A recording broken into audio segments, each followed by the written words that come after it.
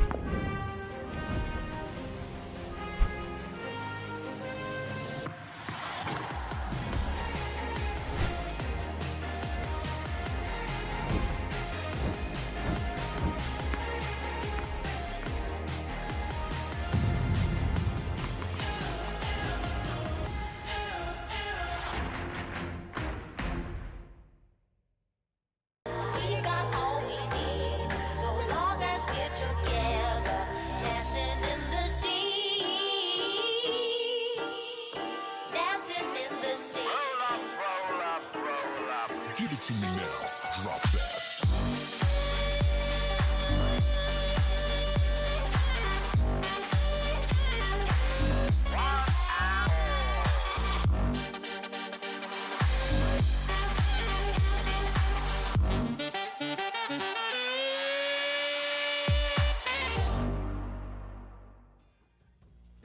Another day here for the Australian Open animated day 11. Can you believe it already? Because I cannot. I know that we've been whittling down the numbers between our men's and women's singles, but the fact that we're already in that later half of the quarterfinals, already seeing people make their way into the semifinals still does shock me. And a big shock that might come to a lot of people with Alcaraz's win last night. That is 10 Grand Slam semi-finals for him, and he is now the second youngest player in the Open era to reach that milestone of having 10 Grand Slam semi-finals. And he definitely does not look to be slowing down anytime soon at all for himself, and neither is the action for the Australian Open. As over on Rod Laver Arena, this is what we have in store for ourselves today.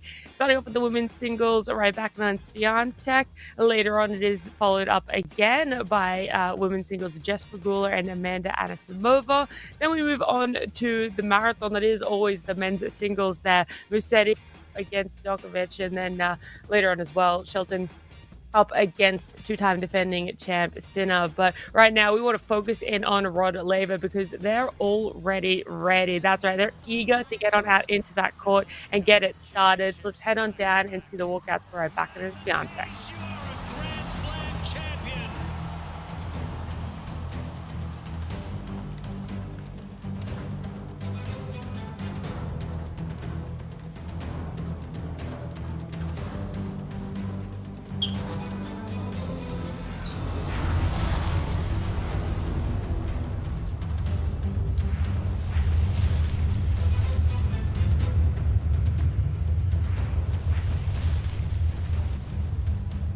Women's singles quarterfinals. Please welcome to Rod Laver Arena from Kazakhstan, Elena Rybakina. And their opponent from Poland, Iga Swiatek.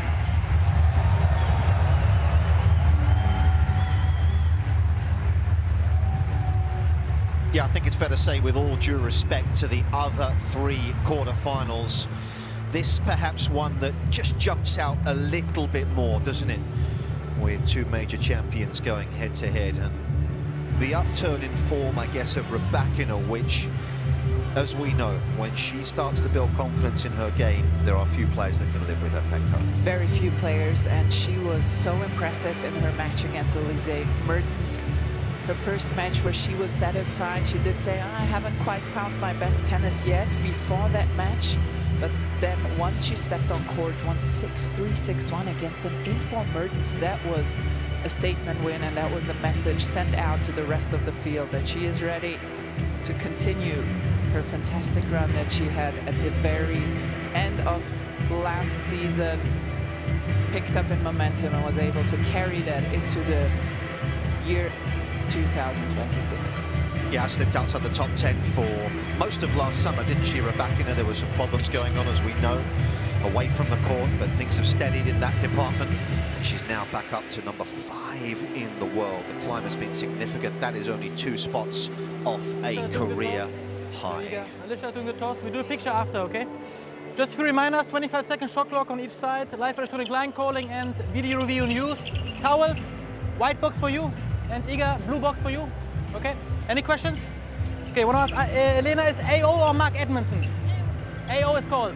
Okay. You choose. Serve? Serve, yeah. You stay, and picture please facing this way.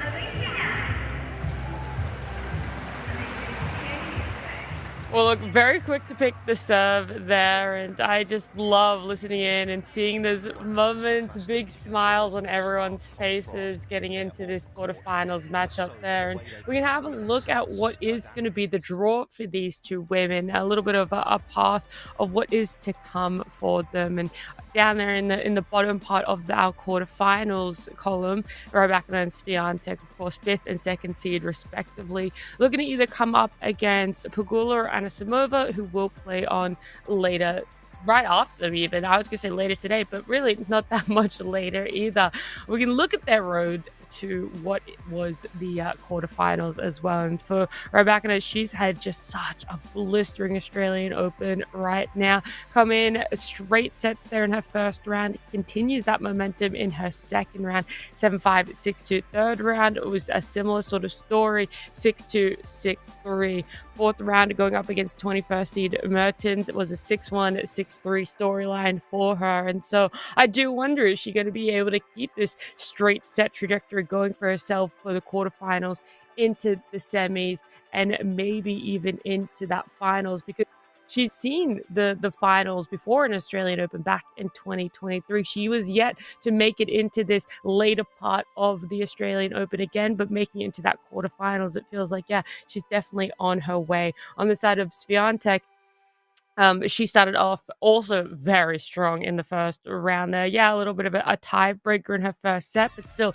straight set win, 7-6 to 6-3. Second round there, 6-2, 6-3. Onto the third as well, coming up against 31st seed for herself, was a little bit of a tougher one. Felt very one-sided either set, but ultimately the game going Swiatek's way there. And then, of course, what all of Australia had to bear the brunt of the heartbreak in the fourth round was Swiatek dashing the hopes of Madison Keys there, winning out straight set 6-0, 6-3, where yeah, she now sees herself coming up against Rybakina, and she's made semi-finals before, 2022 and of course last year in 2025. So hoping to get the double back-to-back semi-finals and even further there for herself. But 25 was amazing for her in the Grand Slam tournaments, semi-finals at the AO, semi-finals at the French Open, a win at Wimbledon, and the quarterfinals at the US Open. And so for her, looking forward how she's going to be able to win a game against a second seed like Rybakina, sorry, the fifth seed like Rybakina here. She's going to want to stay patient in the longer rallies. That's, I think, what's going to be her key here. She wants to elongate these points. She wants to try and have the technique of the longer rallies against Rybakina, whereas on the flip side for Rybakina, she wants to end points early. That's what's been happening a lot the last few days. We're seeing a lot of aces. We're seeing a lot of points won in that short form or on the return of the serves, and that's what Rybakina is really going for here. Powerful serves is going to be her massive key to it, and like I said, that's found a lot of success for our big servers in the past few days too.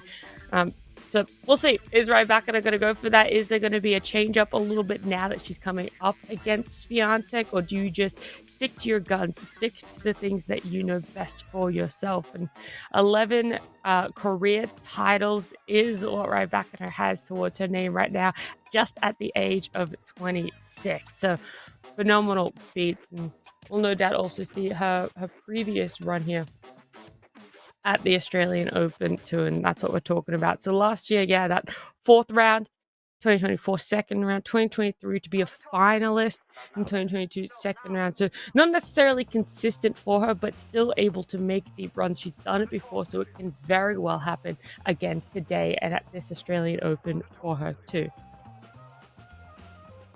Swiatek with 25 career single titles to her name at the age of 24. So there really feels like not miles between the two competitors, but mere inches on accomplishments, on a ranking, on what they're going to be able to bring here. And her Australian Open history and record is that semi-finals last year, third and fourth round respectively in 24 and 23, and then a semi-finals in 2022. So it feels like the benchmark, the baseline, absolute baseline for Swiatek is a semi-finals, always shooting ever more to make it that little bit further in an Australian Open for herself there.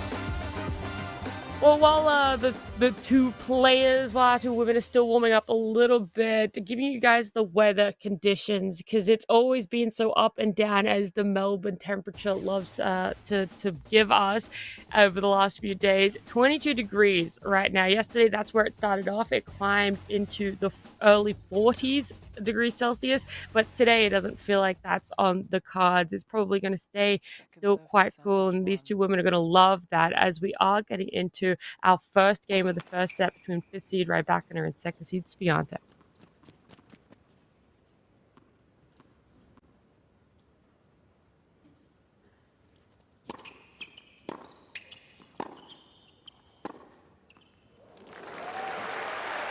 Yeah, 33 of 37 holds for Rybakina in her 4 wins to date here in Melbourne. And this will be a challenge for Swiatek, who in the past was a little stubborn on her return positioning, but with Wim Fissette by her side has worked on being a bit more flexible there.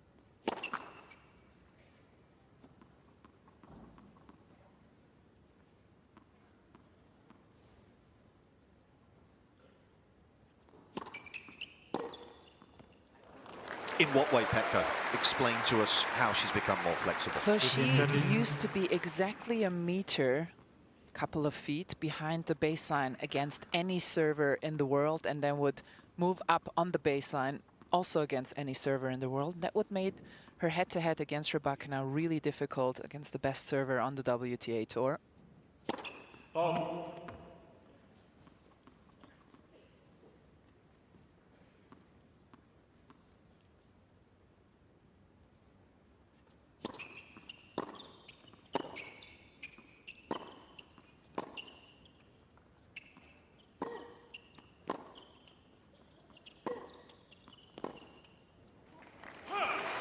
This is very well played from Swiatek. What a start. And Wim Fissette, her coach, has urged her to just drop a little bit back if the serve is very powerful, or maybe go a little closer inside when somebody is opening the angles. And that's something she's been working on in the past year. Seems to be working here, 2 break points.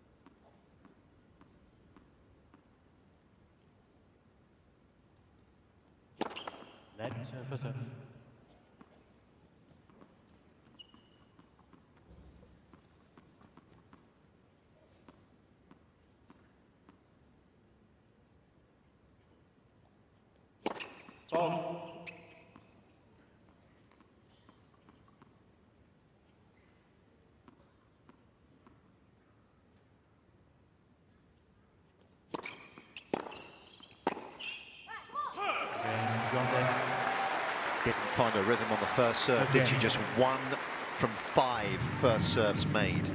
And that is something when you look back at the numbers last season for Rybakina. First serve percentage last year was 57%, which is on the low side when you consider how many points she's winning here. It's been in the low 60s, so that is obviously a number that she needs to keep pretty high.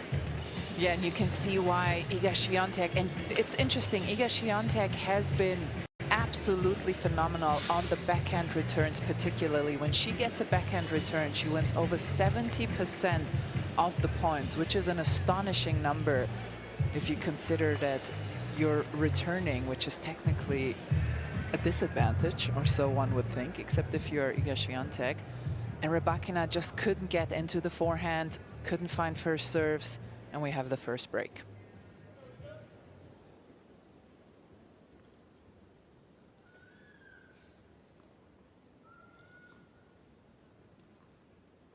Iga Swiatek to serve.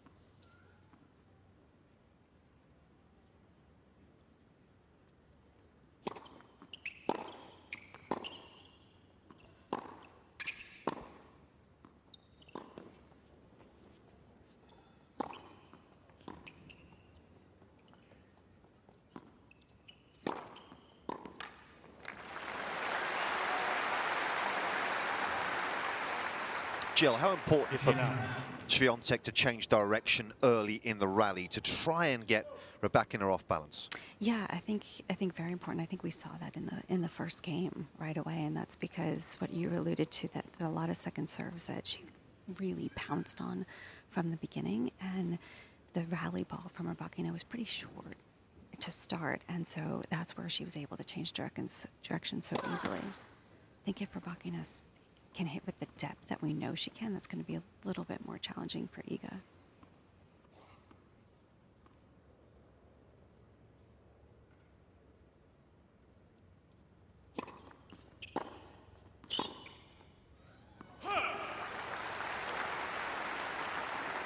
This was a perfect example for what Jill just said. It was a well-struck return with depth.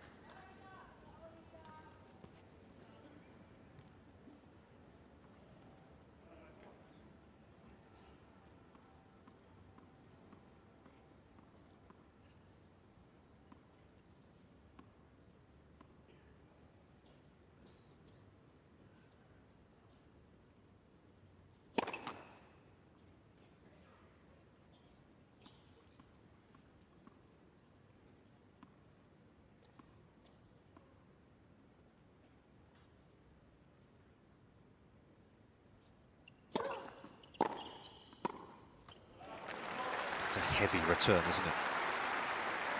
Really is, and Iga Świątek did struggle. She played a fantastic match against Madison Keys, but she did struggle with her first serve. Only had 31% first serves in that first set, and was really chatting to her box consistently about that first serve rhythm.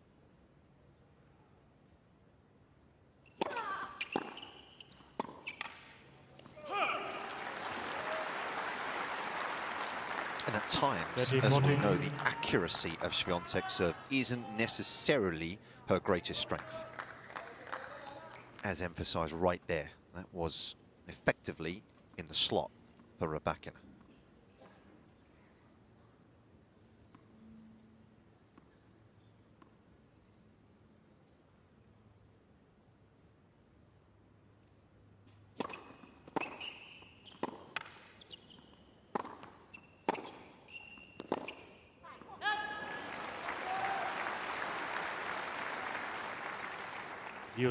How much traffic do you expect Rybakina to direct to the Świątek forehand today? Petko, is that going to be an area she goes after? I think the majority, but also because it is her comfort zone. Rybakina prefers to hit her forehands cross-court. Actually, when she came on tour, she almost hit them exclusively cross-court.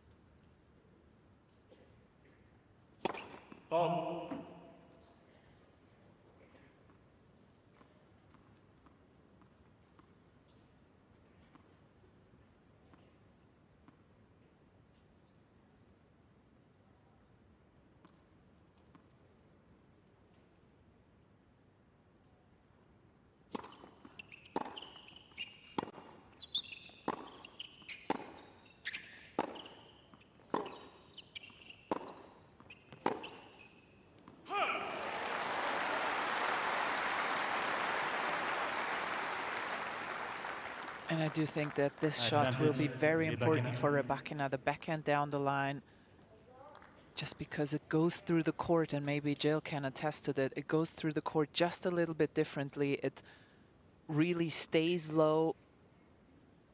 Yeah, absolutely, Andrea. And I think Świątek's, with that heavy forehand that she likes to hit, I think it's difficult to hit it when it's that low. And and that's her favorite shot to get her back into the rally. So that's going to be a tough one for her to handle.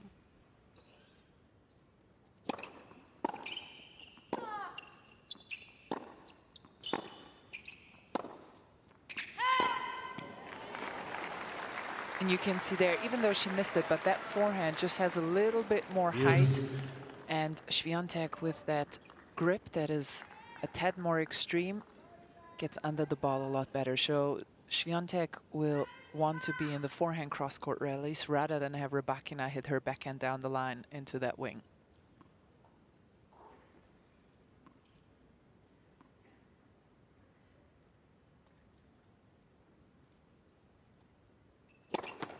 Net for serve.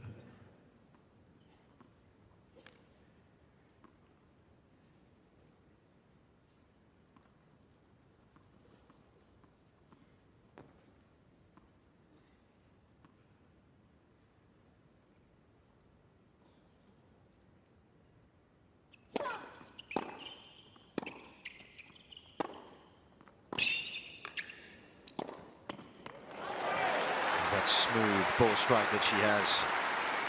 Never looks like she's swinging overly aggressively. The results are often so deadly. Wimbledon champion in 2022. Beating Ons Jabeur in the final that year.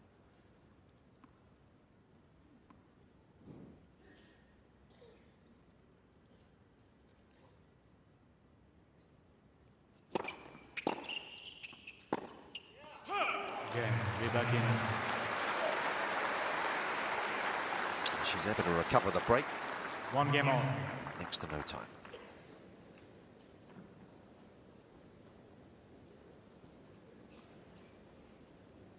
Did about 5 weeks pre-season in Dubai this year. I had a brief chat with Stefan Joule at the back there. He's the physio. He was telling me that there he is, just on the right there. Steph, he's been a physio for many years, worked with so many different players, Stan Wawrinka, to name just one. He said they did a good 4 or 5 weeks in Dubai. Please take your seats. Thank you. Place she calls home these days.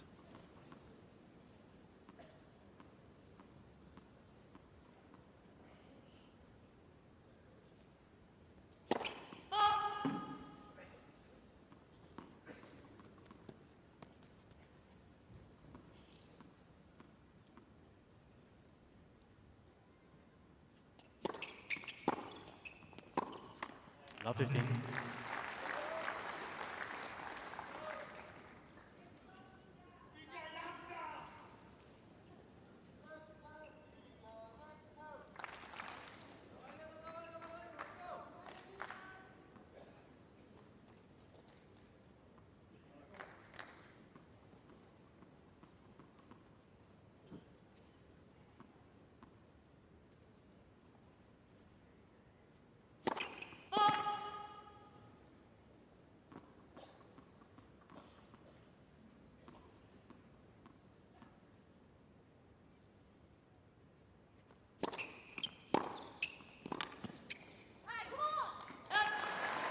Well, and I wonder when Rybakina will try to make the adjustment to go with her second serves into the forehand side of Świątek a little bit more.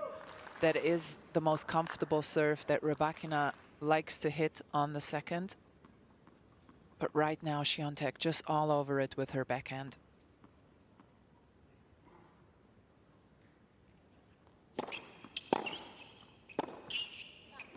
Yeah, because when you look at those second serve patterns, as Petko said through the tournament, she's basically hit almost exclusively the kicker on both sides, particularly on that ad side. In fact, has only hit 2 second serves into the forehand the entire tournament so far. They need to make that adjustment. 15, 14. Or just hit some aces. Nice if you can deliver those. Yeah. And I do think against most women, the kicker, and with Rybakina's height, is very effective, but Świątek has very good upper body strength. She doesn't mind that higher one on the backhand so much.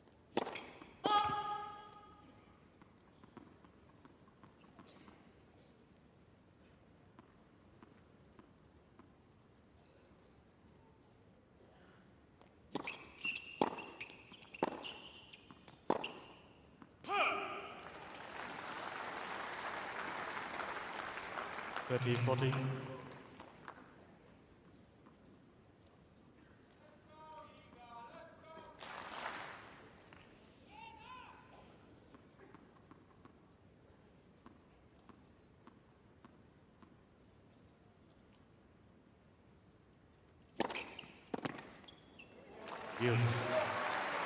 Świątek convinced that just didn't find the line, but got a good piece of it.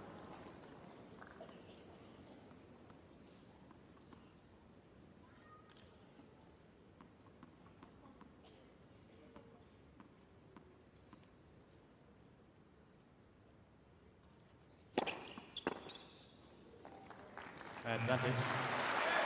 Rybakina. What a huge difference when Rybakina finds her first serve. You can just see her calming down right away. This is exactly her game. This is where she feels most comfortable in. She can dictate play.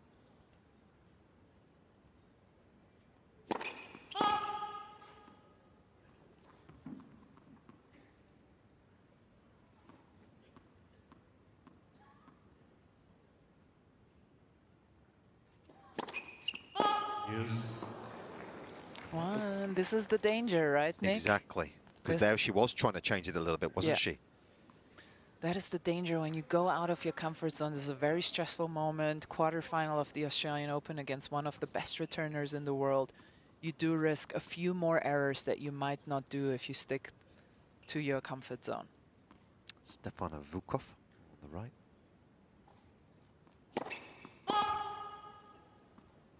Coach of Rybakina.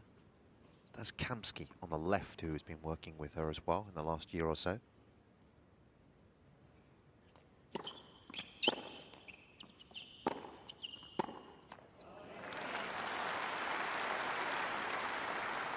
That was the first return really that Świątek didn't have as much aggression on it. I mean, she's been pouncing all over that second serve and even using the forehand lower to be more aggressive. And normally we see her hit that heavy forehand, but she's trying to flatten it out from the beginning.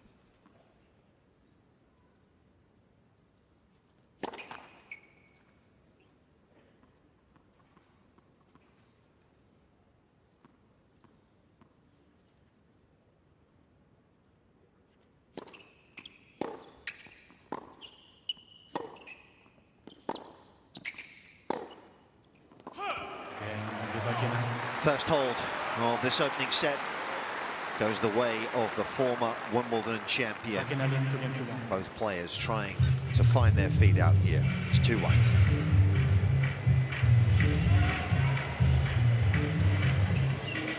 Plenty of focus on the serve, so we can have a look, a bit of a deeper dive into what we've seen so far here, Petko, through the Aussie Open. Yeah, and you alluded to it, Nick. Earlier in this match, you can see Iga Świątek's first serve placement is not quite as accurate. She goes to the body, but oftentimes when she goes for a lot, she doesn't get as close to the line. So if you do have it in your strike zone, we saw it with Rybakina a few times, the return comes back even quicker. If we have a look at Rybakina, and she is by far the best server on the WTA Tour, and I think she can even add that body serve, so she has even more room to improve on her serve, but she's so accurate. And have a look at this beautiful technique. It's just so simple, absolute beauty. She takes the racket up, perfect trophy position, and stretches out into the uppermost point.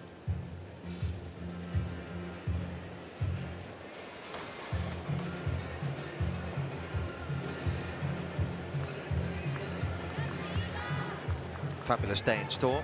The only day of the championships here, where we have 3 matches during the day on Rod Laver Arena, of course. The last 2 of the women's quarterfinals, and then Djokovic and Musetti will be up here in mid-afternoon.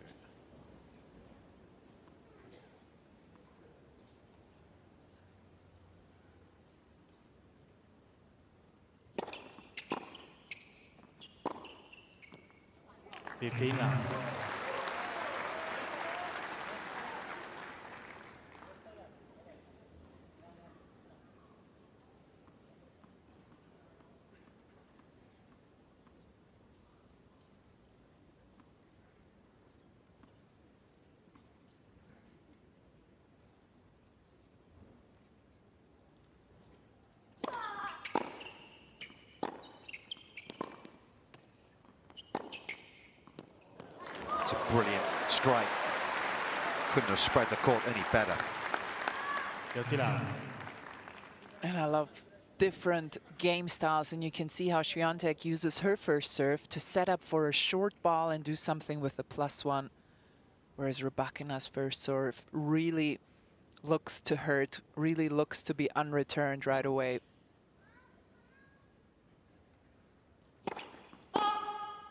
First forehand winner on Swiatek today.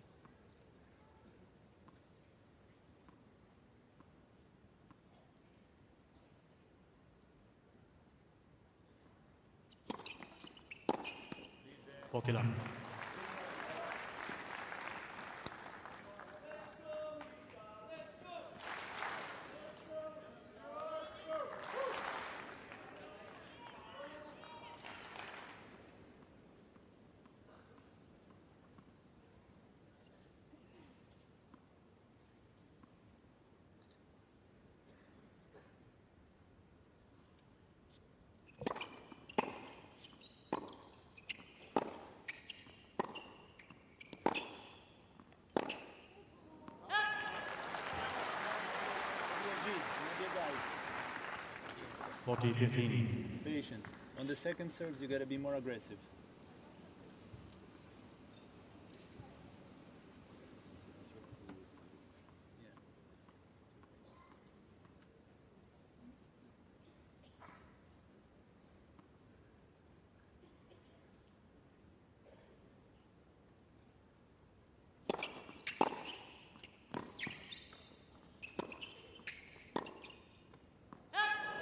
Forget the second serve, she was aggressive off the first there.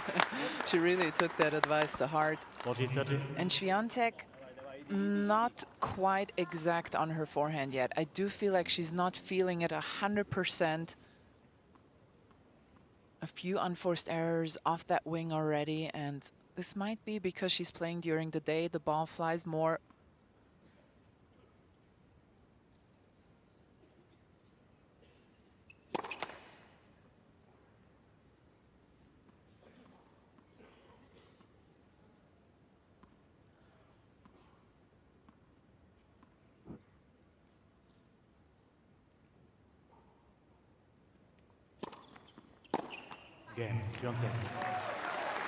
Just couldn't make the space. Wasn't a particularly quick second. It was only 140 Ks. Rybakina slightly missing an opportunity. Yeah, Andrea, you're absolutely right about the forehand, and the reason is because she's trying to get the ball out of the strike zone of Rybakina with the high heaviness that we're used to seeing from her, and it's just difficult because the ball is staying so low on that side when Rybakina can get that clean hit.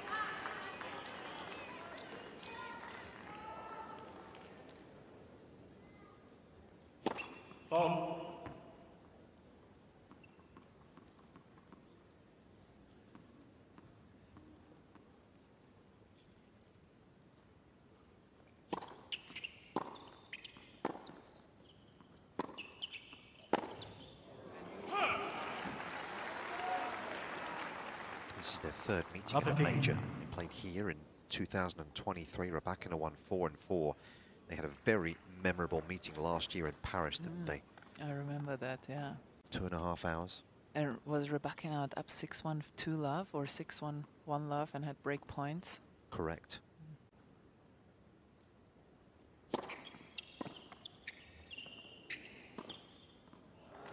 Swiatek coming through 5 in the third.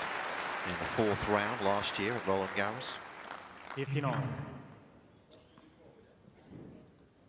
Yeah, the conditions here definitely favor Rybakina, but that doesn't mean that she's safe here. Two champions on the court today.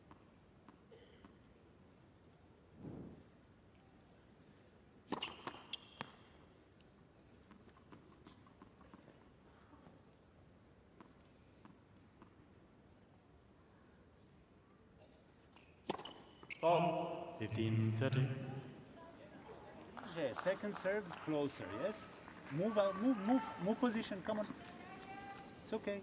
That's only No go the do much. third, Nasan, come on, the idi. third Serviraj, double давай. she's hit all tournament. Без думания. Давай. She's been very frugal. She's been able to keep that second serve under control.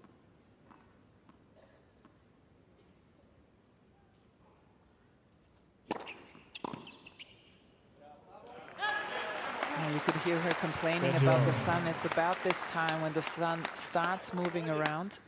Allez, move position a little bit. Let's go. It's okay. That's why you hear her coach telling her to move the position.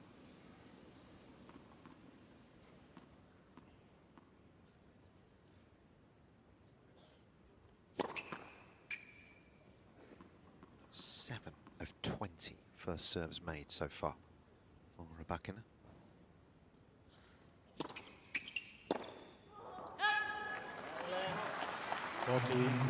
The fact that Rybakina didn't strike the second serve well and in the sweet spot actually benefited her because it landed so short and out of Świątek's strike zone.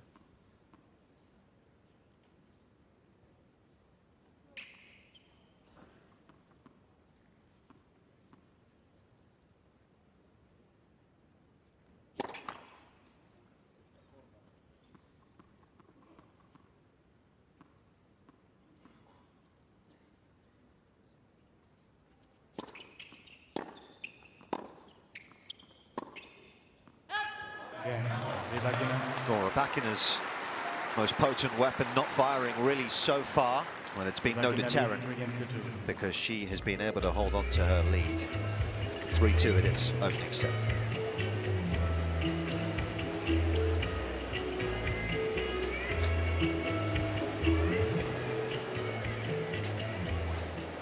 It's time for two lucky fans to experience the Chubb Insurance upgrade to VIP seats with the Grand Slam champions Ash Barty and Matt Ruffler. From here, you'll experience more.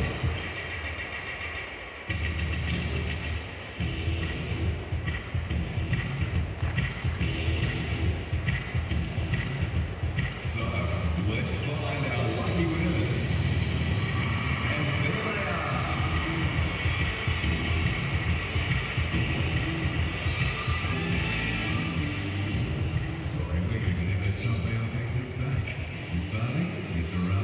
Time. Experience, all thanks to Chubb Insurance.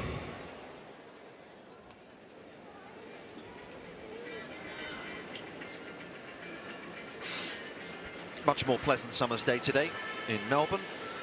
Play taking place across the outside courts as well.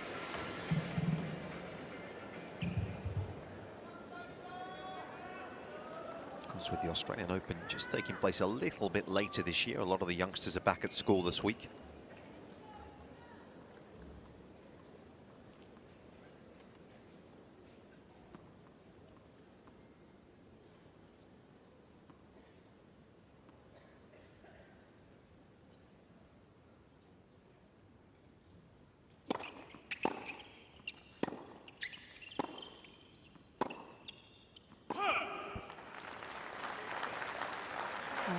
Rybakina already standing much further in to return that first serve than she did in the previous games, looking to be more aggressive.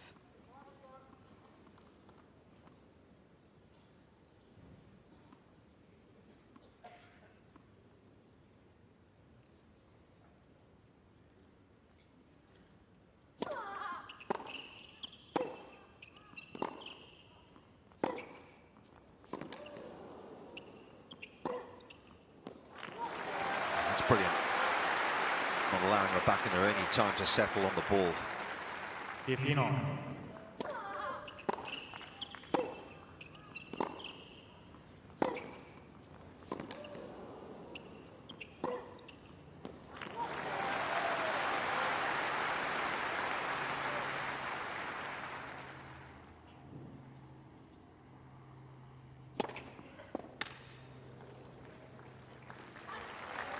Now, beautiful serve here from Świątek, and we talked about Rybakina's backhand down the line and how important it is, but so is Świątek's. Nick, you talked about the change of direction. Rybakina is so tall. When she sets up for her shots, absolute power horses come at you, so you need to make sure that she has to hit them on the run.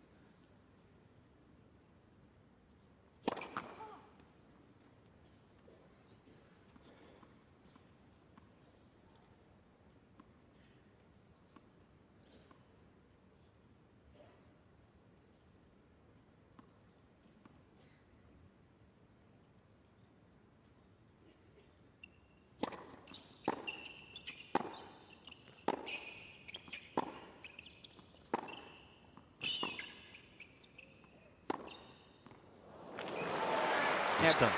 Beautifully done. And this is going to be, once they are in the baseline rally, this is going to be the question, who can play the down the line first? And you saw here, Rybakina struck first, gets the short ball, and finishes it off. Yeah, with a ton of pace as well. 36 Ks.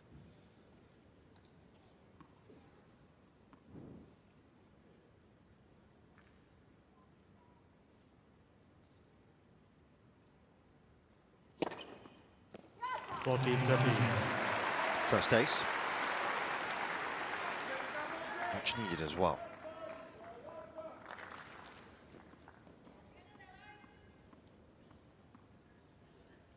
Someone that has served an abundance of aces through the course of the opening 4 wins.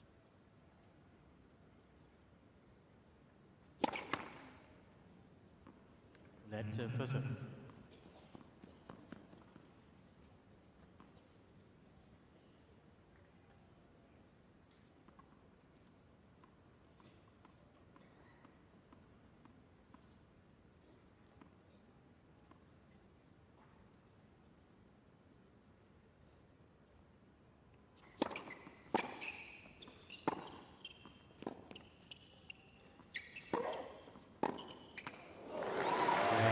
Very quick to get around the +1 shot, wasn't she? Put herself in a commanding position in the rally.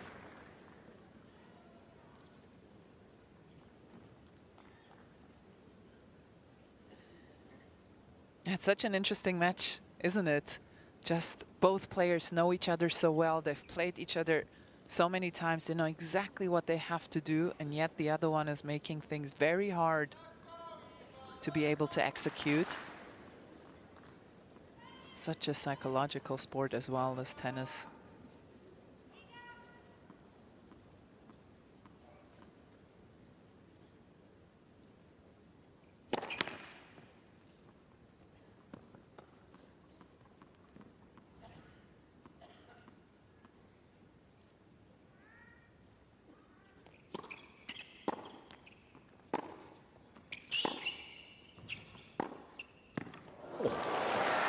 Pretty special.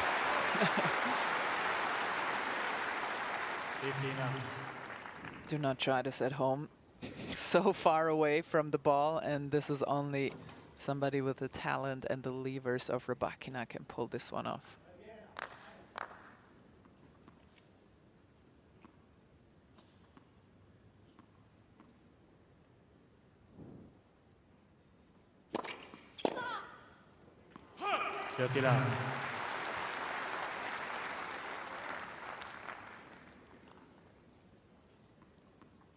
She has made the first serve, as you would expect. It's been profitable for us. 7 of 8 points won behind it. Frequency, though, remains on the low side. Devastating. Wasn't a bad return.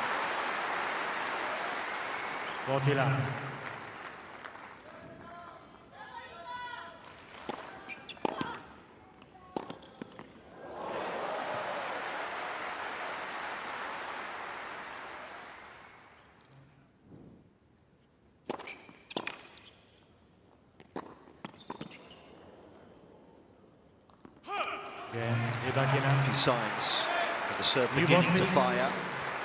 And look across towards her corner. This opening set remains on serve through 35 minutes.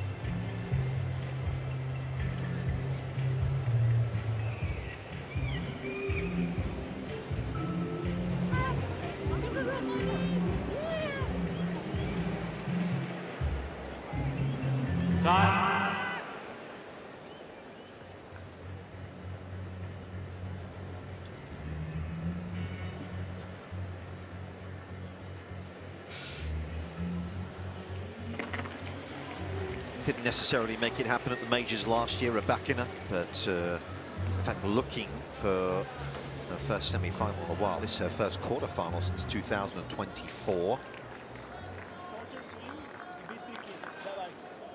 Bez mučit se, nema šta se mučit. Prosta stabilnost, idemo. Ajmo, ti možeš. Interesting mixture of languages, but he did say in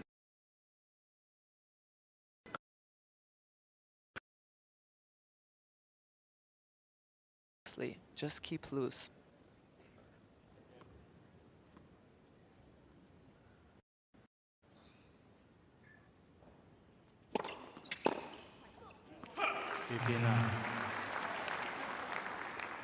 How does that translate on court? What does he mean by that exactly?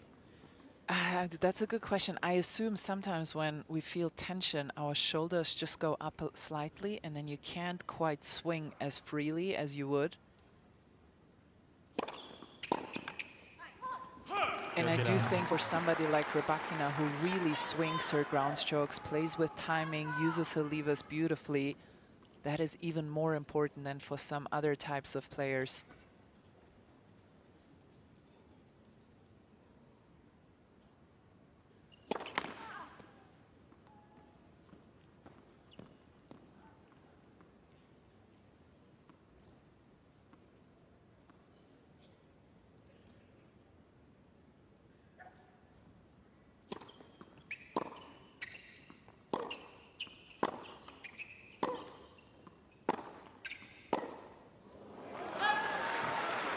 I also think it allows her to get a little bit more pop off the ground. And the last game, she did definitely up the pace on the first ball. And I feel allowing yourself to swing a little bit more freely really benefits Rybakina, because it just allows her to get a lot more pace on that first ball.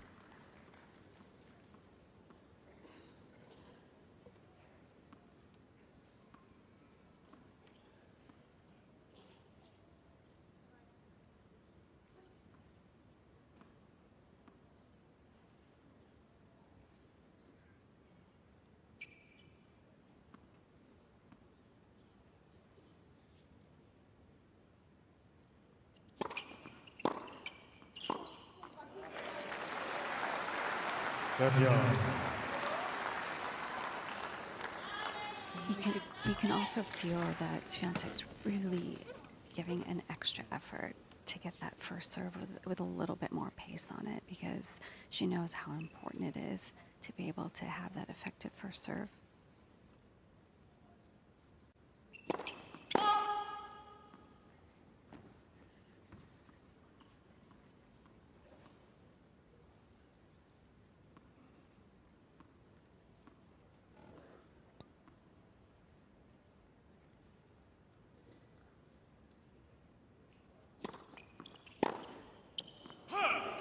It's a little change of direction, wasn't it, off the second serve? I think it may have caught Rybakina by surprise too. Yeah, sure looked like it, and I agree with Jill 100% on Swiatek focusing intensely on that first serve, and I do think that's why she sometimes forgets that the +1 shot is as important. But her serve has definitely gotten better compared to the previous round. Game, Swiatek.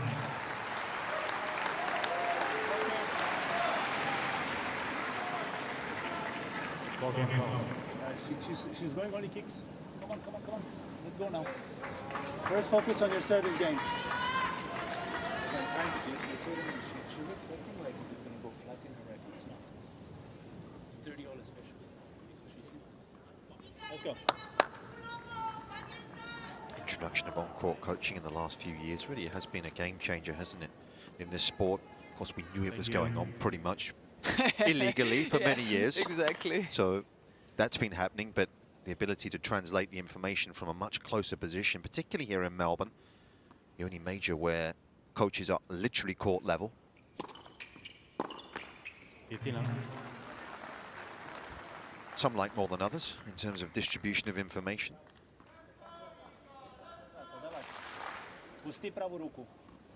But ultimately, you still have to execute yourself, right?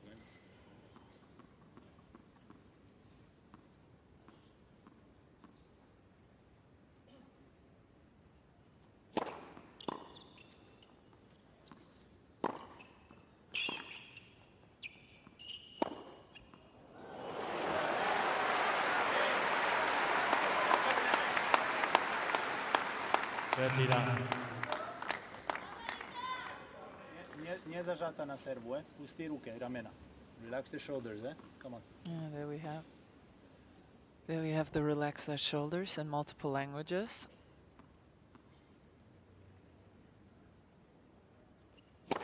Ball.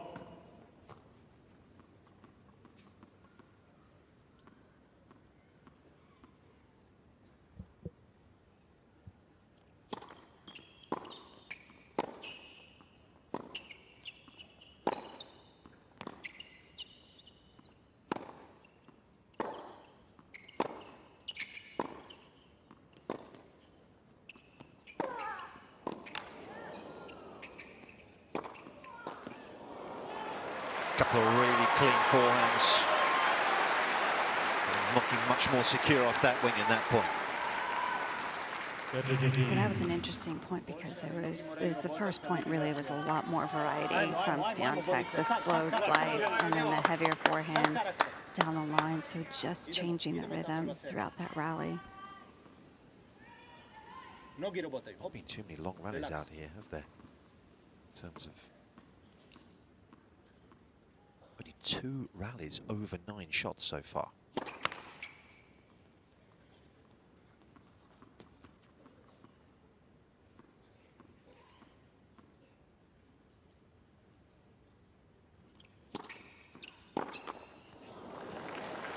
Even though she missed it, I like that move. I do think that you need to show your opponent, hey, I know this is where you're going, and I'm going to threaten you on that wing. Just provoke the opponent a little bit on doing things outside of their comfort zone.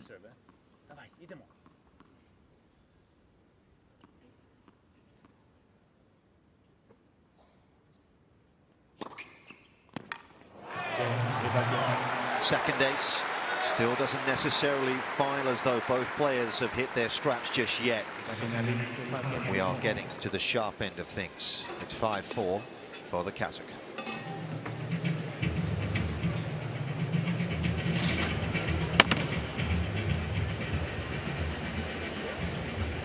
Ability to hit that wide serve has been such a big component for Rybakina over the years, obviously utilising her height, the ability to see a little bit more of the service box.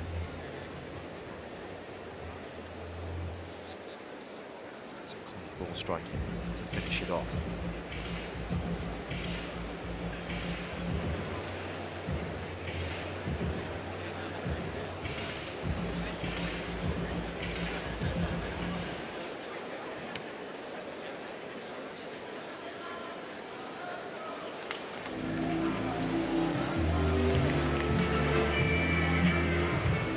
Time.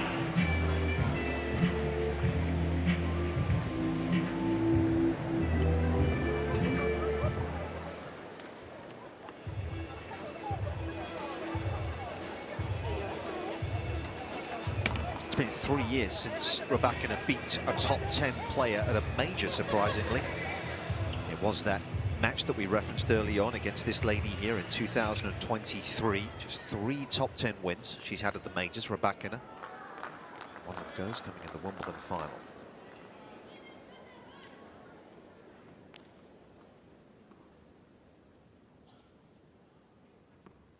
Spotlight now on Swiatek. Must hold to extend the set.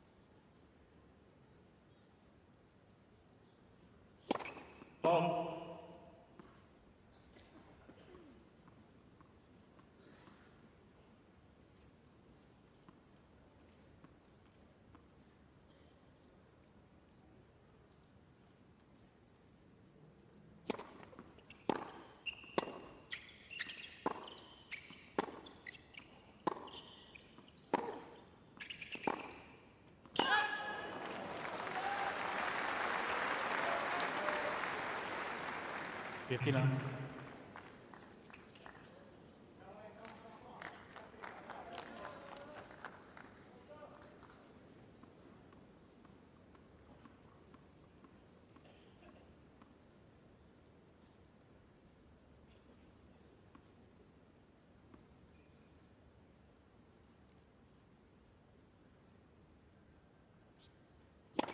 Ball.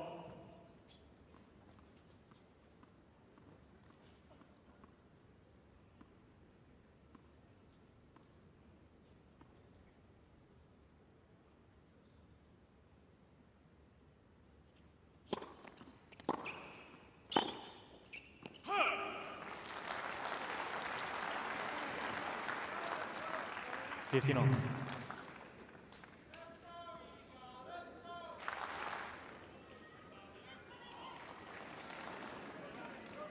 Yeah, I think the instruction from Rybakina's corner there was to spread the court just a little more consistently. Did so nicely there.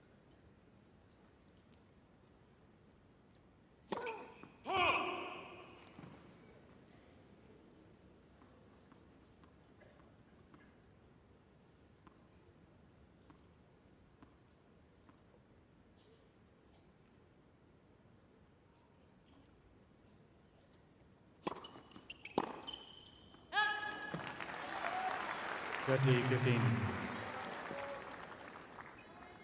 Just a little cheap, wasn't it? Given the context of where we are in the set right now. Yeah, a few on both players' side, right? Swiatek missed a few second serve returns in the previous game. Rybakina now, that was absolutely a chance.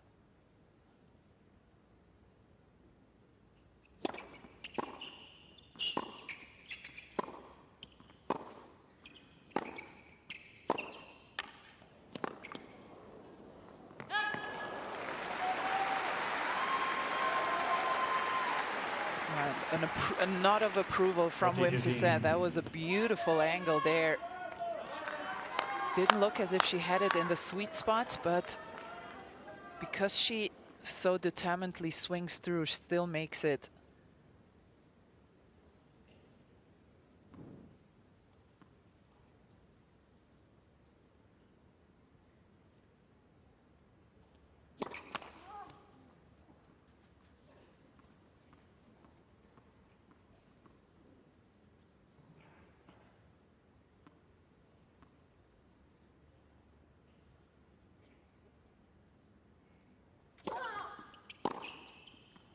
Again, Swiatek.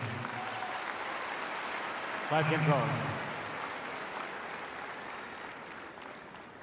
And Jill, it just feels like there's quite some tension on the court for both players. A little bit, and I think the reason that there's some of the misses that you're talking about is because they both know that that first strike is so important, which what we've been discussing the entire first set, and even Swiatek's taking a little bit more risk on that first ball. We know Rybakina plays that way, but this is the tension I think that both of them are feeling down here.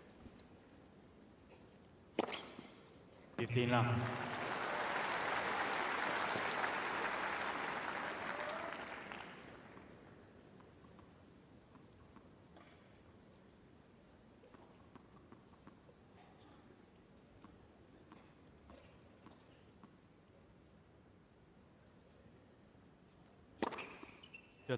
Wow. Oh, to have this kind of serve. It's beginning to fire just a little more frequently, isn't it now?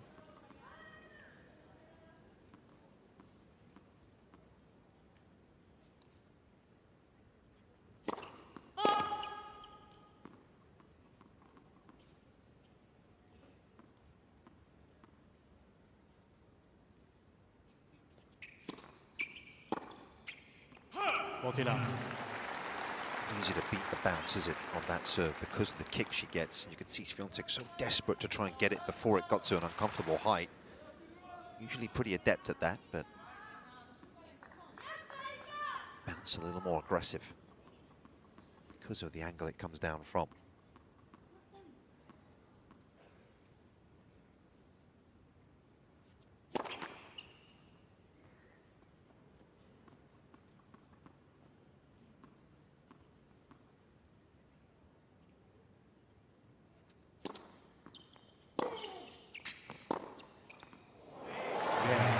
Stunning hit. And the advantage in this opening set remains with Elena Rybakina. There is not much to choose between the pair, though. 6-5 for the Kazakh.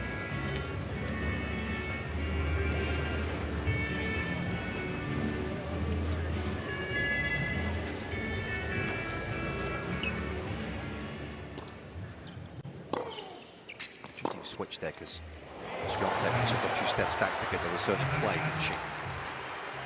Was actually stunned by that. It was a picture-perfect game here by Rybakina. And I loved what she did on that second serve, as you mentioned, Nick. Just tried to get the shorter point rather than that quick kick serve that she prefers. Usually has noticed that Swiatek was returning that really well. So just a little tiny switch up can make all the difference here. Such an interesting contest in this first set between the two. Time.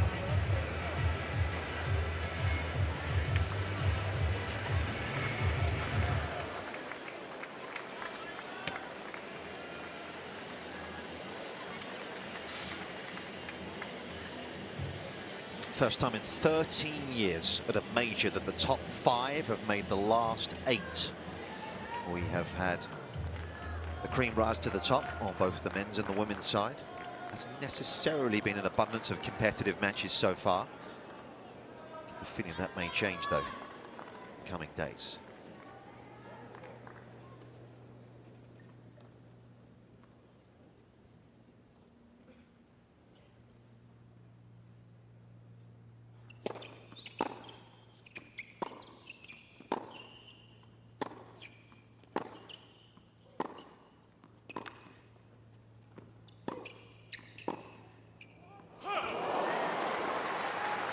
Well, and what has been the serve for Rybakina 50 now.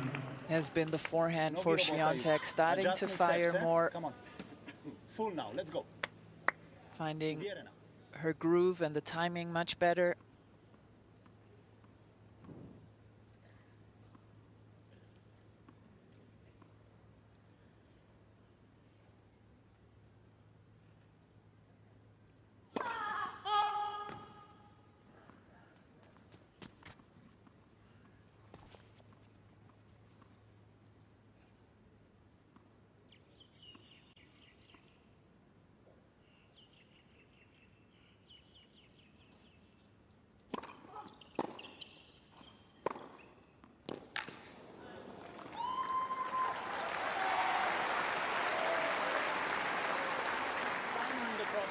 You gotta move, side space, come on, Idemo. Come on, Lemo, come on. Idemo. Away from the middle if you give a weak ball. Don't give her time to play. Come on. You got this. You got this.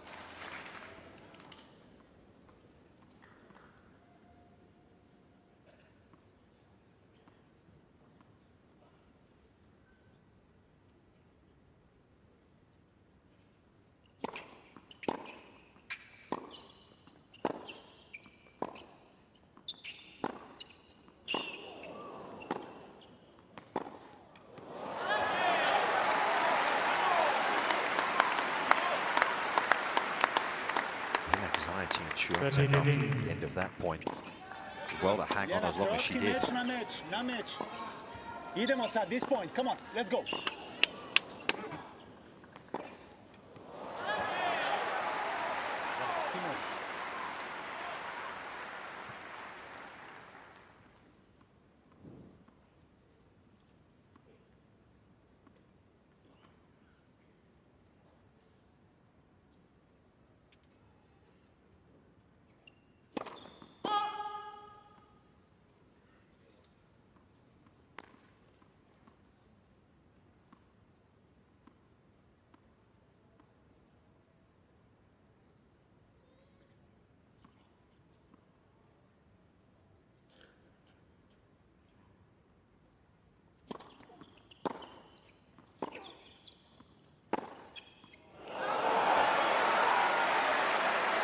Imposing herself, and now just a couple of points away from this opening set.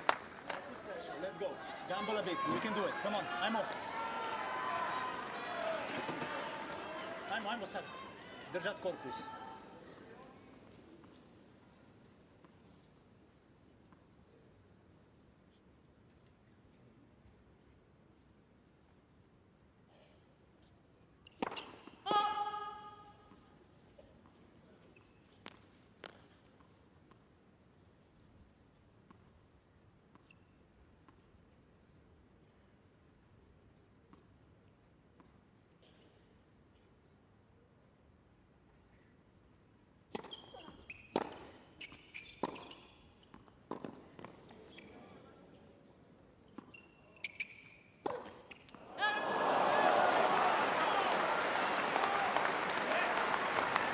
It was really interesting because when the ball was up in the air, I was looking at Świątek. She was looking down at where Rybakina was for so much of that as that ball was coming down, and maybe that just slightly threw off her stride. Whatever, it was a relatively routine miss, and Rybakina has got set point here.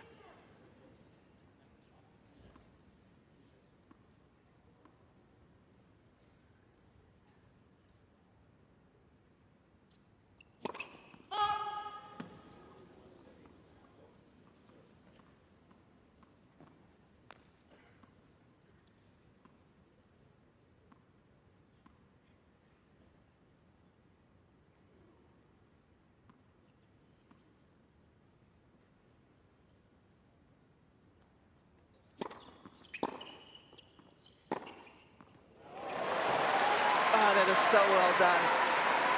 After that miss on the forehand side, to go around and use your forehand again. That was great courage under pressure here from Świątek.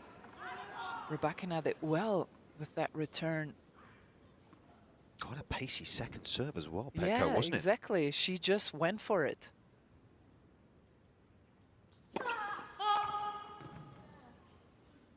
Will she find the courage again here?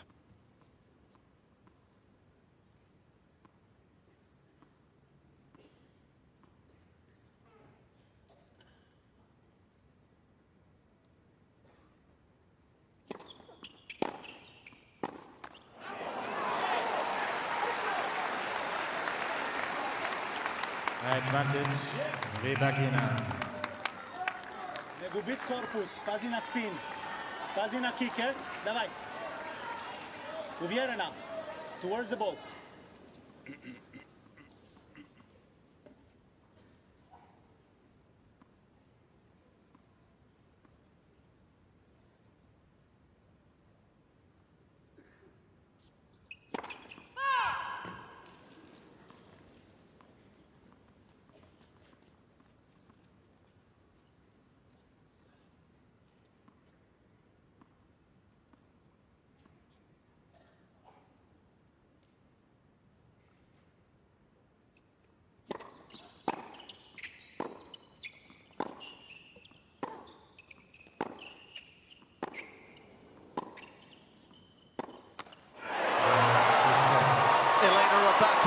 It is that finds a way to secure the opening set, almost bang on the hour mark.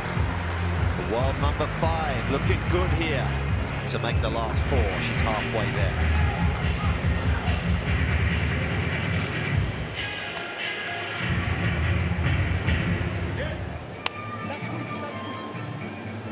And I believe Iga Świątek will leave the court to have an entire change, and you could just see Rybakina being so solid in that last game, forcing Świątek to make the decision to go down the line, and it just got stuck at the very top of the net.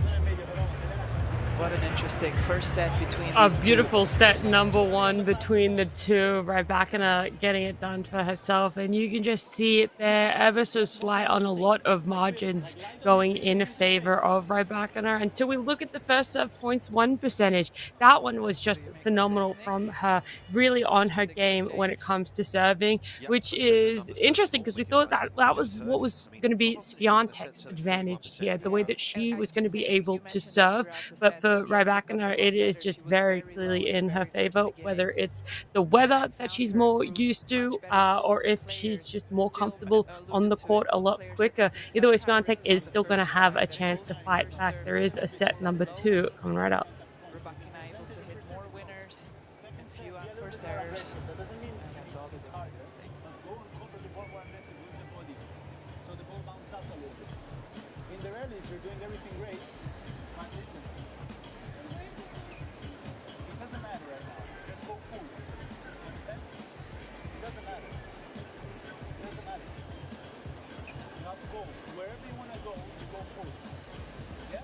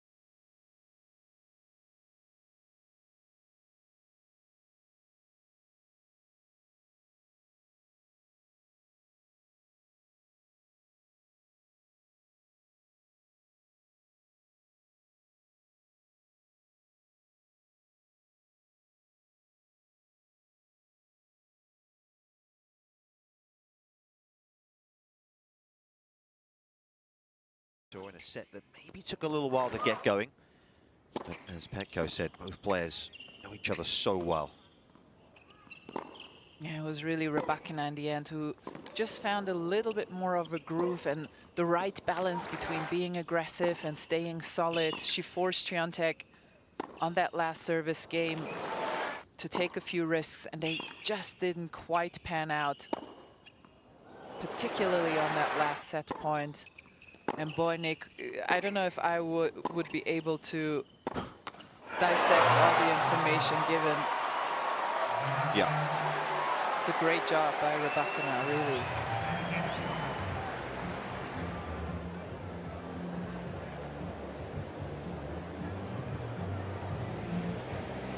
It's clearly working for them. That's the most important part. Yeah, the clock ticking down as far as Iga Świątek is concerned. For change of attire, of course, you're allowed the 5 minutes for that. Maybe just checking how long she's got here. Gonna hit a few serves, maybe get a couple of older balls out here. Forward and high contact points. Second serve.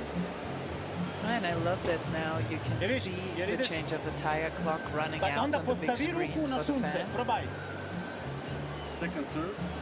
Middle, only middle. Da. Lien, ty możesz. I think you just heard the other coach, Daz Kamski, had the screen, the iPad out there, and I think he was just looking at the data, and I think he just said the second serve's only been middle, so he's obviously got that available to him. We know that, of course, Bolt 6 providing all that information here at the Australian Open. Even if you hit, don't worry about where the ball is. If you don't see it, just go for it. Also a little bit. Also a little bit. Come on, Iga, dawaj, walcz!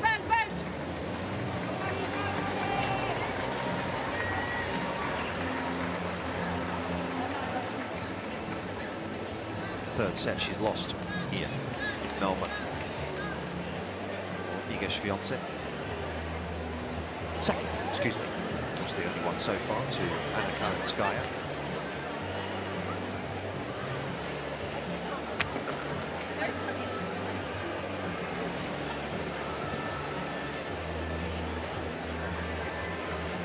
Time.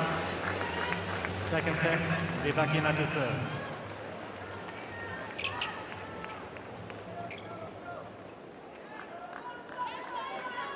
Thank you. Ready for play. Then, halfway home. We'll get the second set underway.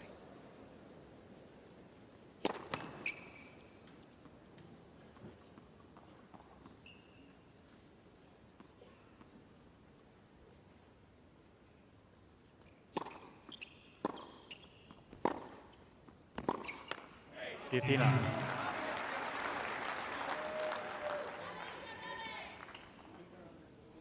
Let's go, come on.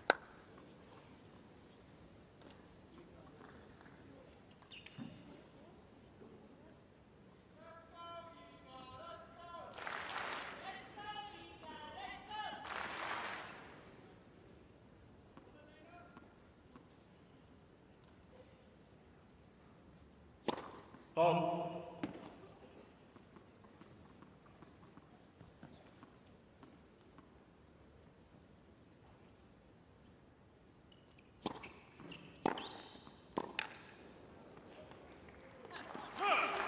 A purposeful return, getting the feet around that one a little quicker.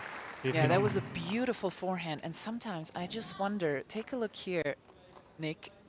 This was a miss into the net. Look where she swings through. She almost lands underneath her shoulder, and that ball landed in the net, whether it would help her to follow through and up over the shoulder a little bit more. That is old school tennis. I'm not saying you have to do that all the time. Tennis has become much quicker. 30, 15. But in some instances, I have noticed that she almost swings through on her lower hip. And that's when she seems to get into trouble on the forehand side.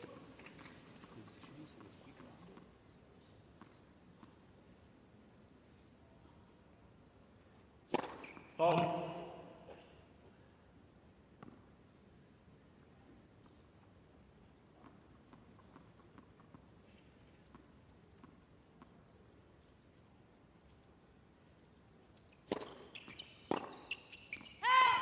40-15.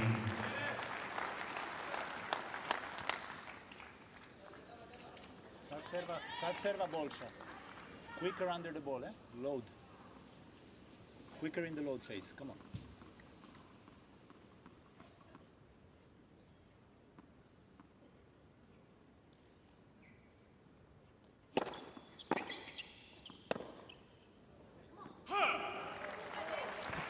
We heard Winter say when she walked off court, so you don't need to panic. And I thought that was interesting information, because essentially almost what he's saying is you are unnecessarily taking on a bit too much risk sometimes. Is that something you'd agree with, Pekka? I agree, and I do think that's something they have been working on for the last year and a half. This is great serving. There's not a lot you can do, but he said you have more time than you actually think, implying that her anxiety at times makes her rush when she doesn't have to rush. And everyone who knows Swiatek well knows that she has had trouble against the big hitters in the past. I think, Andrea and Nick, I think that applies really to during the point too, with her movement around the baseline, because sometimes you can feel like you have to go so fast, and that can create some tension in your body, where if you actually take the mentality and the mental approach to actually feel like you have more time, it can slow you down overall in the point. But I mean, that's Rybakina's whole game is to rush the opponents. That's why I mentioned earlier too how she's taking a little bit further stance up on the baseline, Rybakina, just to apply that little extra pressure. But I think within the point, Swiatek can try and slow herself down. The two semi-final defeats she had here, to the point that both of you are making, were, of course, to Madison Keys and Danielle Collins, two players who grip it and rip it a fair bit from the back. I like this expression, grip it and rip it.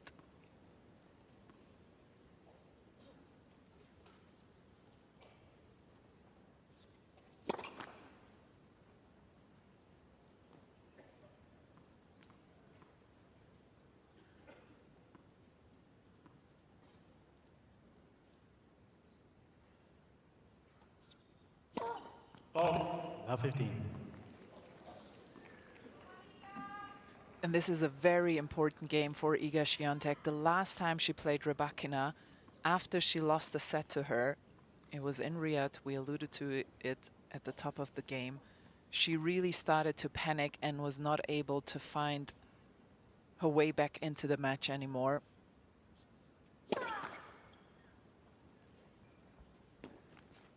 So this is going to be a massive game for Swiatek.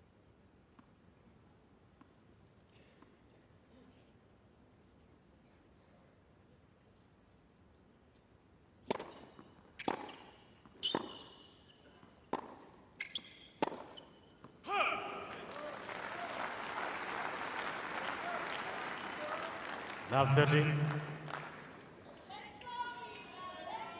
Win predictor, as you would expect, has swung the way of the Kazakh.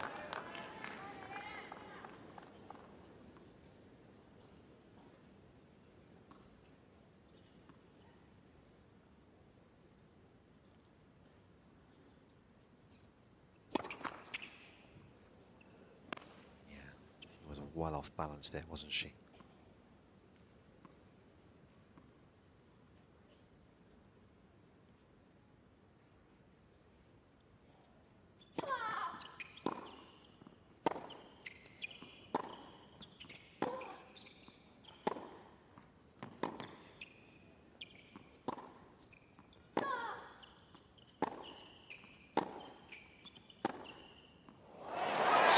Change of direction, and she's growing in belief here. Love 14. Yeah, the attempt at mixing some of the paces for Swiatek, but the backhand just lands short. If you take a look here, this one goes cross-court again. This one very short, and then up the line it goes.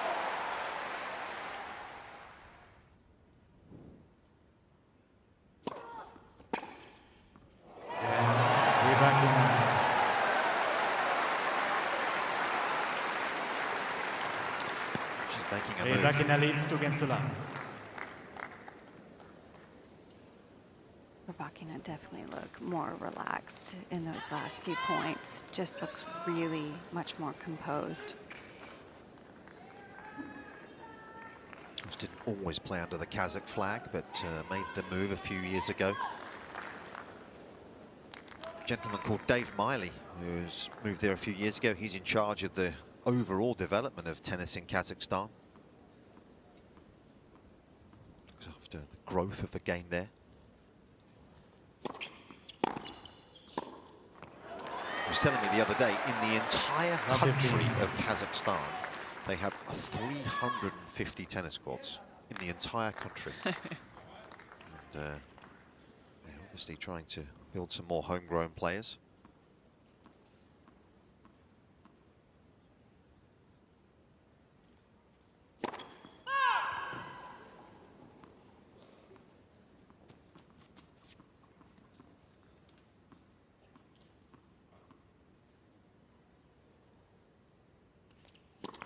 Let, second serve.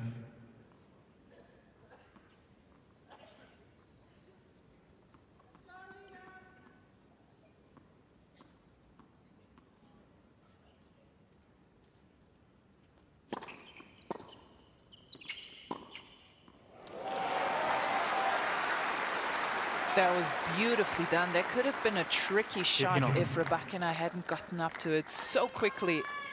Recognized it was going to land short and just moved seamlessly through the ball. Beautifully done.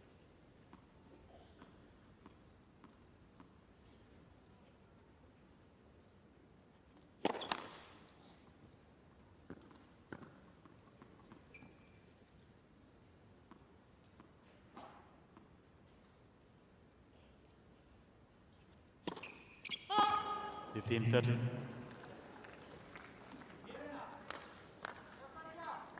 The toss getting a little bit low on Rybakina on both the first and the second serve, and that's why her coach is constantly reminding her to get up to that ball, to really reach up.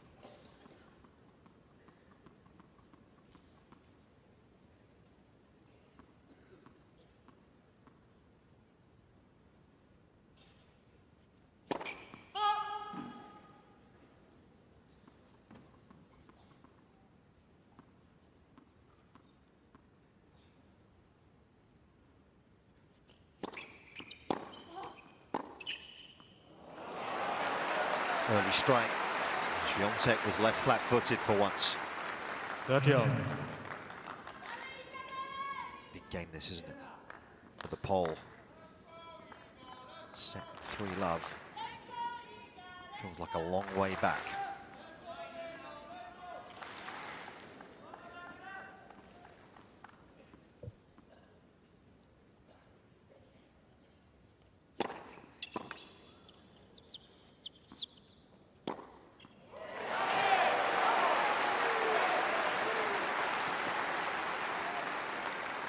$40-30.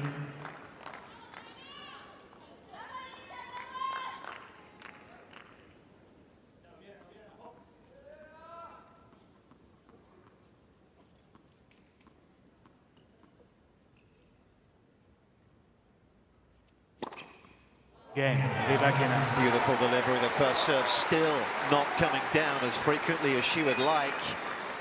But she is firmly in command here. She leads Iga Świątek by a set 3-love.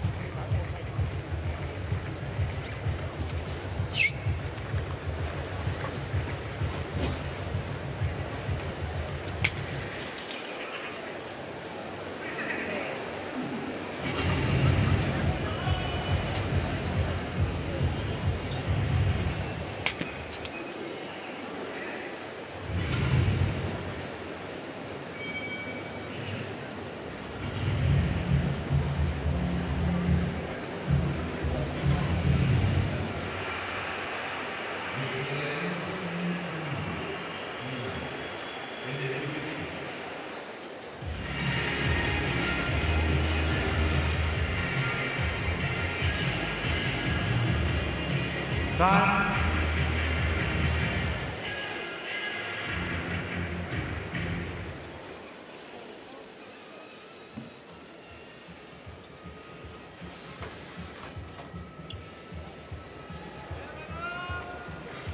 Petko and I just having an interesting discussion with regards to the way Iga Świątek has carried herself through her career, and particularly again today, because we're only a few yards from her, and it's been pretty clear the sense of anxiety within her that just hasn't really allowed her to settle out here.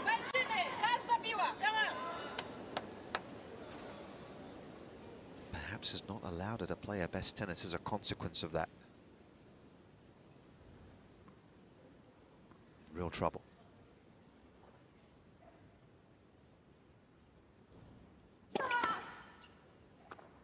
Net for serve.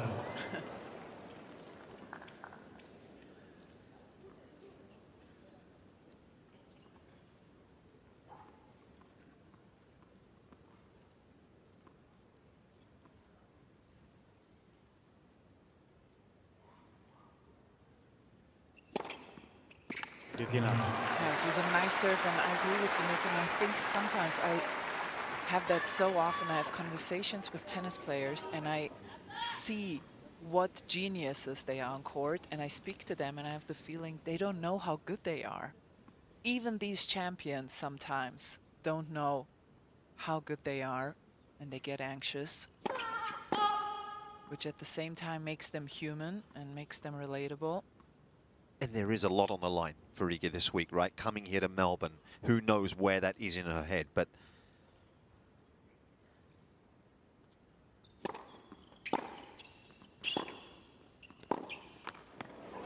to complete the set of majors would elevate her status in this sport. It's already very high, but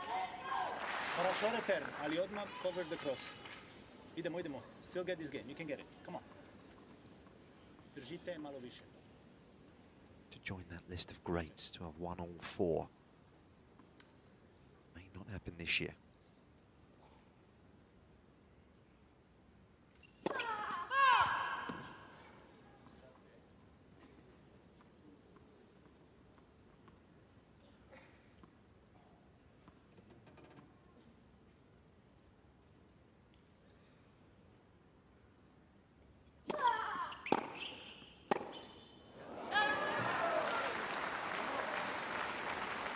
$13, 15.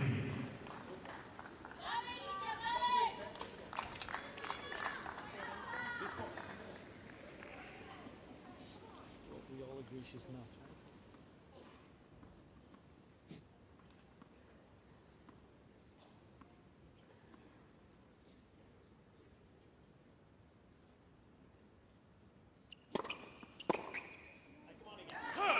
$14, 15.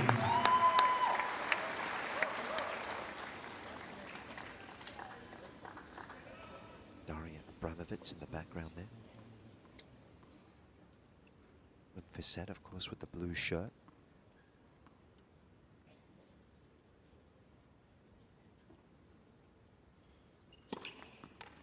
Game, Świątek. Stop the rock in the short term. We're back in that lead, 3-1. That was a very good service game from Świątek. When the fact that every serve was different, the pace, the spin, the direction, everything just caught Rybakina by surprise. So I was smart from Świątek.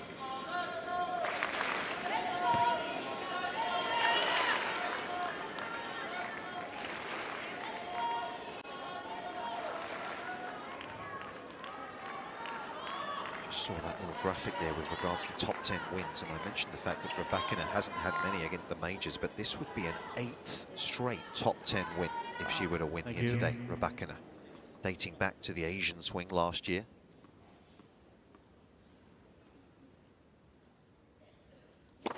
Oh.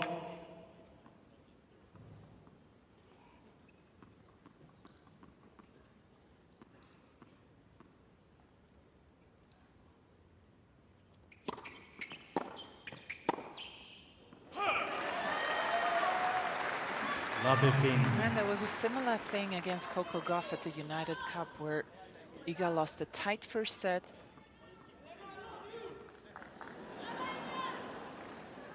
Lost a tight first set, 6-3 to Coco Gauff, and then just sort of panicked, went down 5-0, 4-0.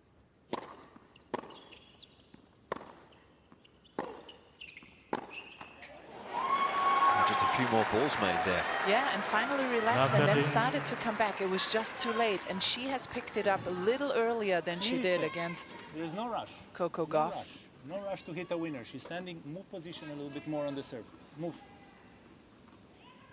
Move, move, move, move.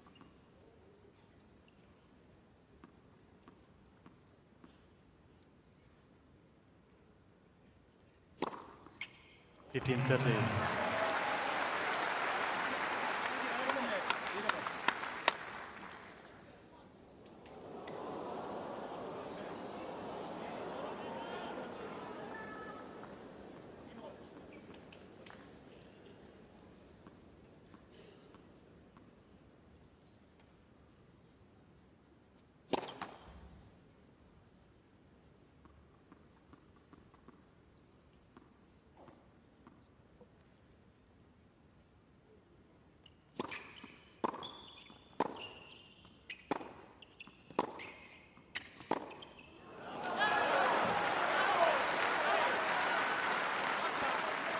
And you could see the panic a little bit in the movement to the backhand, and she tried to lift so much, but you could just feel in her a sense that she knew she was getting behind in the rally. Sama Sad. Load the legs. High contact point. Jump. One ace. Come on. Nice to have that when you need it. 8 aces in the match, almost a third of her first serves have been aces. In fact, over a third.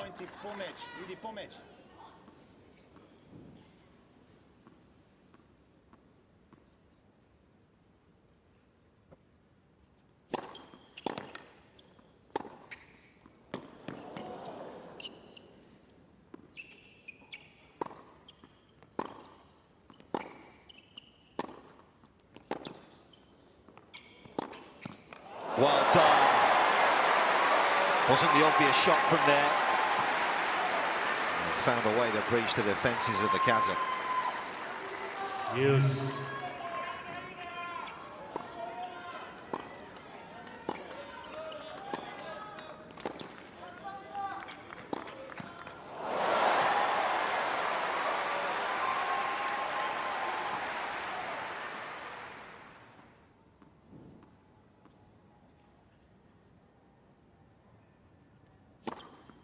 Advantage, Rybakina.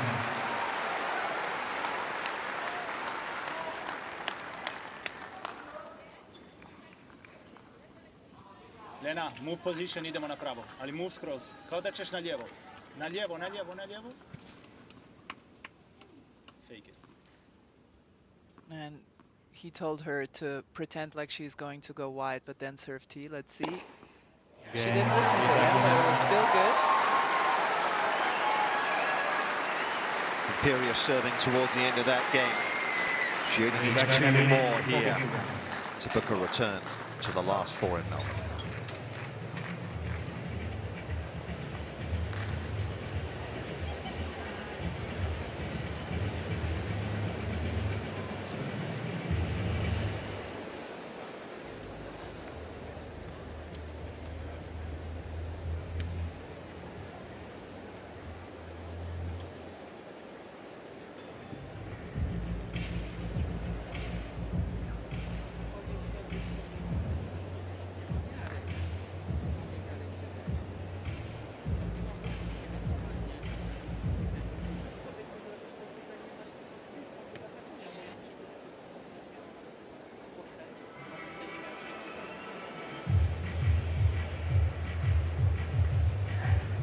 Time.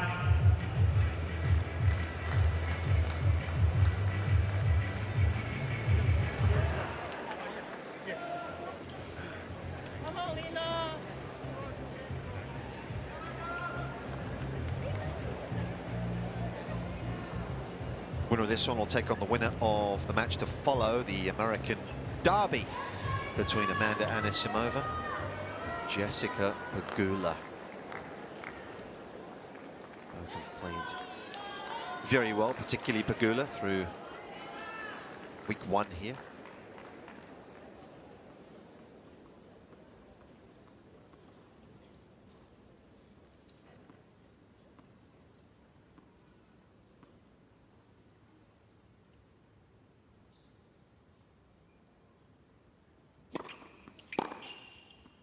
59.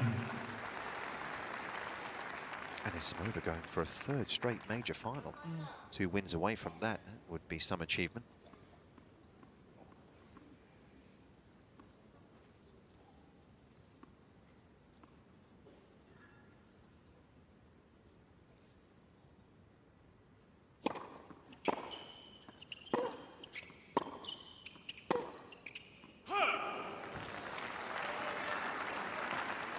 Well, despite the scoreline, I have to say on the changeovers, Swiatek was actually showing some pretty positive body language, which is good to see. Just nodding her head, fist pumping to her team.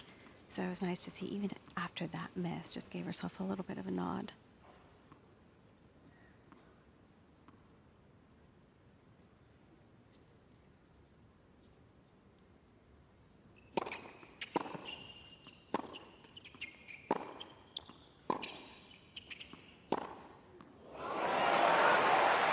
Yeah, and that is great to see because Rybakina is just playing tremendously well. We all know that when Rybakina is playing this well, you sometimes just have to try and get her out of the rhythm, but wait and see whether she can hold that level. And great job by Swiatek to try and remain positive here, to give herself the chance to find a way back in the match.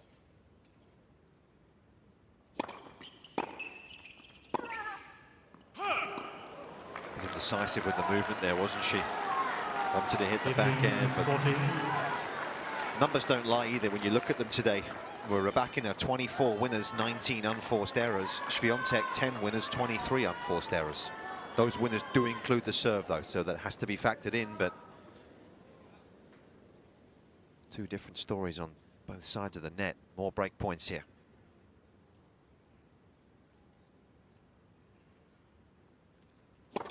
Oh.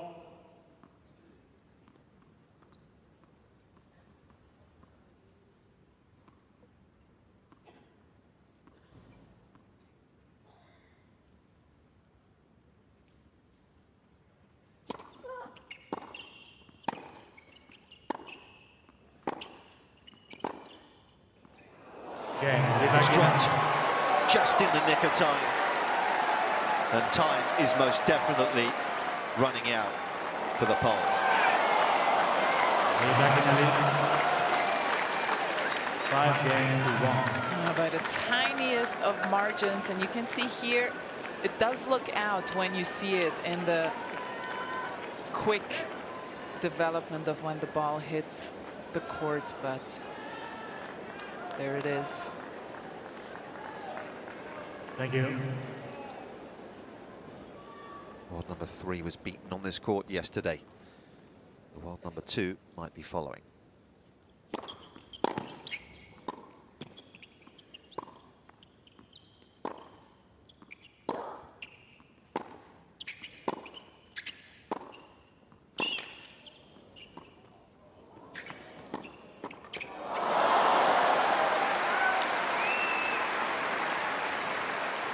First time we've seen that sort of change up.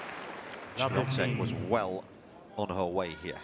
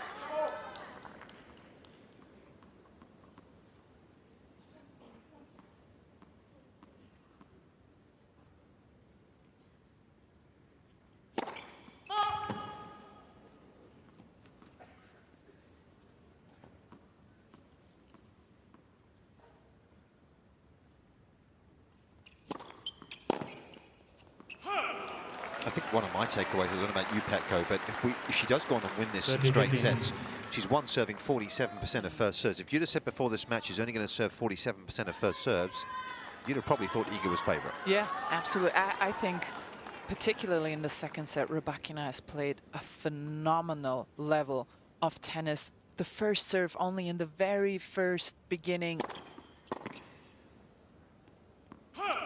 looked quite shaky, but she's found it when she needed it. And here we are. 15.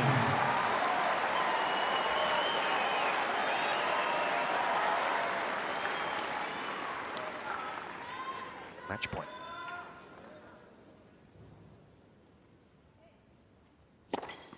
Game. Sealed in style. Elena Rybakina ends Iga Świątek's hopes of completing the set of majors in Melbourne this year. That will have to wait. It's a resurgent Kazakh right now. Rybakina overcomes the world number 2 in 1 hour and 35 minutes. 7-5, 6-1. What a performance that was, particularly in that second set, a level of tennis that was difficult to withstand even for the world number 2. It just looks so effortless when she strikes the ball. Such beautiful simplicity of form on all her ground strokes, and the serve aces when she needed them. Take about Elena Rybakina.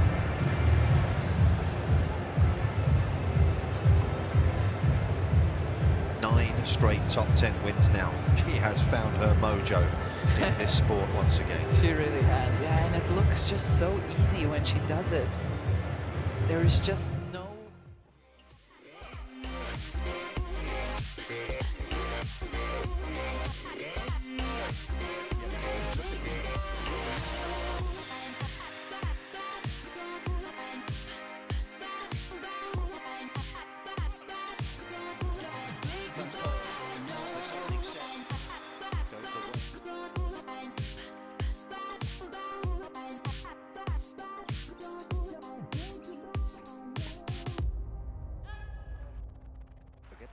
Though remains on the low side.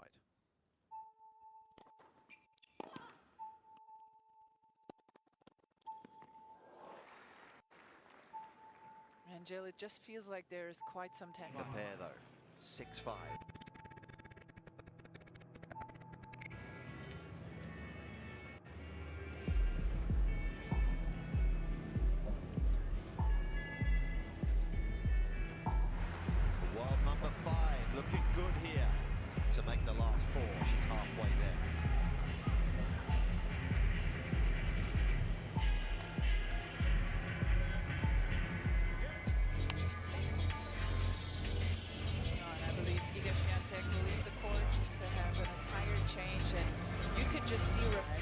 Her rush when she doesn't have to rush.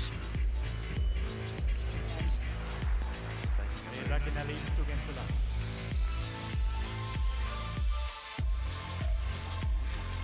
More relaxed.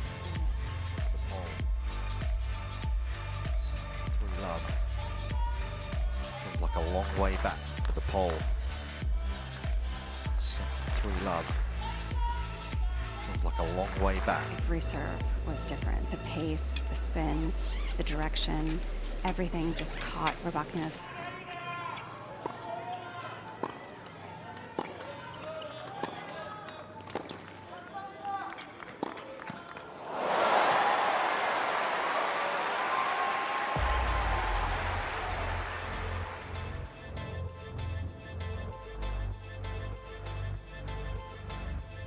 That game. She only needs 2 more here. When you see it in the quick development of when the ball hits the court, but there it is.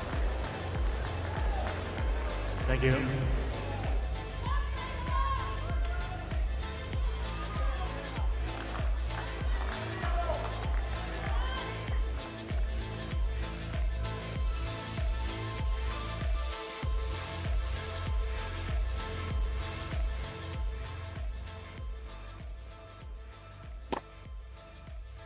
Well, our commentators were talking about it a little bit there, how it was a slower start to the first set between Rybakina and Swiatek. But once it got going, these two women were so equally footed, just one after each other, point for point there in the first set.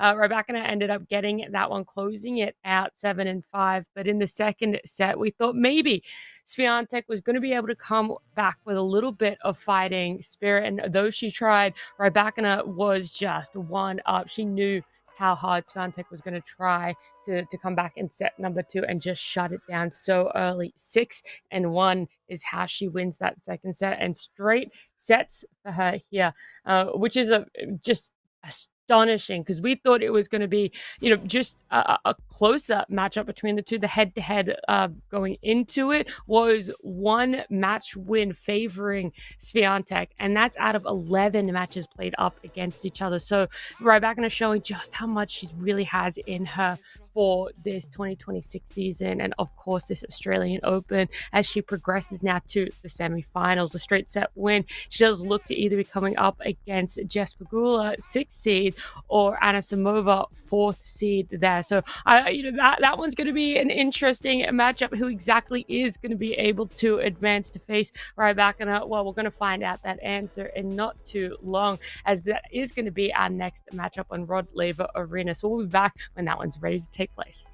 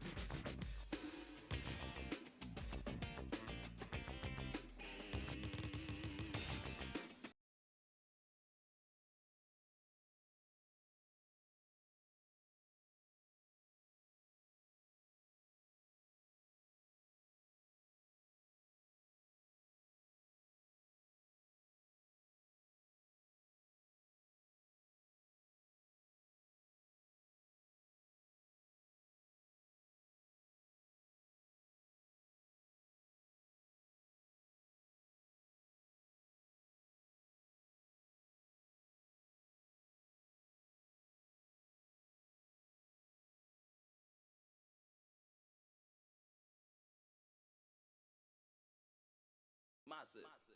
Listen to him. Watch this. Go in and stop wrong with you, X amount of nice guarantee on the glow, man. Watch it. Hey.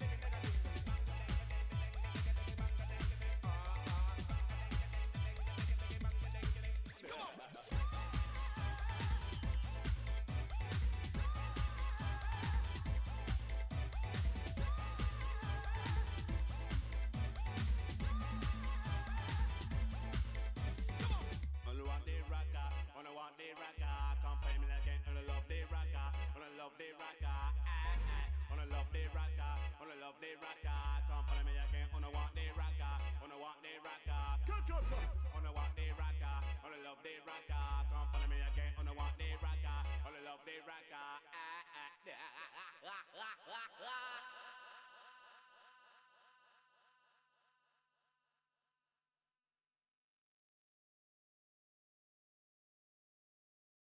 Do what look good in this. Do what look good in this. Do what look good in this. Oh, oh, do what look good in this.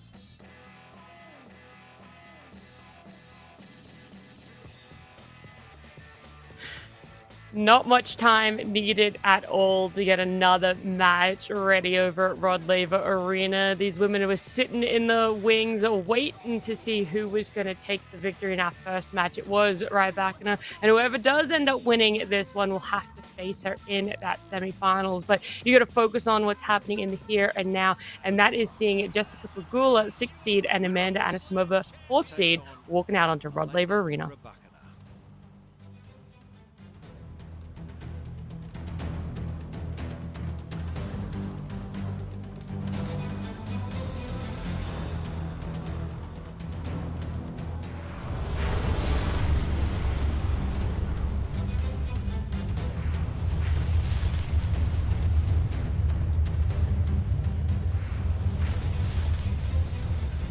Women's singles quarterfinals. Please welcome to Rod Laver Arena from the USA, Jessica Pegula.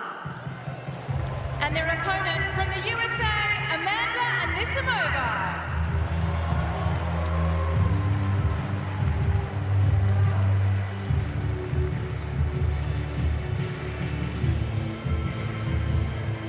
So as you can see, the roof is open on another beautiful Melbourne afternoon here, just after 1:30 local time here.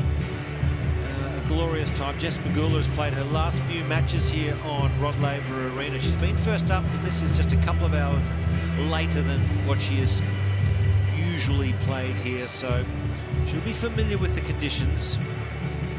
Amanda Anisimova also in good form through to this year's quarterfinals. A lot of people talking about Amanda Anisimova. This could be the one, Chanda. This could be the opportunity that where she takes that extra step and wins her first major. Yeah, she was one of the players I was certainly looking at how they would start the 2026 season and potentially maybe lifting one of these major trophies. And why not the Australian Open? Her game is suited to this surface, and she's gained so much confidence, Anisimova, with those big results last season. But she's up against a tough opponent. It's been a tough matchup for Amanda Anisimova. There's always a bit of a different dynamic as well when you play against a country woman. This and is Daphne who's going to help us today. they play This is so Amanda, similarly this is in Daphne, terms this of is what Jessica. they look to do, what Okay, they look to so control in best of 3 matches. tie-break sets. The final set tie-break to 10 points. Shot clocks in all 4 corners along with the towel boxes. Jessica, do you want to take the white box? Amanda, if you take the blue box. ELC Live, so calling everything, including foot faults, so wait until you hear the call, and video review. So if you want to review a call, you can wait until the end of the points and then challenge. Any questions? So, Daphne, do you want to ask Amanda? What's the question? Mark, Edmondson, or AO? Okay. AO. Serve? Okay, can we just have a picture facing this way? So turn around and sit, face that way. Well, there we have it, our walkouts and our coin toss as well there, with Anisimova getting the win by picking the AO side. A lot of people not really going for the Mark Edmondson side, and it feels like, you know, maybe it's just the games we've been watching, but they are, you know, winning with the AO pick there for themselves. But we're going to have a look while these two ladies are warming up at the road to this quarterfinals for each individual. So for Pegula, in her first round, getting a nice 6-2, 6-1 straight set win for herself. She's had to face, you know, another fellow country woman there and getting straight sets 6-0 and 6-2. So it feels like, you know, the first, second round were quite easy easy for her. The third round, another straight set, 6-3, 6-2. The fourth round, no different when she came up against Madison Keys, defending AO champion there, and 9th seed. Straight sets, 6-3 and 6-4. Feels like a little bit of a track record for her, so we'll see how she fares in the quarterfinals if the straight sets continue, and if it's going to be that simple and straightforward for our 6th seed at all. I think some of the key parts into her play that's going to help her win here, and obviously what it has helped her win in her previous matches at the Australian Open, is the pressing forward on the second serve, attacking in those early points. She loves the ground strokes, which has helped a lot. I think the heat and the hard court is really what plays into that one. Tiebreakers, we've seen it. She has not faltered in any way, shape, or form throughout all of her sets, whether it's gone to tiebreakers or not. On the flip side, though, Anisimova, I say flip side, but the story is not much different for her either. The first, second, and third round being straight set 6-3, 6-2, 6-1, 6-4, and 6-1, 6-4 again for herself there. So yeah, like I said, really not much different than what we saw the path of Pegula take in her fourth round. Yeah, tiebreakers forced out for the first set, but still straight sets there. Both of these women not having dropped a single set yet at the Australian Open. Now to face up against each other, one of them will find their first loss in a set, and obviously in a match here for the Australian Open. Anisimova's keys, though, to a victory here over the fellow American will be the returns on the serves, the amount of speed she has there, strong forehands and backhands, try and push her around the court a little bit there too. And I mean, Anisimova, we've never really seen her crack under pressure, not even when that first set in her fourth round was pushed to tiebreakers. And so yeah, Anisimova, Pegula, I'm not sure if there's much more to say on who could be favored here, unless you look at the head-to-head record. For the side of Jessica Pegula, it's a 100% win rate against Anisimova, but that's spread out over the years. The first run-in they had with each other was all the way back in 2020. I'm not really sure if you can count that so early on in their careers, but yeah, it's something to take in mind as well. Weather conditions really not changing much from how we started our day. 23 degrees. This time around yesterday, the decision was made to close the roofs. It was already up there in the mid to late 30s. And so, you know, if it's not climbing there now, it probably won't today at all. And so everyone taking relief in the heat not being so oppressive today after what was 40 odd degrees yesterday down in Melbourne and around Melbourne Park there. So we'll see again if the weather is going to factor into it. That's something that helped Rybakina in her sets to be able to have just such strong serves, get a couple of aces there for herself as well. And we've got a nice fun fact about Jessica Pegula's tennis idol being Martina Hingis. So I don't know if anyone else can relate if that's also their tennis idol there. I know the new generation coming through, a lot of people having Novak Djokovic or Ariana Sabalenka as well for themselves as idols. I feel like that's what all the young people are so happy to see, but they're still warming up soon to get ready into their first set, an exhilarating match here with Jessica Pegula and Amanda Anisimova. You can take steps towards the title. The win predictor has Anisimova as the slight favorite, 53%. It's pretty much a toss-up, this match. I mean, it is pretty even money. I wouldn't want to be trying to pick a winner here. I do think Jess Pegula has come in maybe playing a little bit better, particularly behind returns. But Anisimova, she has been clutch, and she's got a big game, and the serve, that's been a real weapon for her.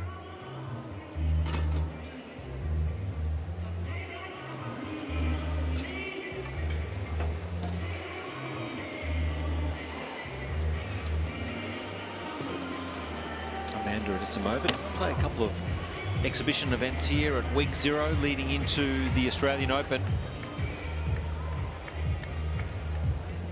Been here some time and played the 1-point slam.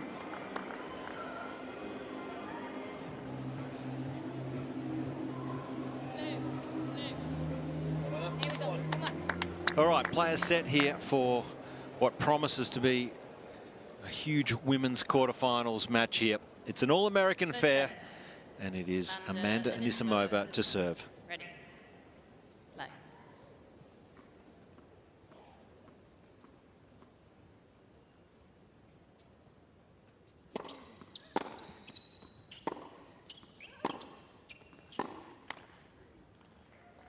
Anisimova has the bigger serve. That is a weapon in her game. How many free points can she get? She throws in her fair share of aces, but she's against one of the best returners. One of the best returners throughout this Australian Open as well.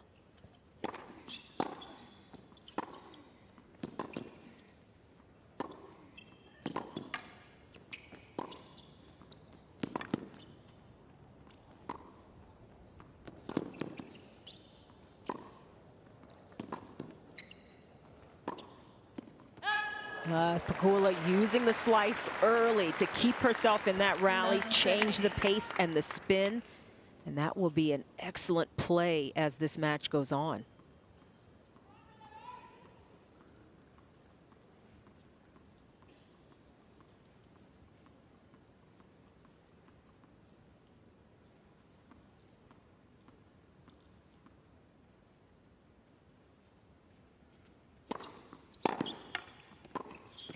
What a start from Pegula. Love 40. Clean hitting, and Anisimova down 3 break points.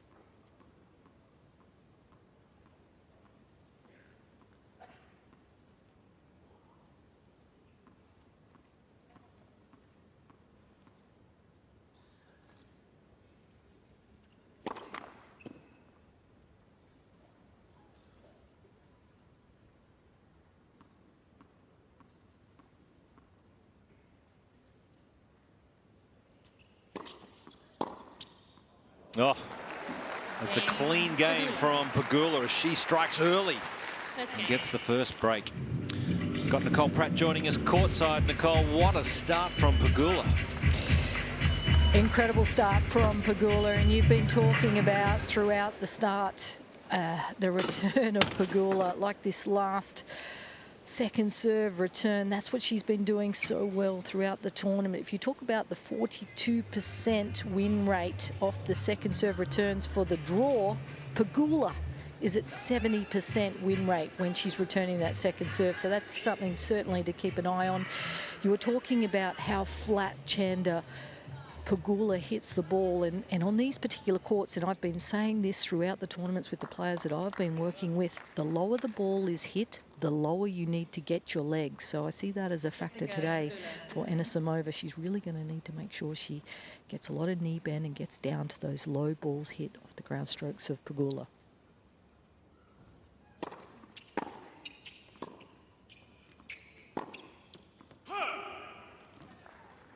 Love.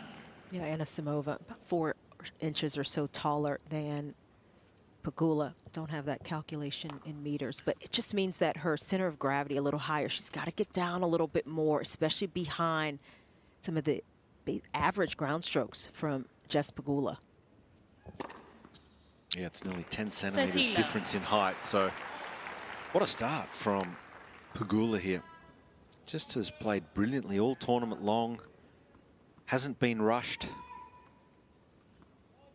Just wins a set after an early break 86% of the time. So good stats from Pegula. 40 love.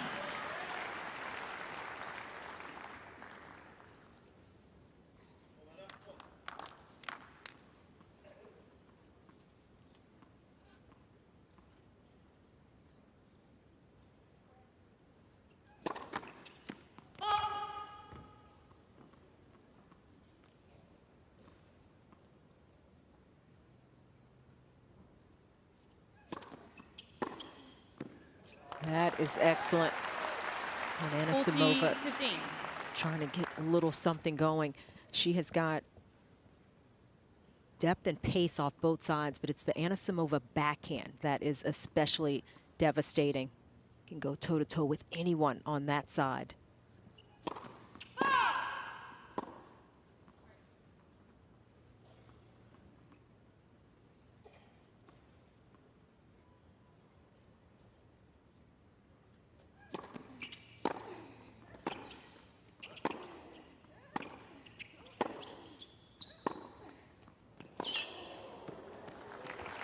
The reflex from Pegula, and it's a clean hold. Been doing it all tournament long, Pegula leads Pegula. by 2 games to love. Had to counteract a lot of heavy hitting from Madison Keys in her previous round. Let's take a look at that serve. It's something that she's done very well on the first serve. The only sort of chink in her armor is her second serve, I think. Sometimes that is very attackable, but the first serve is very rhythmic. She gets up and out after the ball. She uses every bit of her frame, gets good pace on it.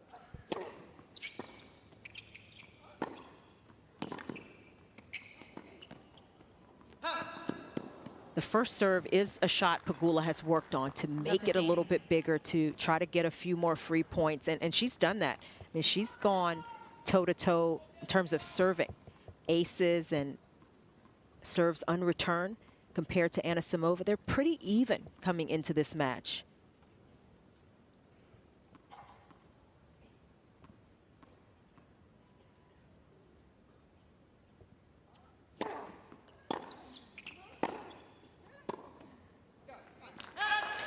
Chanda, just to expand a little further on that, Pegula's serve has been outstanding this whole tournament. The average in terms of service games won for the draw is 66%. She's at 88% service games won, so it's incredible the work she's done on the serve.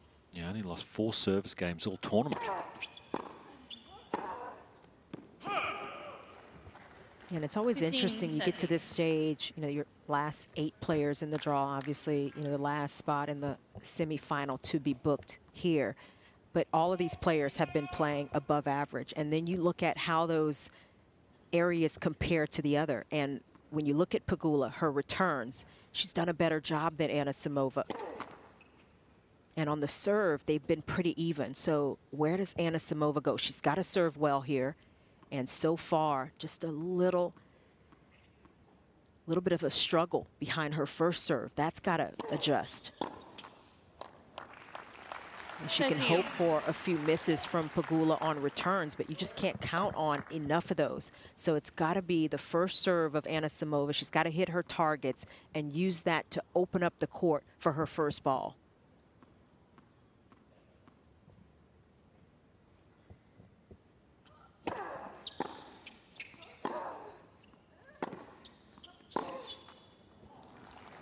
It's always interesting to me when you look at what players are looking for after the serve. Theoretically, balls are in your hand. You are trying to hit the target that gives you the shot you want. For Anisimova, that is the backhand, as we see her team there. Her coach in the far left in the back.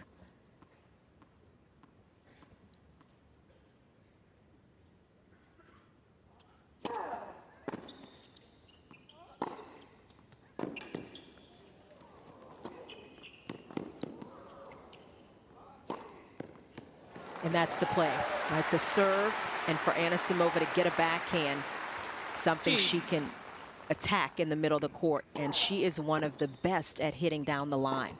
And so that's going to be the pattern she tries to get to as often as possible.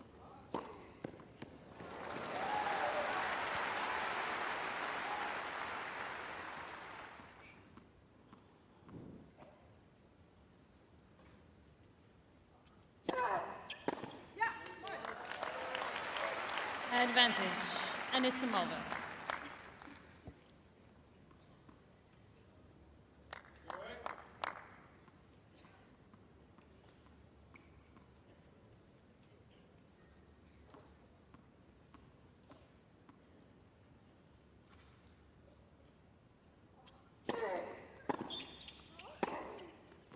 Well, there it is again. Really well struck backhand, and Amanda Anisimova is on the board in this quarterfinals, but it's Pegula with a break, 2-1.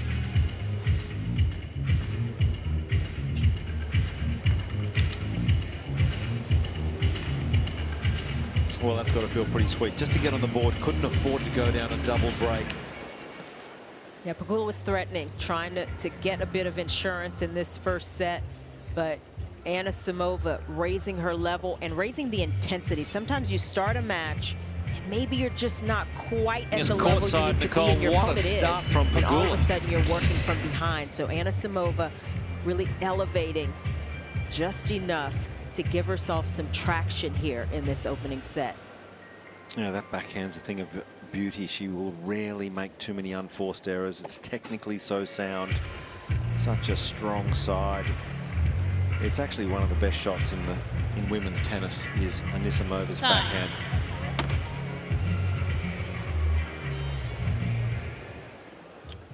A shot back through the Botanical Gardens.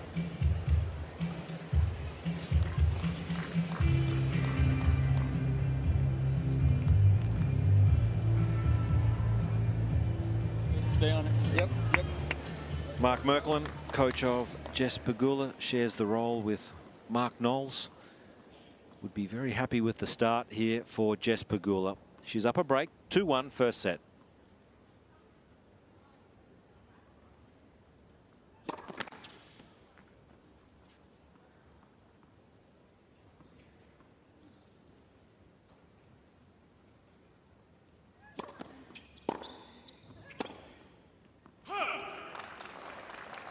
Love 15.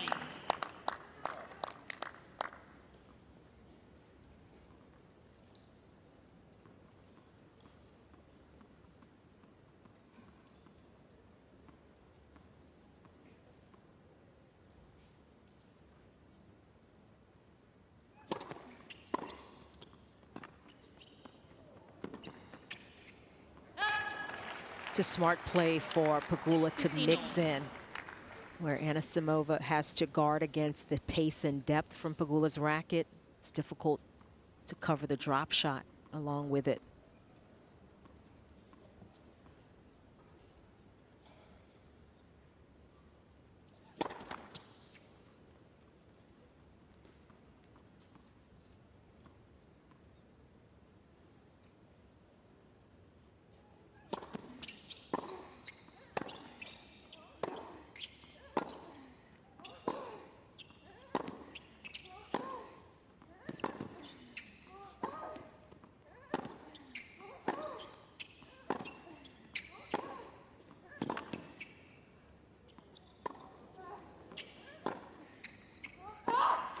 Oh, what a rally.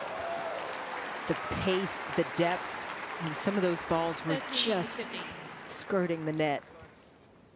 If you talk about tactics, that's where Pegula in that last rally pretty much was directing all of her shots to the forehand side of Anisimova. She's really only looking to use the backhand when she can take it there on her terms towards Anisimova. One of the best backhands in the world, both men and women.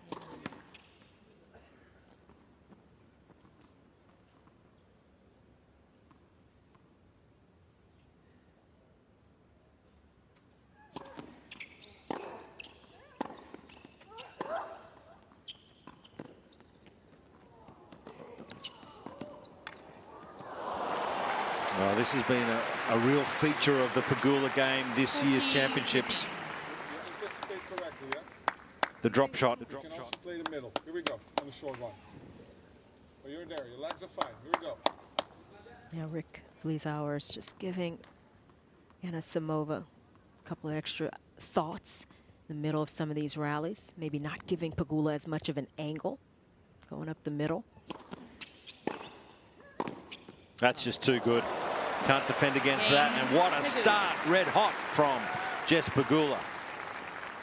And we saw some of this type of play from Keep Pegula. taking advantage of shorter balls there. You're doing great, walking them. Good job, good job. And it sounded like Jess wasn't real happy about how the serve, her serve is moving through the court. Going as quickly as she would like, but this has been a fantastic start.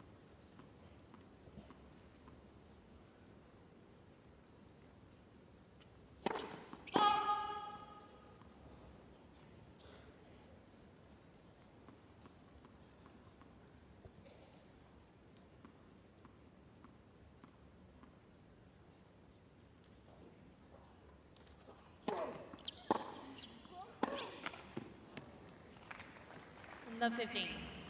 She's been so specific, Pegula, about the placement of her shots. And she had to be against Madison Keys, who also hits the ball big. She had to direct her shots with purpose and with clear intent, and she did it beautifully throughout that fourth round match.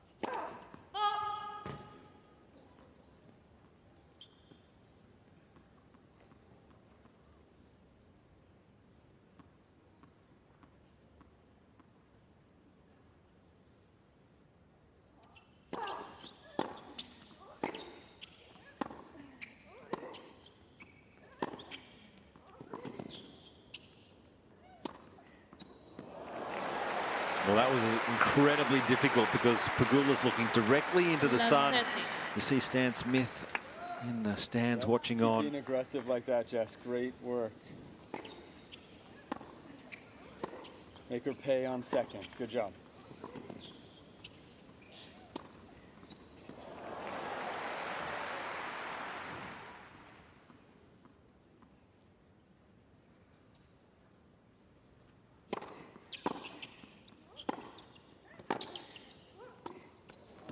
I mean, the ball's just back on Anisimova right now, a little quicker than she can react to it. That was a good first serve. And Pegula just calmly met it with equal force.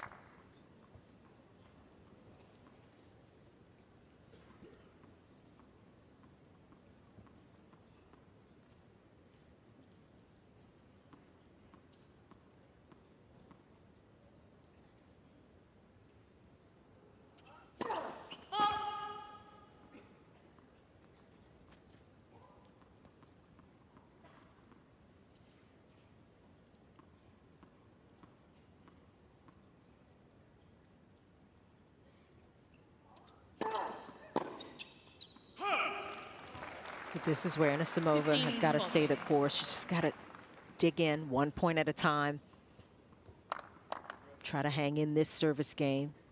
And then each subsequent game after that, little by little, just try to build.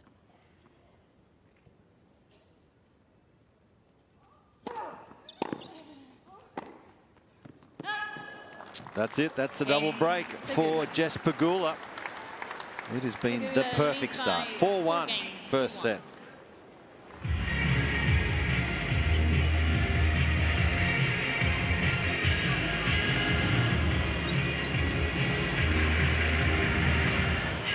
Well, Anisimova just hasn't settled at all.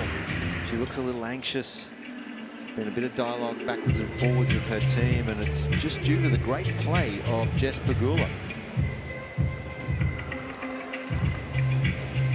Sometimes you get into a match at the beginning, not quite certain where you'll be, where your opponent will be.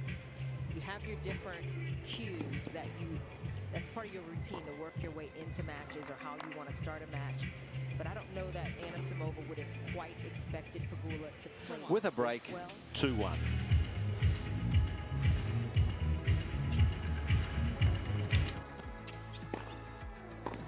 That's just too good. Can't some of this type of play from Pegula. Sprint start to this women's quarterfinals. Jess Pegula up a double break, 4-1 in an All-American clash. And Anisimova just not able to find her feet just yet.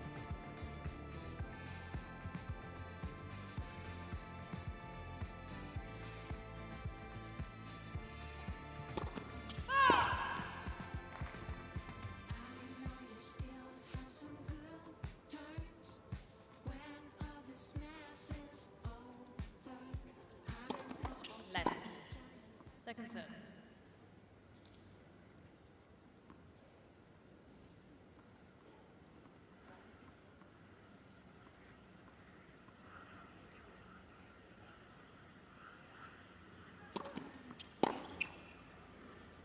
Love.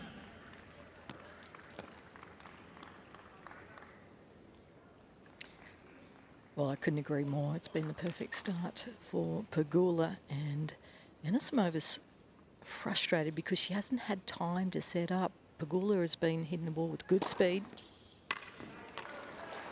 It just seems so agitated. Well, she's not used to being bullied around on a tennis court. Normally she's the one bullying her opponent, but as we spoke about before, both players so similar in terms of how they go about their business on the hard court. 40.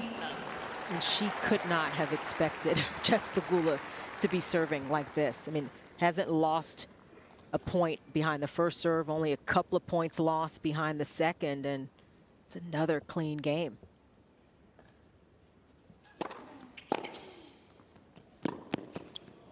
Come on. Oh, she can do no wrong. Jess Pegula. What a start. 5-1 first set. Pegula leads by 5 games to 1. I mean, this is where you just have to tip your hat to your opponent. I mean, to get to this shot, to slide it down the line with that kind of placement on the full run, full stretch, it's just too good.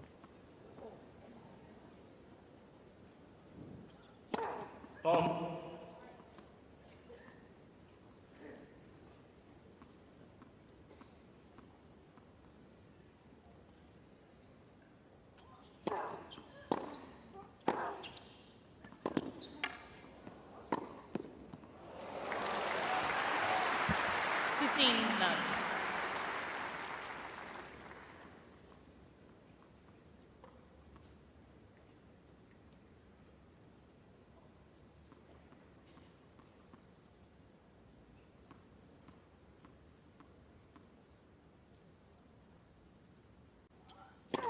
Ball.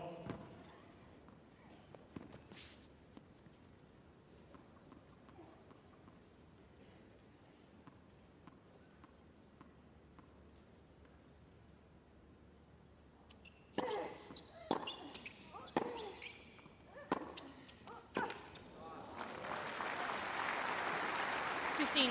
You have some players that will get out onto the court and just seem like they're just hitting balls, mainly cross court, just looking for an opening. Pegula looks like she's very clear and playing 2 or 3 shots ahead. She's not just hitting balls out there. It's very specific where she's targeting her shots, what side she's going to.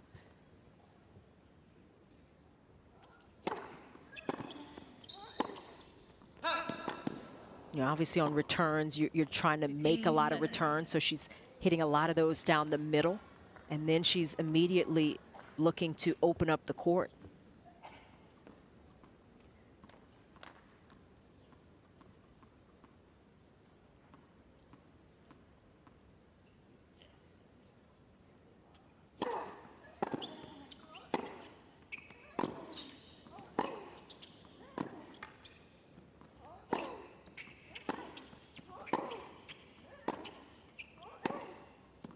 Yeah, that's good.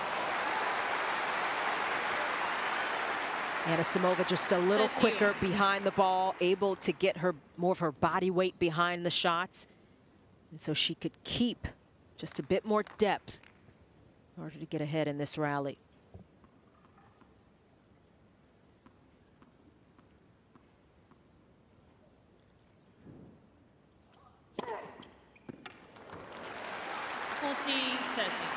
First ace of the match for Amanda Anisimova.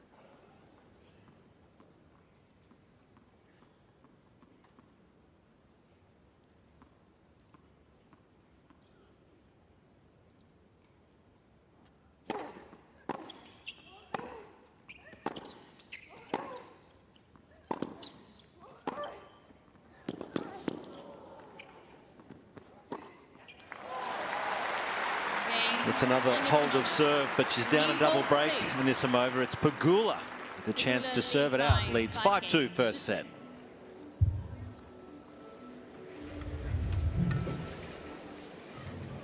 That was the best game of the match so far for Anisimova. Just maybe starting to settle in here, because this has been such a great start from Jess Pegula. Hasn't done a thing wrong.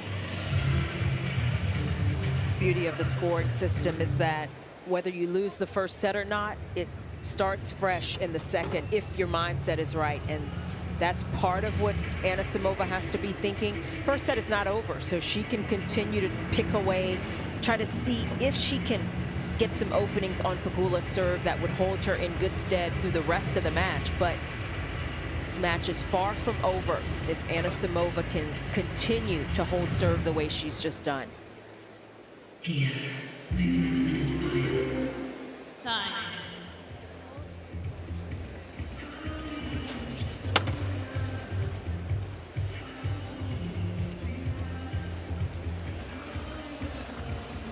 The sun's shining here at Melbourne Park on a beautiful day here on Rod Laver Arena, and it's Jess Pegula serving for the first set here with new balls. It has been simply stunning tennis from Jess so far. 15 love. Fifth ace already in this set for Pegula.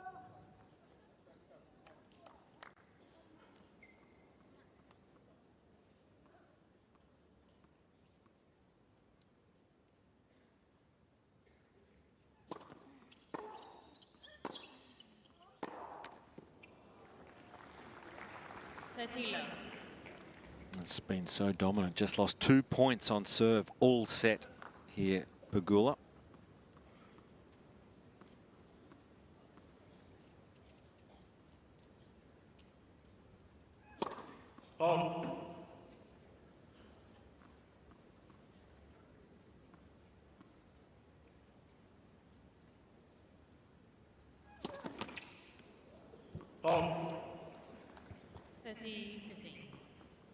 As far as double faults go, not the worst time for a first double fault.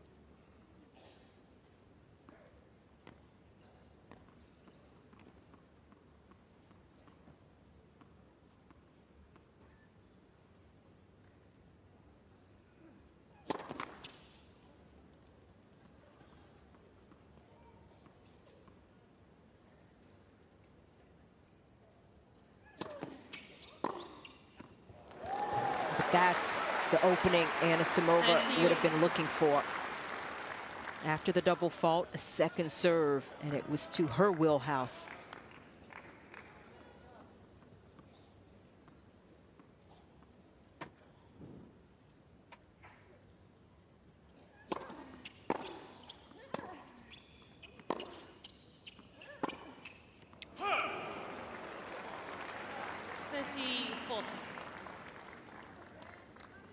All of a sudden, Anisimova with her first break point of the match.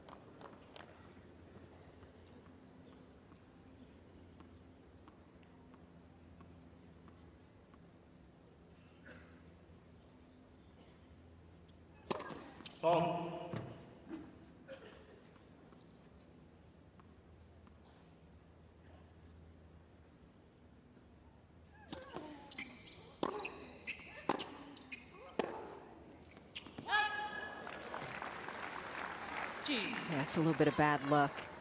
This hit.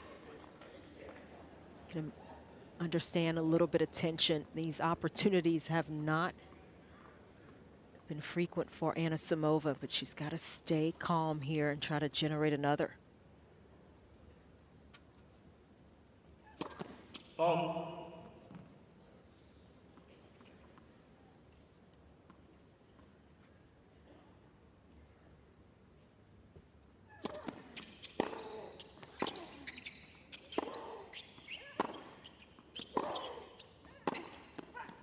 That's stunning. Jess Pegula brings up set point. Advantage, Pegula. One of Pegula's greatest assets is her ability to change direction of shot, and that's exactly what she did.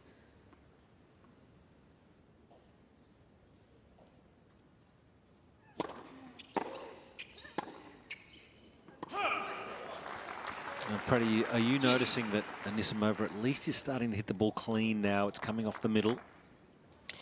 Well, I just think, you know, this last game she's had more time because Jess Pegula has given her more second serves to look at, and the complexion of the point looks very different when Anisimova is able to take a cut at the second serve return.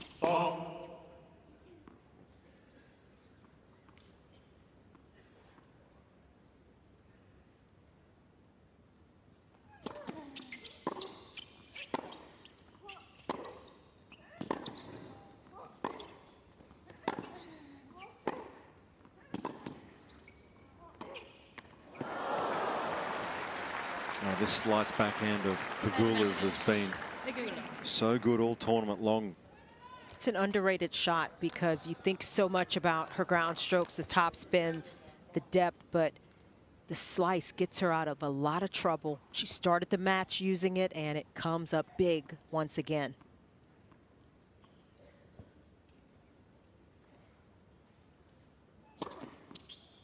So on her second set point, Jess Pegula seals it with an ace and has taken the first set 6-2.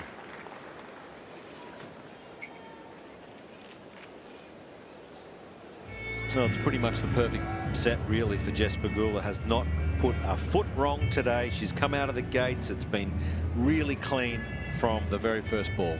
She had a little bit of adversity in that last service game, had to save a break point, but so good behind her serve. And 85% of the points won when she gets that first serve in. Just lost a couple of points behind it.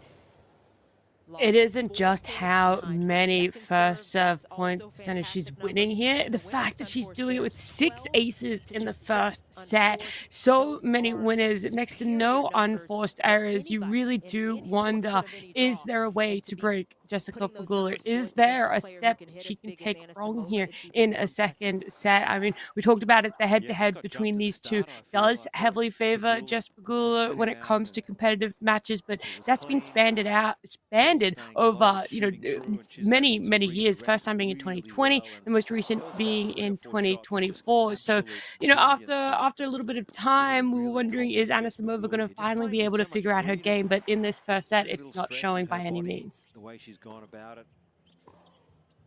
It's been a start from Pegula. Incredible start.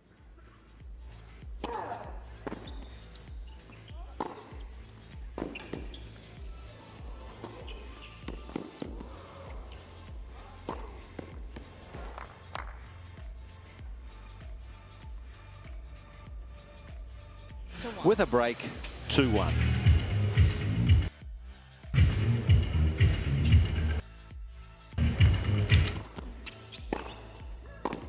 That's just too good.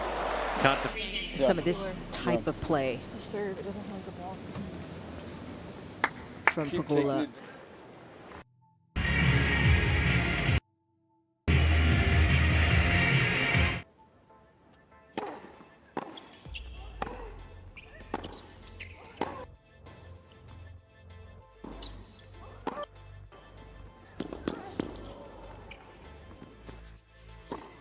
2 first set.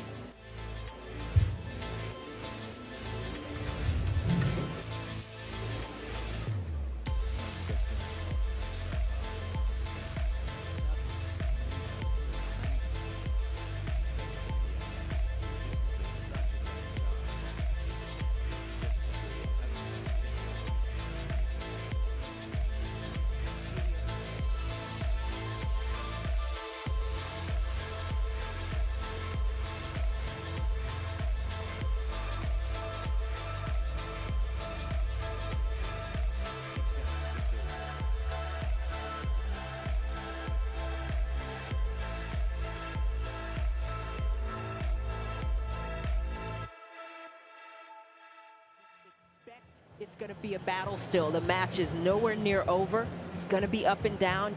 It's that way sometimes with big hitters that can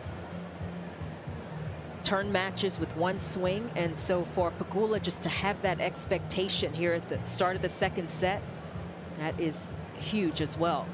Yeah, it was simple messaging. He was just outlaying the things that had worked. The short ball, moving her forward, going to the slice, but just... You're right, Chandler. She's coming, Amanda Anisimova. You got to expect it. She's a champion player. And that's where we are on Rod Laver Arena. And just across is the banks of the Yarra River, back into this magnificent botanical gardens across the road here. And to the right is Margaret Court Arena. So just a short pause in play here while Anisimova goes off for a change of clothes. There is a clock on this toilet break, and it's currently at 17 minutes and counting. Seconds. 17 seconds, excuse me. And it looks like Anisimova may be walking back out on the other side. They just stopped it. Yeah, here she comes. She is.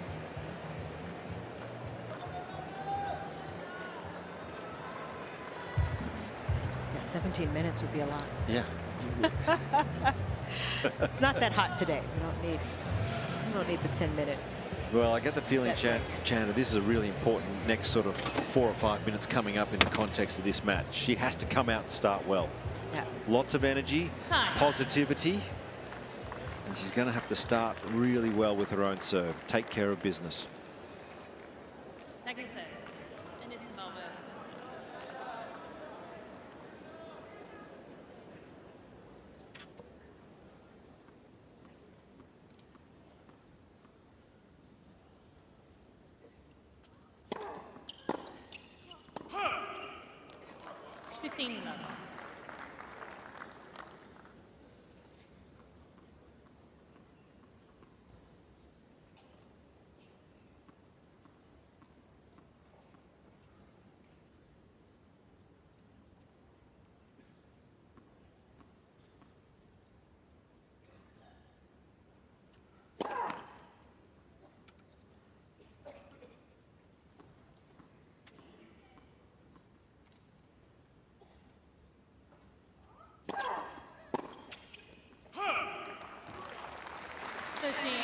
Josh, you spoke about the positivity, and after both of those points, Anisimova quick to go to the fist pump, and if she's to turn this match around, it has to be within her own serve first. Keep it close. We saw what happened when Pegula went to serve out for the set. Just a bit of pressure.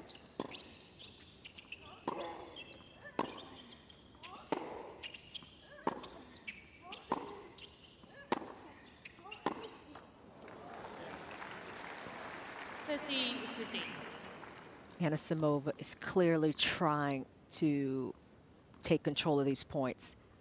So often she does that by changing direction, going up the line. She goes down the line probably 10% more than most players. She just hasn't been able to do that as consistently yet today.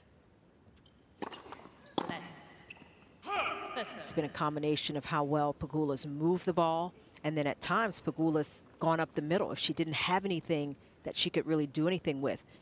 So that has blunted some of what Anisimova would be looking to do.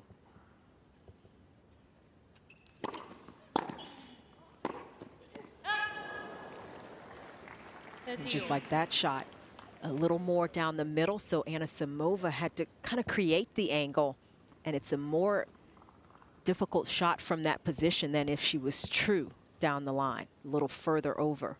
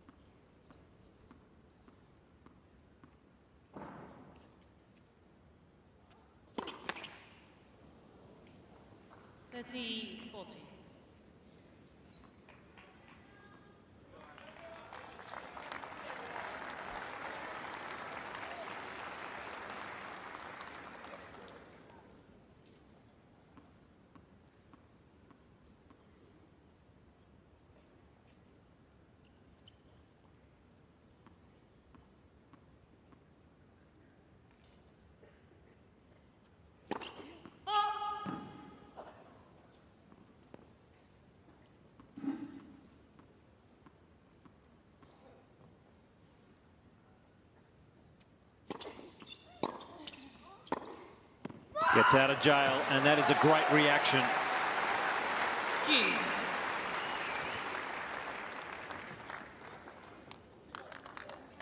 Just a little bit of a difference. A pretty good serve from Anisimova, and that ball just sat up a little bit more. She had a smidgen more time, and that made a huge difference.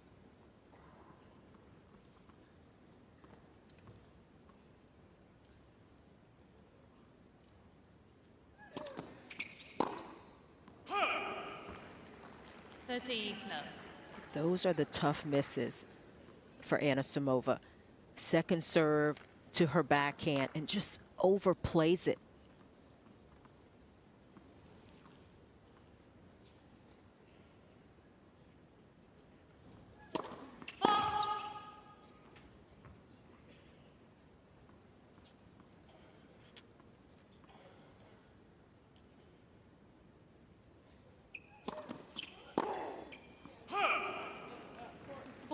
Love.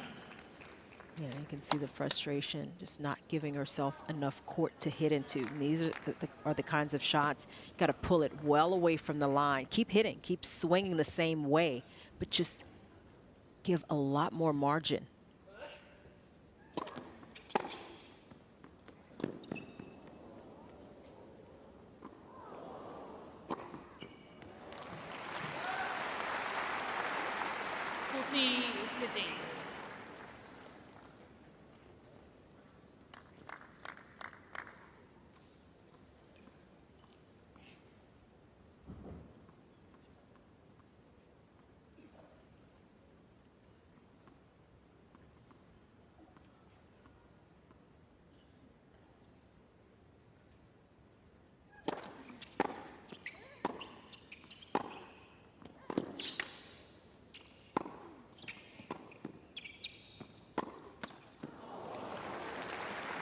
It's been remarkable to see how ready Pegula is for the ball as well. I mean, that last return from Anisimova, that could have taken a lot of players by surprise. She missed a couple of them and then all of a sudden hits this beautiful line drive with depth, and Pegula was ready for it. I think that speaks to the quality of her anticipation. And what I think is really underrated is her movement. I mean, one thing that Pegula has done particularly well this match is find a way to get her racket onto the ball and make Anisimova come up with the extra shot. Just that within itself is creating pressure. Well, Anisimova is under pressure here because in the last 12 months, last year on tour, when she loses that first set, she's only won 7 times and lost 15. And when Pegula wins the first set, she's got a great record. She's won 44 matches and only lost 8.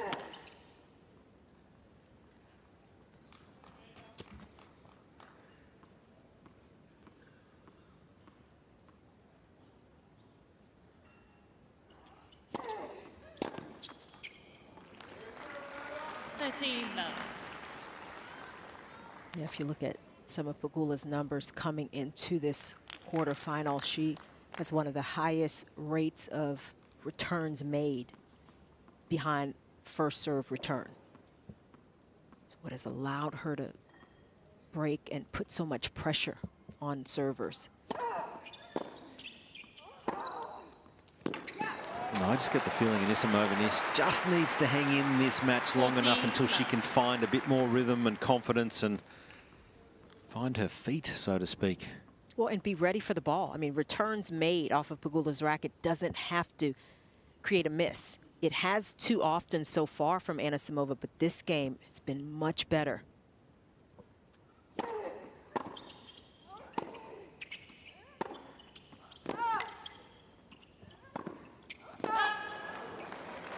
Well done. It's a love service game. That's got to feel pretty good for Anisimova out here.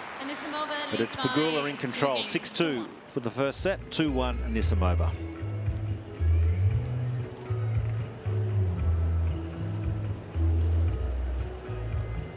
Yeah, it's been a fight out here for Anisimova to be in this position in the second set.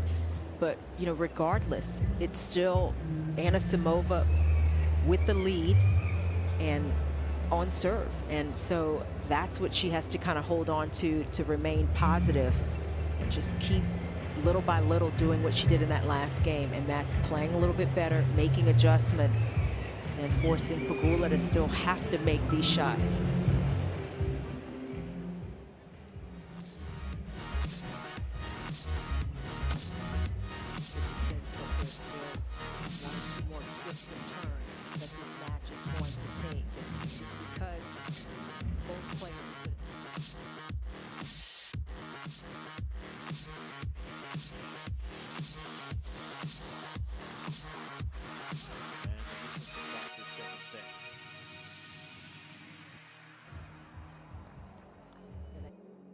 Was crucial, and especially with Pegula having 3 break point. A little bit here, and it's on serve. 2-1, second set.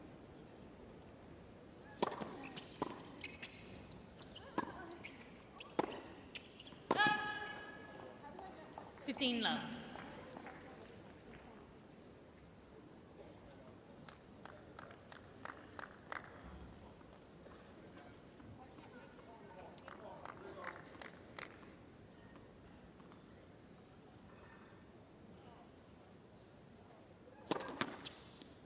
Ball.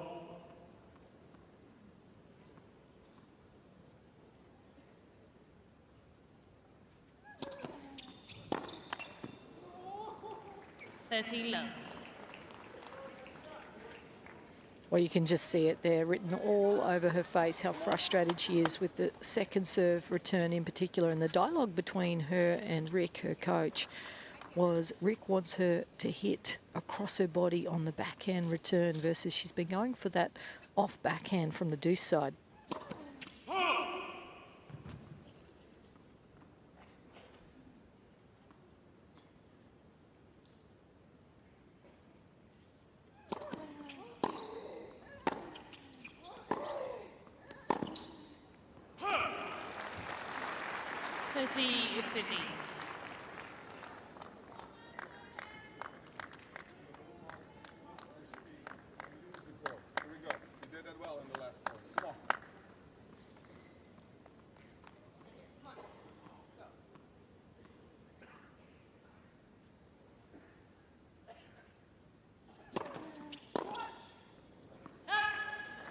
It's another big first serve from Pegula. Just understanding the moment, how to play high percentage tennis here.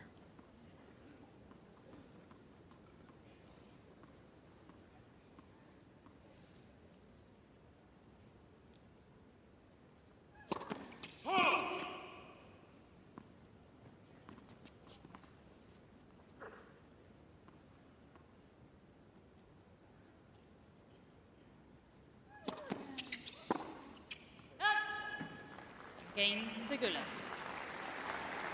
Well, another comfortable service game for Pegula, just ticking the boxes, doing everything she can control.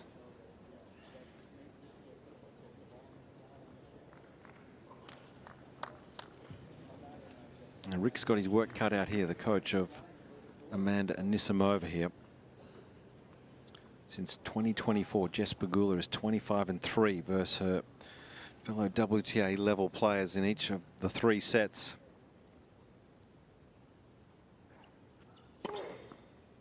Love.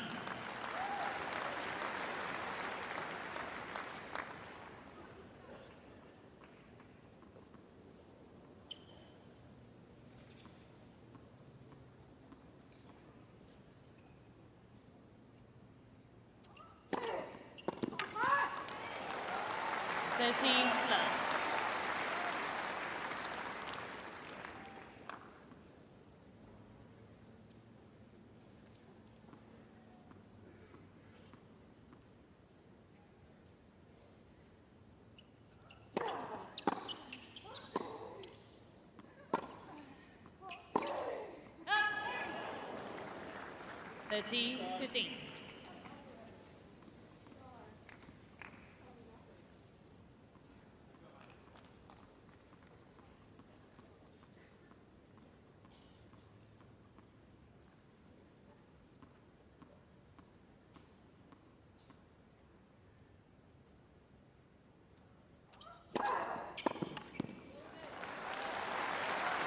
She's slowly raising that first serve percentage, Anisimova, but she's doing a better job hitting her targets on that serve. It's made it more effective in this second set.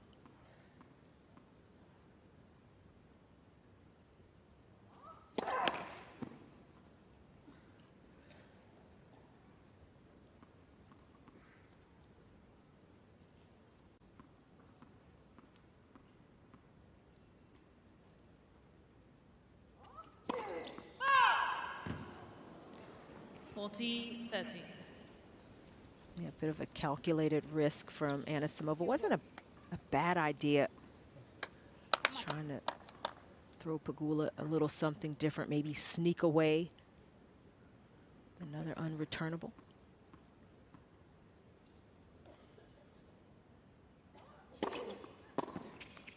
Great serving from Anisimova.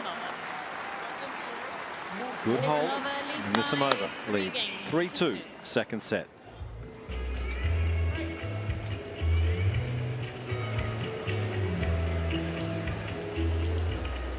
Anisimova's coach, Rick Frizauer, is telling her to move in on second serves more.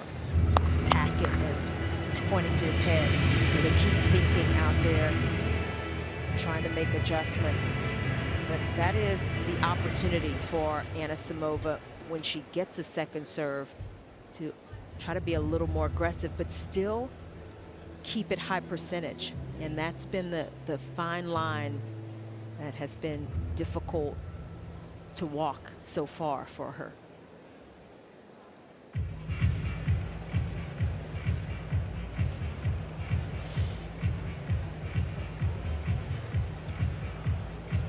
Time.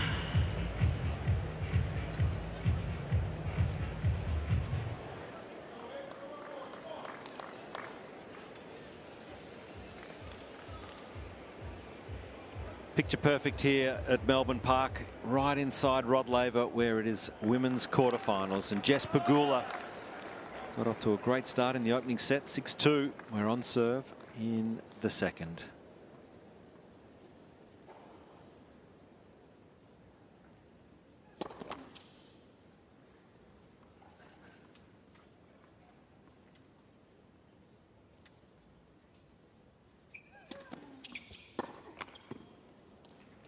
Love.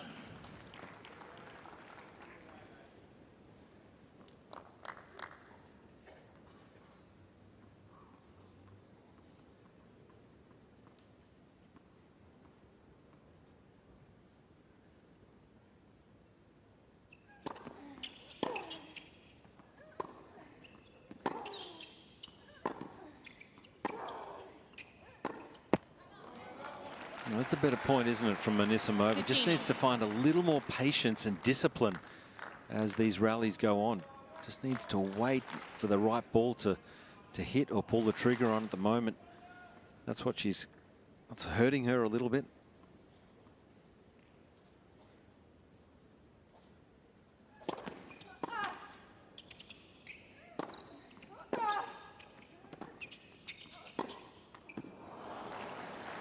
Yeah, she had a pretty good look at it. 13, little by 15. little, she's extending some of these rallies, putting herself in better position. Maybe that starts to wear on Pegula slightly, where Anisimova can get another chance. She had just the one break opportunity the last game of the first set.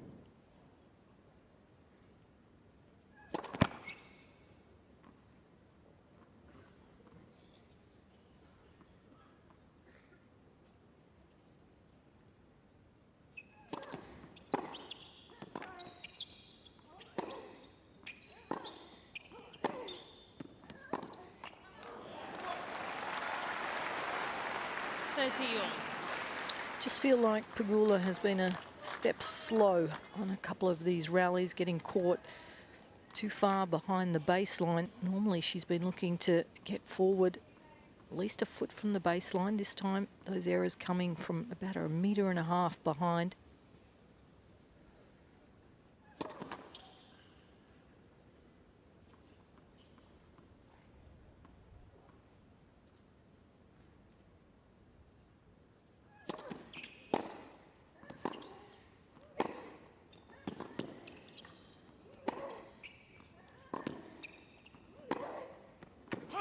She missed it. 40-30. That is bread and butter for Anisimova. And she's got to laugh and not cry on that miss, because it was a very good look.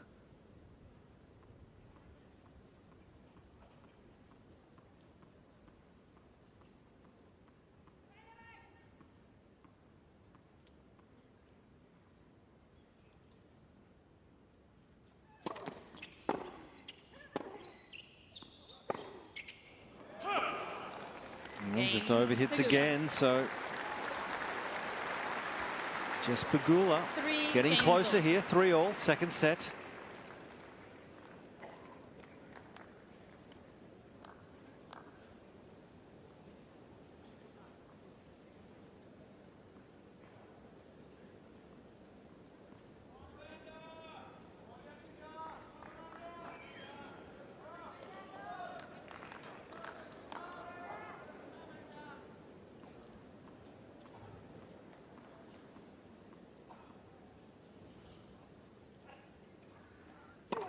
Ball.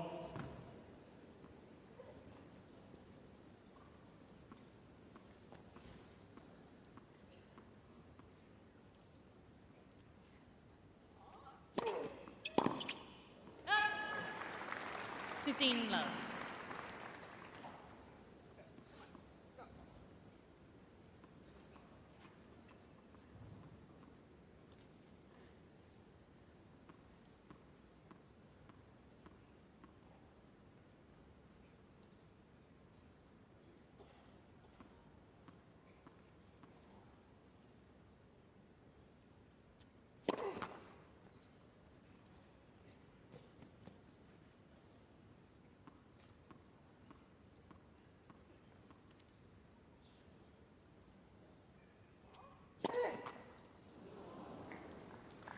all. Just sense Anisimovan's feeling a little bit of the pressure, trying to go for the second serve a little more now. Previous service game, a double fault behind it, and then another one here.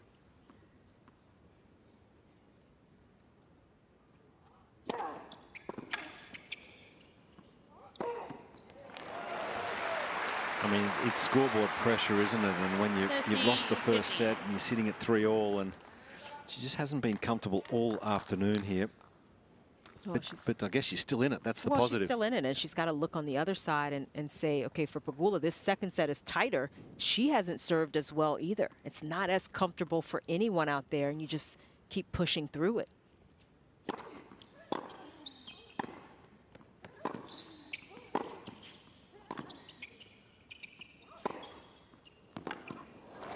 It obviously adds a little more stress for Anisimova because she's lost the first set, but if you just keep the goal and your sight small, this set is on its own. It's anybody's set.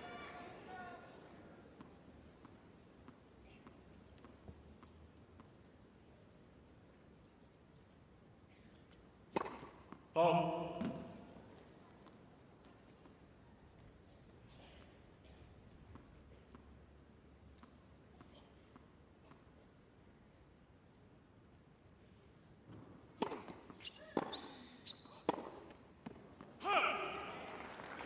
40-30. That is an excellent return.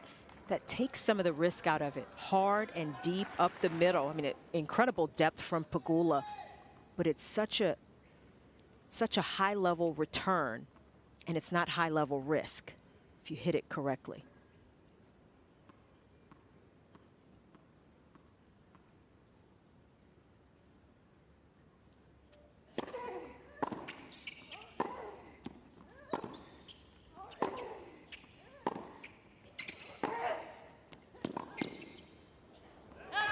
Well done from Amanda Anisimova. Playing a lot better in this second set, and she leads 4 games to 3. 4 games to 3.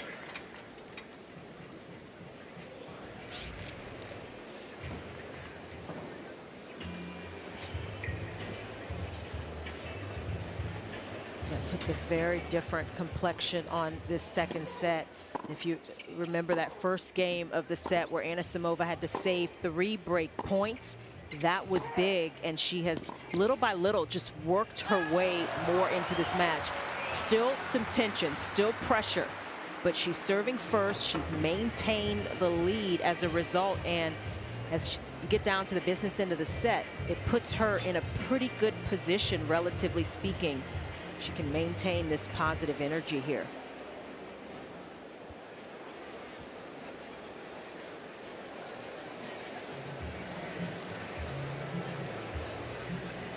Time.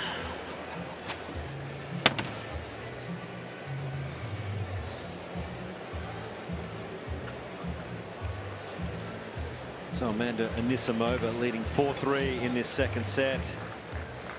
Just hasn't been as free-flowing as she would have liked because Jess Pegula has come out and been rock solid right from the start.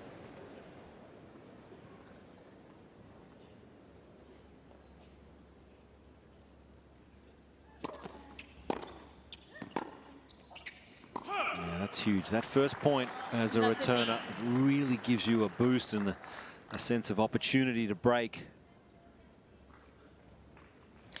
Just another factor is there's been some cloud cover come over. Anisimova's been the one at the change of ends using the ice towel, trying to cool down. She's a little bit more red-faced, so this might help her.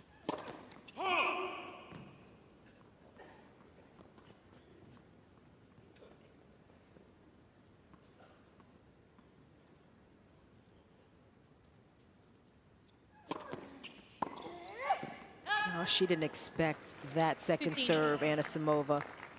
A little more risky from Pegula, and it pays off.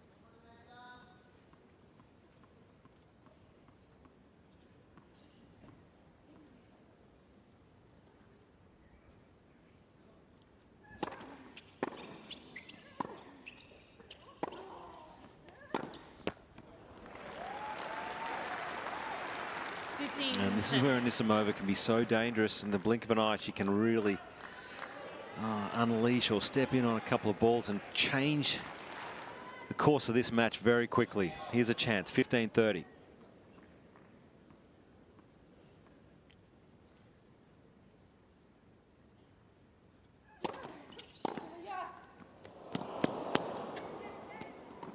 And there it is, Anisimova. Brilliant. Brings up 2 break points. The effort, that little extra intensity from Anisimova to get behind the return and get that kind of an angle, that was massive.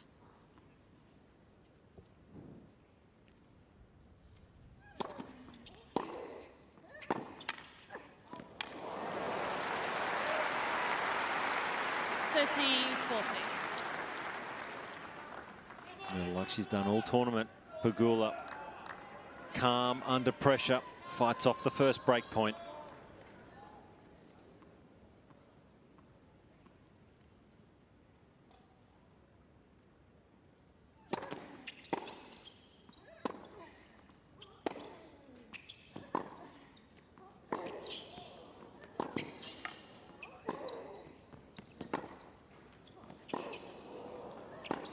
And here it is, Amanda Anisimova with the final break in this second set. And a chance to level this at 1 set all. Anisimova leads by 5 games to 3. Good game. Step back if you have to, and then get your positioning back. Yeah, but look, on second serves, make sure you're changing your position a little bit. She's going bigger on the second.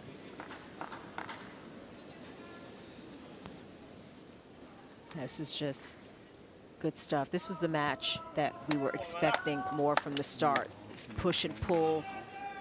Both players trying to create openings. And it's Anisimova now with the momentum.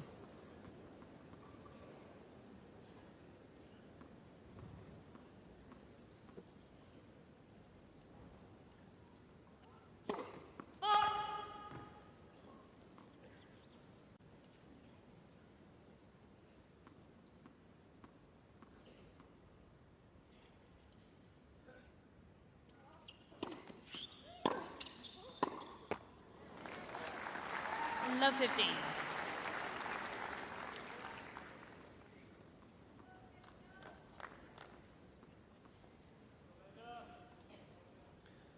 Held 11 of 17 times so far this tournament when she's lost the first point here, Anisimova.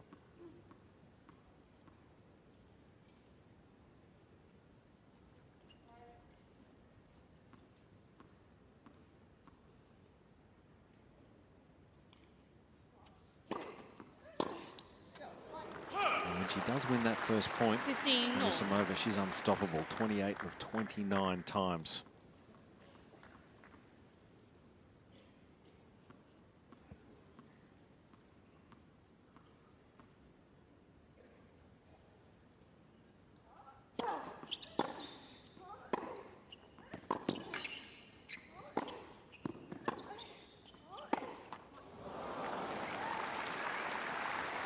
15-30.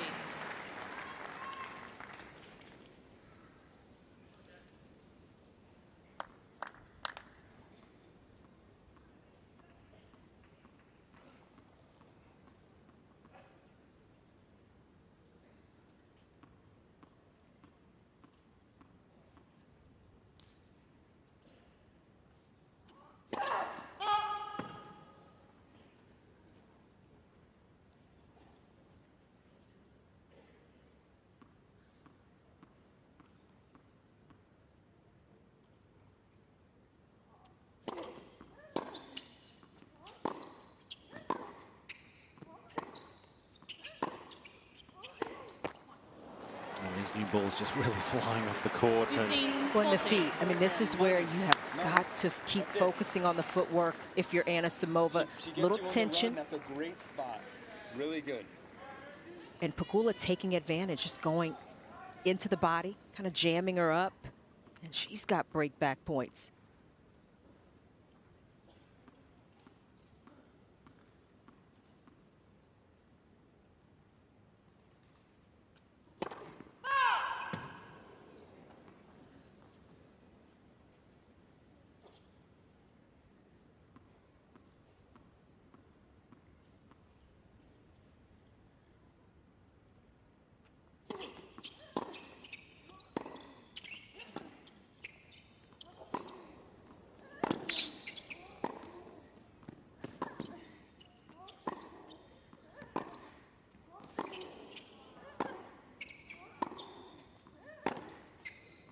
Oh, great defense here from Anisimova.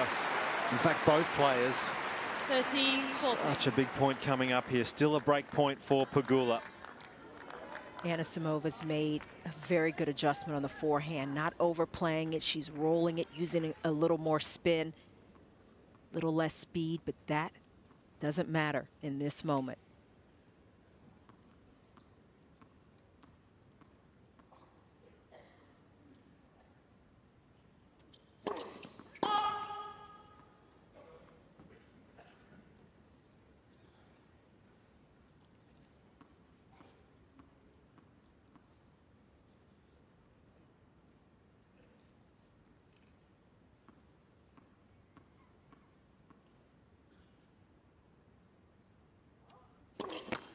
Yep, and that double fault Cain. gifts the Pegula. break back here. We are on serve. Anisimova still in front in this leads second by set, 5 5-4. games to 4.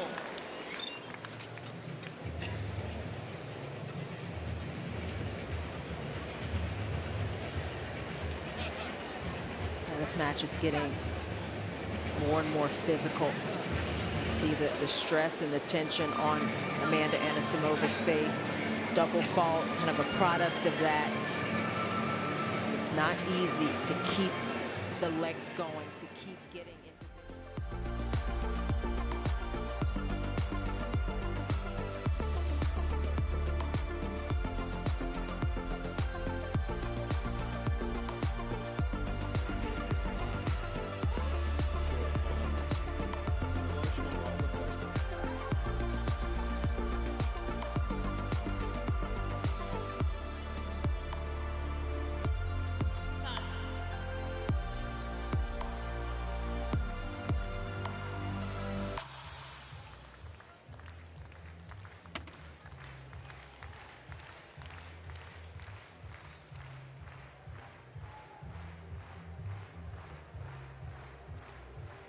So much to play for deep in this second set here. Jess Pegula just getting a break back here and leveling this second set. She's once again serving to stay in this second set.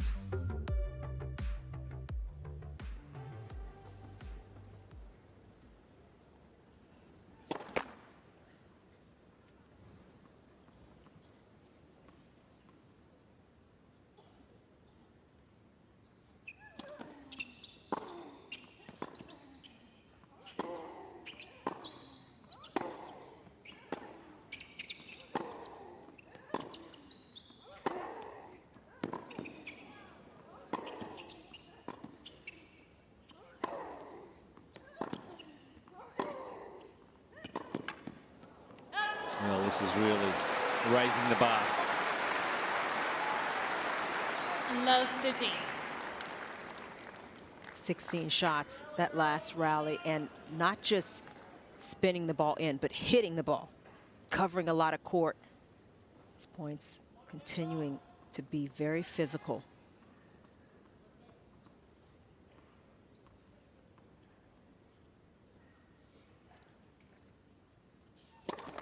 Let the serve.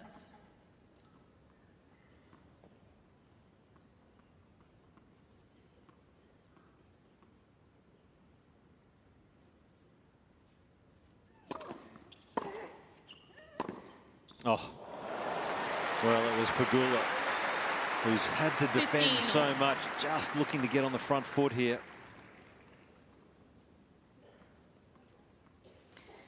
With the ability of ball tracking, if you speak about physical load, Jess Pegula has done 25 sprints compared to 7 from Anisimova.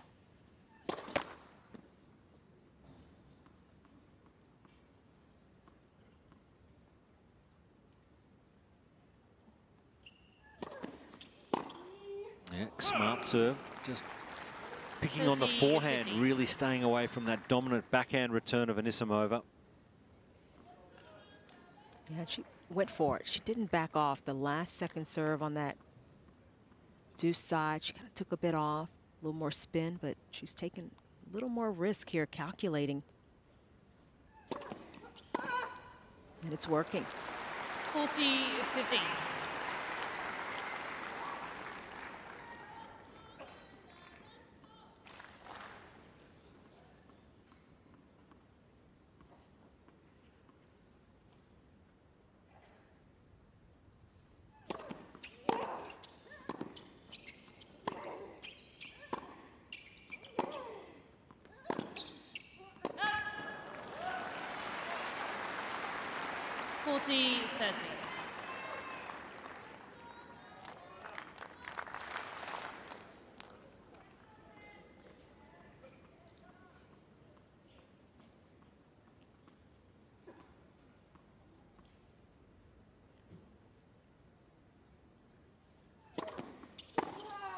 Yeah, another great service game from Pegula. Been so disciplined all afternoon here on Rod Laver Arena. 5-all, second set.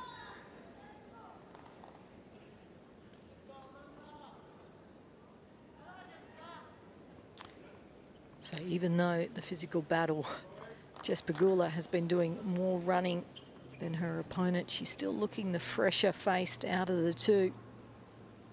Tremendous effort to get back to 5-all.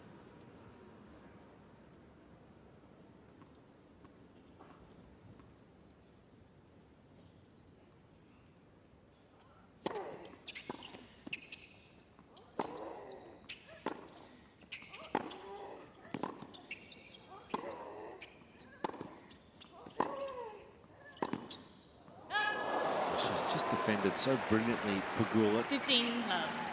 You can see just a little bit of what Pegula's trying to do now. When she has something, she can lean and hit the forehand a little harder cross court. She's doing that. It's not enough to just test the Anisimova forehand. She's going with a little more heat.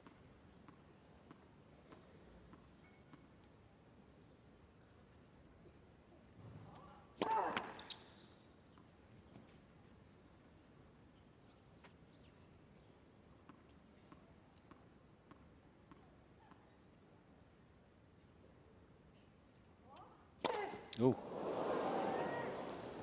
complete shank of this second serve. 15 all. She's under pressure here. It's Well, this is a tough moment again for Anisimova. 5-3 lead, served for this second set. Has lost the last 2 games now, and that last serve can be very demoralizing if she doesn't reset quickly.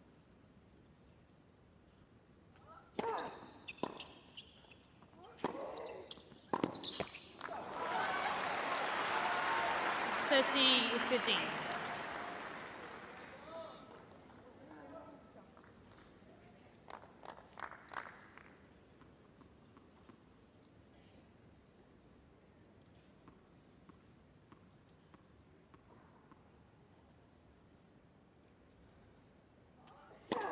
Ball.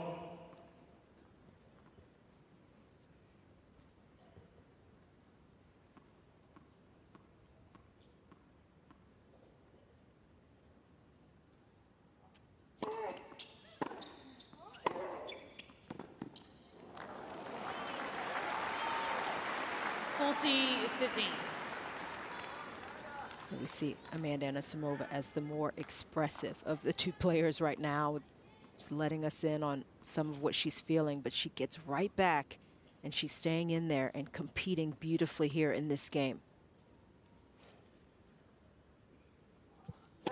Ball.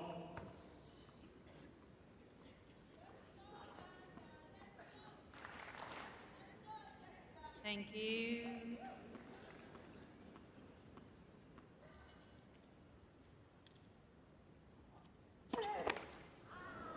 Well, that's the 6th double fault now, so they're starting to mount a little bit in these last couple of games, especially here for Anisimova. Still with the game point.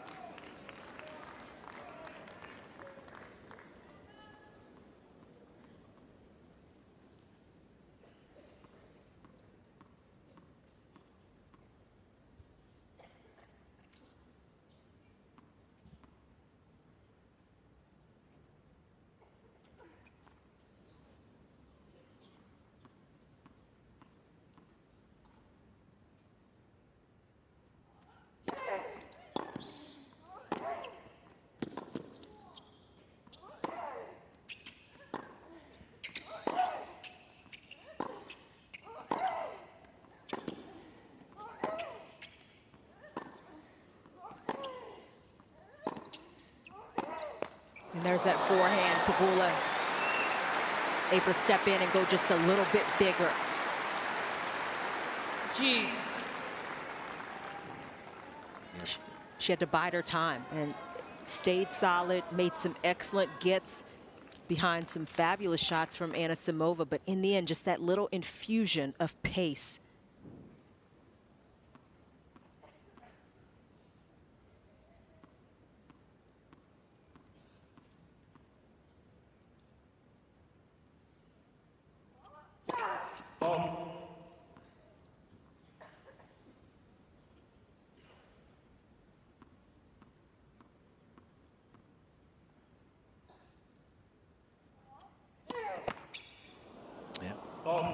Another double, a second double in this game. Remember, she double faulted to lose her serve in the last service game. And now Pegula with the break point.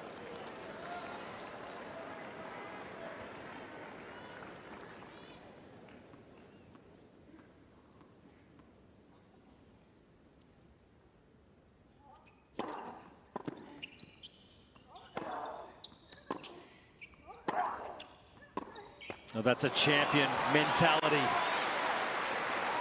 Juice. Just keeps hitting under pressure, but boy, you can see with the reaction, she is 100% feeling the pressure. And Anisimova's team, they have been with her through the ups and downs last year, this season still, and they are with her in these moments. It's not easy. It's hard. It's so hard out here.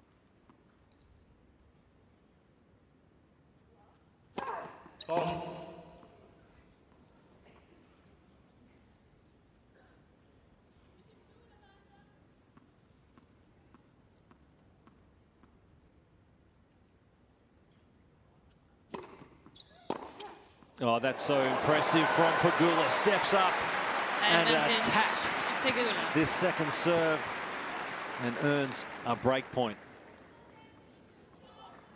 She knew exactly what she was looking for, Pegula, and knew what she was going to do if she got it.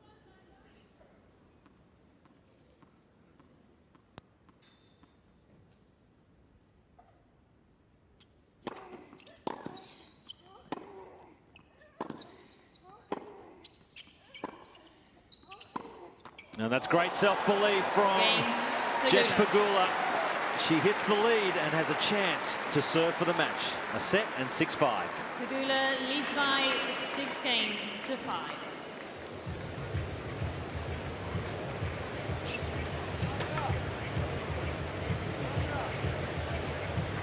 Well, she's been so disciplined all day, Jess Pegula. What a performance so far. All tournament, Chanda. Jess has just not put a foot wrong, and it's been this incredible returning, and everywhere you look, I love her mental performance. Very even throughout the whole match. And it's had to be. I mean, she hasn't dropped a set. Getting to this stage still, perfect record in that department. You see the stress, the strain, the frustration, all of the emotions across Amanda Anisimova's face. Pegula, though, has been steady as you please, and as you mentioned, has played such disciplined tennis today.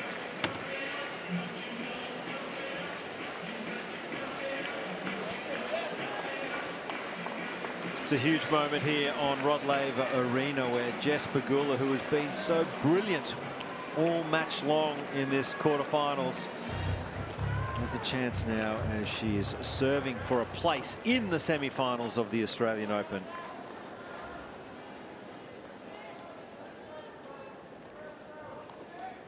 Thank you, ladies and gentlemen.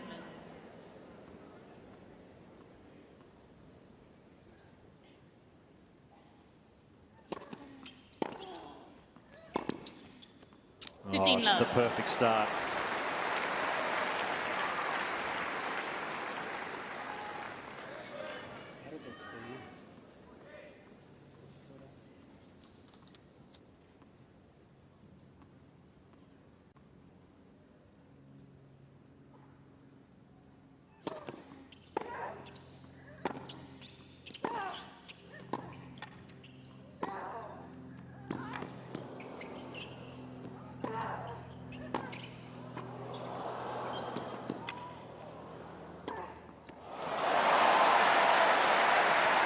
Not done yet.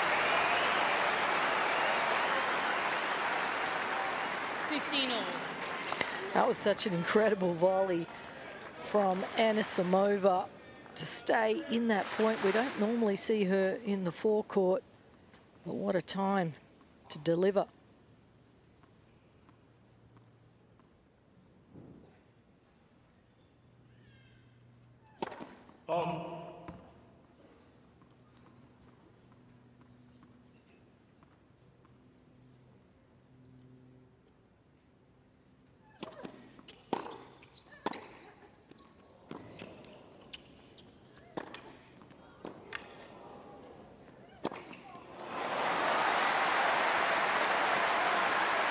She has continued to hit out under pressure. 30-15. And she's 2 points away.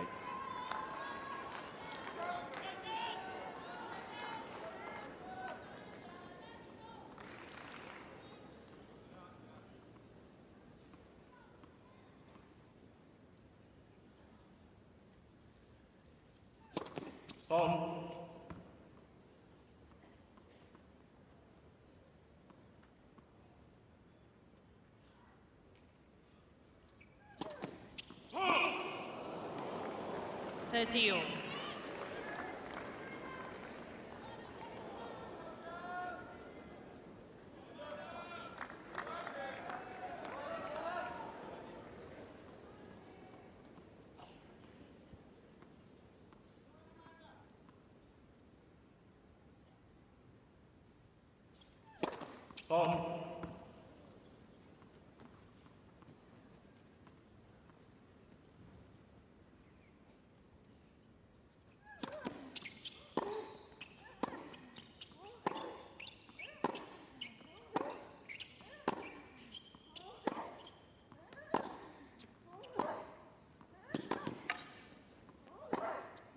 Oh, that is just so good from both players, but it's Anisimova who is just hanging on here, comes up with an incredible backhand winner. Keep her moving. Here you go, Jess.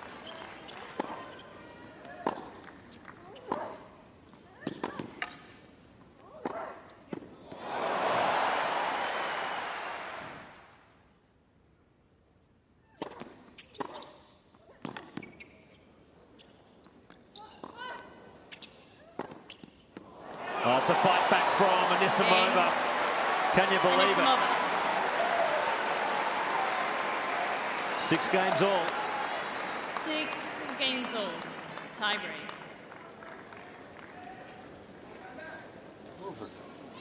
You're doing it exactly what you want to do. Take it from her, though. Here you go, Jess. Come on. Right now, Jess. Pressure that second now. Come on.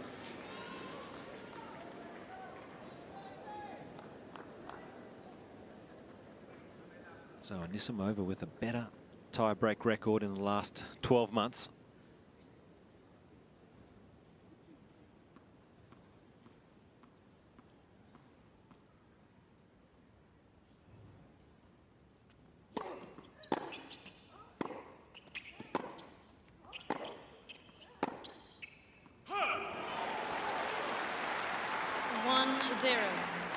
Anisimova.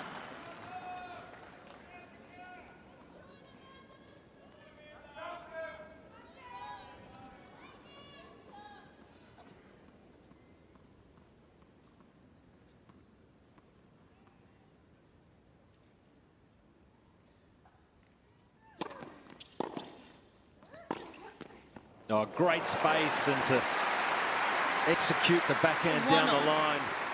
Yeah, she found an excellent first serve, and that was a bit of the struggle in the second half of her last service game. Much needed first serve to set up that second ball.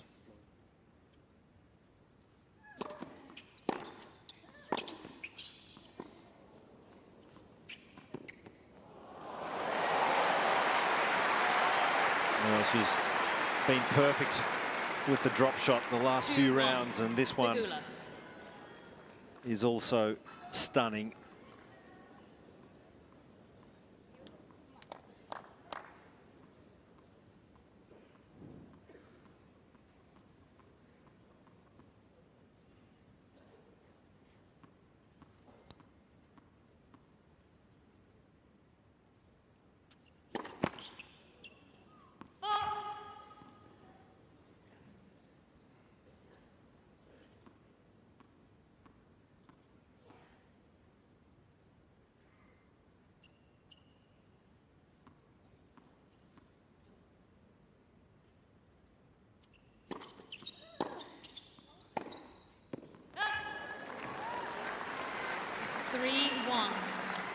It's the first slight blink comes from Anisimova. Mini break to Pegula.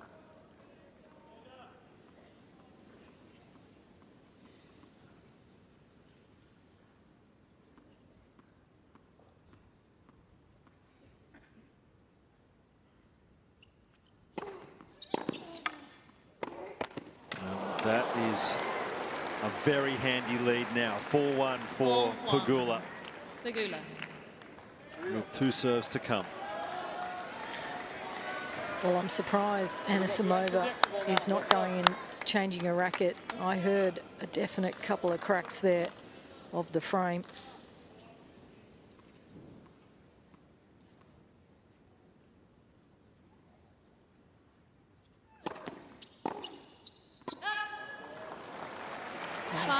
Three misses now, back to back.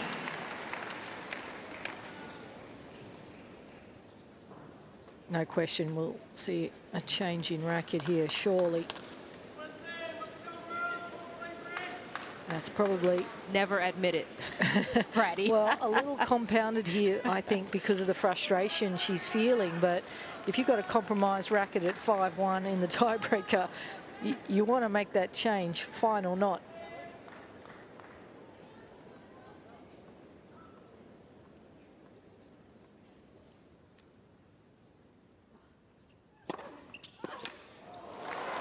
She's been so impressive today.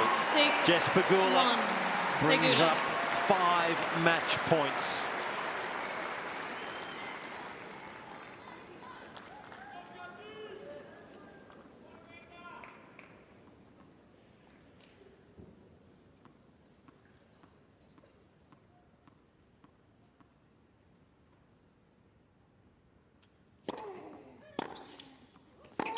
And she gets it. Jess Pegula through to the semi-finals of the Australian Open. 6-2, 7-6.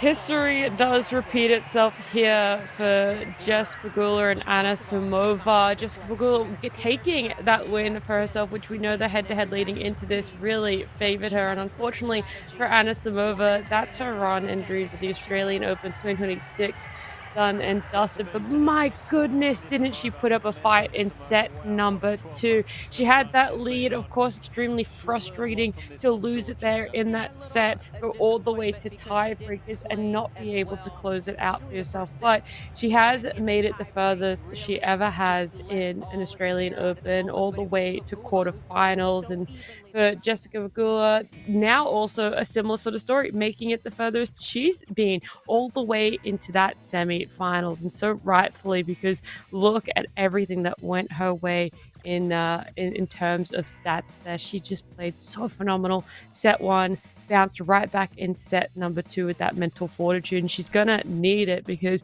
in the semi-finals she's facing up against Rybakina there, and that is not going to be an easy opponent. Maybe Anna Samova was a little bit familiar for her 5th seed, also maybe a little bit familiar, but either way, that is our top 4 women sorted for us now. Semi-finals right there, we know it's going to happen, but there's no more women's singles being played today. They've already sorted themselves out and given us the results of who is playing in the semi-finals there, as we've seen both getting it done in straight sets there. Right back now earlier today having 7-5, 6-1, and then just Pegula 6-2, 7-6, which brings us to get to look forward to the men's singles. Our quarterfinal round of Lorenzo Musetti coming up against Novak Djokovic will be happening very soon, and we do have one more singles match later on, which is Ben Shelton, 8th seed, up against 2-time defending champion Jannik Sinner there in 2nd seed as well. So it feels like a lot is still on the cards for us here. Day number 11 of the Australian Open animated, so don't go too far. It is really tight turnaround time before we get to see Musetti and Djokovic. Nicole, what a start from Pegula. Incredible start.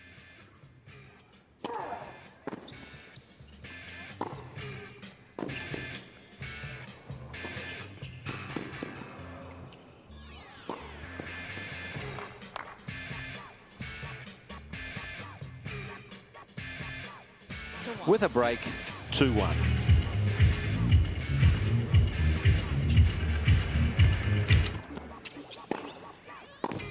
That's just too good. Can't some of this type of play from Pegula.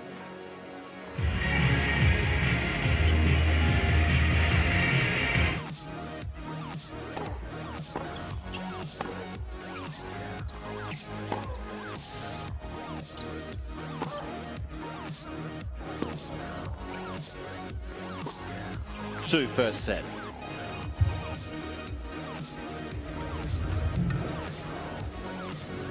That was the best game of the match so far for Anisimova. Just maybe starting to settle in here, because this has been such a great start from Jess Pegula. Hasn't done a thing wrong. Beauty of this.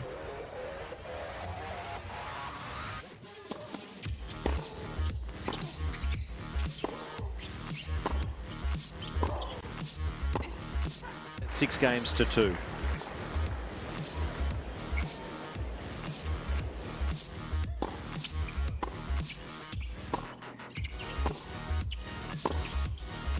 And Anisim to start this second set. Yeah, that game was crucial, and especially with Pegula having 3 break points.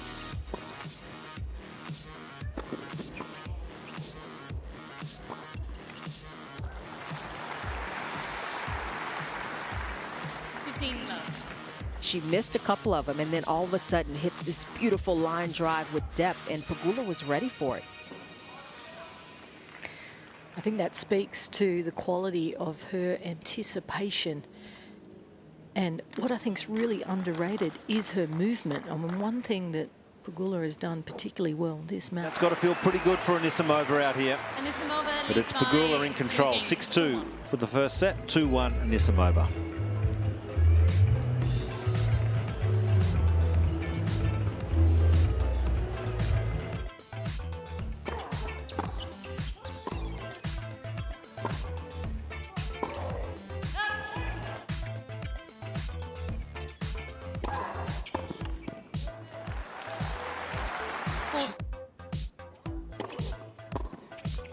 Great serving from Anisimova.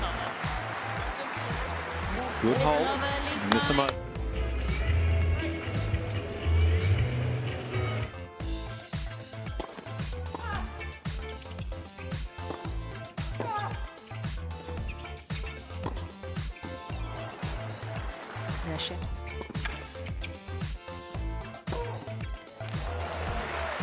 I mean, it's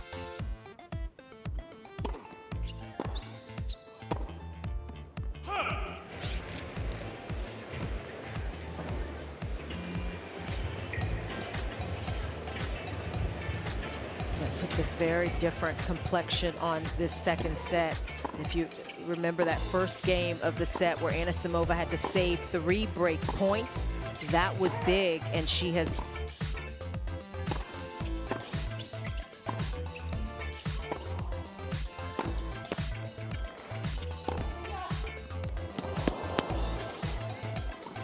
and there it is, Anisimova. Brilliant. Look, on second serves, make sure you're changing your position a little bit. She's going bigger on the second.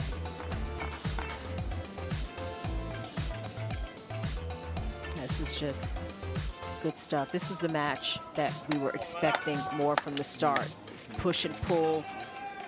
Both players trying to create openings. And it's Anisimova now with the momentum.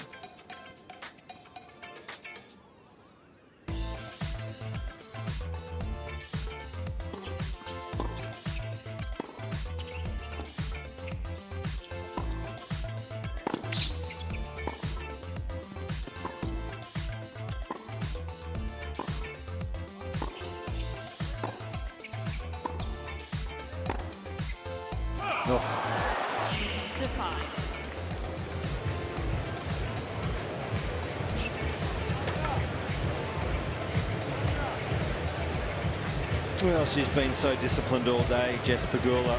What a performance so far. All tournament, Chanda.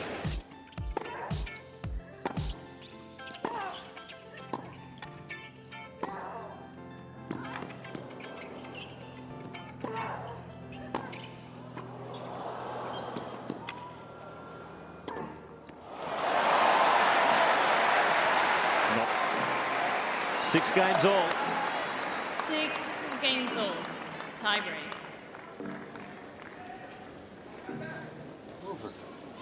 You're doing exactly what you want to do.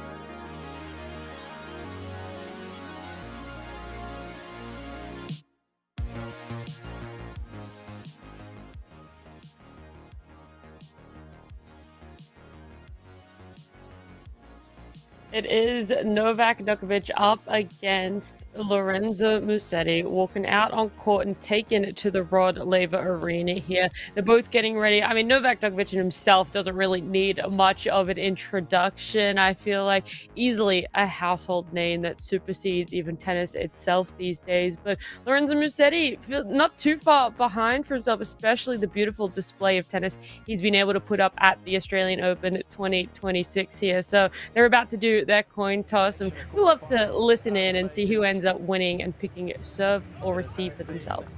3 full days off for Novak, courtesy of the walkover he was given by Jakub Menchik in the previous round. And incidentally, the last time he had a walkover was at Wimbledon back in 2024 against Alex de Minaur, who hurt his hip. He then played Musetti the next time. This is Lockie. Gentlemen, the same format as your previous matches. Any preference on towel box, blue or white? Nope. We go blue, Lorenzo, white, Novak. Any questions? No. White towels. White towel. How many do you need? 5 white towels, 3 white towels. Gotcha. Okay, Lockie, what do we have here? We've got AO or Mark Edmondson. Anyone to call? Fantastic. AO it is. Surf. Okay. Can we have a photo with Lockie, please? Facing this way. Thank you.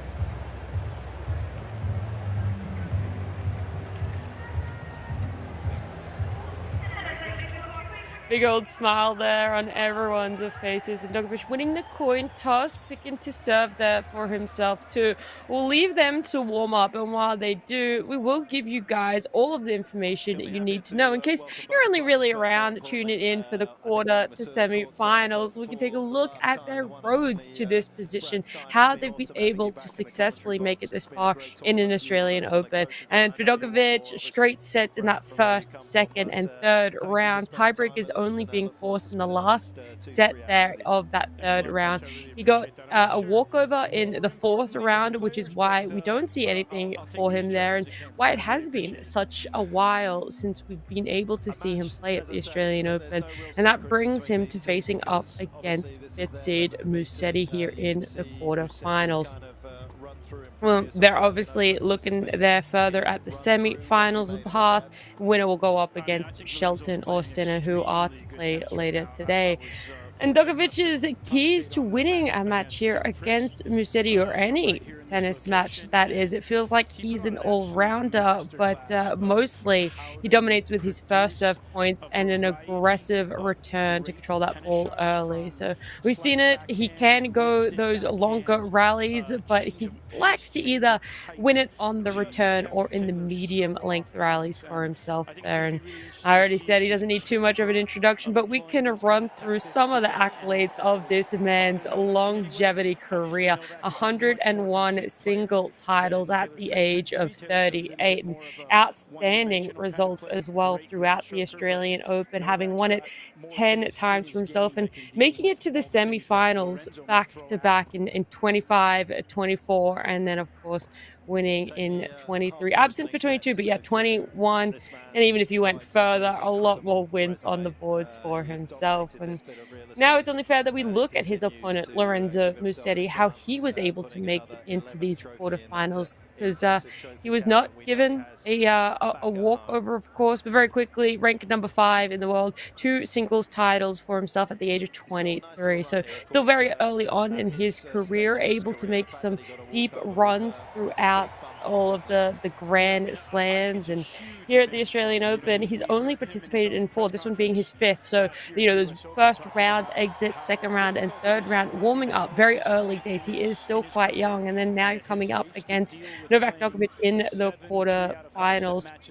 Let's see what his advantages are going to be in a matchup like this. Using sliced backhands, looks to break right back immediately after losing serve. That's something that helped in the previous matches. We've seen people able to break their opponents after losing serves and staying patient. So heavy spins and attacking shots, seeing if Novak will be able to bring that power, that return power back to him as well. And where they're going to end up on the rallies, is this now something that Djokovic no longer wants to go for those medium rallies, because he knows Musetti is comfortable in the medium to long rallies himself. And we're going to see exactly the road that he took. Yeah, this is what we saw earlier for Djokovic, and now seeing for Musetti. In his first round, his opponent ended mid-4th set retirement there, but he was taking the lead in a 3-2 on set number 4. Moves on to straight sets up against his own countryman there with a 6-3, 6-3, 6-4. Third round was a little bit more difficult for himself, but in that final set, cinched out the win, and a 4th round straight sets against Fritz too. 6-2, 7-5, 6-4. So a little bit of fluctuation in his match result, where he's able to either have those straight sets or really going the distance, and that's what he's gonna need, because you don't know what's gonna happen here. But that fact that you can prove you can close it out in straight sets, but you can also stay strong in 5-set matches too. 22 degrees, partly cloudy. It is a very nice temperate day for everyone. We saw it earlier as well in the women's singles, just how much easier it was for them, especially with that part cloud coverage giving a little bit of relief at any given moment. This is what's going to ease into this matchup as well for Musetti and Djokovic. But they're close to ending their warm-up and eager to give us an absolute show and performance, as it is 5th seed Musetti up against 4th seed Djokovic. There were some very long points. 11 of them went over 15 shots, 7 of those in the final set. Talk about his fitness. 6-5 to Djokovic, even when they went the distance. But Brad's right, if this goes 4 or 5, it's going to be interesting to see how the Italian starts this match. These are two players who started out in tennis with very different routes into it. Musetti with a mini racket in his grandmother's basement. Djokovic on a bullet-ridden wall in a ski resort in Serbia. Different paths, they converge today, but they both have the same dream, a place in the Australian Open semi-finals. First sets, Novak Djokovic to serve. Ready, play.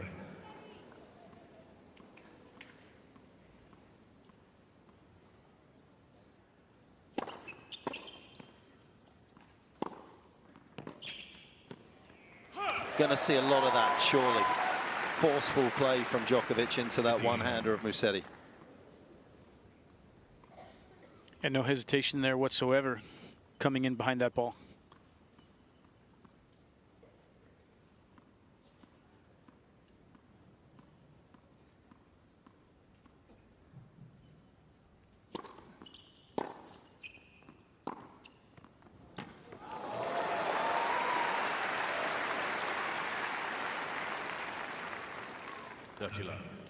Little strategic excellence to start off the match. Yeah, Novak not letting Musetti stretch any of those first couple points, that's for sure. Serving one ball, he'll love that.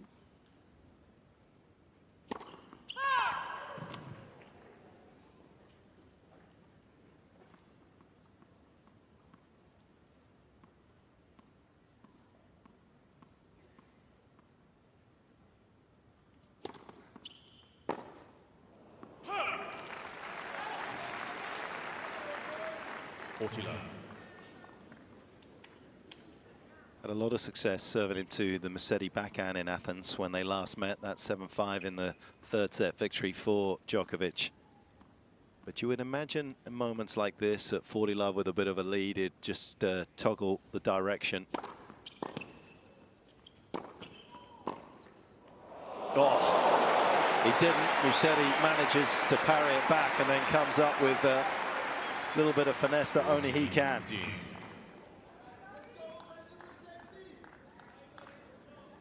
A little precursor for what we can expect throughout the match from Lorenzo. He's just such a talented player with his hand.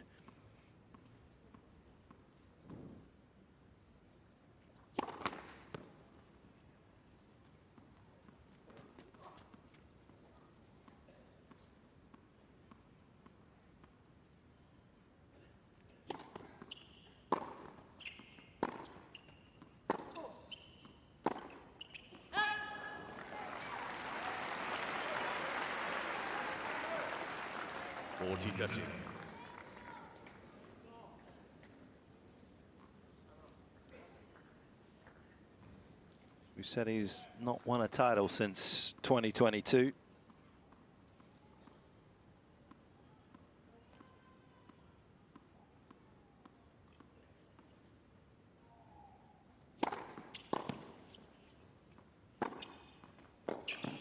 Once again, tried and tested formula against Musetti for Djokovic. Gets him up and running. Wally Masur courtside. Wally, is it a little bit breezy out there? Do I see that on Novak's shirt? Yeah, no, Petch, we've got the southerly blowing, so it's the usual scenario. The wind comes from the south, it hits the back of the stadium, then it comes down the court. From the end, Novak just served, and it's not a strong breeze, but definitely helping from this end, and you could see Novak there punishing anything that drops short, and that's something Lorenzo will have to watch, his depth. I covered that match with Brad when Musetti beat Taylor Fritz, and it was a tactical masterclass, and I think he needs to do something similar, but somehow he has to do it about 2 meters closer to the baseline than against Taylor. Taylor was just not willing to take that early ball and come forward. Novak will, and you know, it's awfully hard to pass from 4 and 5 meters back behind the baseline, or defend for that matter. So that'll be the key, I think, for Lorenzo. Can he play the same style of game from closer to the baseline?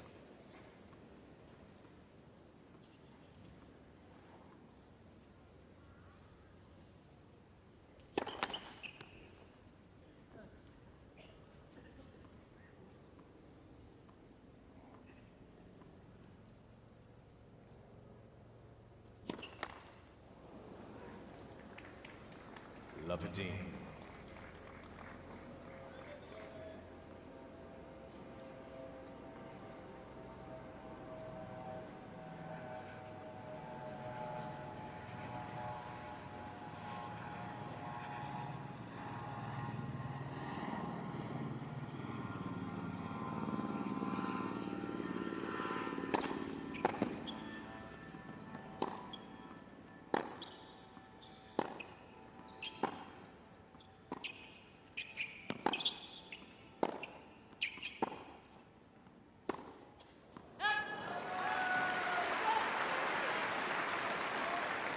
That's one area right there for me. Some Musetti at the very end of that point getting pushed.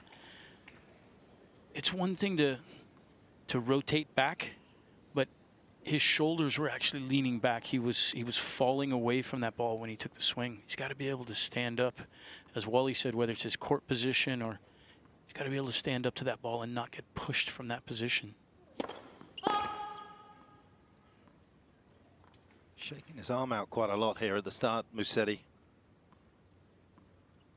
Has been on court 5.5 hours longer than Djokovic.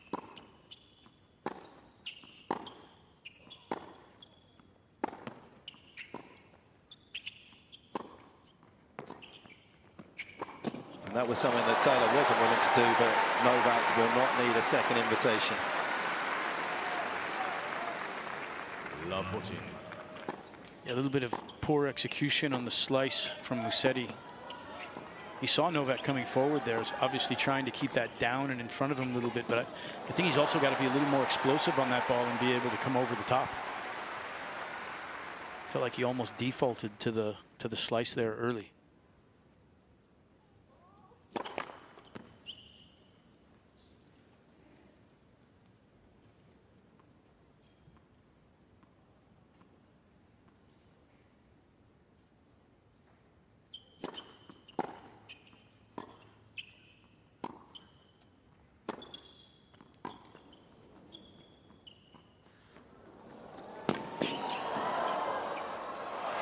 Classy.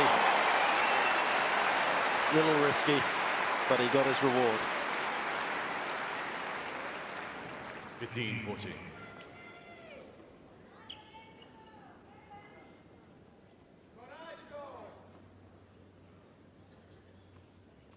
The flick at the end, pretty impressive.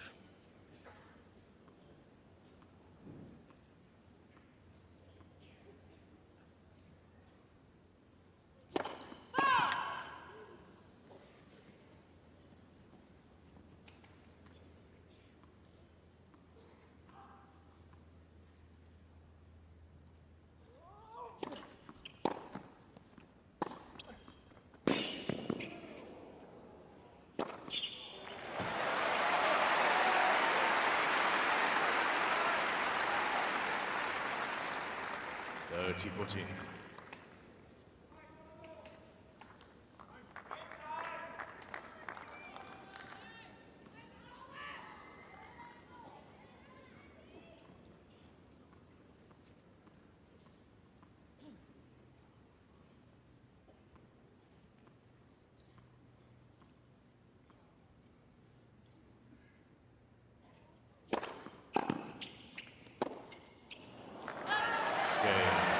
Sharp start from Djokovic. Djokovic leads by 2 games to none. So Brad, right there, exactly what you're talking about with Djokovic. He's such a supple athlete. He's got so many things that he can do. So we talked about Musetti against Taylor Fritz. All of a sudden, Djokovic just shows us a different class of return off the backhand and a willingness to come in. You know, 2 things that Taylor probably struggled with. So it's just a massive difference and a massive challenge for Musetti, how he can find a way through the defences of Djokovic. I mean, that return was an absolute cracker.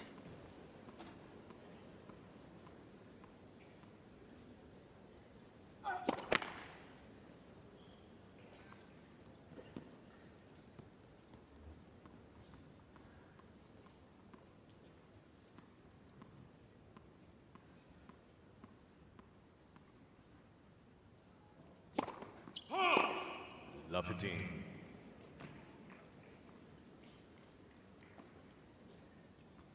See Novak serve quite a few early on in games out to the forehand side of Musetti on the second serve to keep him kind of honest, so they can't necessarily gamble and run around the kicker serve down the juice and get the forehand into play as the return.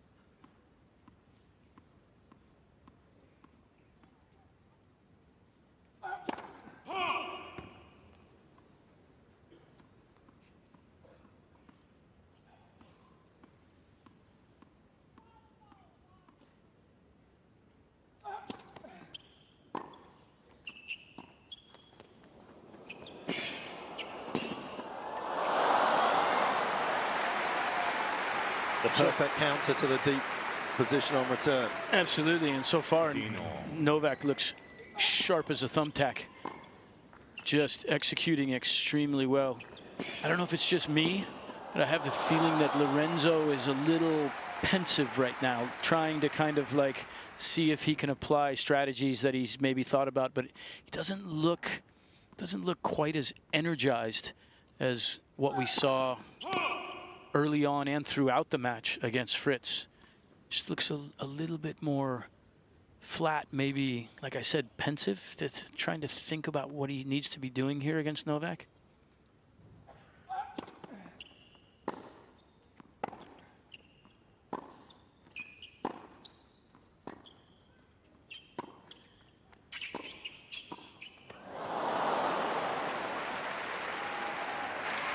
You did right, Brad. He looks to me like and I know he has, but he looks like he hasn't warmed up properly. He looks like he's not quite in top gear. Novak missing a volley that he won't miss too many of. You know, when a boxer comes out the tunnel and they're sweating and they look like they're ready to go, he just looks like he's going to take you another 10 or 15 minutes or so to hit top gear. Just those little extra steps needed. Not quite happening yet. That might be just enough time for Novak to win the first set.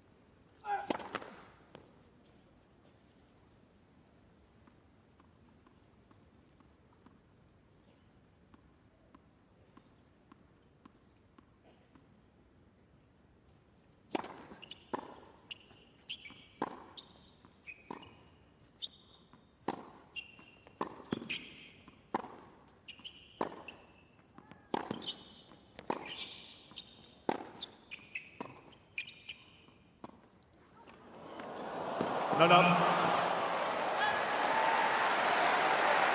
playing into a headwind at the moment. It feels Musetti is really not making any impact from the back of the ground.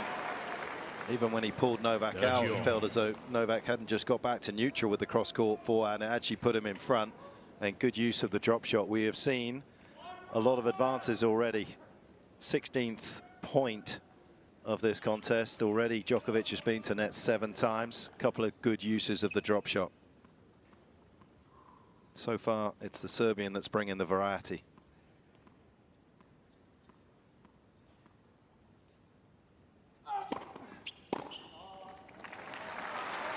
Yeah, I think we saw, for me, the biggest thing that Musetti has to do right now is find some more depth in every shot. He's got to carry the ball through the court. We saw him hit a slice earlier that came up just a little bit short. It stays down, but Novak, no hesitation. He hit a slice approach, came back in on that. He missed the volley, but he was in good position.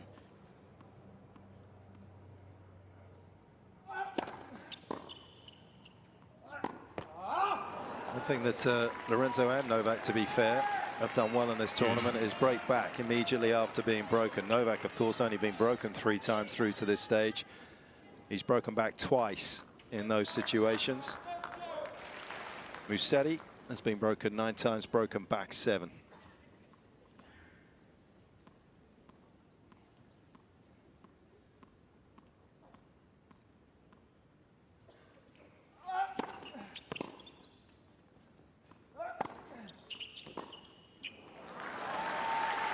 Boris Bosnakovic is back in the front row of Novak's box. He's had a little bit of a flu for a few days. He actually wasn't there in the previous round, in his 3rd round match. So he might have needed those 3 days off as well.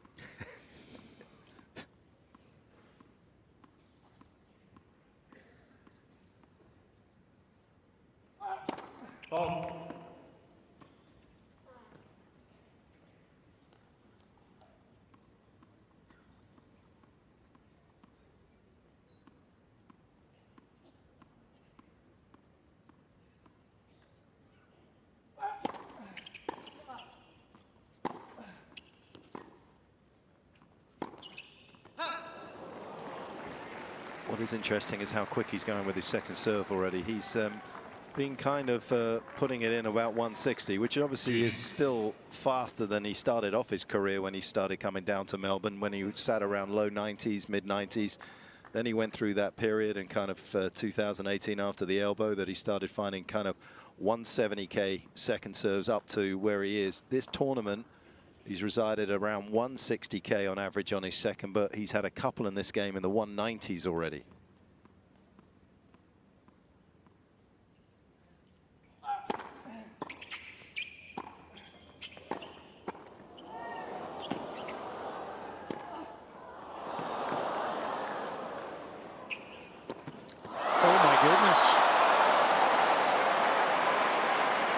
That's why you chase down every ball. Lorenzo just making him hit one more there.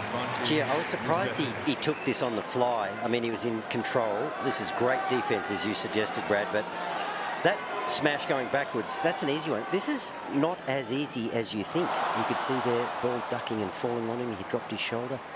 Should have let that bounce. Would have landed well inside the service line. Crazy way to create a break point.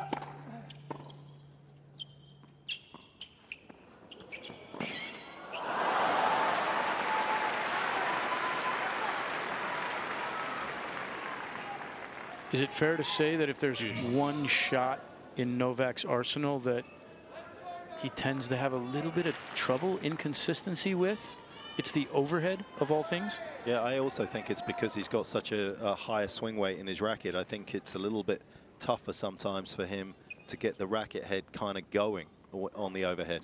It's a little bit easier on the serve because you've got a longer swing down below, but obviously on the smash it's much more abbreviated.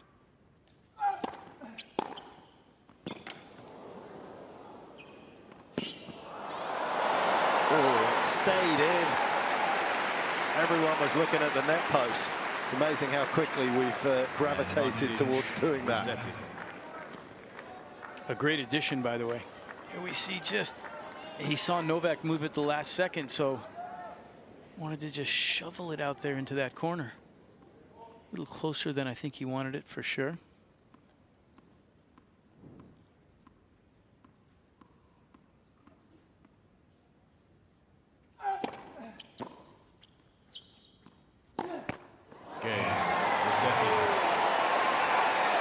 Not often you see Djokovic break himself, but there was an element about that game that Musetti has got that came from the errors of the 10-time champion.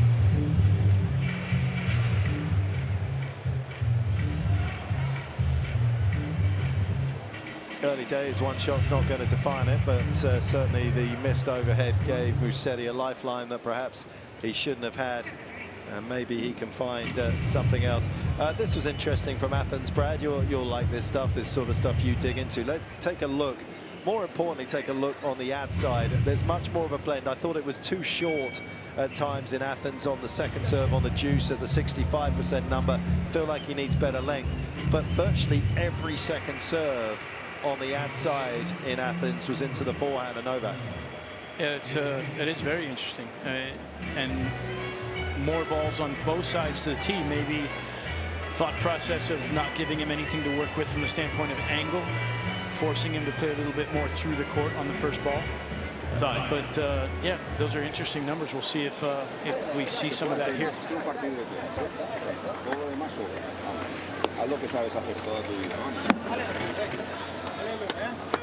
Jose Perlas, who is a world-renowned coach, has come in to help Musetti in December of last year.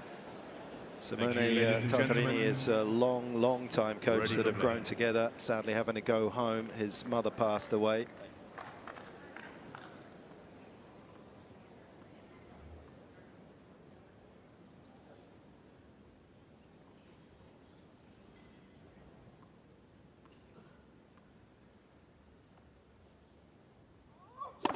Oh.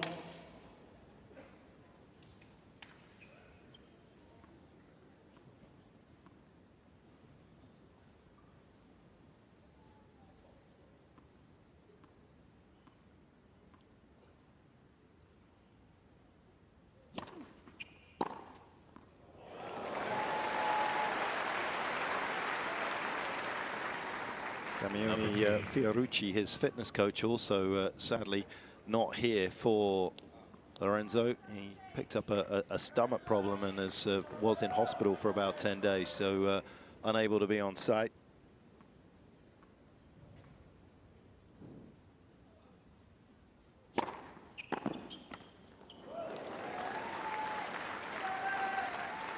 Wally, back to what we were talking about before with Lorenzo looking like he wasn't quite fully there at the start. After that break, he jogged to the chair, got up off the chair and jogged back out to start this service game, looking like much more engaged, much more into the whole process right now.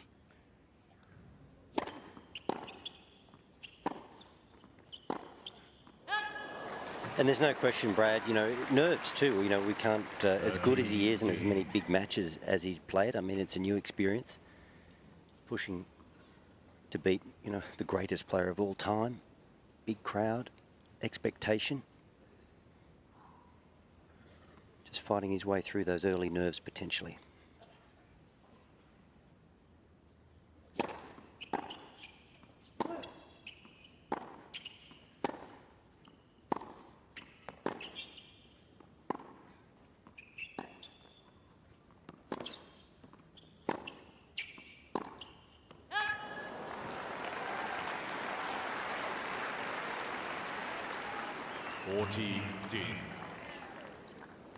Wally, you compared it to a boxing match. I feel like this is a boxing match where you're going to see a lot of jabs thrown from both guys.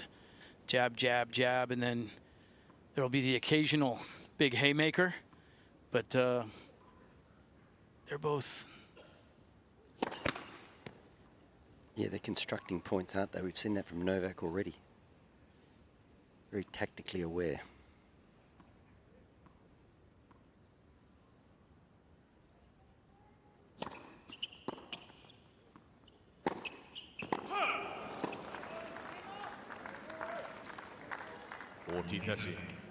Lorenzo got himself got planted just a little early on that ball with his feet and needed to keep his feet moving there just a little bit as that ball was hanging in the air.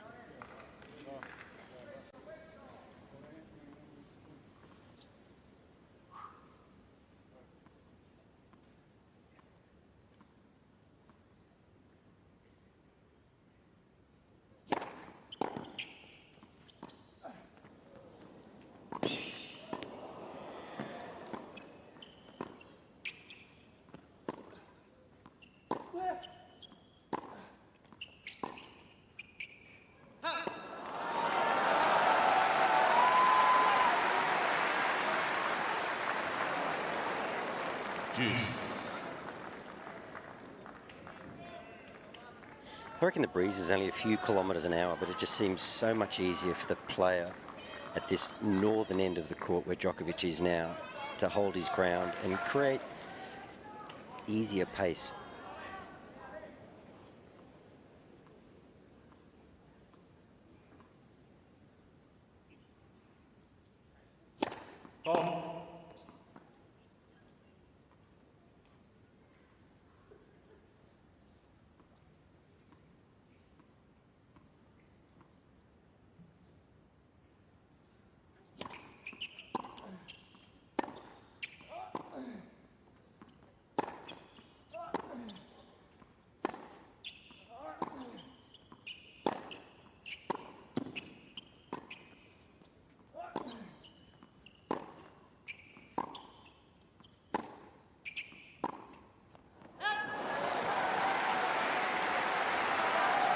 I feel like Musetti's ball speed is picking up just a little bit also. Advantage. Freer with his swings, a little bit more racket head speed. Again, maybe back to just settling into the match a little bit more comfortably.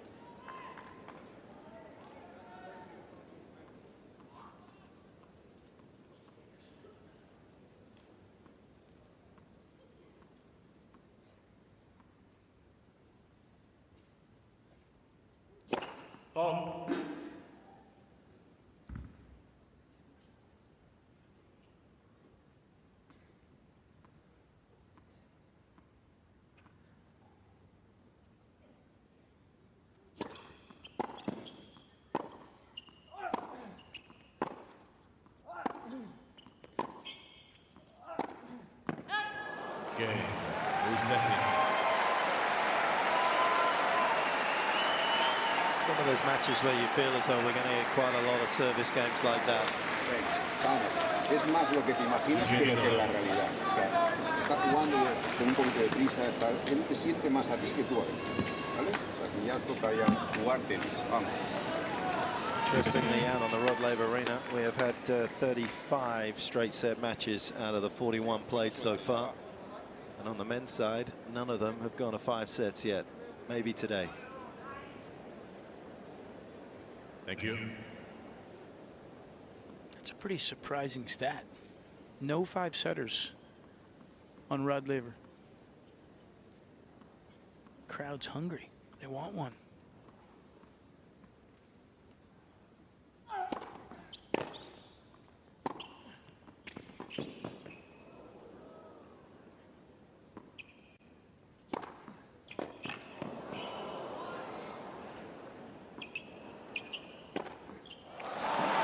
No problem with that overhead. Far harder than the one he missed earlier. Yeah, he bounced both of those. Wally suggesting that he should have, and he probably should have, bounced that shorter one earlier. It wasn't going to push him back, that's for sure.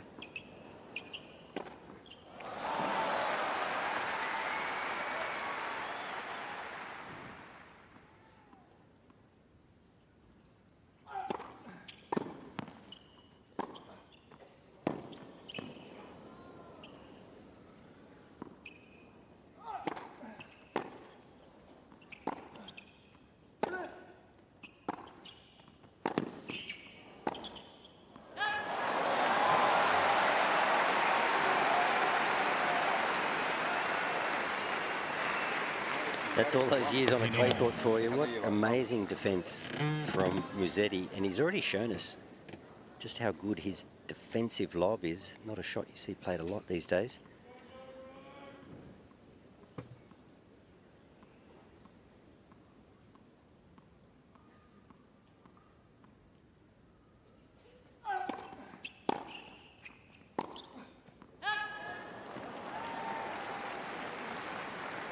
You coached against Jose Perlas?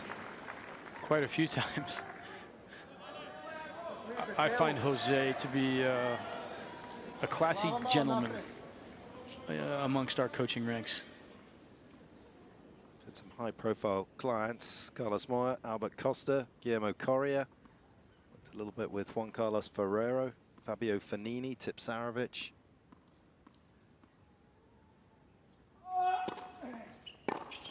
Oh, yeah.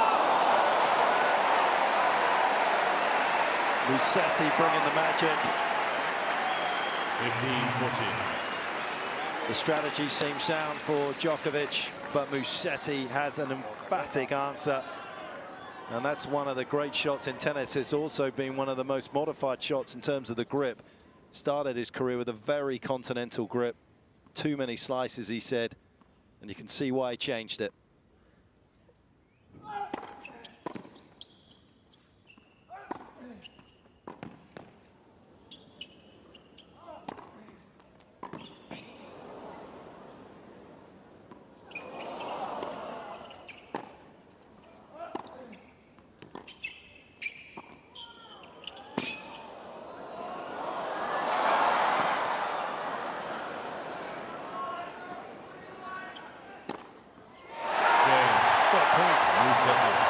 Just come to play, they came to entertain.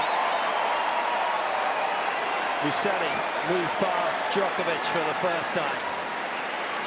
Musetti leads by 3 games to 2.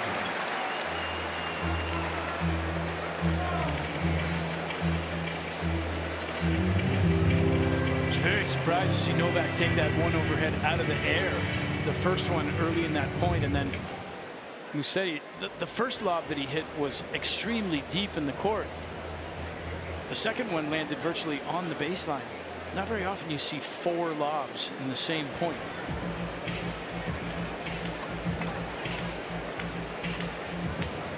I'm hoping that's one of your practice drills with Tommy. I hope that isn't a stone that you haven't, you know, not looked under, Brad. The high defensive lob? 4 times. Yeah. I want to make sure that that's on your drill list the next time you go back to Delray. You know, if you can drop it that close to the baseline consistently, it's not easy for the guy to do a lot with that.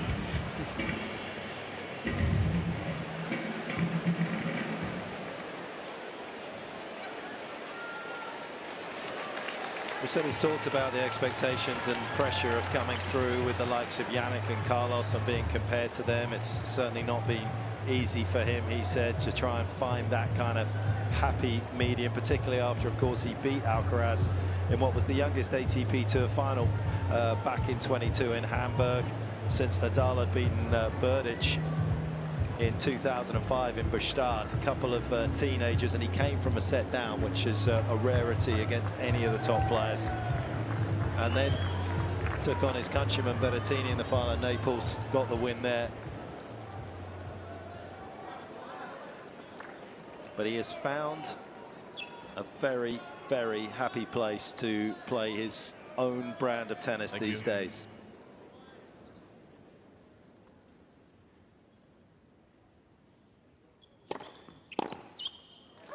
And a court that he was familiar with when he was winning the Australian Open Juniors, but the match against Taylor Fritz was the first time he'd been back out on the Rod Laver Arena since that day. That's a decently long break.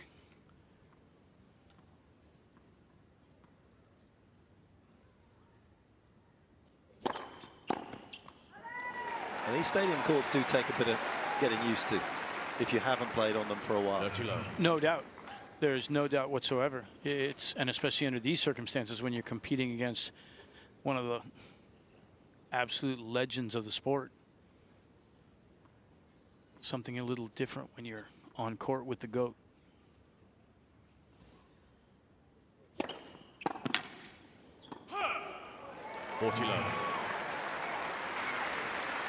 Isn't this a great match for if you're an aspiring junior tennis player? A great match to watch. You know, the willingness of both these players to defend, and then the creativity, the imagination you've got to have, and then the skill set you've got to have. Yes, it's a power game, but if you can defend, you're in good shape.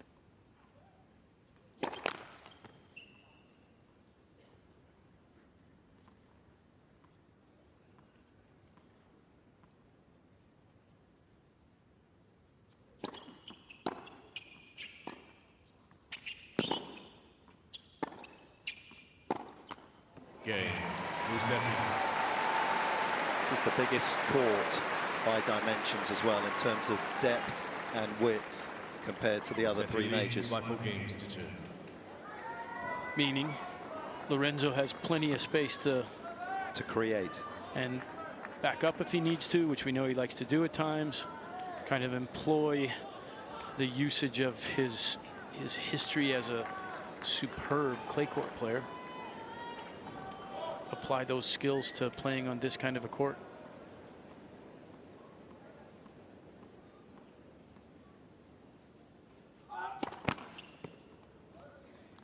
Base.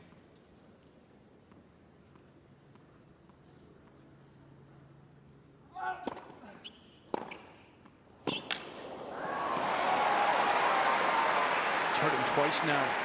Second serves to the forehand. On the deuce side, opening point, Lorenzo taking that return with aggression down the line. No one serves more second serves in men's tennis to the forehand than Novak. Slider to the forehand rather than a kick serve is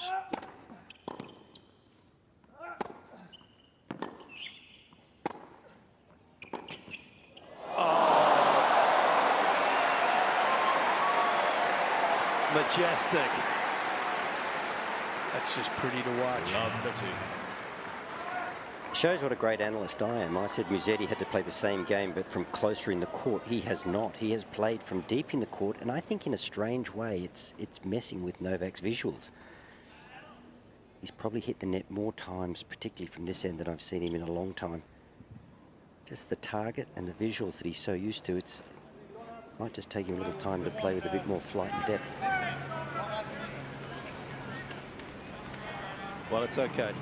Be the first time you've been wrong, but just don't put an invoice in, but please stay.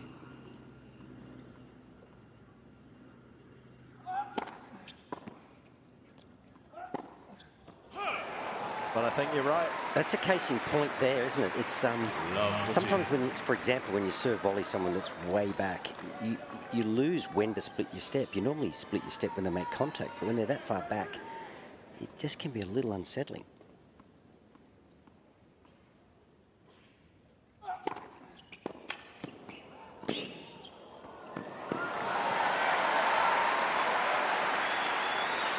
Well done there from Djokovic. Needed that one. 15-14.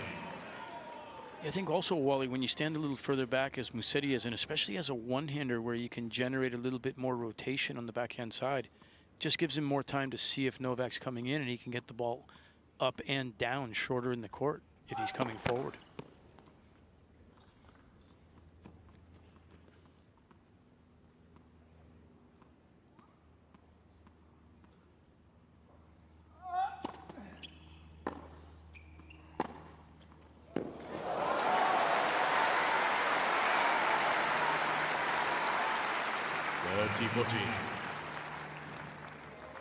But credit to Novak. I mean, if it's the right play, it's the right play. Dropped it short. He saw the opening, not daunted by the fact that he'd missed one previously, backed himself, found his range.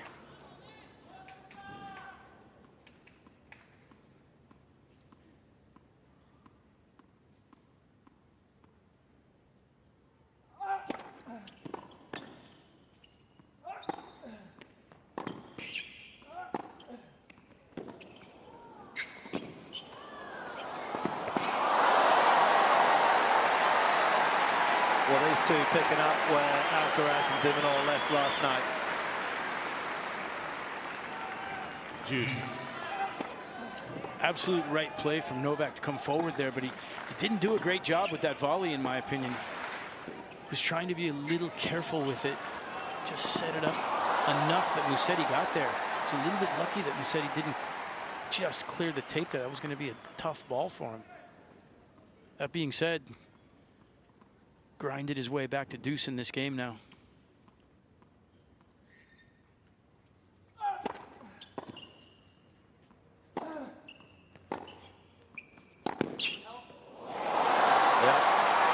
That is special, and that is the danger of opening up the court against great players. Advantage, Djokovic.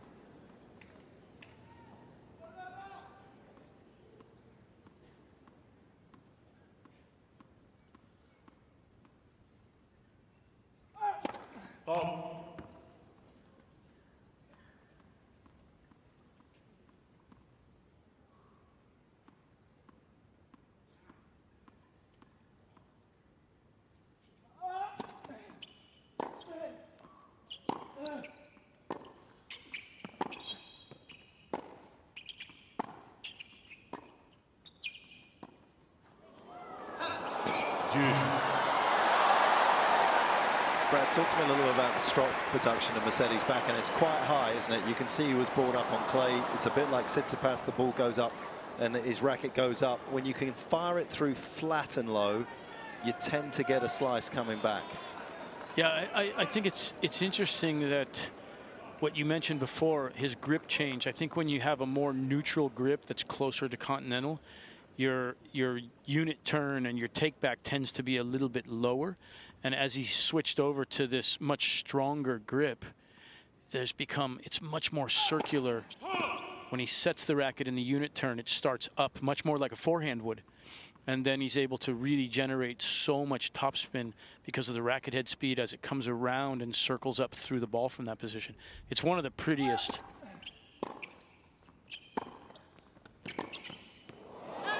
Great play from Novak, again putting pressure. It's one of the prettiest backhands, one-handed backhands that we've seen on tour for, I've only been around for 30 plus years. And I mean, I love the swing. I think it's really aesthetically pleasing to watch Lorenzo produce that swing.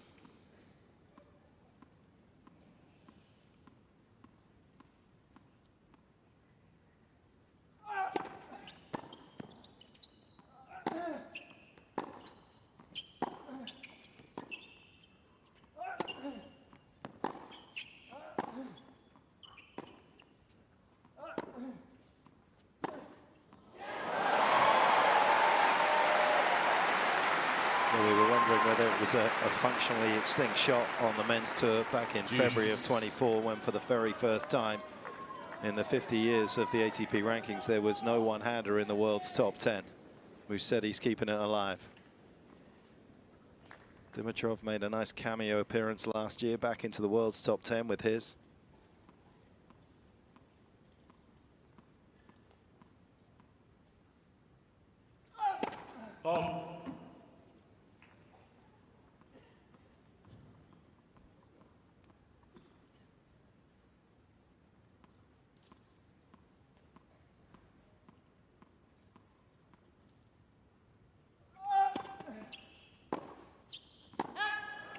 Advantage, Djokovic.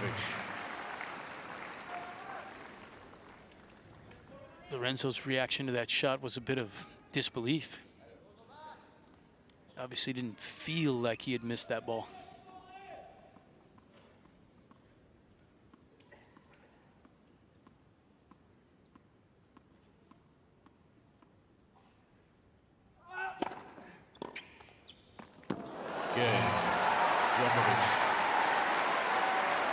Djokovic keeping himself in touch. And we know how dangerous he can be when that is the case. Musetti with the lead for the time being.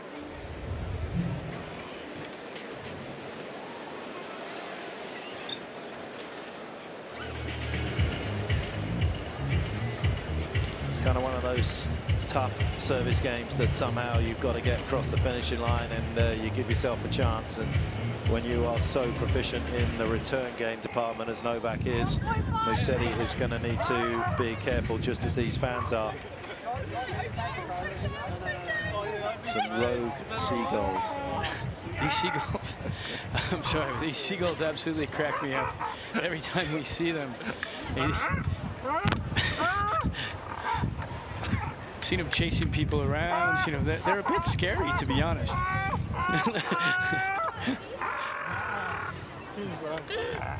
Thanks for that. I think they've created some nightmares for some people. Time.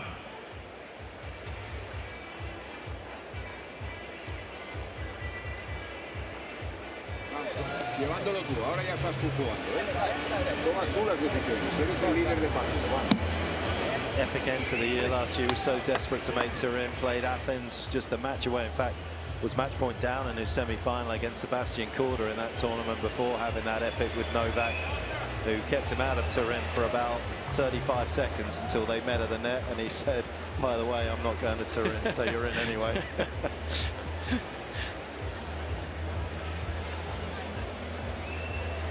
How important was that last game?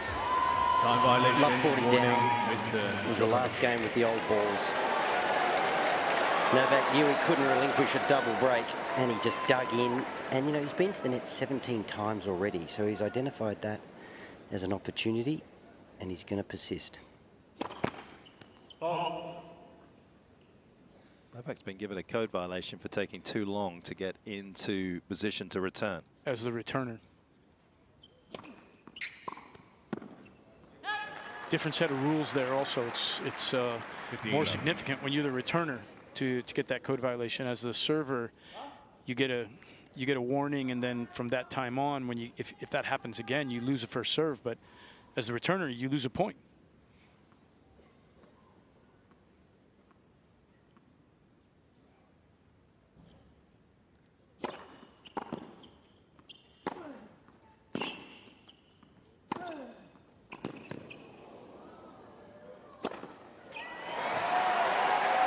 I'm not going to say that he was going to get there, but there were 4 seconds left on the clock when the warning was given.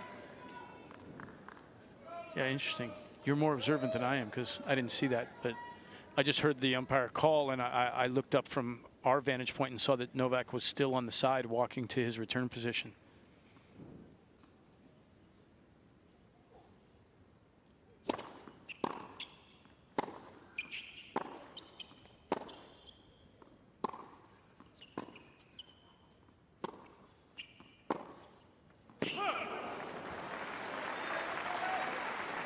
We see Lorenzo there in these 3 points. Backhand there that he stepped up into and took on. A little bit different shape from the ball from Novak, but he He didn't want to give ground on that one. Stood up and took an aggressive swing on that after a couple of points where we saw him doing the same on forehands, taking the ball a little bit earlier, being a little bit more aggressive. I think that's where his variety sometimes in his court position and then how he swings based on where he is in the court position, the shape of the ball that he creates, causes problems for players because there's just so much variety in what he does.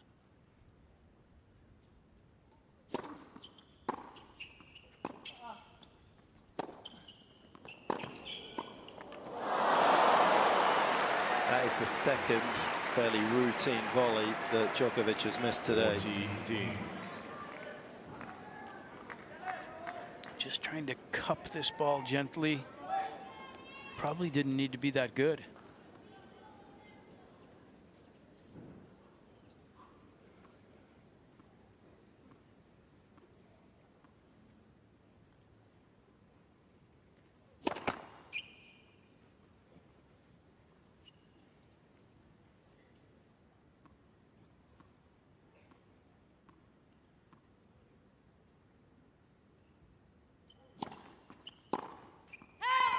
Cain, Musetti.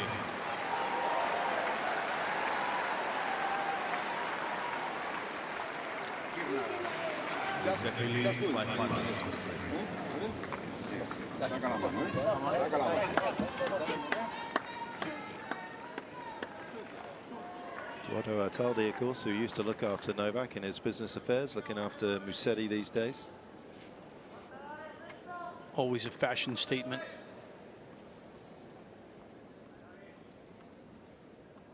We've seen a pretty high number of unforced errors in this first set from Novak. He's at 18 unforced errors for this set. Not a number that you would associate with him normally. No, but I think it speaks to the fact that he's just taking on a player that's in a very defensive position. He sort of pulled trigger from the back of the court. He's come to the net 17 times already. So he's certainly being the aggressor.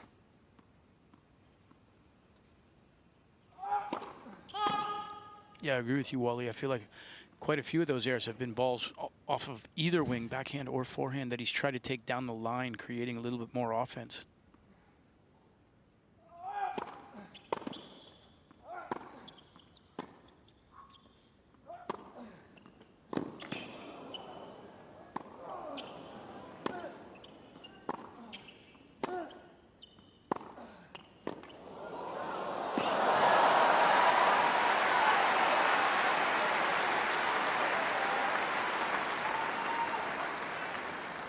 Dirty love.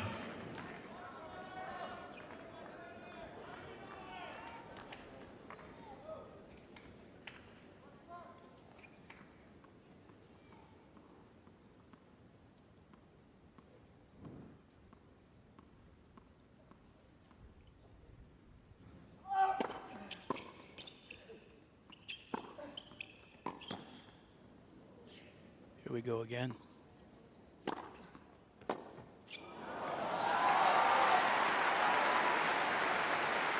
That smash is not an easy shot, and that's what you're going to do. You're going to cut around the side of it and hit it to the forehand 9 times out of 10. But I think even harder than the smash is the defensive lob to get just right. And he does it time and time again, Musetti. Yeah, he's had that really measured so far, landing it within a meter or so of the baseline very consistently.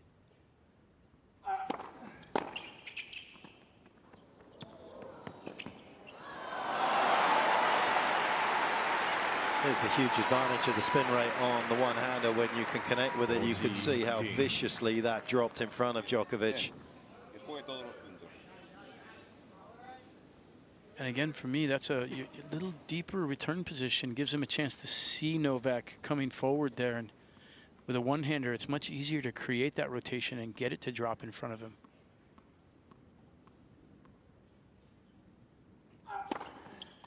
Cain, Djokovic.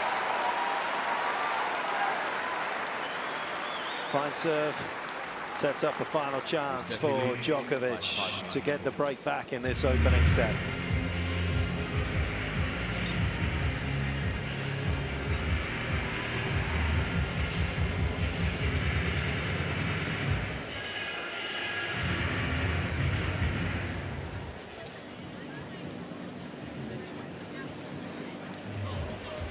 couldn't give me heads up? Before the warning, you couldn't give me heads up? And, but for me, no, right? So what changed this time? I was looking for my cap, I was changing. You could have given me a heads up as a gentleman and somebody that has been in sport for a couple of decades. Beginning of mid first set, first time I go over, you give me warning. You think that's fair? I'm not saying it's against the rules because I went over, but you could have given me a heads up, right? You could have given me a heads up. You could have told me, hey Novak, hurry up, right? Done. Djokovic just letting James Gilfillan know that he was pretty unhappy about the warning that he received prior to the last Musetti service game. Felt as though he should have been given a little soft warning. He was searching around in his bag for the cap that he has now put on his head. And he didn't know where it was. It was brand new because he's just had to rip the tag out of it. Thank you.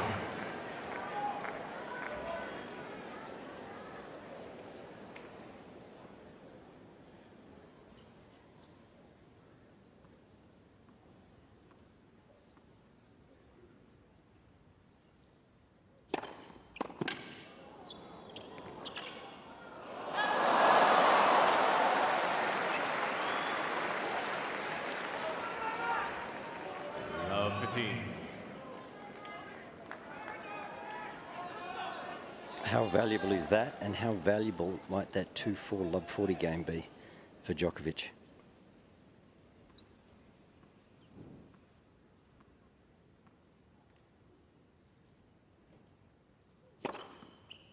all.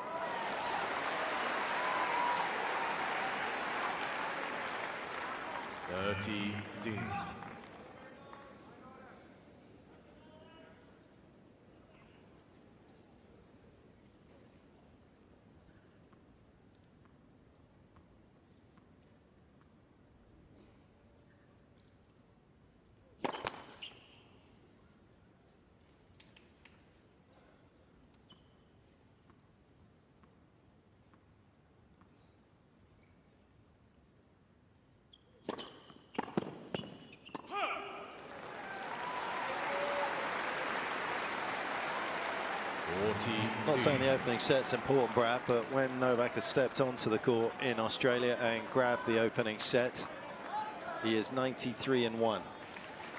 It's a decent record. Who was the one? The one and only, Stan. There you go.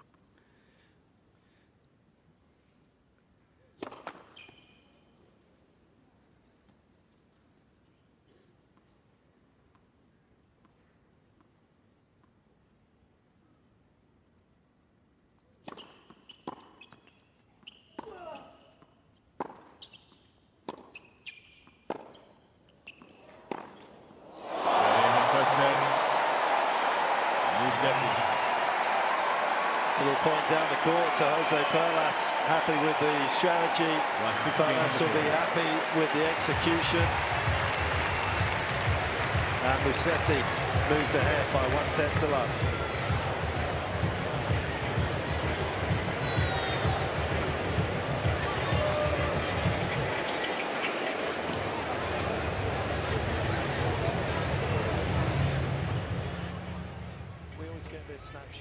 A beautiful set one of tennis from Musetti. And also, of course, Djokovic here too, just very disciplined. And it is amazing to see Musetti come out of the gates flying. It would have been easy to just sit here and on paper really favor Djokovic. But Musetti proving he has what it takes here. Just only 8 unforced errors compared to Djokovic's 18. 15. That's obviously such a massive difference between the two of them. Everything else feels like it's really kind of working for both of them, but Musetti just getting it over the line a little bit more for himself. And so he takes set number 1, 6-4. Novak Djokovic, no doubt, ready to reset and look towards what he can bring in a set number 2. In the game of Djokovic than what we're used to seeing. And I think that, as Wally said, he was trying to create a little more offense, trying to be the dictator, trying to control what was going on. And in doing so, he made a few more errors than what we would normally expect from him.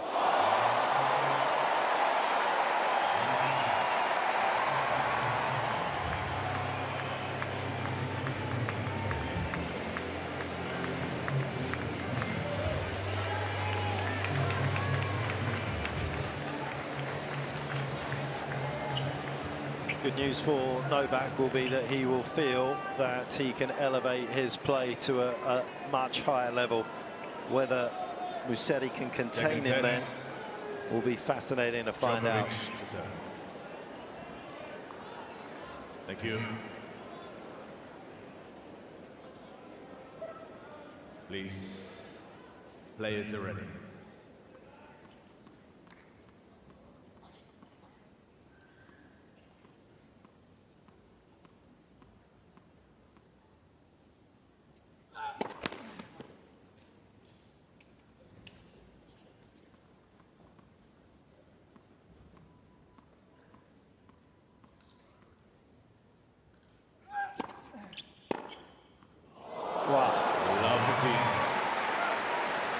Just in case you thought the one in the opening set was a little fortuitous, he's done another one for good measure. Yeah, but I'm also going to say that they've done their homework. I think they've looked at the stats. They've seen how often he serves to the forehand. That's the third one we've seen where he's been out behind a second serve and hurt it down the line.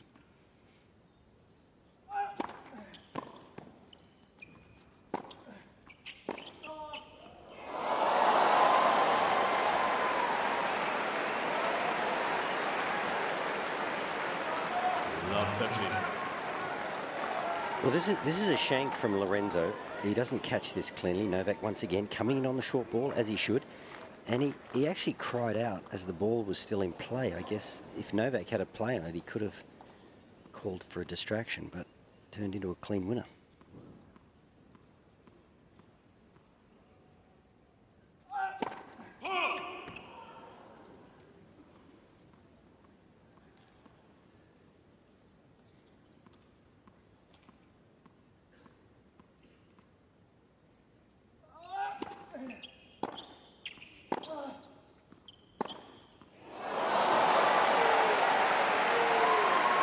It was interesting that maybe he has really worked hard on that forehand return in Athens. When Novak served out wide on the deuce side, he won just 50% of the points, Musetti.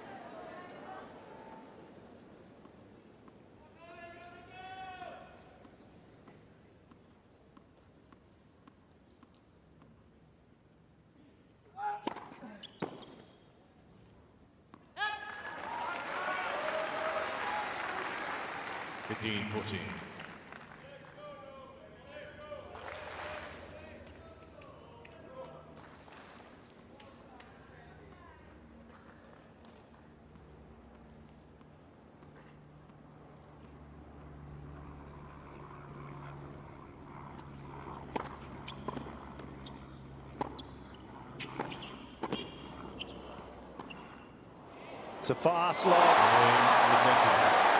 a fast start for Musetti.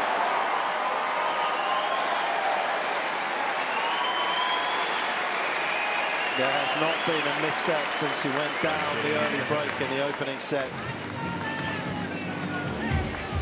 Yeah, Novak looked like he had the answers early on, countering pretty much everything Musetti was doing in that first return game. I mean, he's got to come in there, right? He has to come in. He's on the service line. He can't retreat. He plays that volley an inch from the baseline, and he doesn't get another hit. It's too good, Musetti. Yeah, the one thing about the volley there, for me, well, great depth on that ball, but not a lot of penetration. The ball was sitting. Yeah, Novak presents a fairly square racket face on both the forehand and the backhand. I mean, he sticks it pretty flat. As you say, didn't quite get the bite off the court that maybe a volley hit with more bevel or more slice might have, but I mean, the depth was immaculate.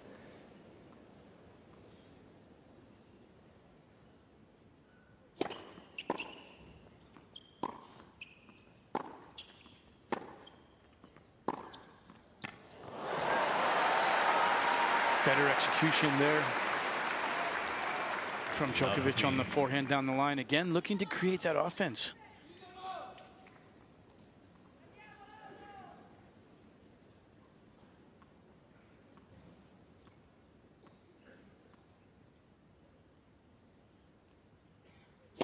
Oh.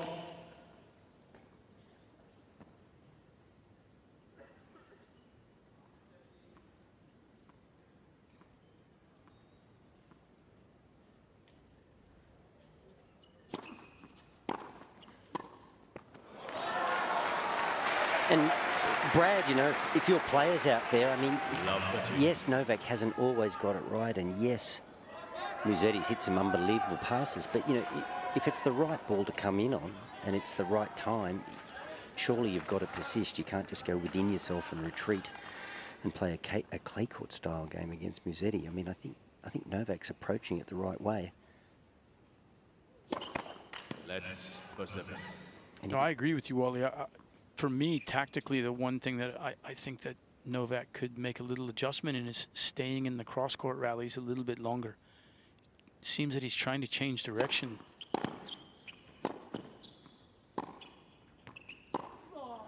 Well, there was a little bit more patience there, wasn't it? That forehand, he did change direction, but he flipped it up high to the single-hander. So this is a good response.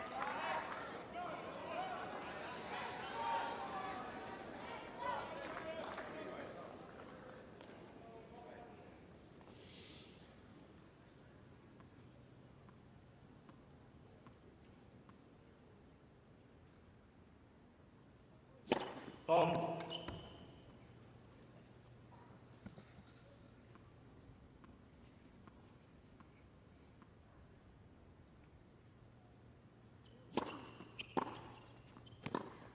We got a little turnaround from the first set. Novak with the early break in the first. Musetti broke right back, and now we've got exactly the opposite.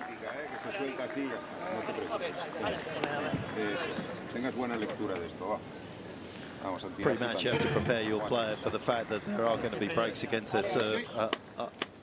Going to come at opportune times and inopportune times.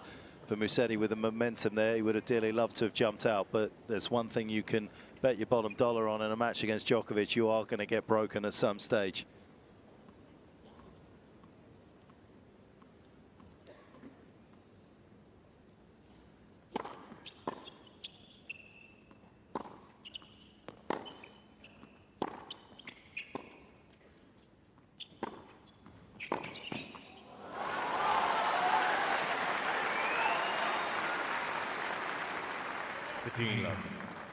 We see again there in that point, back to what I was saying before, whether I'm right or wrong, but he played one ball cross and changed direction.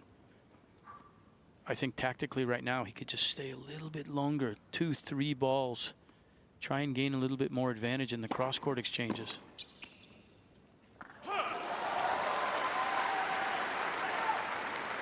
See, with the great players, there just seems to be like a difference about them. There's like a calmness or an energy difference, and it kind of just radiates out. There's a calmness about Novak.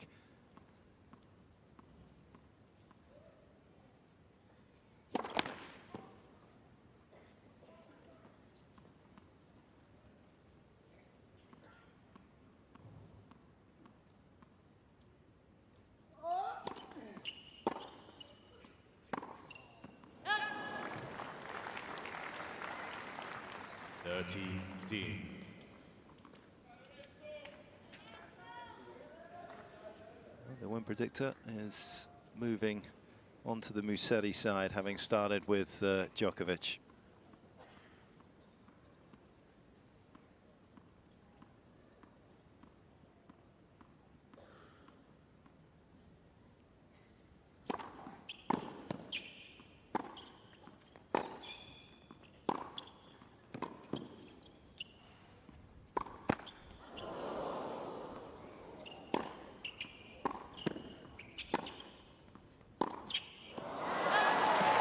is a perfect example for me.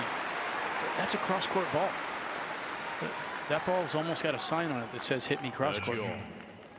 And he chose to go down the line from there. He's not in a great position. He's a little bit outside the singles sideline there. The ball is up, going away from him. That's just a tough ball to try and take down the line, but he seems to be very committed to that play.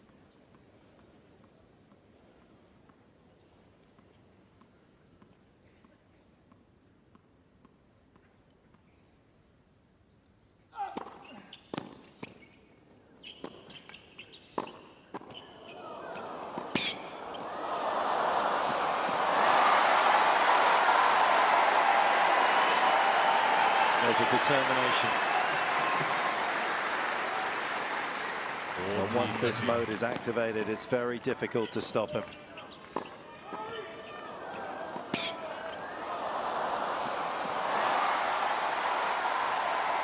Some quality shot making from both guys from all parts of the court.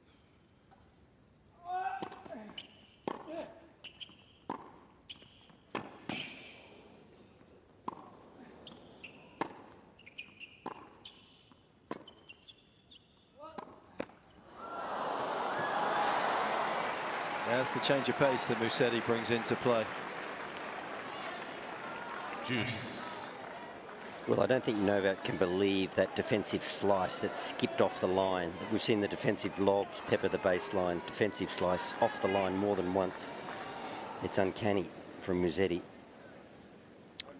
Defense. Dot, dot, dot.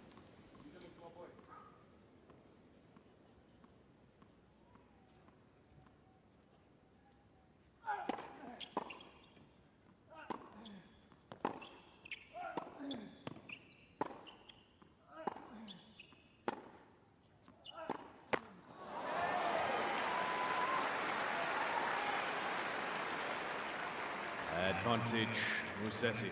Just to underline what Brad's been saying about should be taking it cross court, there's about a 5 to 10% sort of shift between the forehand and backhand compared to what he's come in doing going cross court. He was over 50% for his backhand, but there has to be a logic to it. He's not doing it because he's just feeling it. No, it's got to be tactical. It's got to be something that they discussed prior to the match that they felt was going to expose things from Musetti, but it's not very common. I mean, we all know in tennis, you know, the most common thing is to play cross court. I mean, that's longer part of the court, shorter part of the net.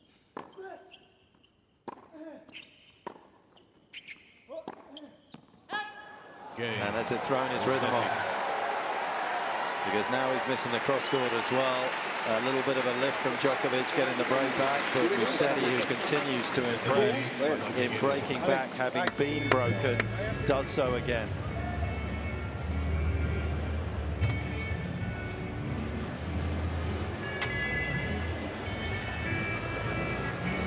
Interesting from Musetti as well. We see he breaks serve there off this missed cross-court forehand, and he went to the towel.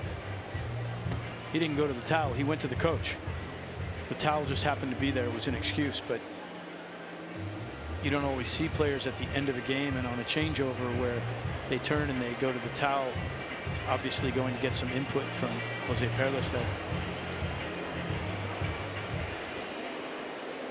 Got a good connection already. Can't be easy. Grew up with Simone Tartarini, his local club. He said he wasn't really a coach, more of a teacher. They've kind of grown together as a partnership, one of the long-term partnerships out on the tour. But Perlas doing a nice job so far.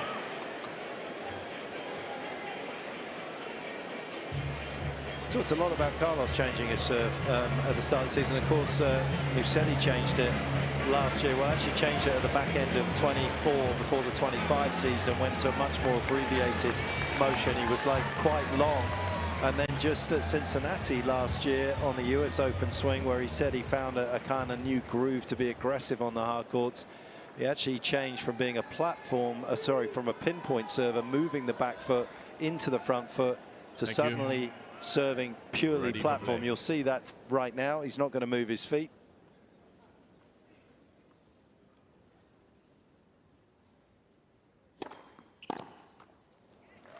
quite a big shift that as well when you've been a pinpoint server to do it kind of mid-tournament, that you suddenly go to a platform serve. He felt as though his toss was getting far too far in front of him, and all the movement with the feet coming up was forcing the ball a little too far into the court. 30 love. Seems pretty functional on that one. Yeah, it's interesting that, you know, the discussion, you can always have a discussion of platform versus pinpoint. There's some pros and cons to each, but one of the big pros that we see right here for Musetti is the fact that it does create a quietness in what you're doing as you start the motion. Obviously less movement in general. We saw Sinner do exactly the opposite. And he did it just prior to Wimbledon 2 years ago, and with great success going to the pinpoint.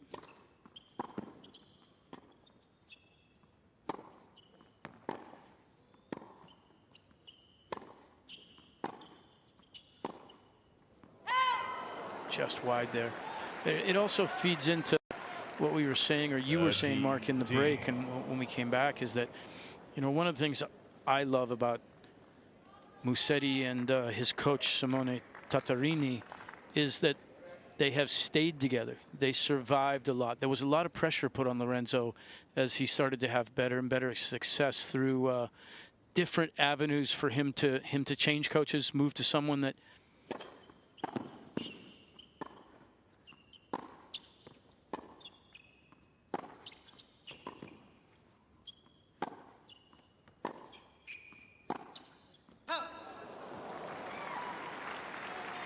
still just trying to create a lot of offense, but the pressure came for him to move to someone that had quote unquote more experience on tour, that had been on tour more, but they stuck it out. They stuck it out together, and I think if you look at Musetti's game, I think he's improved in virtually every area of his game in the last 5 years or so.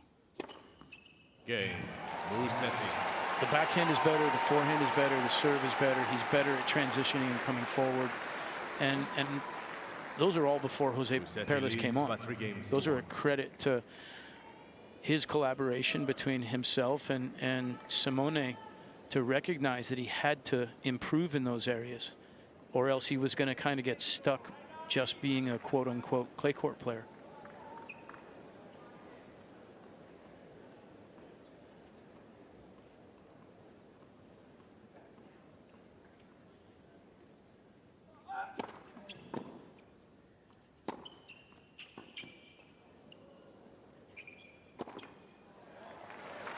Tennis coaching partnership's a bit like a marriage at times, isn't it? You want to find somebody that's going to love you at your worst. I love that. That's a great way to put it, Petch. Never thought of that. I'll have to ask Tommy if he feels that way.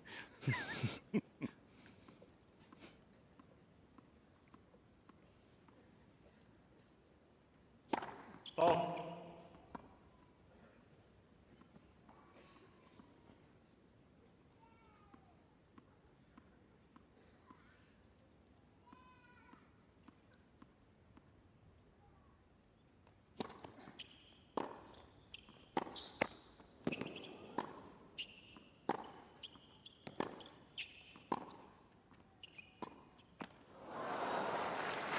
Guys, just my 2 cents on the platform serve. I mean, I really like it. If someone said to you, you're at one end of Rod Laver Arena, you've got to throw a ball to the other end of Rod Laver Arena, at no point would you bring your back leg up to your front leg.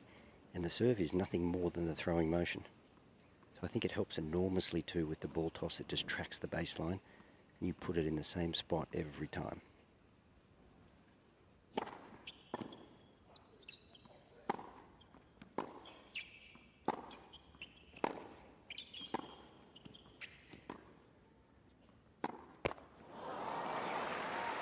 Musetti right now just tracking everything down. 30. Is just the spin rate on the forehand and obviously the spin rate on the backhand combined with the sort of Nerf ball slice, is that just taking Novak out of his rhythm? Well, I think it's also it's forcing Novak to generate all the time. He plays a lot of these other guys. He's got power coming at him, and he's able to play more as a counterpuncher.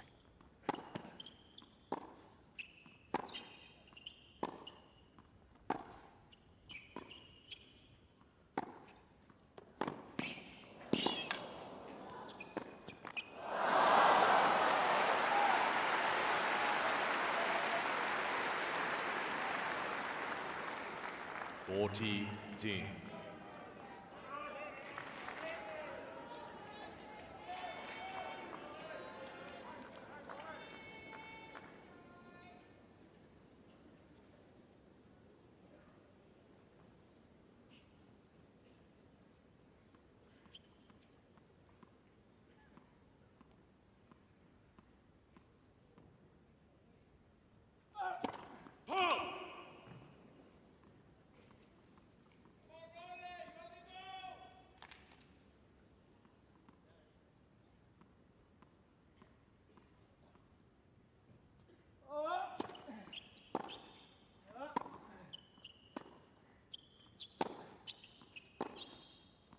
Oh yeah, that's just not an easy shot to pull off. And one of the reasons why Novak is 29-2 against one-handed backhand since Rome of 2021. Doesn't often lose to somebody with a one-hander. Musetti at Monte Carlo on the clay, and Banja Luka against Lajovic in the quarterfinals in 23, but he hasn't lost to one since then.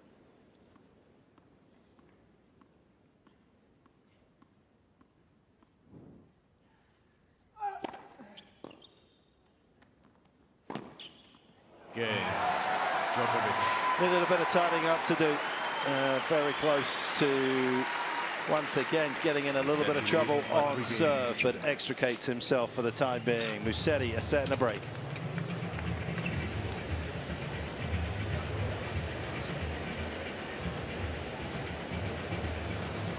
Okay, we were having a little chat about the platform stance and throwing a tennis ball. Brad's got a different opinion here. Well, listen in. Yeah, you know, I'm not. It's not necessarily a different opinion. Yep. I don't have. I feel like I'm right in the middle. Okay. I'm pro platform. I'm pro pinpoint. And to me, Wally, what you said, there's the difference there is that we're not throwing a ball on a line, a linear direction. We're throwing a ball, if we're throwing a ball, or the racket, we're throwing it towards the roof. We're throwing it at about a 48 to 60 degree angle up. And so if you pinpoint from that position, it's not really going to hurt you very much when you're driving straight up to throw that ball up into the air.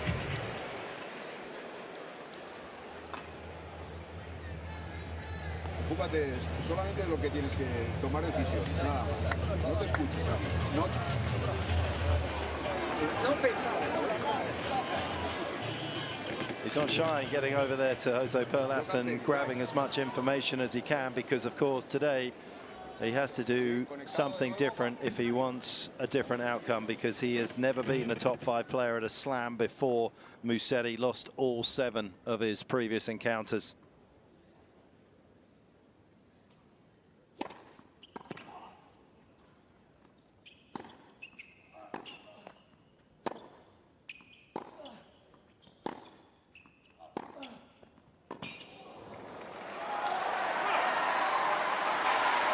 A little bit more tolerance there, Brad, to go cross court. Just one more ball. Yeah, he went twice there. Had a better visual eventually when he went line. I think sometimes too, you've just got to create a bit of space to give you that sanctuary that you've got room to go there. Yeah, he definitely opened the court a little bit more on those cross court balls. Yeah. But I think that point also highlights what it is that he's looking to do. We get an idea of what it is that he's trying to do when he's playing down the line more. He's definitely playing down the line more.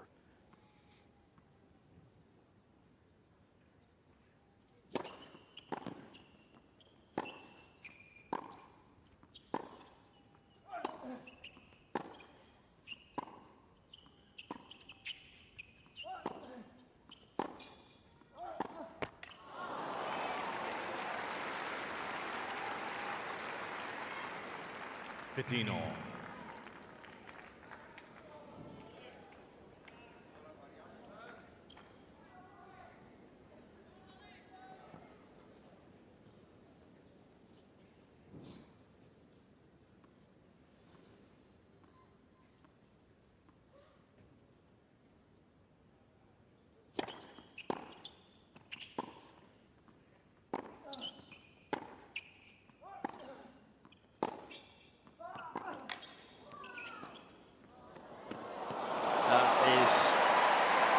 Italian craftsmanship of the highest order. I don't mean to keep beating on this, but the very first backhand that Novak had in that point, again, for me, is absolutely a cross-court ball. He has not opened the court in any way, shape, or form there, and Musetti is just settled right in the middle of the court. He takes a backhand down the line, not even really down the line, and Musetti hurts him on the next ball.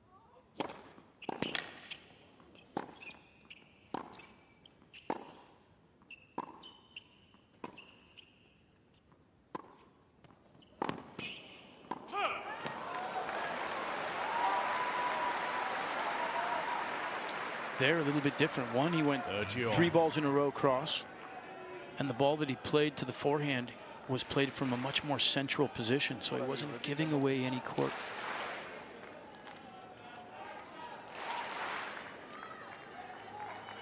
Ready for play. Thank you.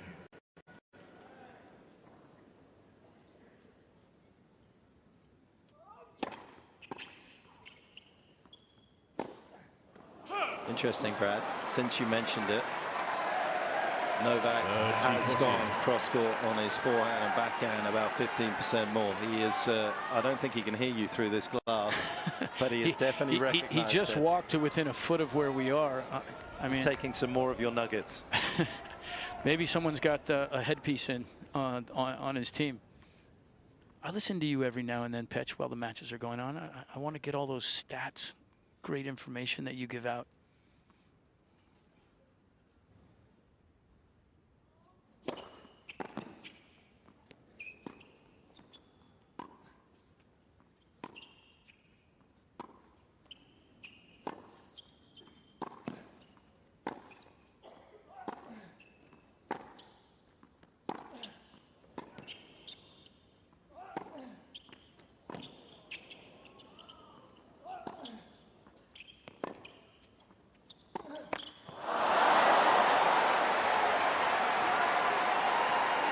I feel like I've seen the movie so many times when he plays a rally like that, and I know what the outcome's going to be, that I'm completely shocked when it isn't. It's a French film version. Sad ending. So once again, you know, Novak's got that little breeze at his back, and that ball just didn't come on. Didn't come on. He missed a forehand similar just previously in this game. Ball just holding up ever so slightly.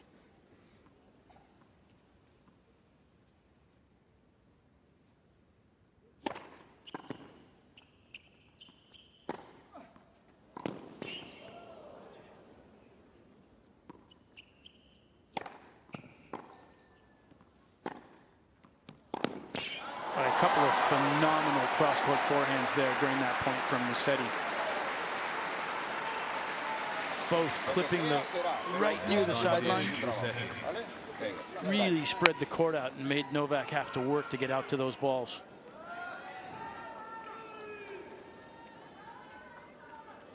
There we see it. It's amazing. Falling back a little bit.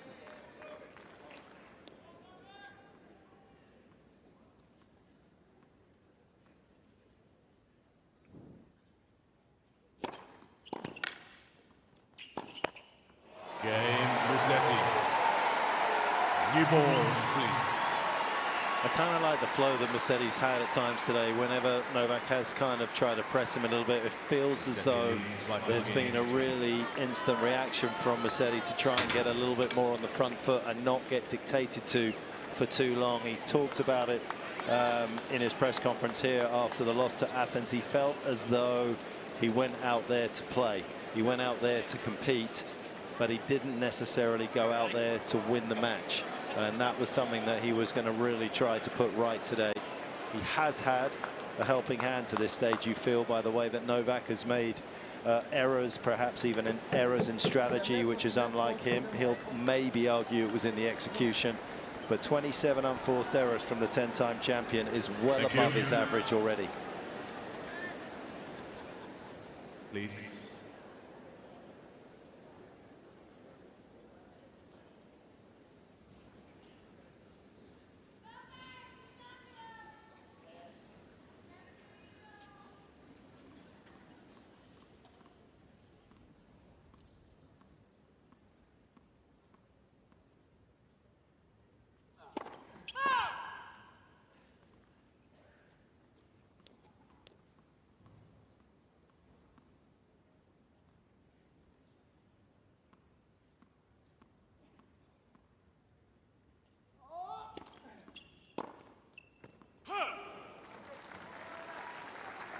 15 love.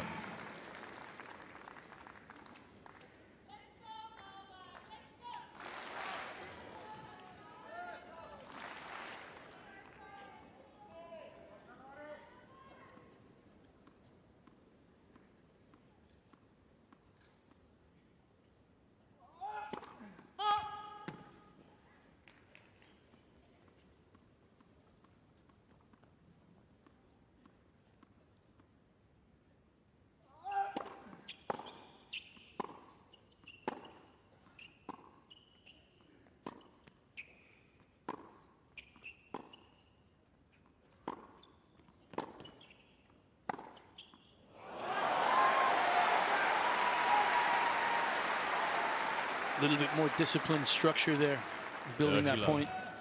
Feel like he's being a little bit more patient. Si te repite, intenta. Por eso, que si te repite, tira ya. We learned something else about Lorenzo Musetti today, Petch. He speaks Spanish. Jose is coaching in Spanish. He's not speaking Italian. Let's for service.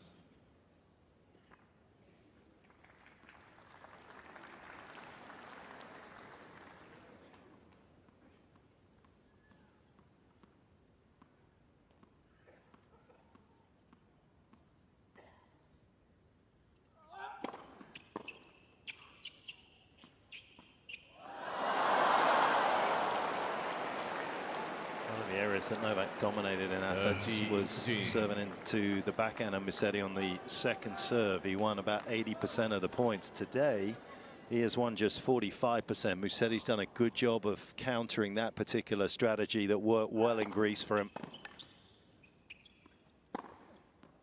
Well, the winner's coming cross court will help him, no question. 40-G.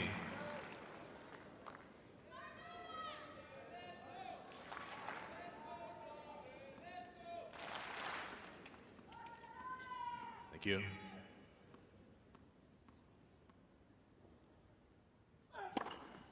Cain, Djokovic.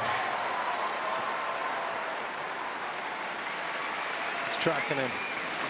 Musetti again. Musetti leads. Straight to the towel. Get a little info.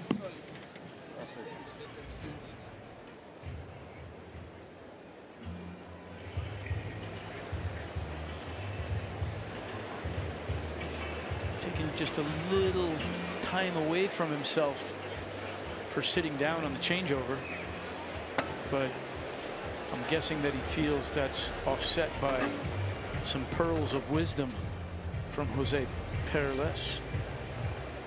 It's a beautiful watch right there, Petch. Is it? It is. It's a beautiful watch. Lorenzo recently signed a deal with the same company that Tommy is with. Jess Pegula, Emma Navarro, kind of a boutique brand Swiss watch called De Bethune. His is really, it's a special one. What time you got, Petch? Time.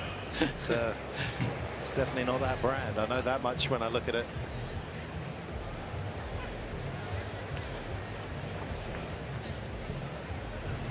Yeah, I wonder whether that was anything to do with his choice of coaches, the fact that he decided to go with Perlas. He is actually very strong, as we know, in English because he does a lot of post-match interviews and those, but he has conducted quite a few in fluent Spanish in the past, and obviously the conversations, as Brad has said, have been in that particular language, but the language of winning is the one that he is producing the best of so far today.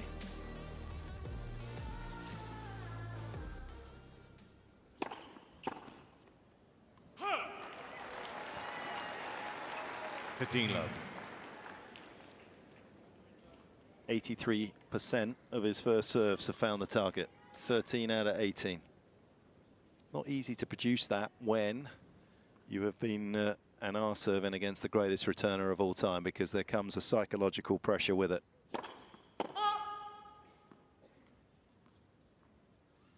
Having said that, when he has missed his first serve in this set, he has not won a point.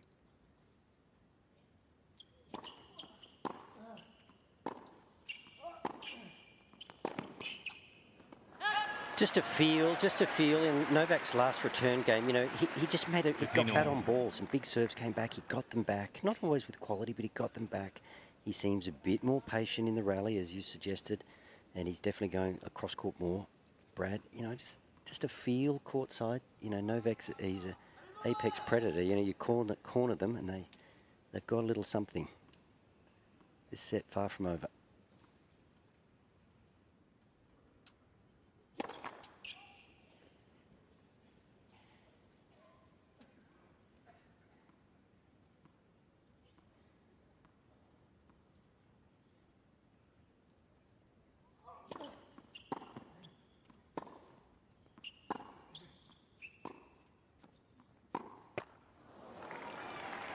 He won't be happy with that.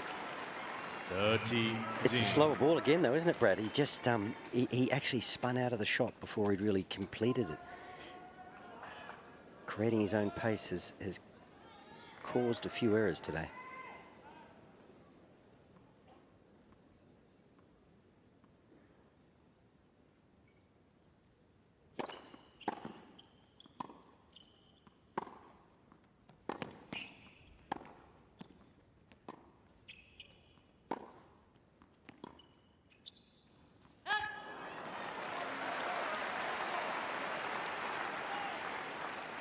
That point right there for me, just much more tactically simple from Novak. Despite the fact that he missed the backhand on the previous point on the slice, that point it just looks comfortable. Doesn't look like he's pressing. Earlier on, it just felt like he was pressing with all the balls down the line. Let's first service. Big point right here.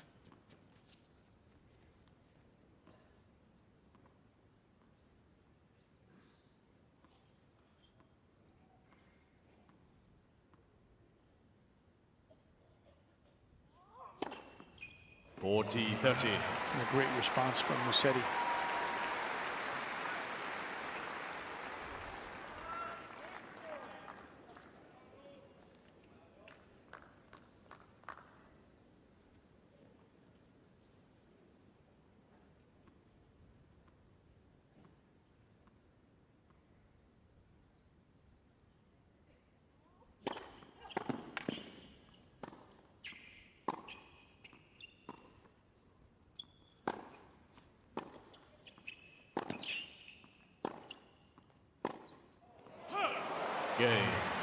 Well, it really feels as though Novak doesn't want to grind at the back of the court. Even the one where he ran out round it and hit the forehand inside in just didn't feel like the right play. I mean, Musetti had good court position. Unless he completely overcompensated into the backhand side, he was always going to be able to get that ball, which meant Novak was going to have to run onto his forehand again. Yeah, it's kind of funny because I feel like he came out tactically kind of countering what we talked about Musetti needed to do, was extend the points, make it into more of a grind, try and make it physical. And it looks like Novak had made a decision that he was going to try and shorten the points and not let Musetti do that. But the execution just hasn't been there. And in the end, if he's not able to hold and get a break, he's going to make it way more of a grind for himself by being down 2-0. The same play we've seen before. Musetti sitting on that. Love 15. First point, deuce side, second serve to the forehand. Musetti clean return up the line. Not often you don't see Novak go and chase that. Yeah, that was a that ball was pretty central on the ad side of the court. That wasn't close to the sideline.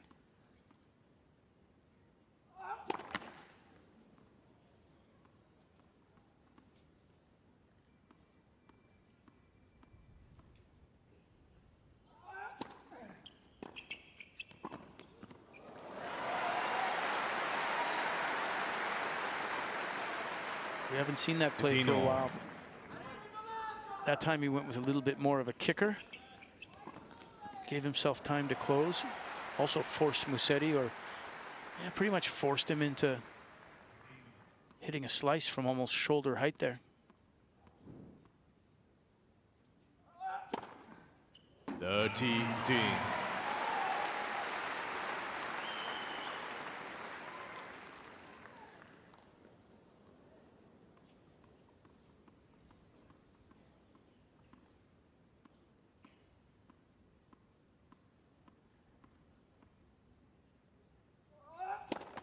Let's for service.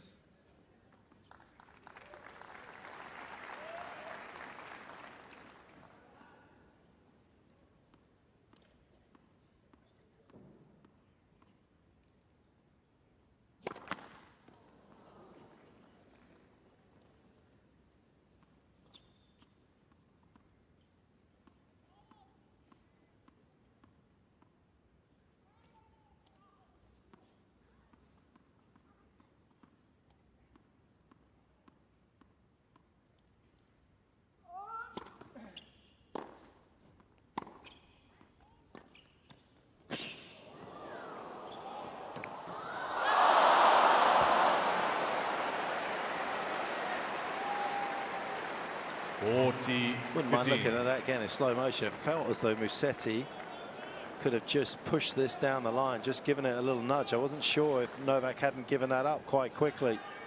Yeah. Thank you. He went early. And Lorenzo had all day on that ball. He got to that ball at waist height. Oh, you touched it? I touched. Okay. Oh, wow. Wow.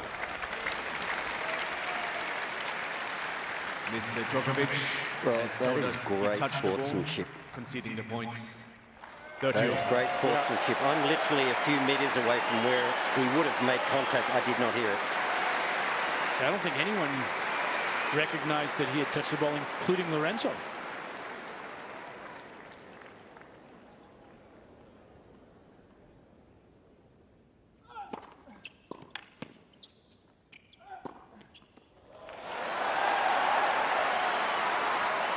Not that he necessarily needed to, but that'll definitely endear you to the crowd. 40-30.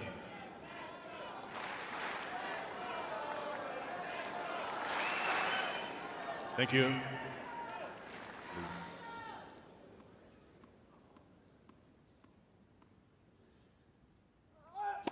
Oh.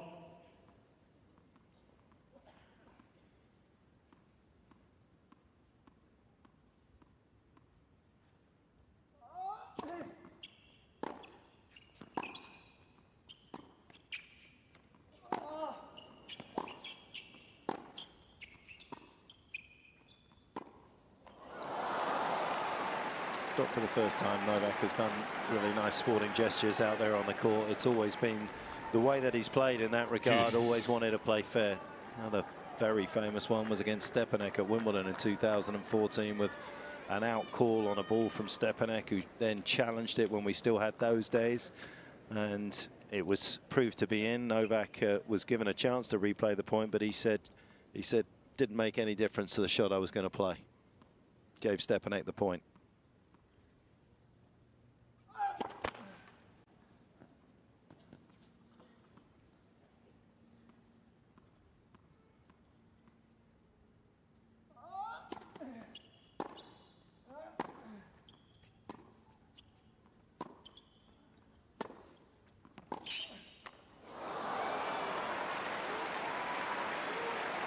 Started out serving big second serves. He's clearly felt as though there's no future in that, Djokovic. That one down at 144. Musetti's countered the backhand so effectively here in Melbourne compared to Athens. And Djokovic with a whole lot of problems at the moment. Set point, Musetti.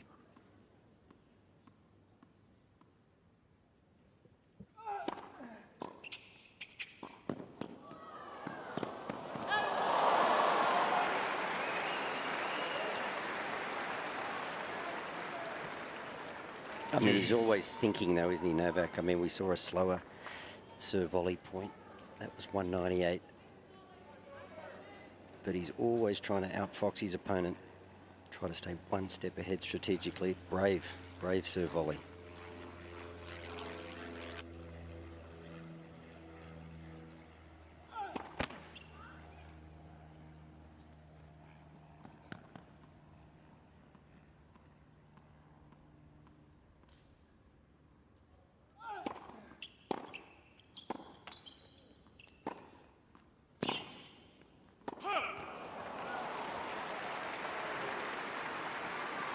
Same thing from a full stretch position there. Novak's one of the guys still around. That ball I expect from Jannik to that same location hit Mach 10. But from Novak, I expect that from that open stance sliding to be a lot of left hand and pull that ball cross court deep.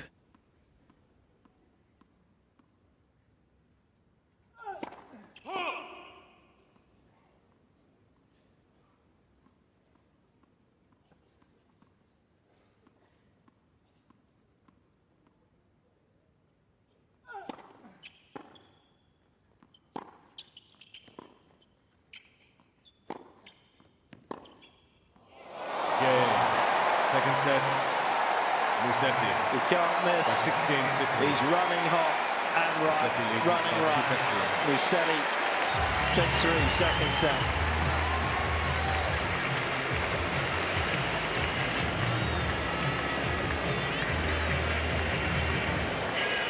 Well, Musetti right now 2 sets to love, taking the lead. The first one 6-4. The second set a little bit cleaner, 6-3. We talked about what were going to be some of his keys to being able to win not only sets but potentially this match as it is looking right now was all around trying to get those medium to long rallies, and that's where the big point differential is between these two right now. Everything else feels very close when we look at how they're winning points in that early with the serves, with the returns, and how quick they are. And you can see it reflected in the numbers pretty much all the way through there as well. Again, the second set, Musetti just having slightly less unforced errors. So definitely not the Novak Djokovic a lot of people would have built up over the last few days with the Australian Open, but he still has another set, another potential for a comeback into this as set number 3 is soon to begin.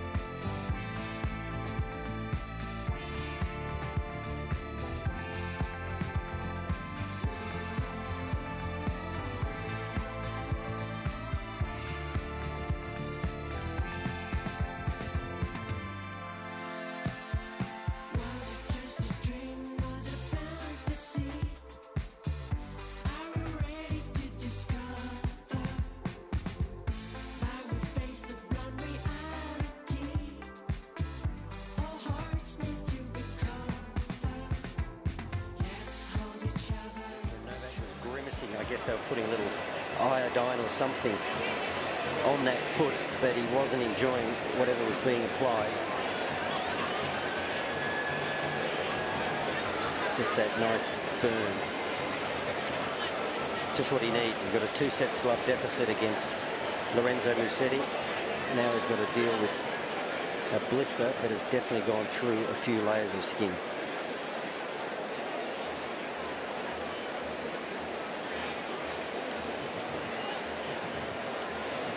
And even that will obviously help the blister, the padding and the taping, but then it feels quite clunky in the shoe. It's not ideal.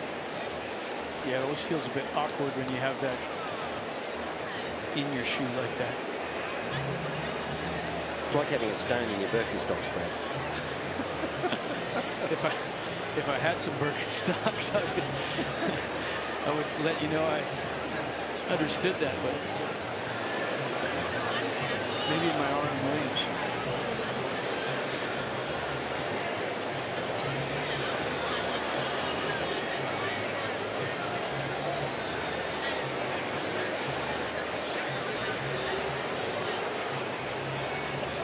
So guys, Novak has a medical timeout. He's apparently got 37 seconds to finish this, but it's not really up to him, is it? I mean, it's the... There's some pressure on the trainer there. Yeah, Stefan. I mean, the trainer's doing his best, but I mean... Is it a code violation on the trainer if he doesn't get it yeah, done? that's what I mean. It couldn't be Novak's code, surely. He's got a week off the tour. Unpaid leave.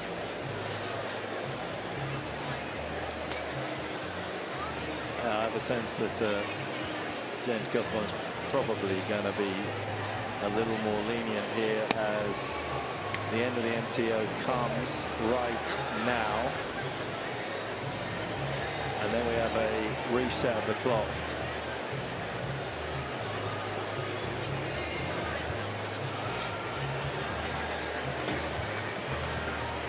Time.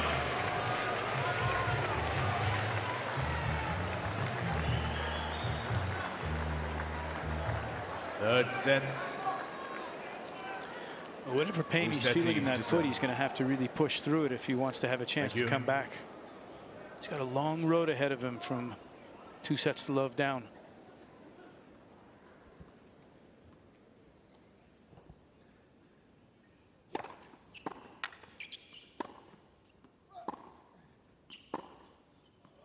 Has of course done that against Musetti because it was the first time we saw what the Italian could do in terms of producing wonderful tennis. Roland Garros 2021 took the opening sets on tiebreakers against Djokovic and then ran out of steam. And then eventually his back gave out as well. 4-love down in the 5th. 30-love. Yeah, I think a much different, much more mature Lorenzo Musetti here in 2026. I think given the opportunity, he's going to grasp this and be able to finish if he can get in front in this 3rd set. Or in the match. May take him a little bit longer. Don't expect Novak to really go away.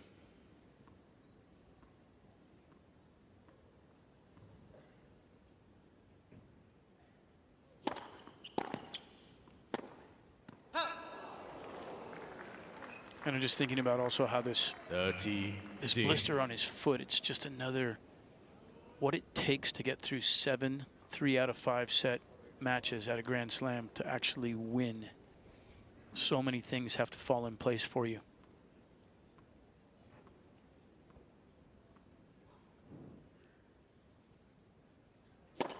Oh.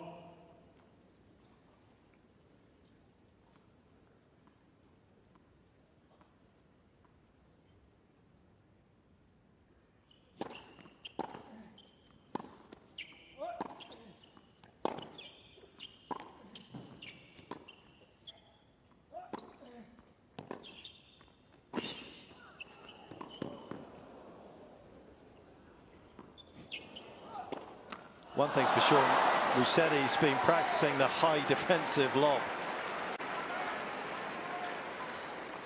He could land that thing on Mars. I feel like he could land it on a dime. It's such a hard shot to play. It's such a hard shot to play with this sort of accuracy. What do you think's going through Novak's head as he's backpedaling? Yeah, here we go again.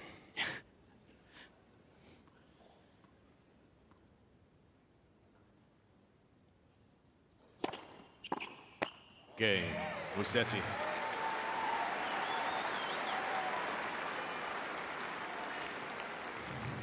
First game, 3rd sets.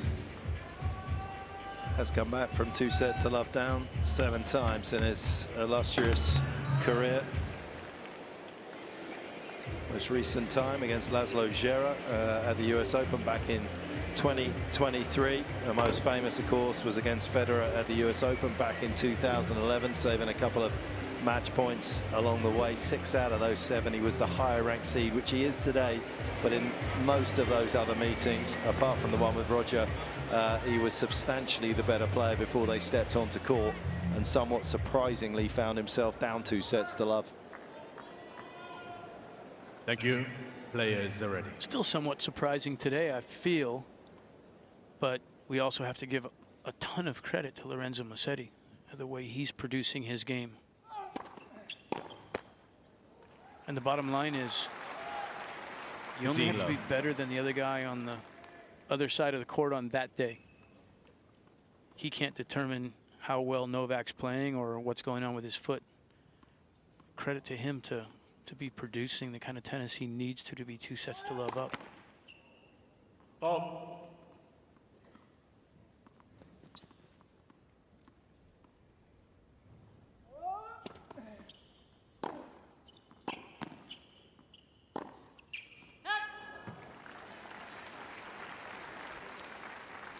Dirty love.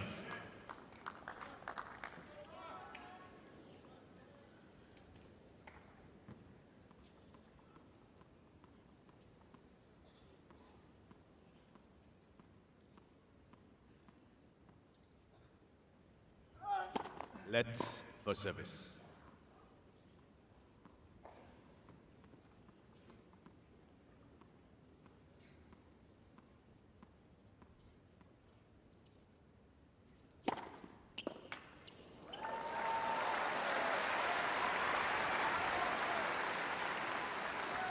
Forty love.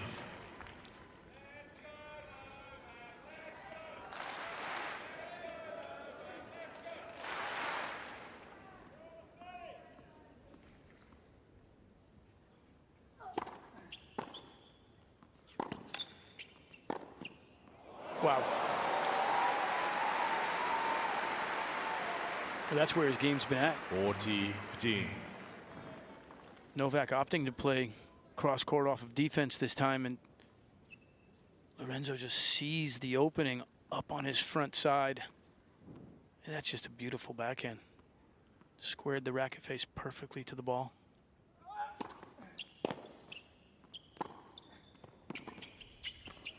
Cain, Djokovic.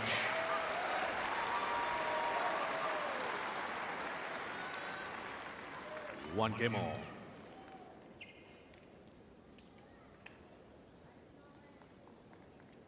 Interestingly, felt as though there was a little more intensity and pace in the walk from Djokovic to his towel after that last game, although he did just hold his lower back at the end of it, right in the middle, so hopefully nothing wrong there. But obviously, if he is going to make a move, it's got to come soon.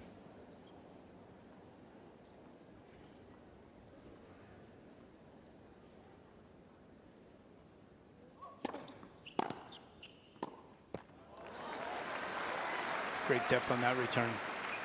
Love the team.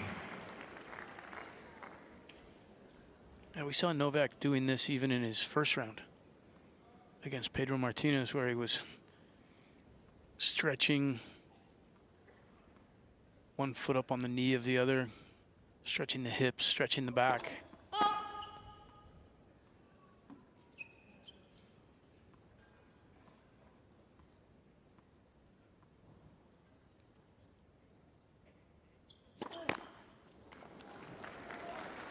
Love 30.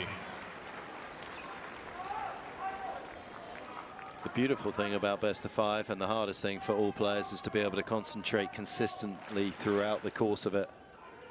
And there will be valleys for most of the great players. There's a few less valleys, and they're not quite as severe. Is there one coming for Musetti here?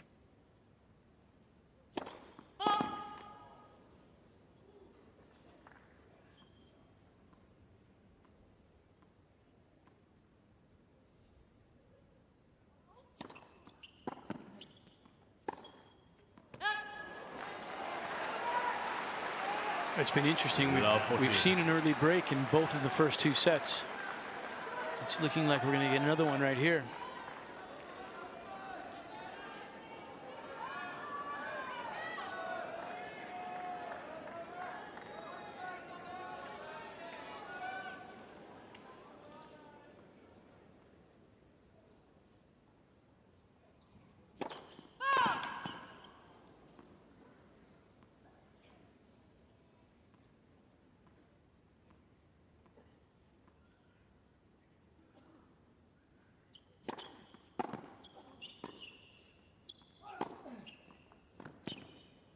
Oh, this is interesting.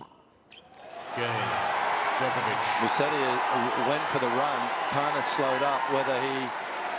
Djokovic leads by 2 games to 1. Whether he has felt something or whether he felt he just didn't want to invest any more in that game. He looked destined to lose anyway. We're unsure, but Djokovic has made a move. And the trainer's back on Musetti's side. And got a few subplots going on here. Looks like he's got something in the upper leg, right side. He definitely did not break hard to that last ball.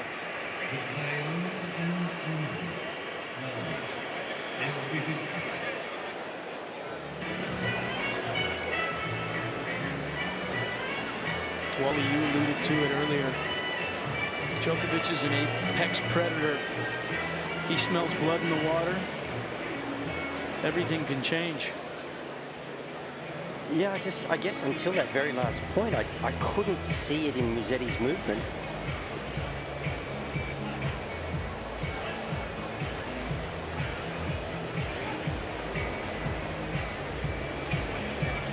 Well, this is pretty unbelievable, really, isn't it? I mean, Novak's ailing. We see him stretching. We know he's got that big blister on the foot. He's down 2 sets to love.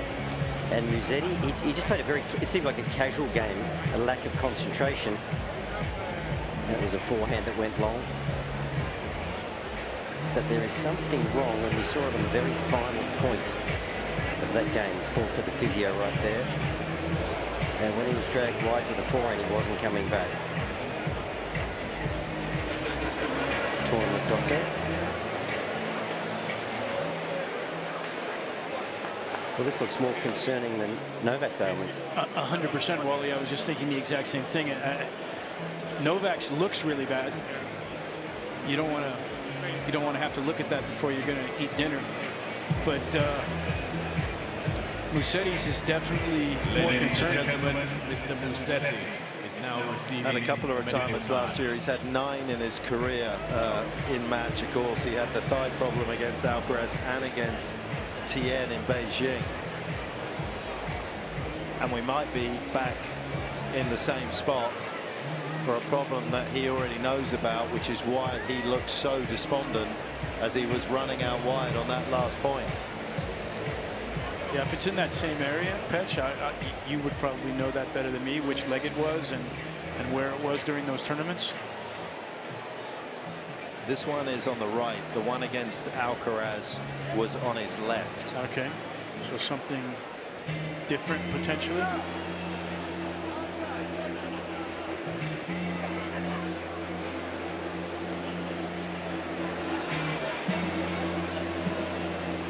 We got a lot of runway from here. This is not a short sprint to home against a guy that is just limbering up on the other side. You have to assume that Novak's feeling a little bit the same. He's like, you know what? My foot hurts, but that looks worse over there. Well, medical timeout called earlier from Djokovic. Now a medical timeout from Musetti. This third set definitely is going to be strenuous on the body for both of them. But four people, I should say, that are preparing for what is going to be such a monstrous match for them tomorrow is all of our women's singles semi-finalists. Tomorrow's schedule, it's starting at 7:30 p.m. AEDT there, and we're going to start off with Aryna Sabalenka up against Alina Svitolina. There's a 1st and 12th seed. It's then going to be followed by our second semi-final here, 6th seed Jessica Pegula and Alina Rybakina, our 5th seed. So these women either played earlier this morning or yesterday, booked themselves a ticket into a semi-final, and tomorrow we'll see which two will be going on to the finals of the Australian Open 2026. And he just sat on the log for an hour. But by the time he went back in, the guys were like, oh, this guy's just played a match that I could never even thought of surviving. I would imagine that Novak's going to throw a little bit of that down there, looking, even if he is feeling a little bit sore, he's going to make sure that Musetti is going to see somebody that is ready to go for the next 3 or 4 hours. Yeah, a bit of psychological warfare, you reckon? For sure. I think there was more of that in your day, don't you? Well, I knew Chris Lewis well, and I knew Van pretty well too, so that story does not surprise me. Didn't run a meter. This guy may not have to run too many more meters. It really depends on how Musetti pulls up after this. No strapping, that's unusual. I thought for sure there would be some thigh strapping. Time. Fabio Aglia. His coach Boris giving him as much support and advice.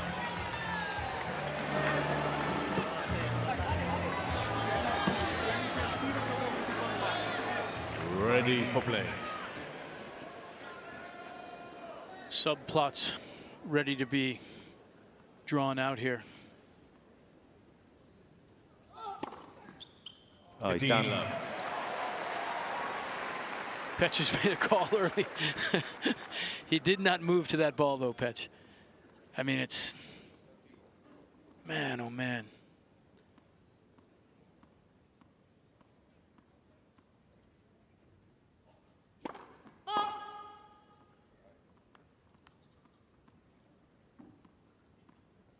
Wait, please.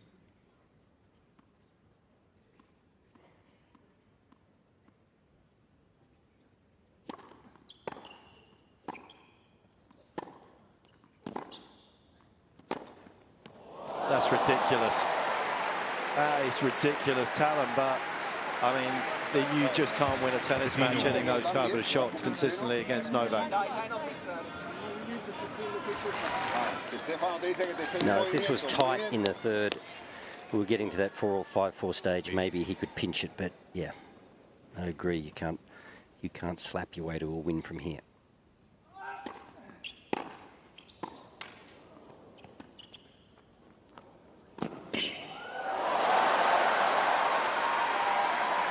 You still have to stay locked in if you're Novak.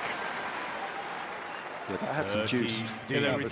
And that's what he's going to do. He's obviously, I mean, that's what you do. You can't move. You have to take an enormous risk on balls from odd, crazy positions at times. But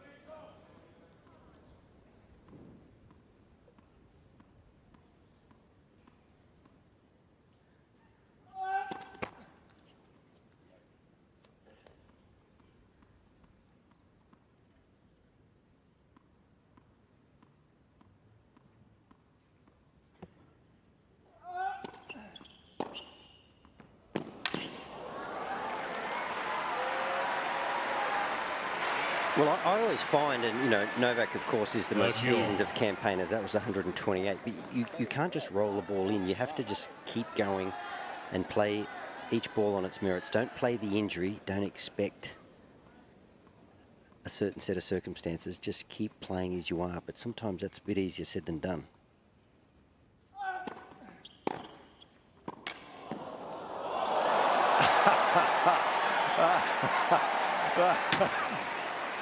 Ah, 40-30. Scandalous get from Djokovic.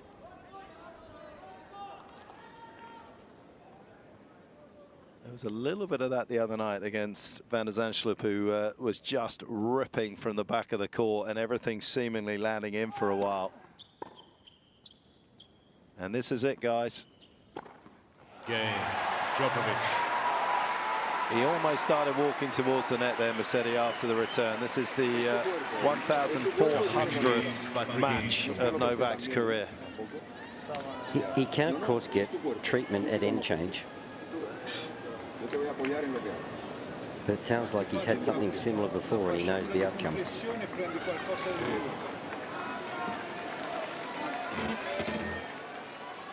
what a disappointment.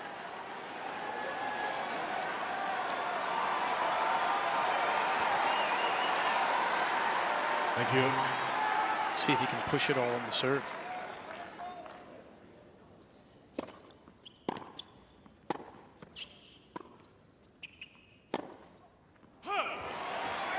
Novak had to give out the retirement last year in the semi-finals of the Australian Open against Zverev. Hadn't had one prior to that since the 2019 US Open when he had to retire against Wawrinka in the round of 16.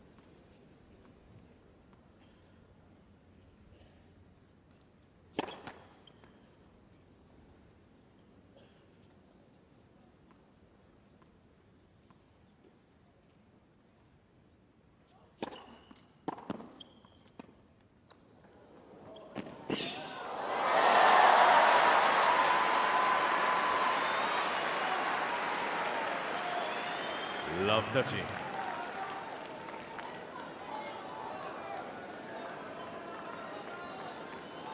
Sixteenth time he has been in the quarterfinals here in Australia, Novak.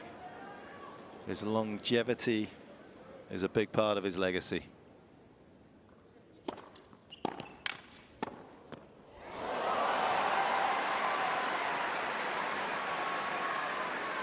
$15-30.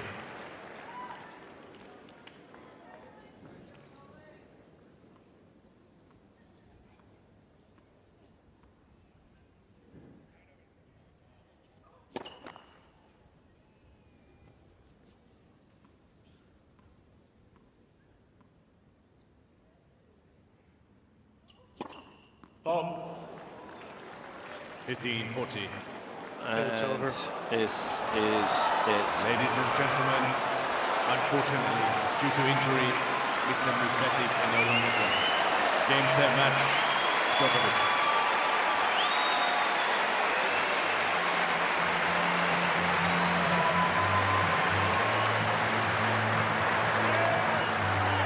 A bittersweet moment for Novak Djokovic.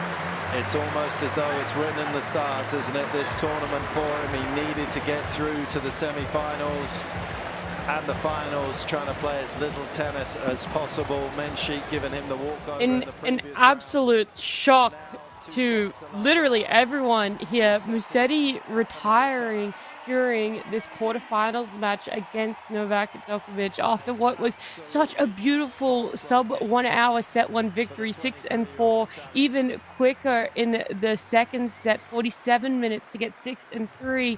He is just not able to continue here, and it is going to then be Novak Djokovic that goes on to that semi-finals, and it is just heartbreak watching the emotion on Musetti's face, having to retire there. And it's hard really to put into words to see just phenomenally how he was playing and see it end this way. But of course, you have to think about the whole season. It isn't just what's on the line here at the Australian Open, but for the rest of 2026 as well. And so for that, Musetti does look forward to what is going to be many more tournaments for him this year.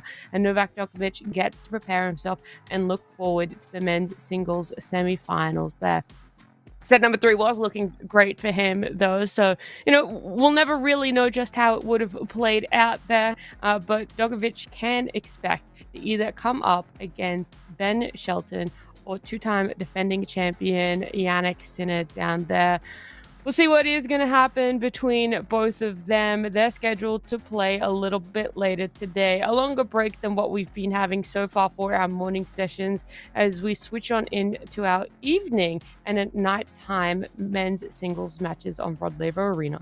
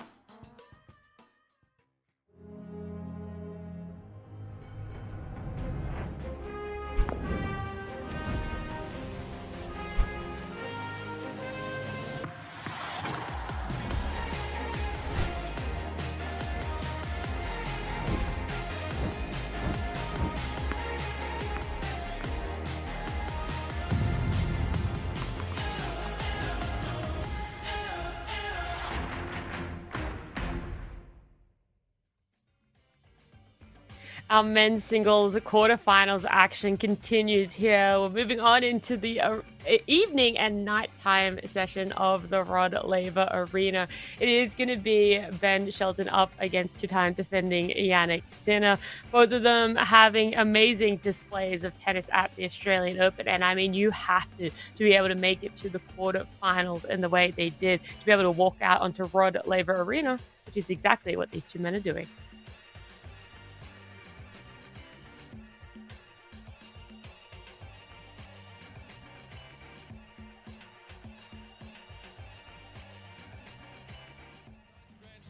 Agassi is the champion. A sensational 6 for Federer down under. Novak Djokovic, champion of Australia for a 10th time. It's a second for Sinner down under.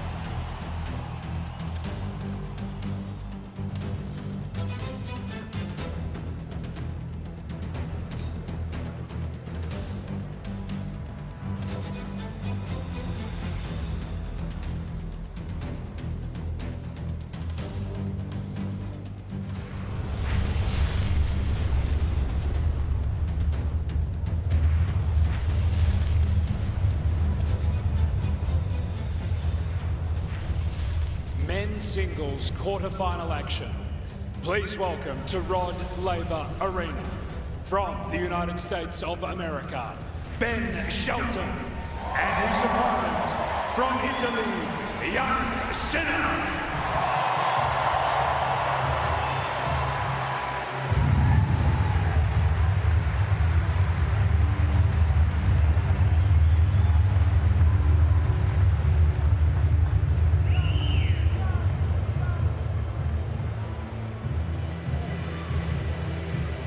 Ben Shelton, he is the challenger, and he's taken on Jannik Sinner, the champion. A battle between measured precision and explosive ambition. Hello and welcome to day 11 of the Australian Open. It's the last of the men's quarterfinal matchups. Yesterday, it was Carlos Alcaraz and Sasha Zverev who booked their spots in the final four. And in dramatic fashion, a little earlier today, Novak Djokovic has gone through after being down 2-0 against Lorenzo Musetti, and then Musetti injured his upper thigh area and had to pull out down 3-1 in the third set. But it was one-way traffic. Such bad luck for Musetti. The winner of this one will then take on Novak. My name's Robbie Koenig, and I'm delighted to have John Fitzgerald alongside me on the call. Evening, Fitzy. Hello, Robbie. We're privileged, aren't we? We really are, to see this up close and personal.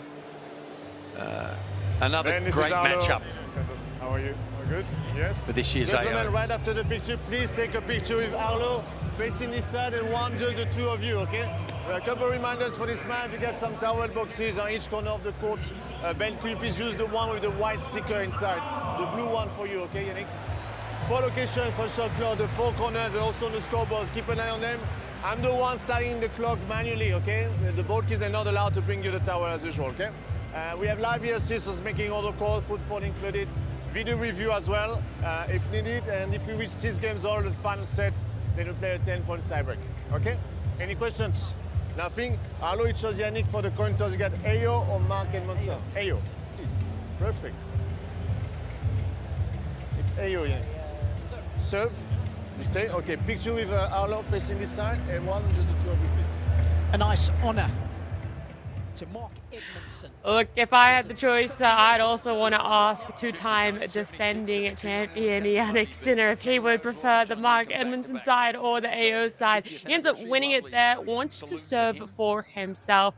Now they're going to both be taken to the court for a little bit of a warm-up, and that's going to take some time, which allows us to have a deep dive into what has been the run so far for both of them.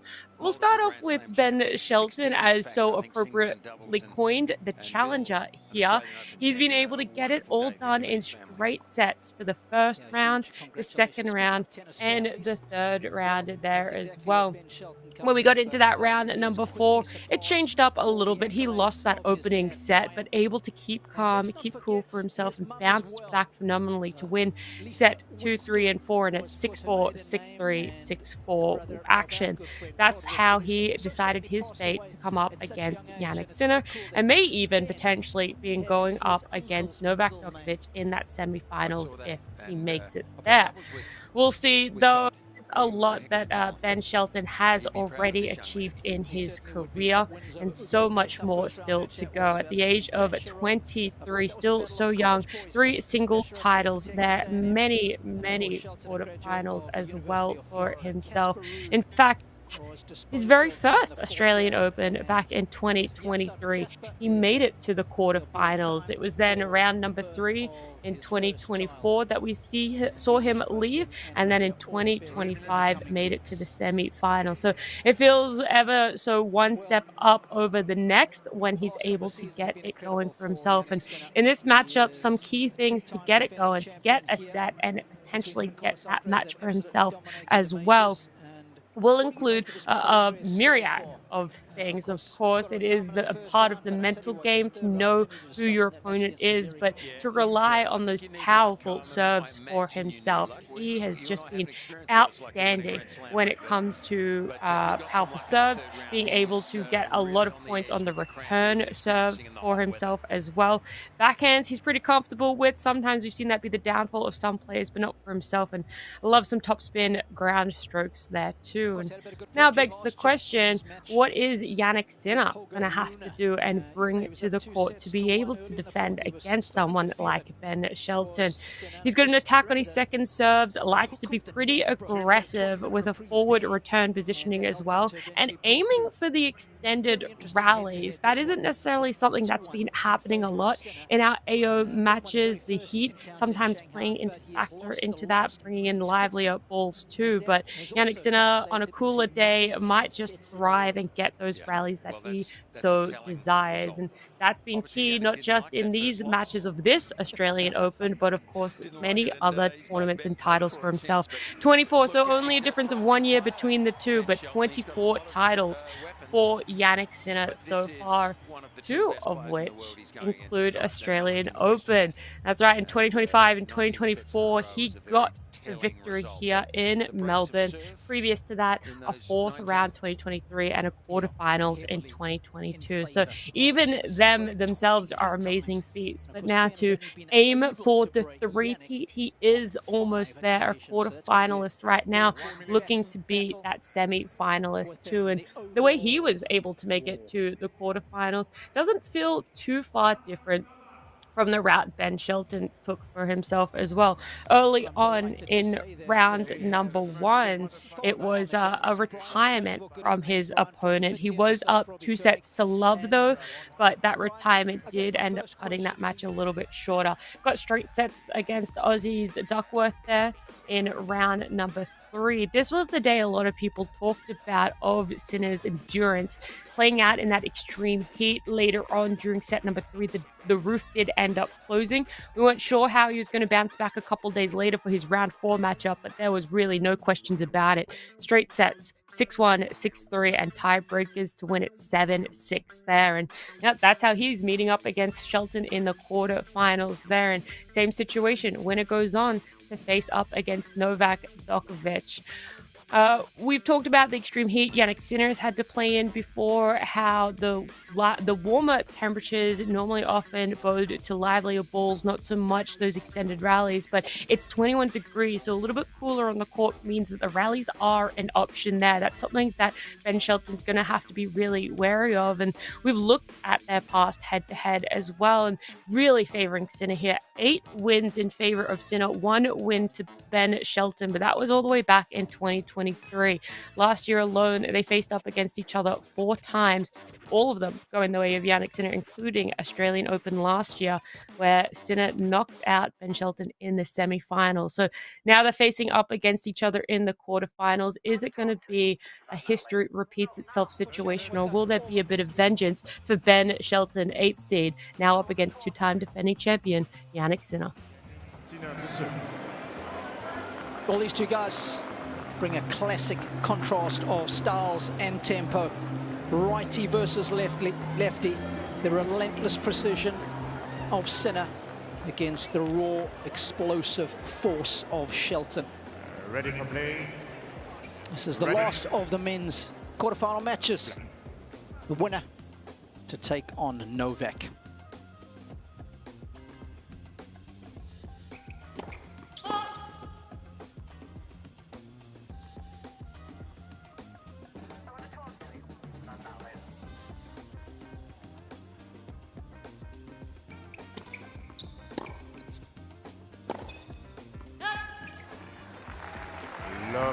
I'm also delighted to say, given that we've got American on court, that we have one sitting courtside in Ryan Harrison. Good evening, Ryan. Great to be with you guys. It's a beautiful night for tennis down here.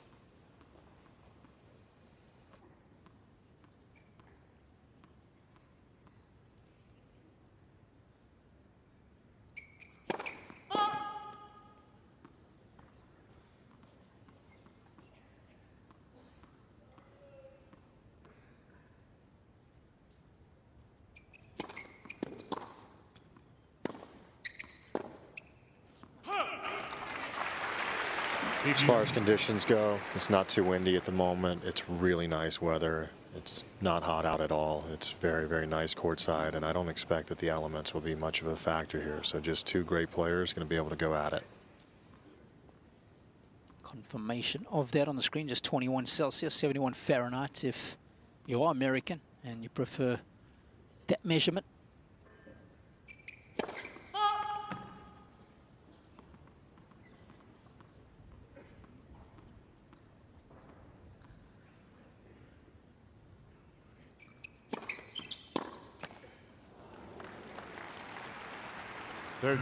Really keep an eye on those return points won for Shelton.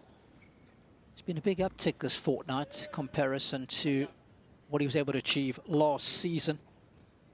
But in the last 19 sets that they've played, he's only been able to break Sinner on 5 occasions.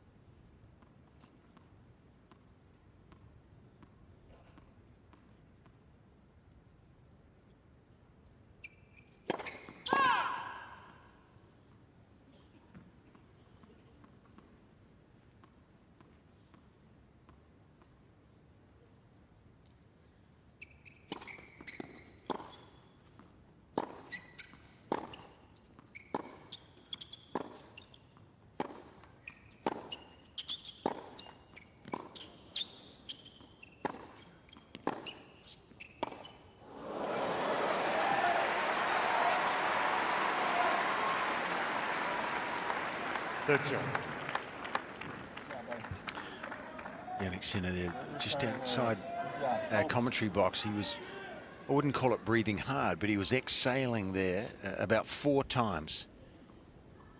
Just to calm himself down. Just a few nerves early, it's normal. Trying to break that first sweat, really.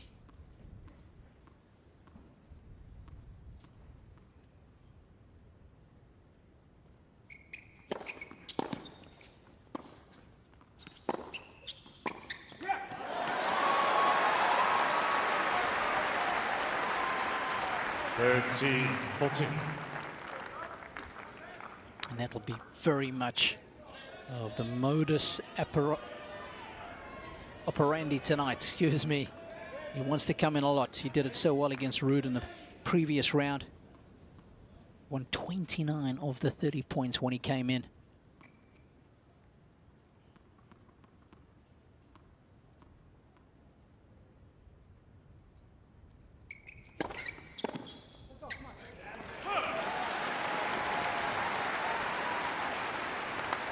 Great stuff. Fortissimo, Doro.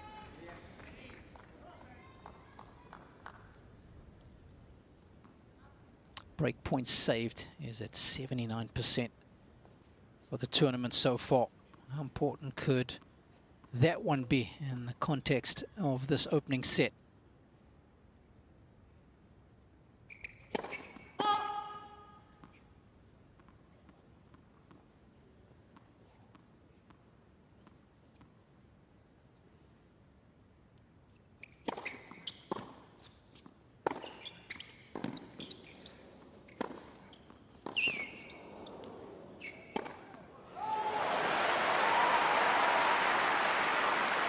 Of course, we've spoken about the fact that Shelton will want to get forward. And Fitzy, that's an area of this guy's game that has certainly improved incrementally in the last couple of years. Well, he's a complete player, as Carlos Alcaraz is as well. They can handle their game anywhere in the court. Back court, forecourt, side court, any court. Complete players.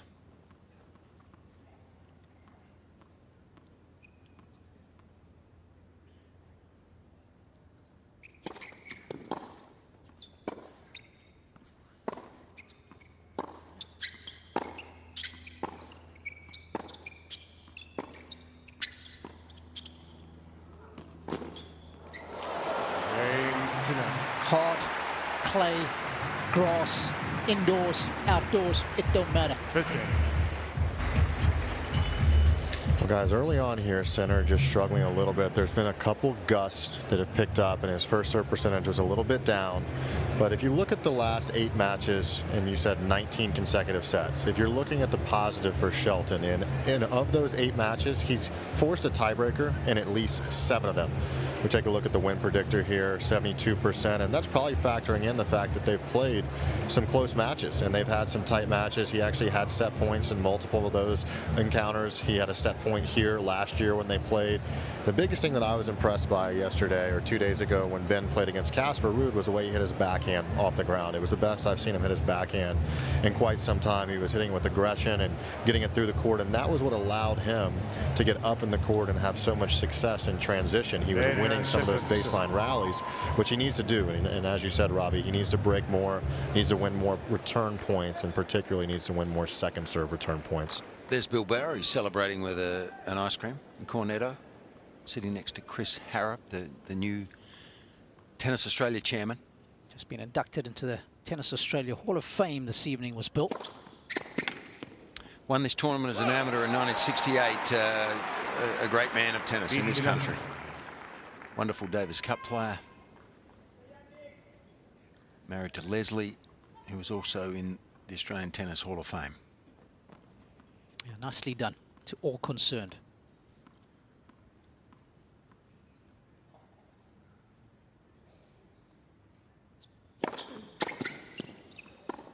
I mean, that return, he's so quick with his hands and his eyes, isn't he, Sinner? I mean, that was a pretty good serve, and it came out of the middle of the racket in Sinner's hand there. Great timing.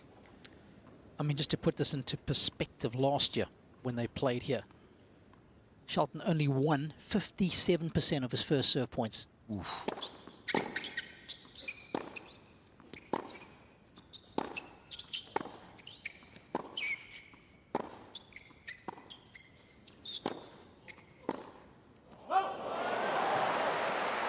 And 46% of the second. So those numbers certainly have to improve out of sight. Well, you'll see times tonight, surely, under pressure, he'll go for that second serve, maybe more than he normally would, because he's going to need something special to hold that second serve against Sinner.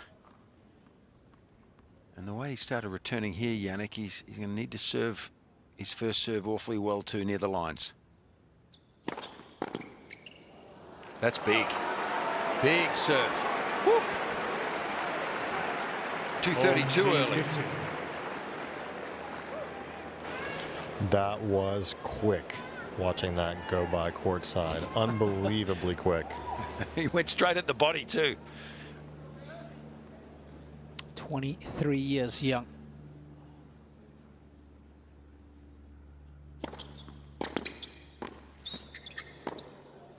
Sneaky good. 40-30. Well, people say, why don't players serve and volley more these days? Well, this is the reason. Nothing wrong with that serve and volley point. Going to the forehand probably was a mistake, but that was a simple pass for Sinner. How good was the deceleration there?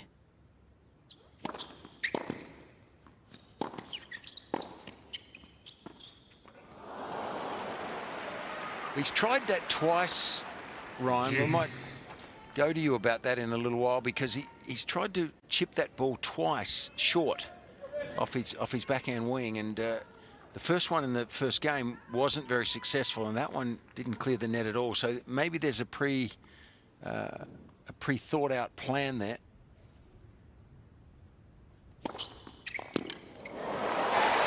Well, you can see again there his variance on serve going from 232 to 172. That's a 60-kilometer-an-hour variance, which is incredible on the first serve. But yes, Fitzy, I agree with you completely. I think that the way that Sinner strikes the ball and likes it in the zone, varying that backhand spin is going to be important.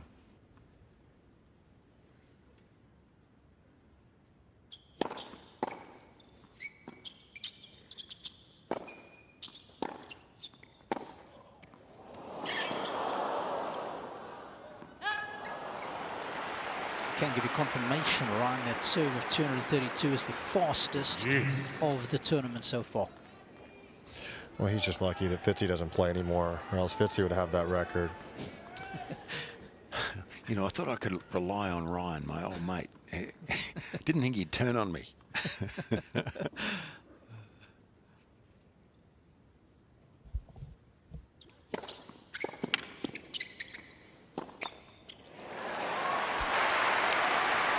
So guys, one of the things that's going to be really important here for Shelton is his court positioning, because Sinner loves to hug the baseline, and even when he plays that slice, if he plays that slice and then he backs up, it won't matter much, because Sinner's going to take the ground. So he's going to have to do some things to get up in the court. Yeah, just remember when they played last year, service points won for Shelton was way down. That number's going to have to hover around there for this match. Well, I think that was a mistake. He should have taken that in the air. His overhead was probably the best way to win that point.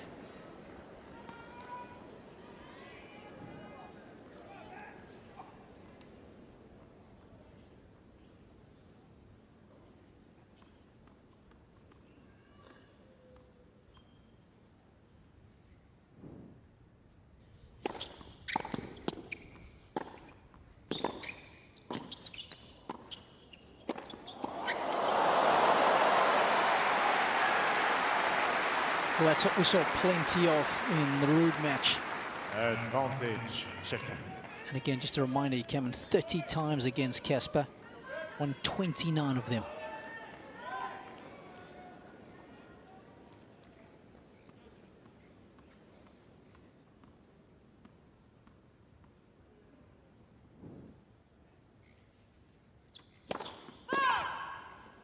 The body again.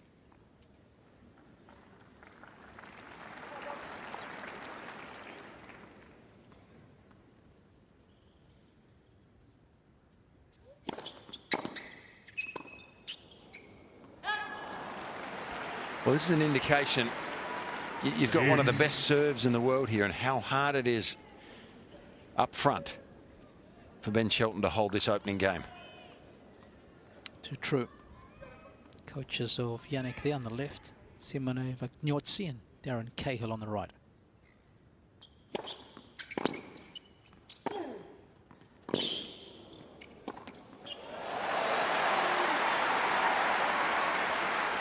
Well, that's got to be part of the game plan, and it is. I mean, his dad, Brian, mentioned that in the interview before we started.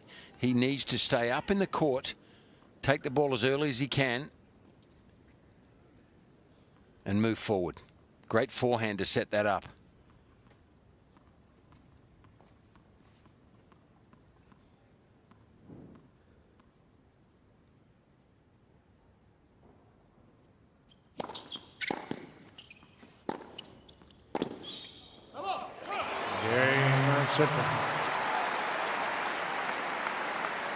Man on the left there is German Honichen, the physio. Argentine, I believe, because he used to travel with Dan Evans. Robbie, we were talking on the Shelton match a couple days ago, and we were talking about the Mount Rushmore that you had for best athletes. And one thing Brian Shelton said there in the pre-match conversation was Ben's a great athlete. And I put him in my Mount Rushmore of athletes and movement on tour. I think he's as explosive as anyone. I think he moves and covers court really, really well.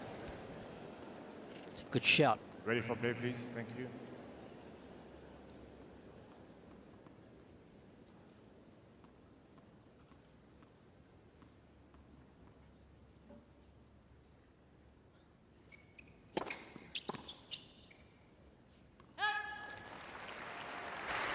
You know, a good example of that was that deuce point where he pulled that inside in forehand, and then you see him out of frame for a moment, and by the time he reappears in frame, he's on top of the net.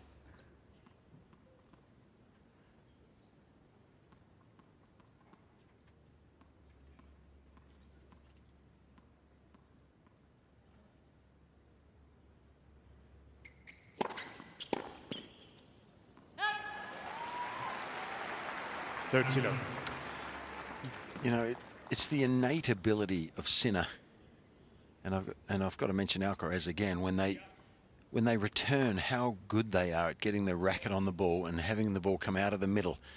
I mean, you can see the difference here in return games immediately in this match. An incredible ability to hit the ball in the middle on the return off big serves and get the ball back in play.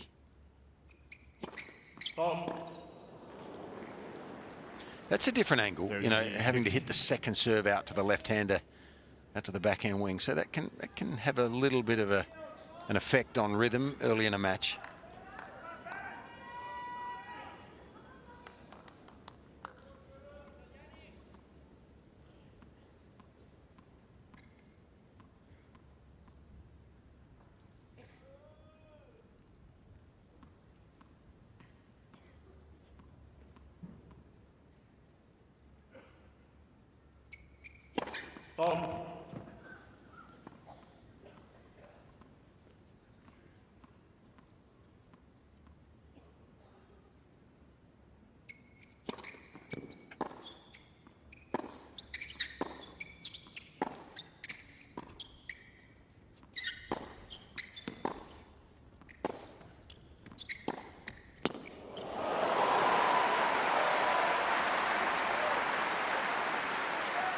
Well, wonderful two-hander there. He's got some versatility on that side, but it does worry me a little bit with Ben Shelton, Ryan, that slice of his is not always heavy.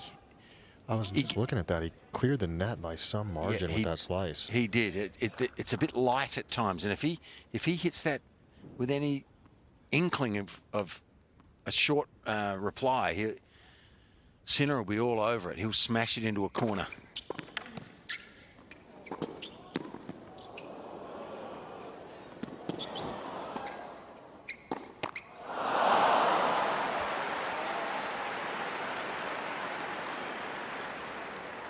Fourteen, 13.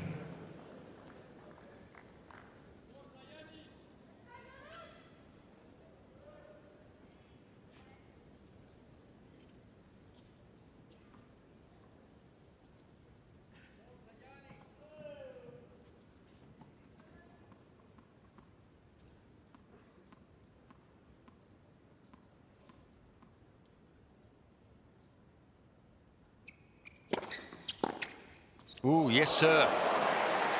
And pretty good timing there.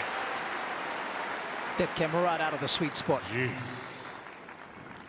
This is struck right in front of our commentary booth, and as you can see, it just melted into his strings and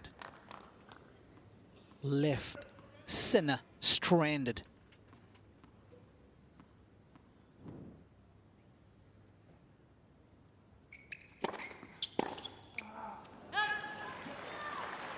Advantage, Sinner. It's good to see that he's making some inroads already on the Sinner serve.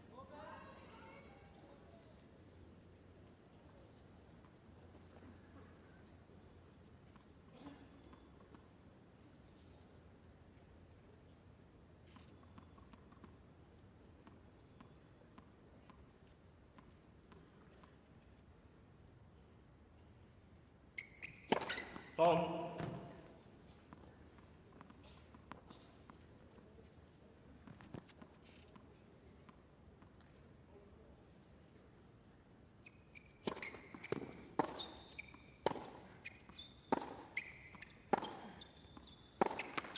Cain, Sinner. Sinner leads 2 games to 1. We're still on serve. 20 minutes played for just 3 games.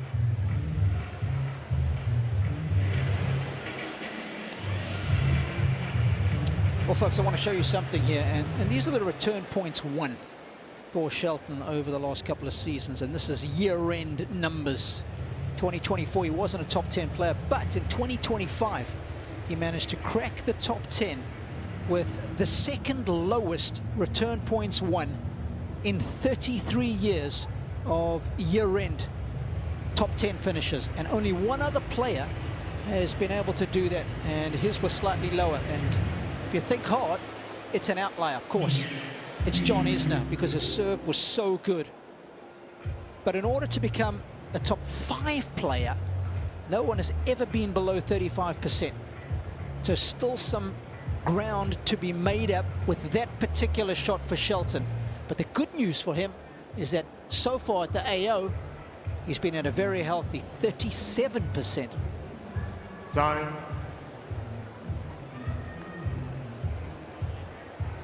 One of the reasons we bang on about the return points won for Ben is that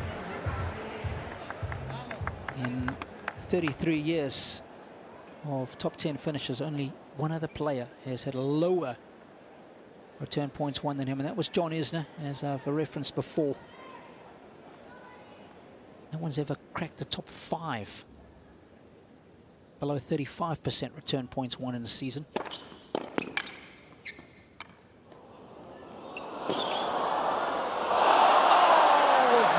Is out of order. Absolute genius. Love 15. A wry smile on Jannik's face as he walks back to where we're sitting around the post, if you don't mind. Well, I say talent hits a target that no one else can hit, but genius hits a target no one else can see.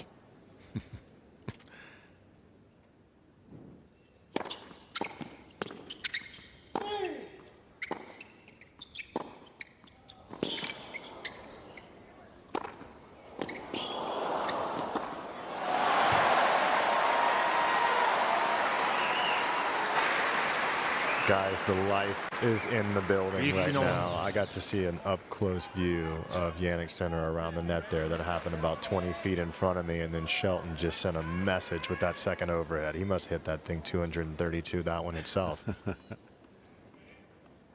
We've got bulletproof glass in this commentary box, by the way, Ryan.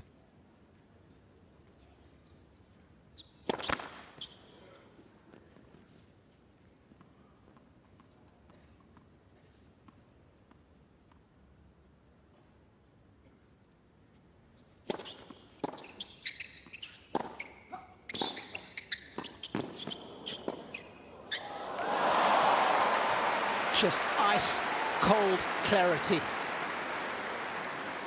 15-13. I mean, as a net rusher and a volleyer, he does nothing wrong here, does he, Shelton? But he laced that return like in his sleep. He could have hit that. Incredible skill.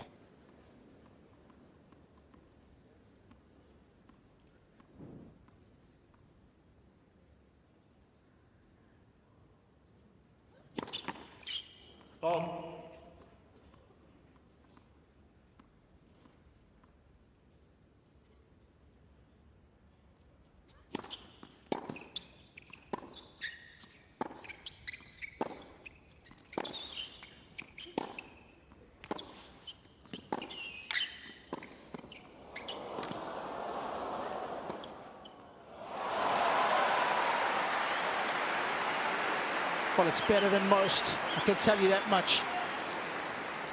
They know it. 15-14.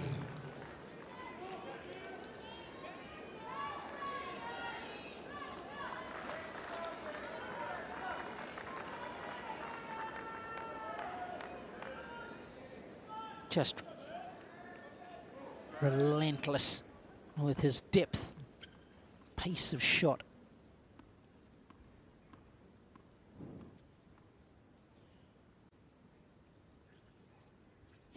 Wow.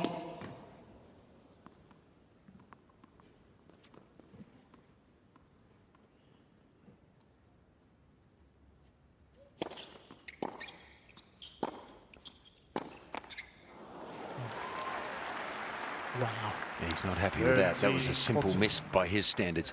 But how good does he cover the spin on the Shelton? That's a big, heavy kick serve. Left-hander, mind you. And he covers it so easily with his forehand that I can remember some of them flying off the face of the racket. Yeah, sideways. Still a second chance to break.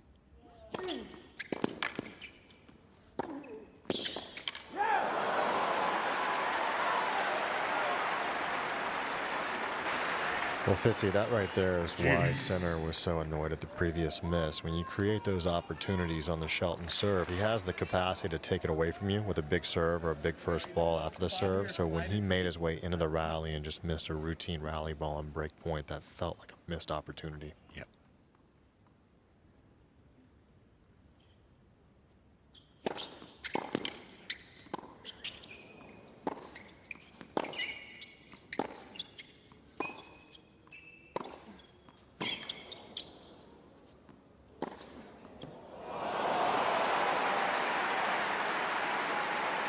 He's carved from a different cloth, this guy.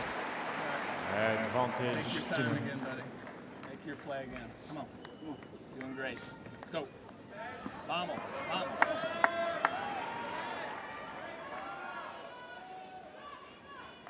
Broidered that point with his shot-making ability.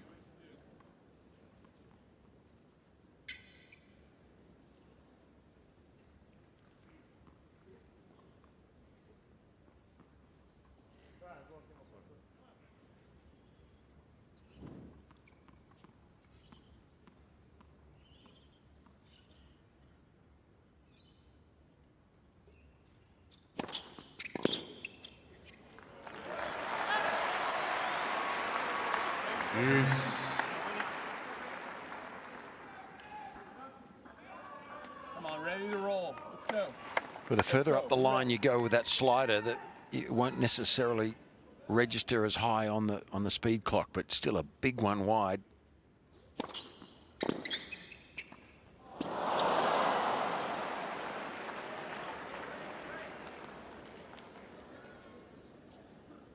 Advantage Sinner. There's the example of that forehand covering the spin, incredible. Gets it low and slow, straight at the feet of Shelton. That was awkward. Got to be so creative, haven't you, with that kind of incoming ball. Fourth chance to break.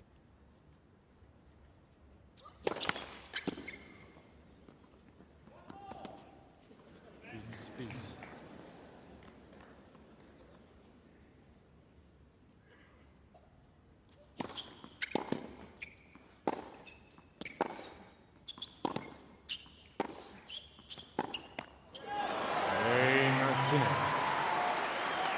And he's the one to draw first blood. Well, so many meaningful returns made in that game, Fitzy. I've got to admit, Robbie, you know, when he saved two with first serves, he misses the first serve there, and I glanced at Brian, his father, and there was a bit of body language there from his dad. He knew that the second serve was a whole different ball game than the first. And either he's going to go for a big one. If you're on the run, elevate a little bit more. I know. He's a calming influence, isn't he, Brian? Really speaks beautifully, I think, to a player on the court. But if he has to hit the second serve, it spells a bit of trouble. Yeah, he's only won 1 out of 5. Translates to 20% success rate behind it. To your point, Fitzy.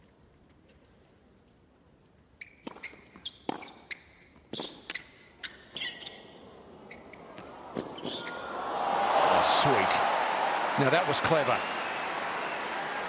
He's got the ability to hold his hand here just out in front with an open palm with the racket open and made Shelton move before he actually hit the ball. Holds it. And Shelton moved to his right. Beautiful skill. Great movers, right?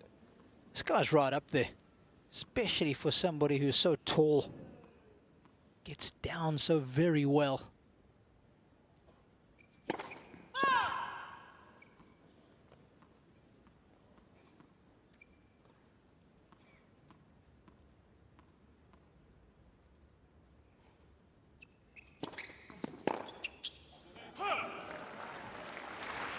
Well, Rod, when we were having that conversation about our Mount Rushmore of movers, Roger Rashid was here in courtside position, and he had Sinner as his 4th position when I had Shelton, and we both replaced one other of your top 4, so Sinner was in the conversation as well.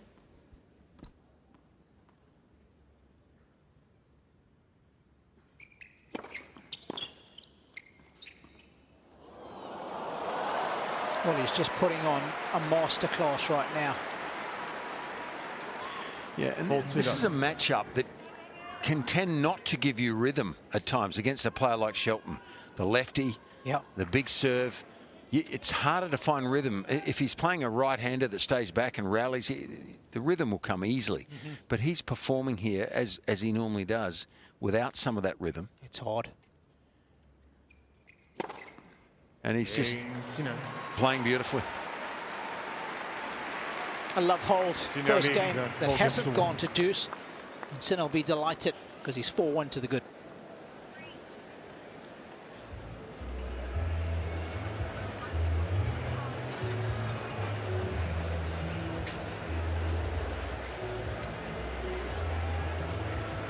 Well, we know that he's a special talent. Is Jannik Sinner. So often we talk about the shot making, but it's so often what's between the ears. Your decision making, your clarity of thought in the moment. And he's thinking, yes, around the net is on, but I can't hit it hard. I'm so close to the net. I don't have a lot of court to work with. And that camera shot to capture a moment of brilliance. Beautiful, isn't it? I mean, the skill there, you know, to hold, and you've got to have presence of mind too. Look at the reaction. They all knew how good that was.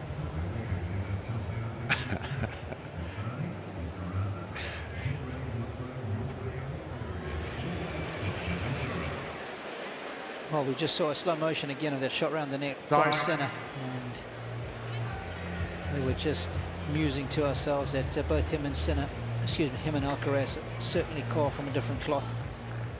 And at times throughout 2025, we were almost certain that cloth was the shroud of Turin. That's how good he's been. Shelton needs to hang on here, Fitzy. 1-4.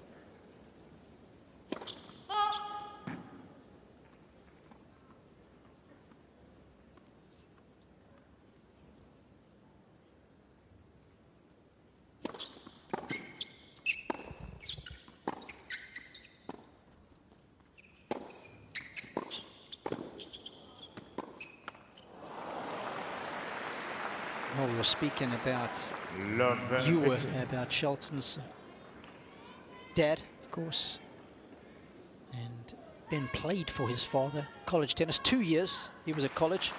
And he was coached by his dad because they won the team competition at the NCAA. Ben also won the individual a year later. He was there for the 2021 season as well as the 21-22 season.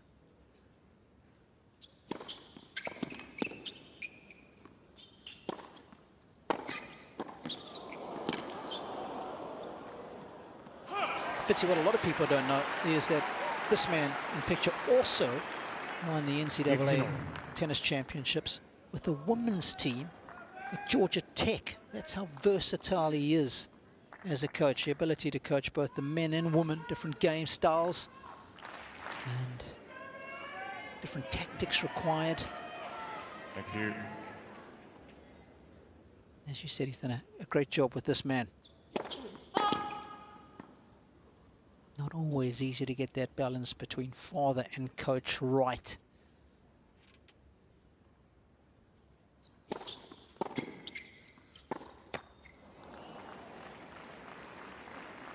Now, Brian himself was ranked 55 in the world, so no mean feat.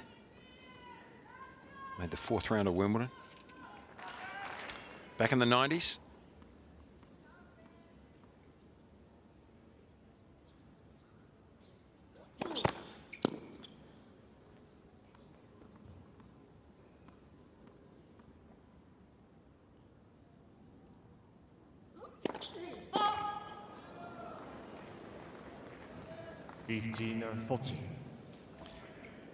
He's just getting so many balls back. He's picking this serve as good as it is. He's picking it and really covering the spin, getting it back. And when he gets it back into play from the back of the court, his favourite, Sinner. 13-14. There's going to need to be more of those from Ben.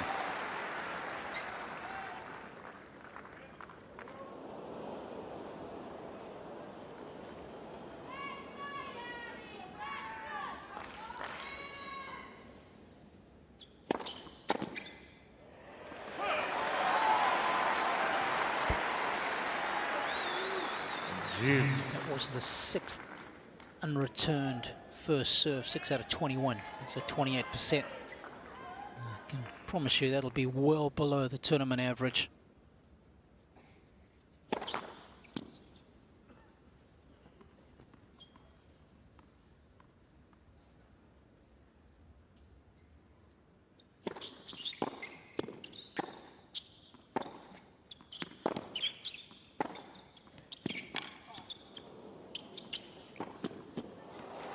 Well, he tried to slide there, didn't he, and missed his step.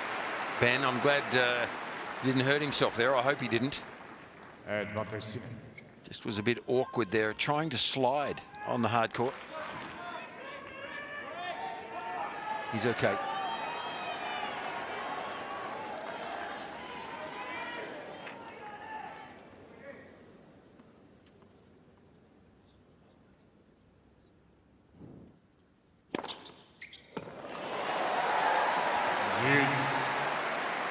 That'll add to the unreturned tally.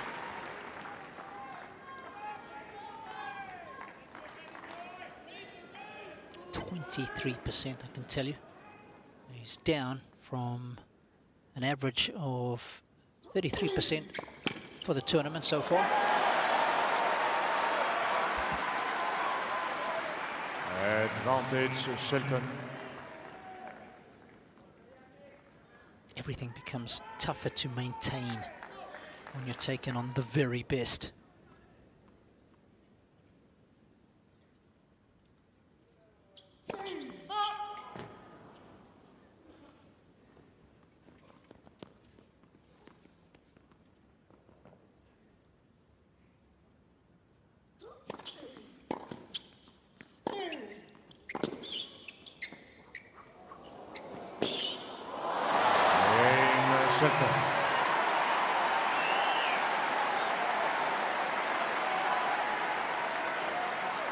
Well, that's a good hold, and it's an important hold because Sinner leads 4-2. This will be the last game with the old balls. Ben will be hoping that the ball doesn't move through the air as quickly. It gets a few more looks at the returns.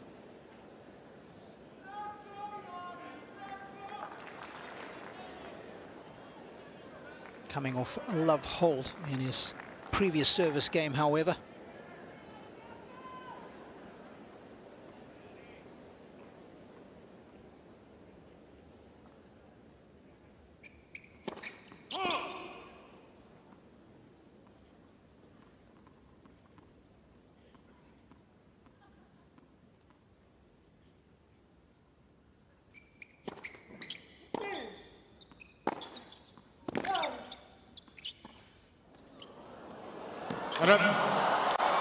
He's talked about using that more, hasn't he? Here we are, two great men of tennis there.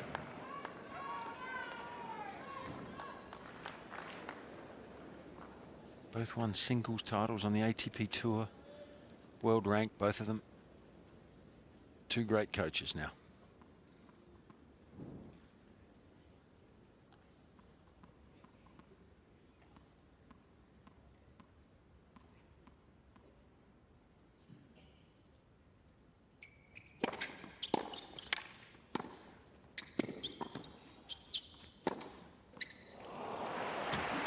I mean, Ryan, every time I watch Sinner play, I am just gobsmacked how disciplined he is with getting under the ball with those legs.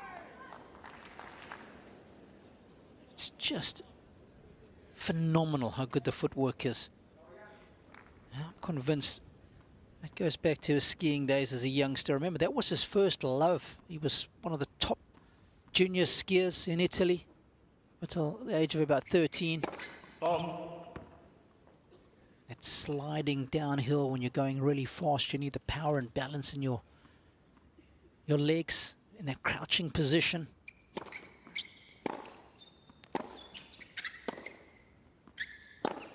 Oh my goodness, what a shot. Gee, created incredible angle there with that topspin. I'm just leaning over here, folks, just to pick up Fitzy's jaw off the desk. Well, in slow motion, you can't really tell how well he hit this. It's a rocket.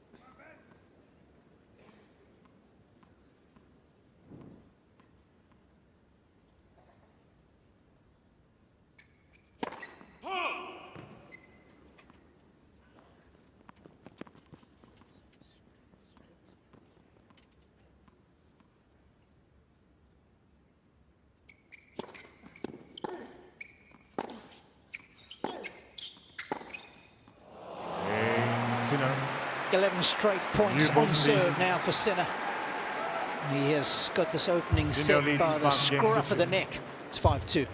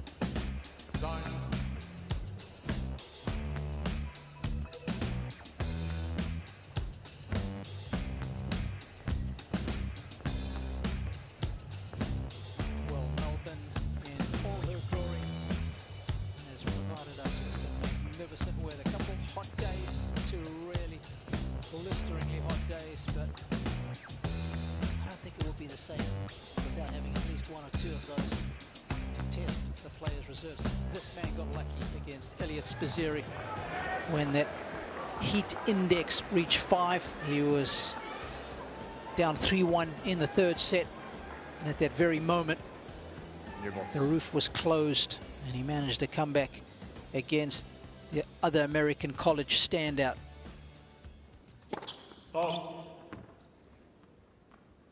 Because he had some seriously bad body cramps going on.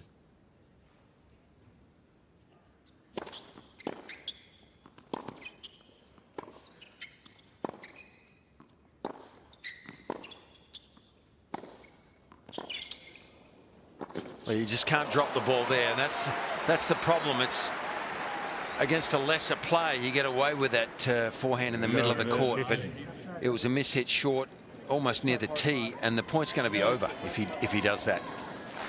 Well, Shelton's going to get some new balls here to help out, but the cooler temps are definitely going to make it a little bit more comfortable for Sinner to get into these service points. A hotter ball, a hotter day, a little easier to get into these service points for Sinner when it cools down.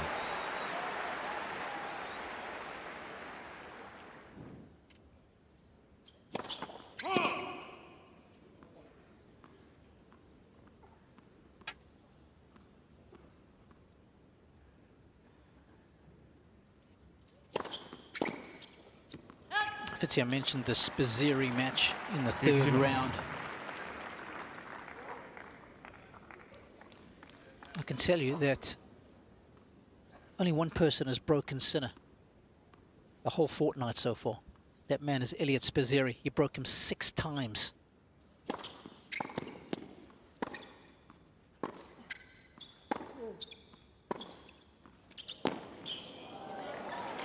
All the other guys, nada. Not Gaston, not Duckworth, not Daugherty. Great pressure, Mike. Great pressure. Here we go.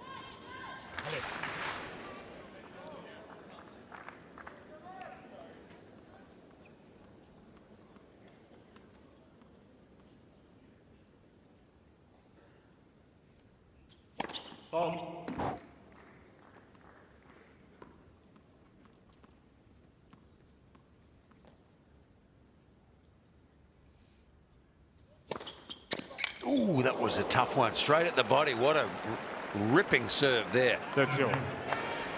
That actually jammed up the wrist of Sinner. He kind of shook his hand after this. Watch this. It gets right in on his body, and it kind of jams his wrist in an awkward position. You can see him kind of shake it afterwards. It was a little bit of an awkward swing.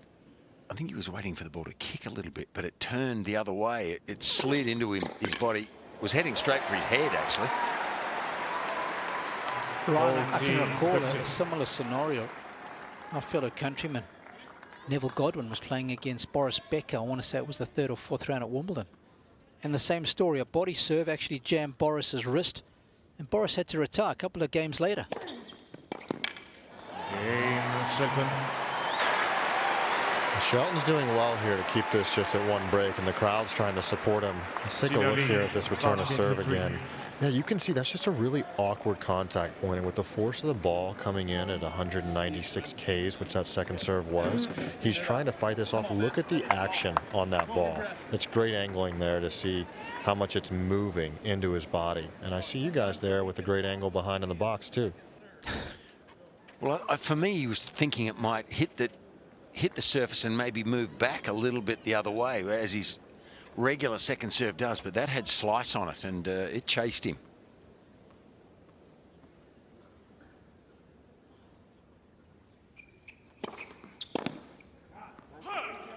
And Fitzy, I just got to say, that's a beautiful shirt you got on. I saw it right down the line there. You're looking sharp. Hey, too late for compliments now, pal.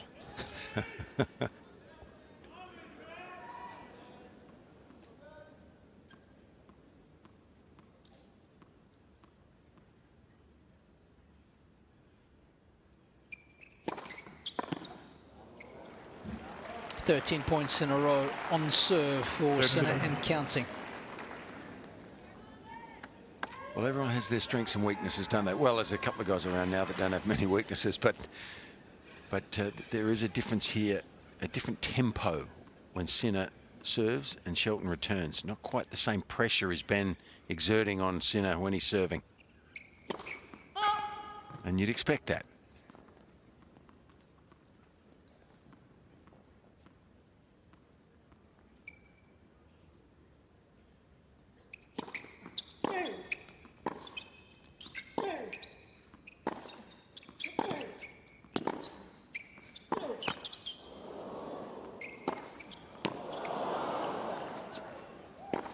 Good night.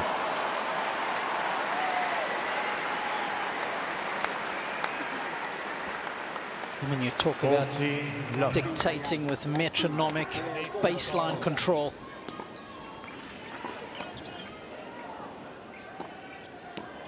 look how accurate he is with these big forehands.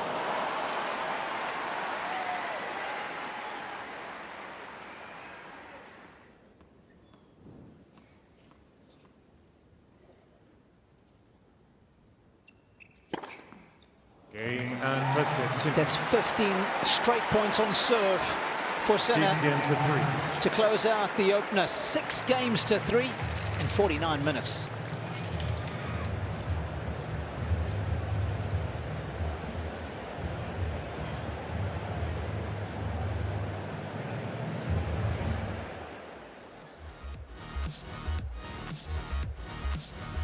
Just shows you how important that very first service game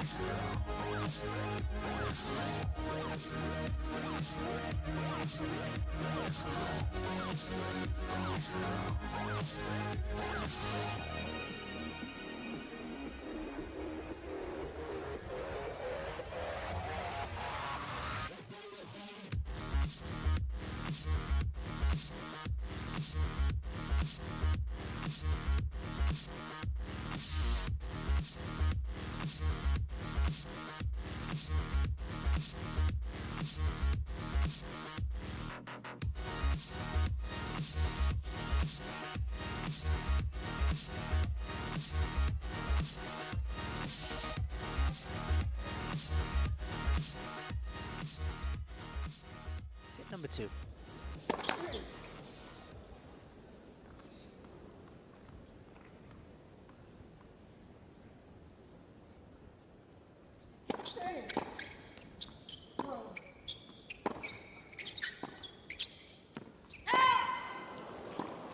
Yeah, big shout out to Flavio Caboli and Matteo Berrettini, who spearheaded that quest to again defend the Davis Cup title that Italy had won the year before.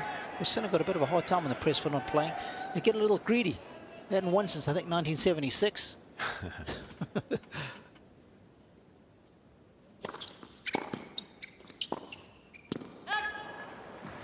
Guys, Shelton's going to have to do something to disrupt the rhythm for Sinner right now. We saw 18 winners to 4 unforced errors. You guys were talking about that. After winning their match in Shanghai, as you can see, he's lost 20 consecutive sets. If this just goes in rhythm, Sinner just doesn't make mistakes. He's got to do something disruptive here.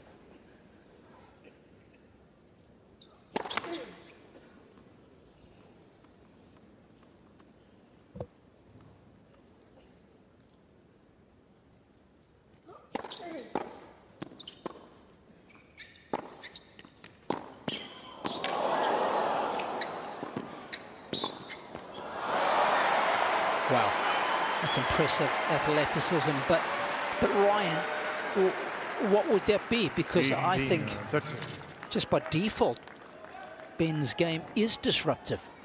Well, Brian was talking about trying to get the ball up a little bit more, and I agree with that, because Sinner in the zone, it doesn't matter how fast you hit the ball, he'll send it back faster. And a case in point there was that 196-second serve that came back even faster.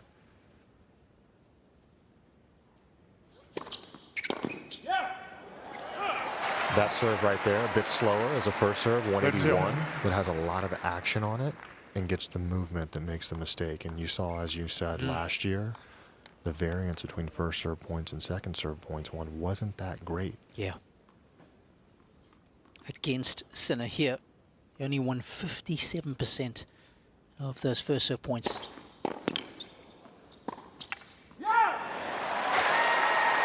Getting the crowd involved here is going to help Shelton as well. Yes, and just to kind of put a pin in that, Robbie, the second serve points, I think you said, was around 46. And of course, that's only about a 10% variance, which is not that big.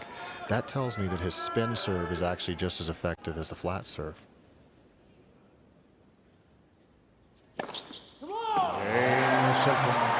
That's the Kenny Powers fastball right there.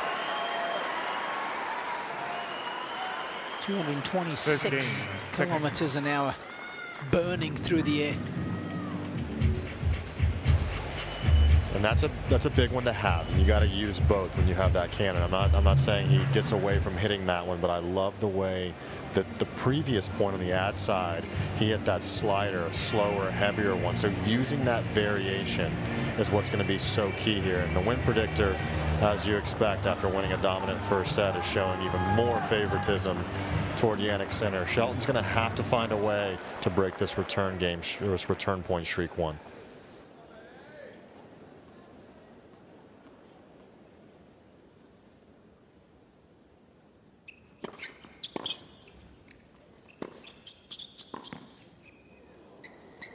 Oh, that is very good. You called for it, and Ben has answered. Well, he's hit an outstanding lob, hasn't he? But it's probably a few less options, I think, on the return games because his serve is so good. He can mix that in and put Sinner on the back foot a little more than he can on his own return games. Sinner serves well himself.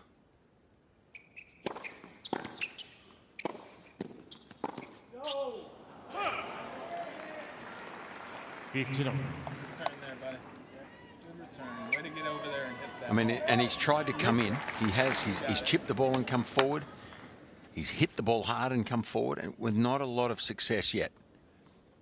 So that option hasn't worked so far, but he has to persevere and mix it up. I'm with Ryan. He's got to disrupt if he can, any way he can find.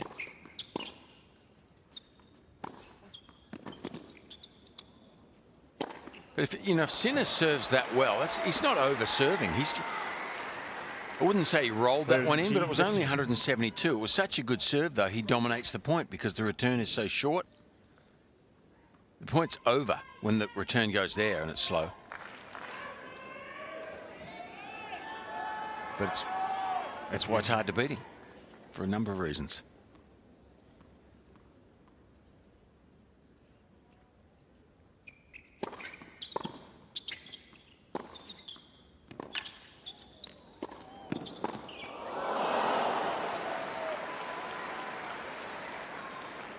Full T, 15.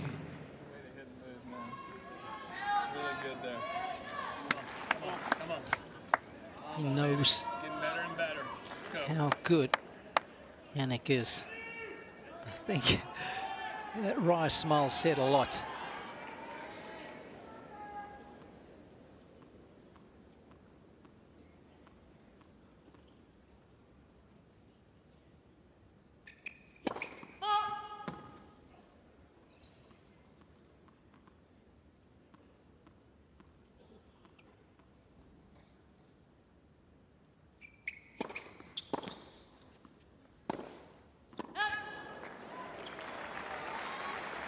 Full T, 13.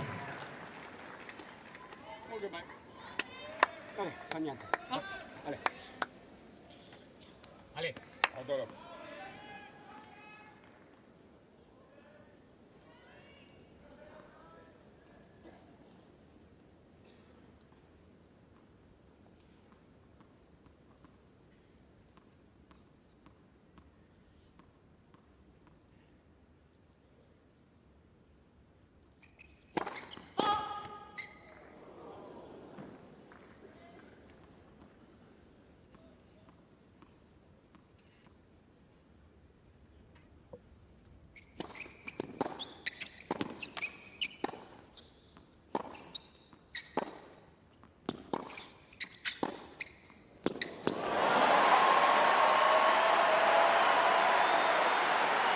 That was a beautiful bend backhand. Jeez.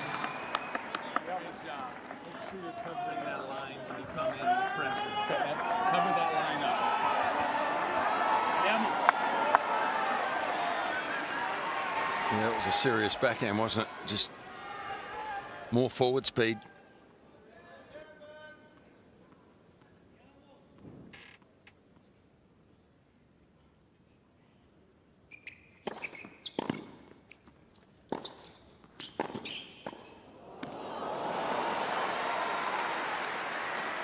I don't know about you, when I watch Sinner and Alcaraz play,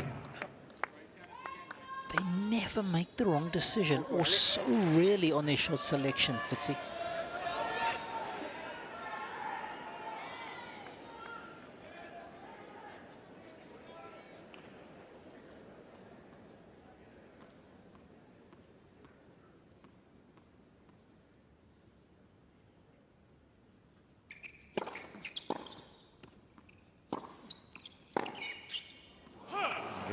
Jannik Sinner.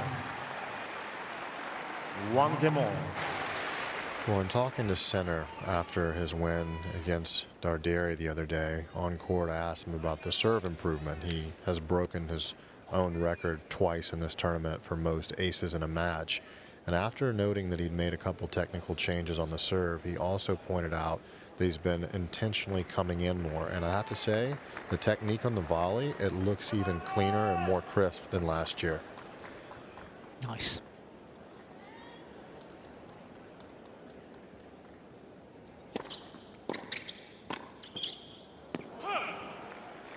That's a disruption or an attempt at it. An off-speed serve, gets up high, comes in, tries to volley, but the return just asked too difficult a question there. So it really is a difficult objective in front of Ben Shelton here to try and disrupt Sinner. Not many can do it.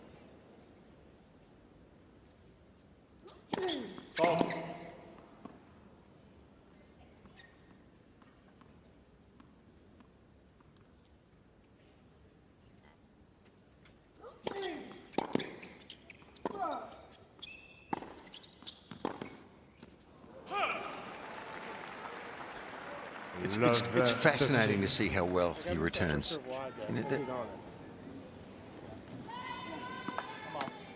Did Brian then say he'd put more on that? I didn't quite hear. Yeah, because it wasn't a bad second serve. I mean, it was 181 wide near the line, and it comes back so deep.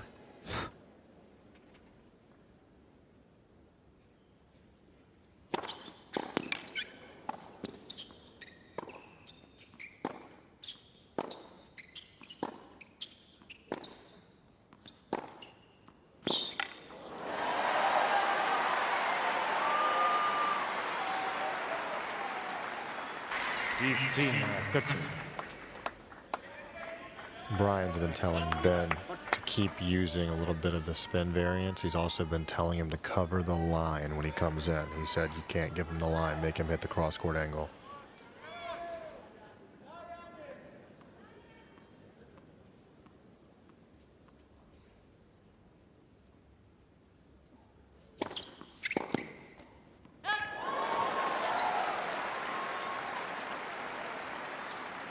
Third serve. Good job, babe. Come on, another one here.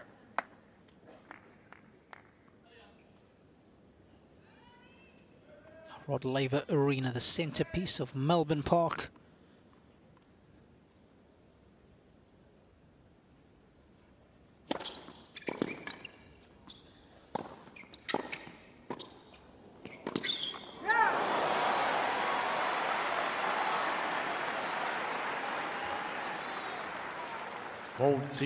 So I think he's got to persevere, surely, moving forward a reasonable amount, I think. But he just needs penetration to come in behind. Not always easy to do, but he's got to endeavour to get that deep, forceful approach shot so that he can make his volley a little easier. Just watching Sinner carefully here. I don't know if he's just misstepped or there's a niggle somewhere. Just walked again right in front of our commentary box. We're right down in the bunker court side. Might have just been a misstep.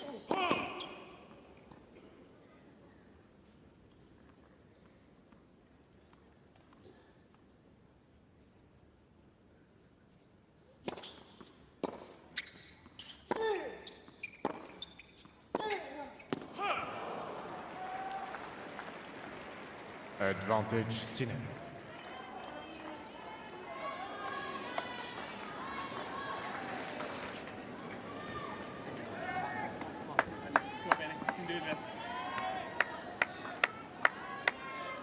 Just relentless pressure.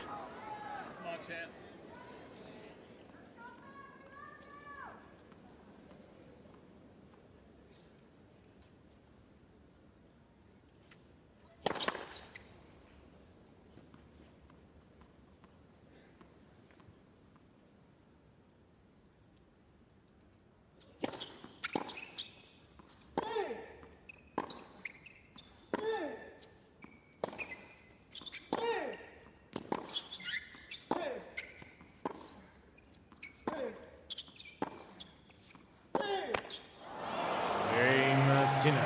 Just rock solid. No Sinner holes leads in 2 Sinner's games to 1. game at the moment. He leads by a set and a break.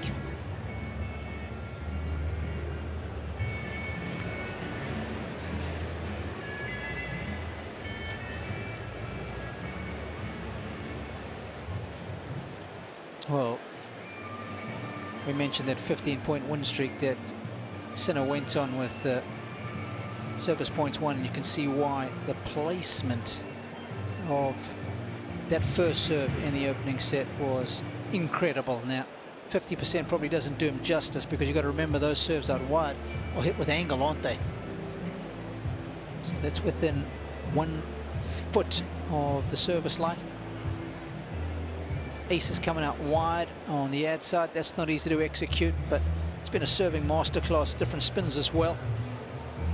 Different pace of serve. Time. Scary thing is there's still room for improvement. Only made 46% of the first serves.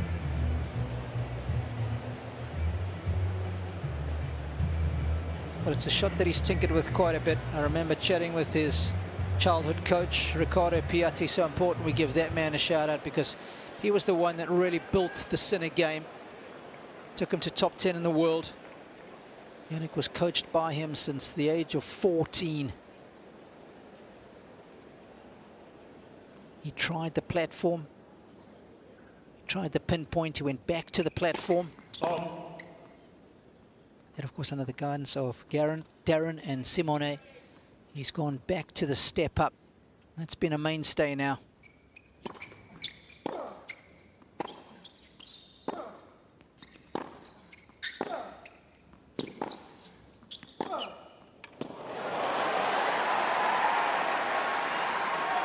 And it's nicely done by Ben.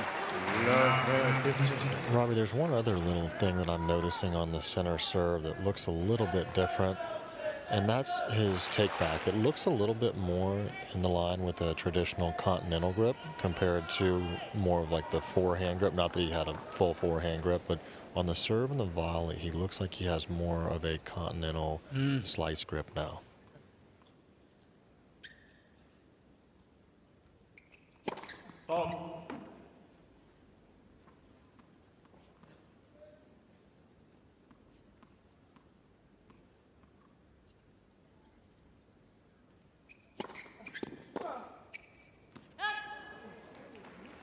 Of course, that final change to the step-up serve came after an early loss at Roland Garros in 2023 to Daniel Altmaier. Darren was thinking about tinkering with it. That had the discussion. And after that loss, the early loss, the very next week, he decided he's not going to wait till the end of the season to change things. He's going to start in Hertogenbosch, and he did exactly that.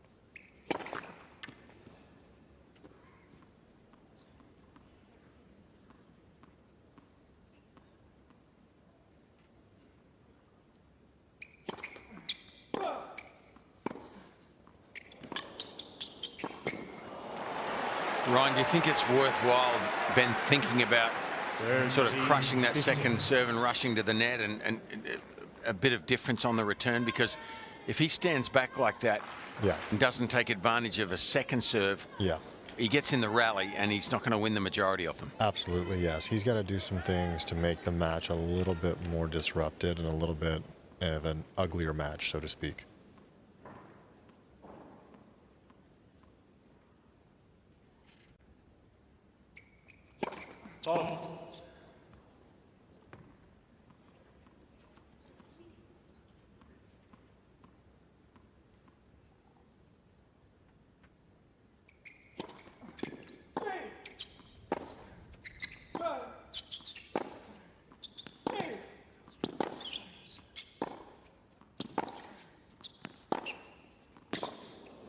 Yeah, he's won a couple from the back of the court here, lifting his baseline game. 30.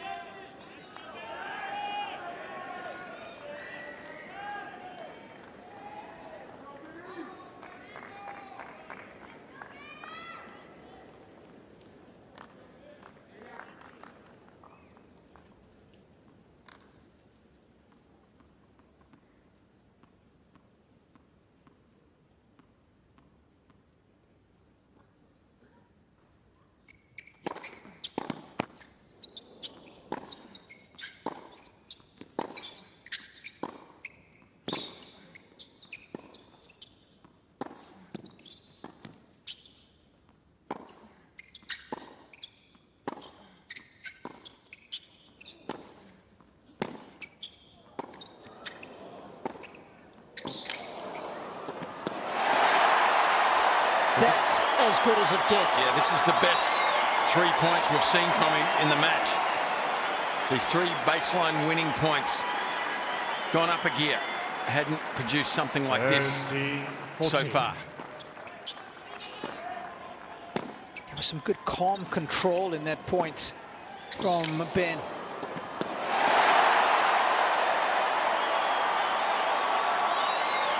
I love the explosive intent at the end of it. Thank you. Please.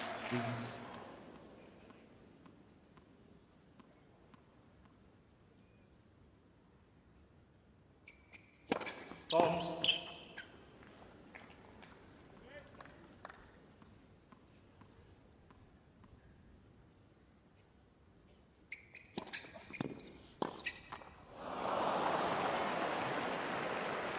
That's what you wouldn't get from Alcaraz or Sinner. I'm going to go out on a limb and say that was the slowest second serve of Sinner in this match. And he's been caught out by it.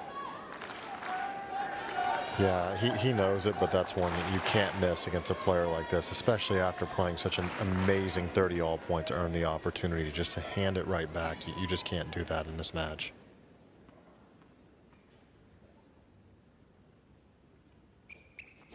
Oh.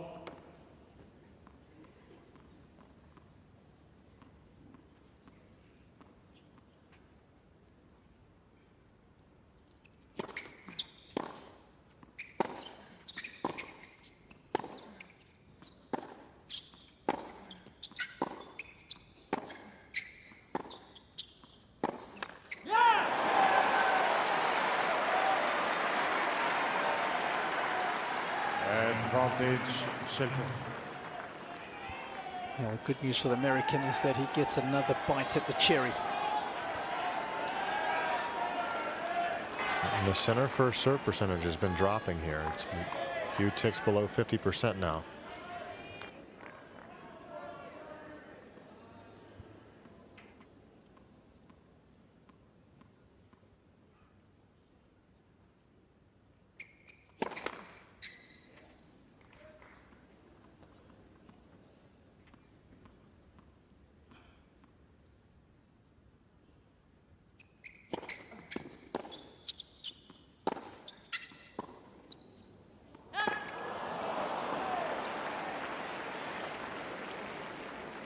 Jeez.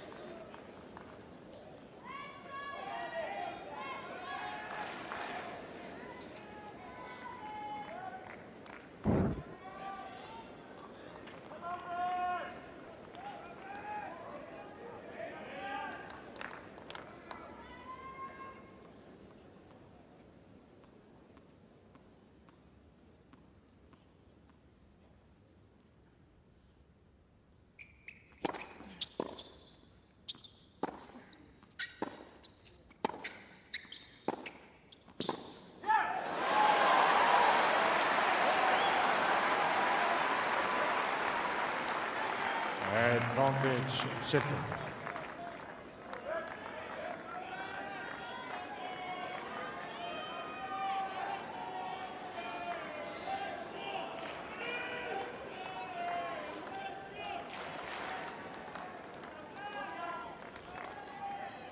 Will it be third time lucky for Ben?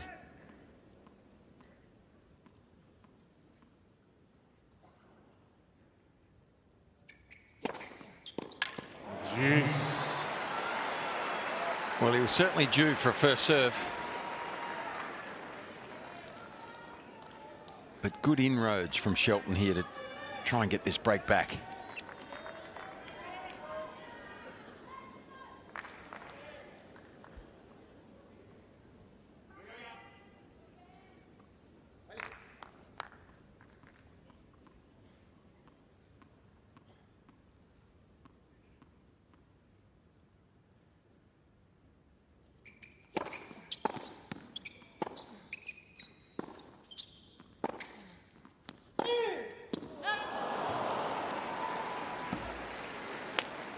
Advantage, Sinner.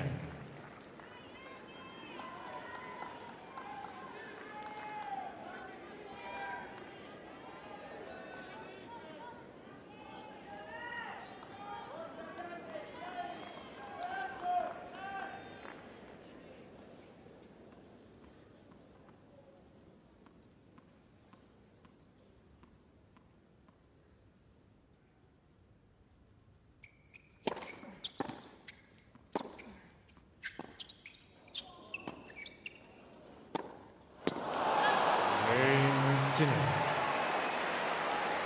In a service game where he missed a lot of first serves. And that Sinner was leads coupled with the fact 3 that games to Shelton 1. made some good positive plays, some good inroads. So I'll be happy that he's escaped unscathed.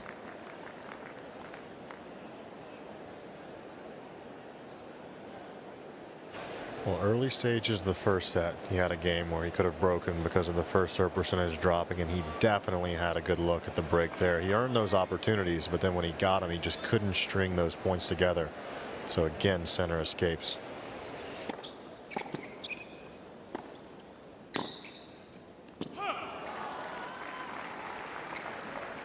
And just a reminder, still the only person to break Sinner in the tournament so far is an American college standout, just not Ben Shelton. Of course, Elliot Spizzeri, who played at the University of Texas.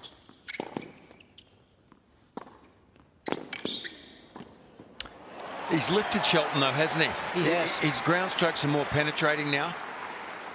And that's the difference, I think. I mean, you got to keep making them, that's for sure, because he's given away a few unforced errors during the match, that's for sure. But he's more penetrating now and making those volleys a little bit easier.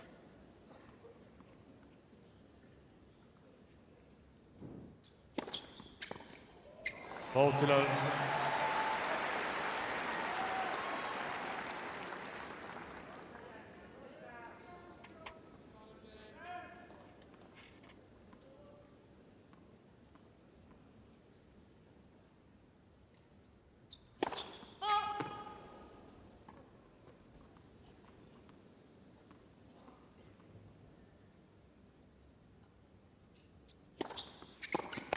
Cain Shelton. Still playing catch up is Shelton. Sinner setting a break up.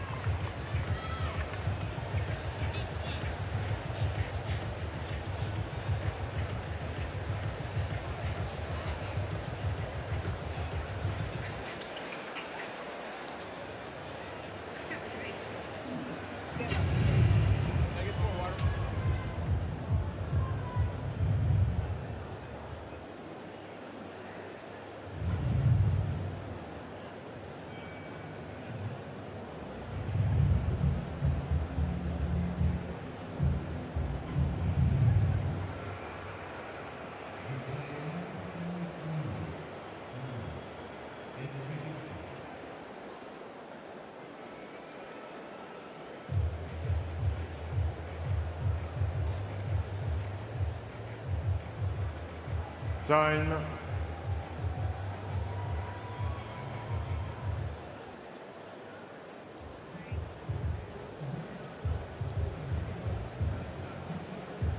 Well, it's the last of the men's singles quarterfinals. Novak Djokovic, a win earlier today in quite dramatic fashion. He had lost the opening 2 sets to Lorenzo Musetti before Musetti pulled up injured. Looked like the top of his thigh. He felt it in the second set, but it just became too much to handle. And Novak was up 3-1 in the third. Musetti just walked to the net and had to retire. So Novak awaits the winner here. Sasha Zverev will take on Carlos Alcaraz tomorrow in the other semi-final. Excuse me, on Friday.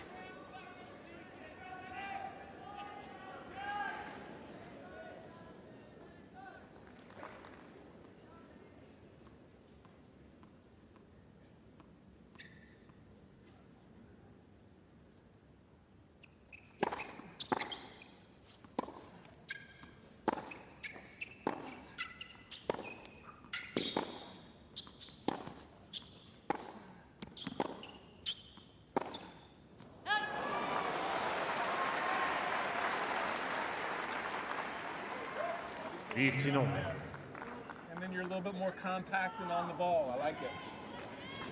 Good job. Come on, doing great, buddy. Better and better.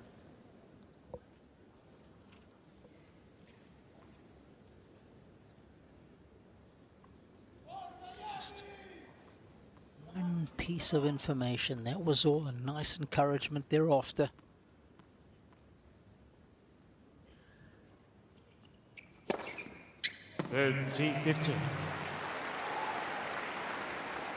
Mentioned that Ben came out of college after the end of the 2022 season in May. Of course, that's when he turned pro.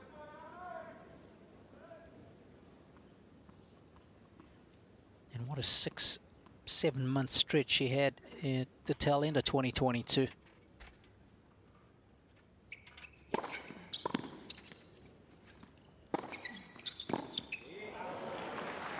He beat August Holmgren in the finals of the NCAAs in May that year. Fitzy, Holmgren said you could tell straight away this guy was so ready for the tour. The serve was a joke back then. He had matured physically, was such a different player than what he was in his first season at college the year before.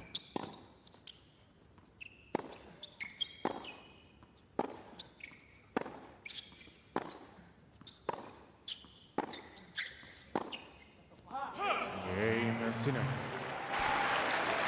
Robbie, I had a conversation with Ben about some of the players that he was playing against in college a couple days ago. We were talking about it after his match, and he was saying how deep it was. He talked about Holmgren in that final and said that he played really good tennis, big boy tennis. He felt like that he was really ready just because overall the level of college tennis his year that he won it was so high. Yeah, so true. Because he made the finals of the Tiburon Challenger. He won Charlottesville, he won Knoxville and Champaign. 3 challenges at the tail end of that season. And that got him to the cusp of the top 100.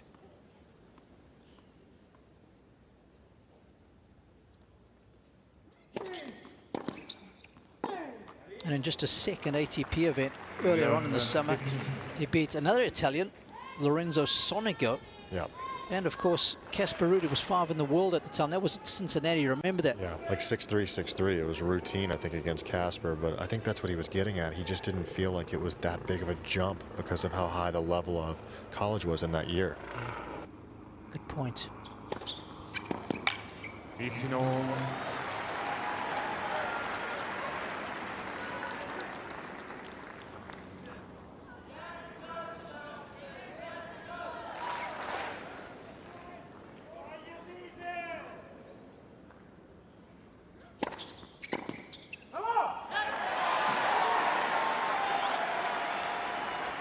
He's that shape shifter of a serve.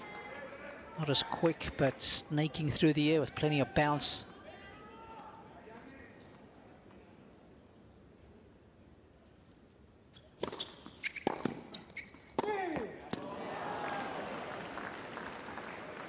Third zero. Take your time here.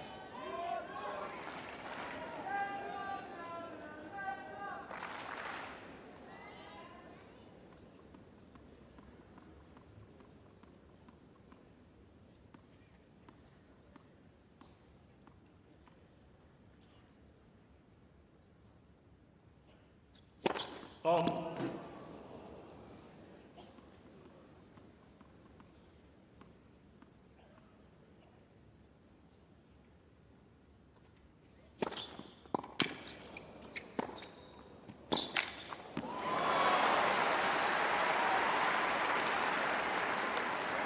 14-13.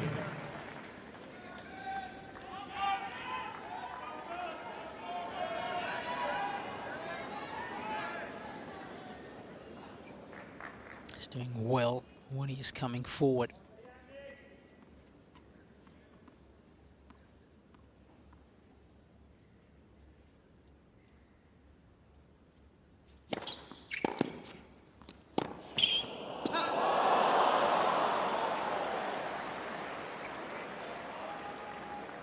Jeez.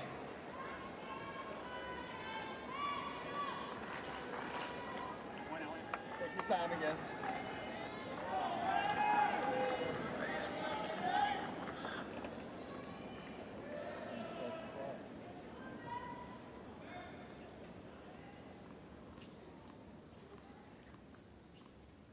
Just a quick 6 count.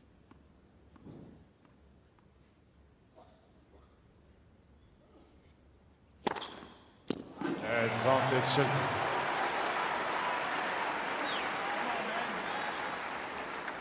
Shilton's box. Up above, of course, there's a guest box upstairs, and all the coaches, physios tend to sit court level. Ken Kinnear from the USTA. So good friend Nick Monroe also sitting in his box. Shilton. Some big serving to round out the 7th game of the 2nd set. It's hanging about here is Shelton, but it's down 4-3. 4 games to 3.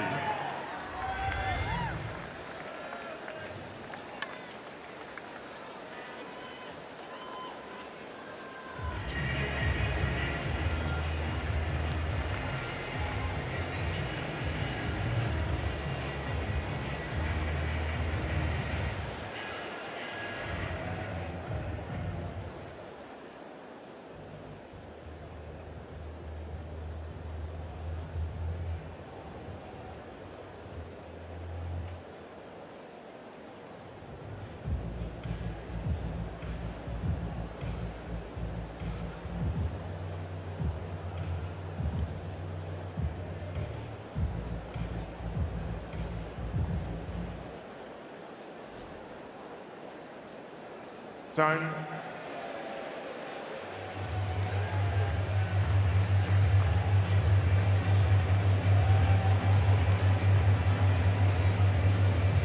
$14,500 when it is packed to capacity, and it certainly is this evening.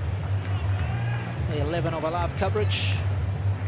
It's in our friends and family, but that man, front left, is one of Jannik's oldest friends. Alex Viteur grew up playing tennis with him. Alex now manages all of Jannik's affairs, business interests, and all the important stuff.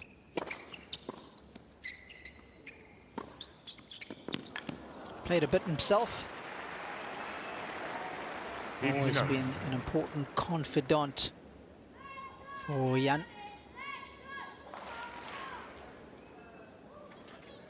From the Shelton point of view, it's disappointing he lost that early serve in this set, because he's competitive now. He's got to maintain it, because you know this man will. But he feels like he's got his teeth into the set now, Ben.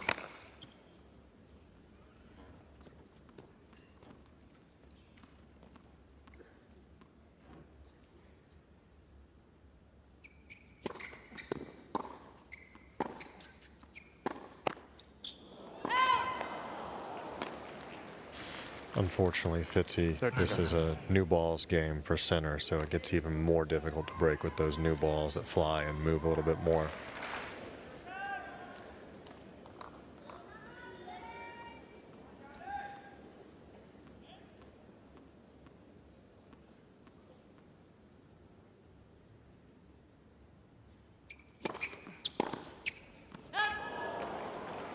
Right, just give us an idea when you're playing the very best. They're all such good front runners.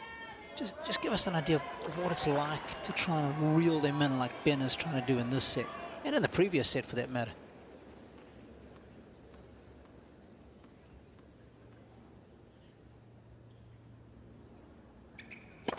Oh.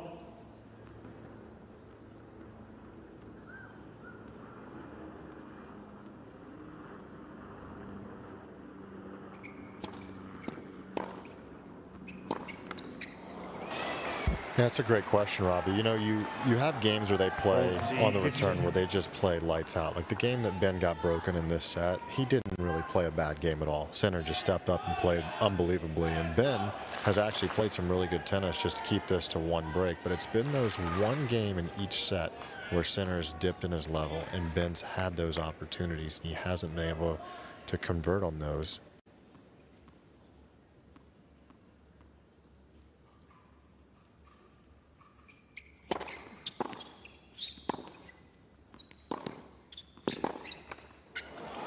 And I say that to point out that, you know, there's moments through the matches where Sinner hits these levels of play that are just unplayable, and you've got to try and stay with them, and you've got to try and keep that score line as close as possible, because scoreboard pressure is your best friend in this situation. If he could get to 3-all, 4-all, 5-all, then Sinner starts to feel the pressure, but up a break, up a set and a break, he feels very comfortable.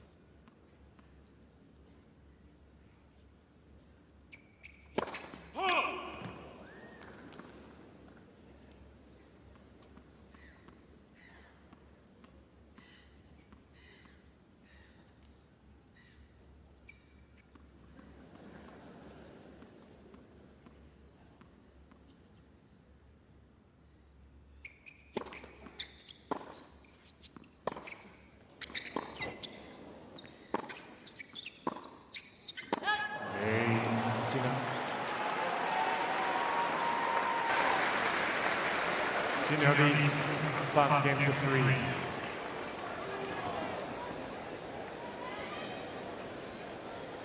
It's definitely a suffocating feeling when you're on the other side of the net from Sinner, because he takes the time away so well and the ball gets up on you so fast. Even Musetti was saying after the quarterfinal match at the US Open with Sinner that he's never felt a ball speed get on him that quickly, talking about Sinner.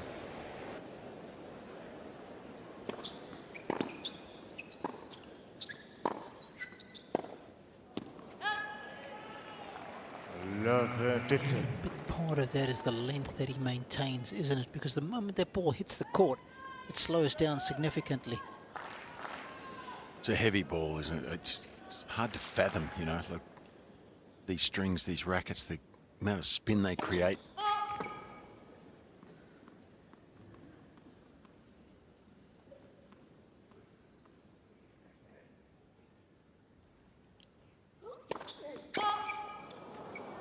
Love 13.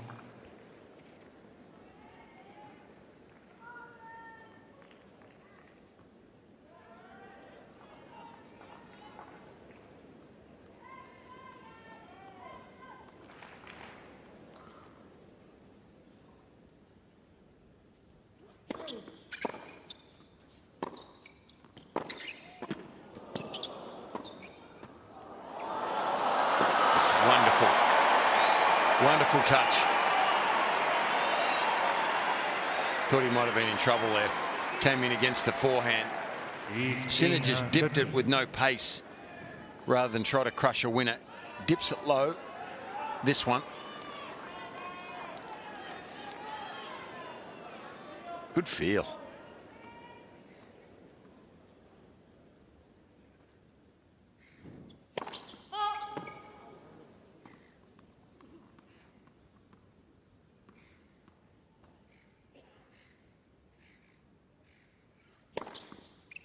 That's where he took a risk. And at times he has to, I think, on that second serve. That's big. I think that's smart, Fitz. If you're going to take risks, take it with one of your best shots. It's his best shot. Yeah. Yeah, 199 Ks on a second serve to try and get a free point.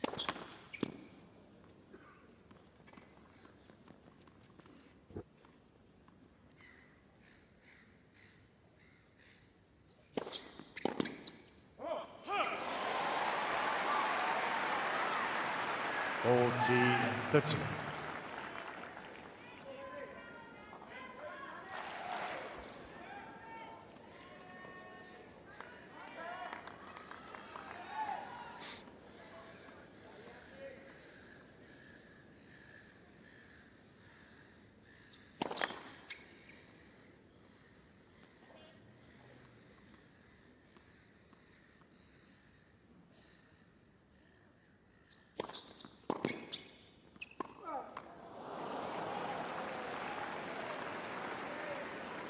Juice.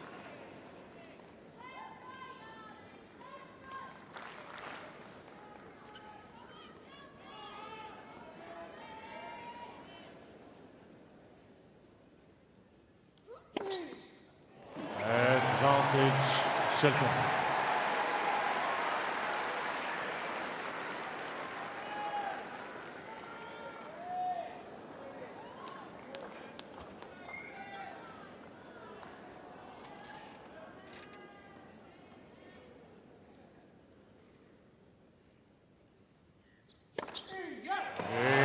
Shelton. Well, he's guaranteed himself at least one more look at the Sinner serve in this set. It's 5-4. Sinner leads 5 games to 4.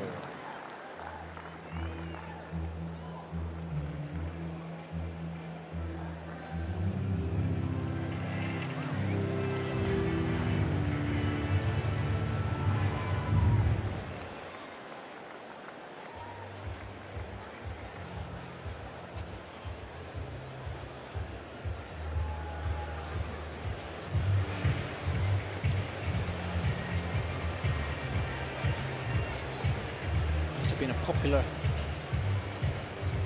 request, those big blue water bottles from a couple of my good friends back at home, as well as the tournament towels. Of all requests I've got for tennis swag on this year's Australian Open. Those are top of the list.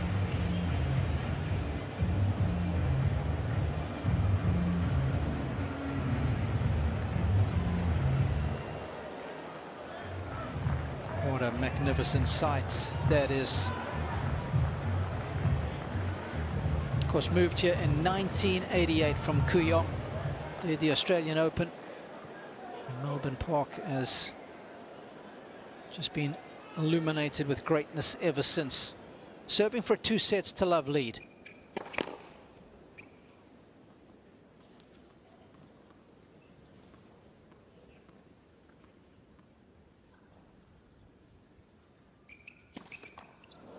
Oh, wow.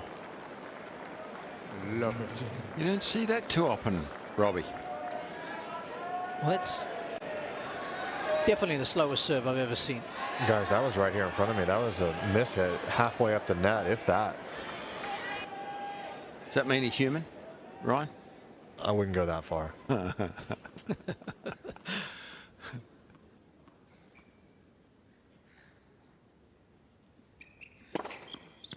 15. He might have just felt it's more entertaining for the crowd if he faced a deficit in this game. You never know with him, all the spectacular stuff he can do. Here we go. Come on. This game. This point. Stay there.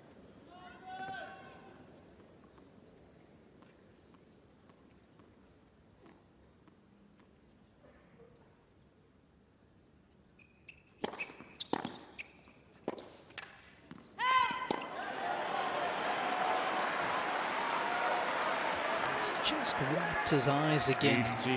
15-13.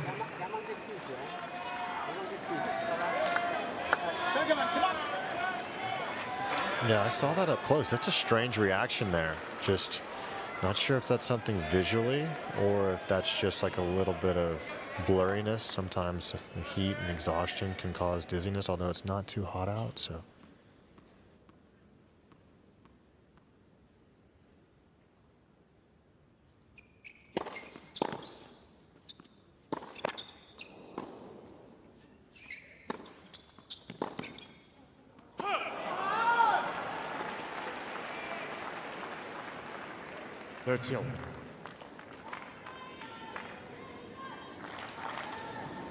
Such a big swing.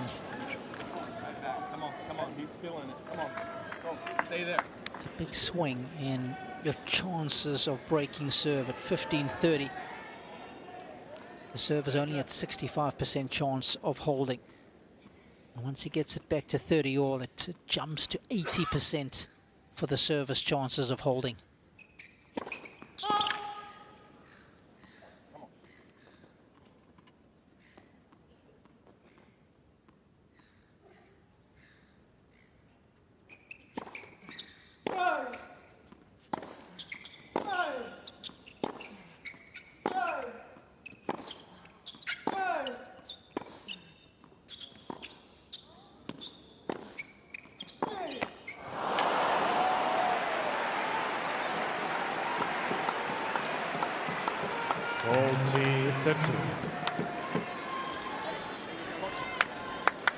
One of the things that Sinner does so well, I call it tidal tennis, where he moves in and out from the baseline, depending on how well his ground stroke is struck.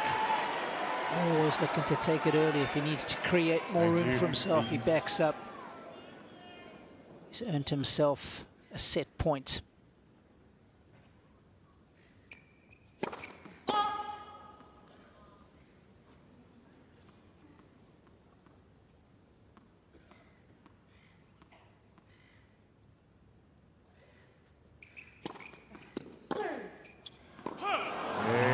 It's going to sail along.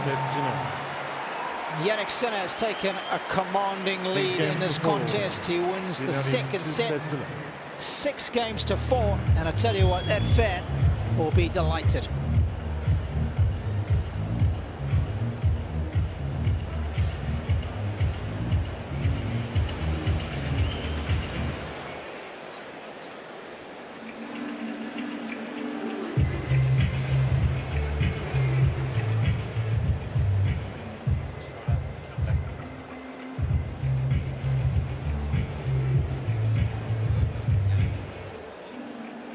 There's no doubt that Ben's made a few inroads. A lot more intent, 13 winners as you can see in this set. More effective behind his first serve. But it's always tough when you're playing catch-up, when you're a break down early against these guys, Fitzy. Absolutely. Look, he was very competitive, wasn't he, after the break in that second. It was anybody's set if it had been on serve. So he's got to take some heart from that, and his father was encouraging him there, saying, you know, he's feeling it, the opposition. Stay there. And maybe that meant physically or mentally, but he was good then, Ben. And still lost the set.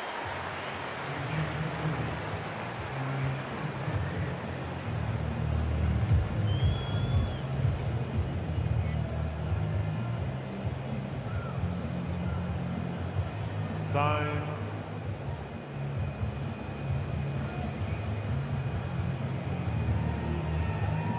Just on that sit down. Yeah. You know, you guys picked it, you know, with the eyes. There seemed something a bit strange there. He wasn't feeling 100%. And when he won the set, he sort of jogged off in a strange fashion, I thought, towards the chair and then put a towel over his head. Maybe he's just feeling a little bit run down from the other day when he had the cramps, or just not 100%. I'm not sure. He seems okay there. Well, that was actually walking to the chair. Yeah, that was the little trot you spoke about. It was unusual. And thank you.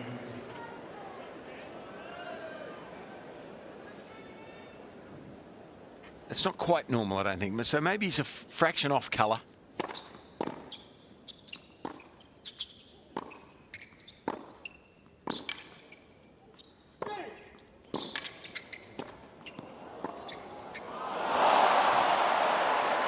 Well, you nearly hit 3 winning forehands. Love 15.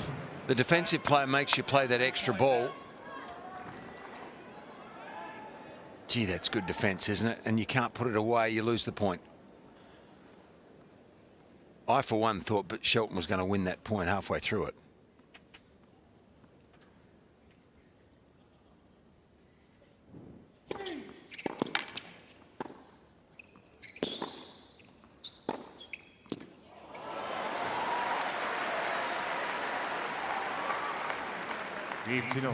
That shot in particular has looked really solid in the second set, setting the backhand nicely.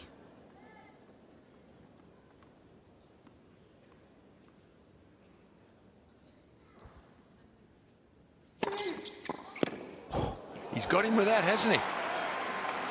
I mean, that's quick, coming straight at you. And because it moves in the air and it kicks off the surface, it's really awkward coming at your body.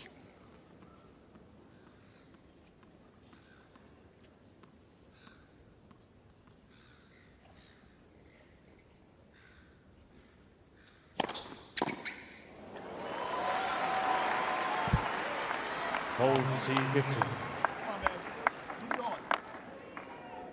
Come on.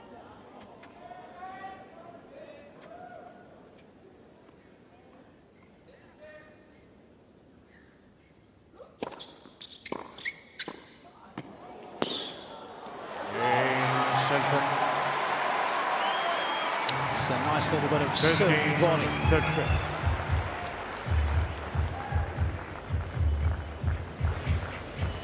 He's actually done okay when he has come in. He's won 14 out of 21 has Shelton. It's about a 70% return. And that's a lot better than he gets off the ground. So whenever available, he's got to trust those odds. Yeah, that's a good point, Ryan.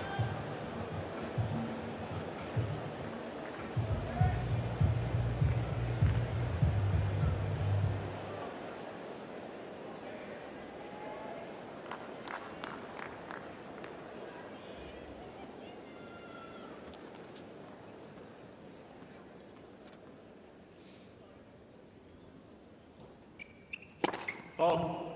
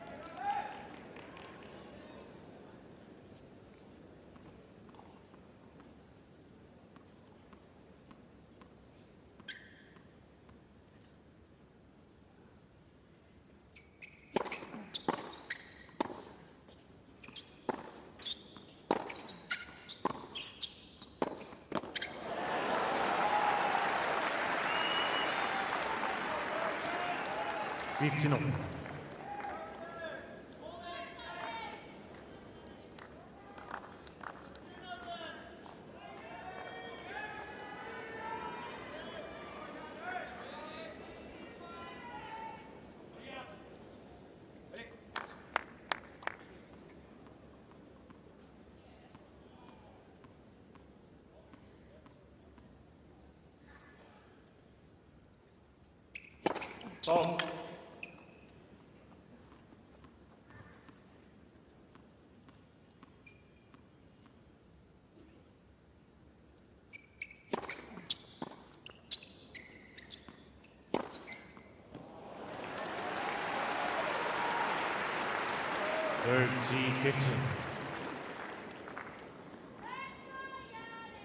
Currently on a 19-match win streak is Sinner. I'm still not convinced, Robbie. He's feeling 100% here. He looks, it looks a bit odd, the way he's reacting. I'm with you. On about 6 or 7 cylinders out of 8.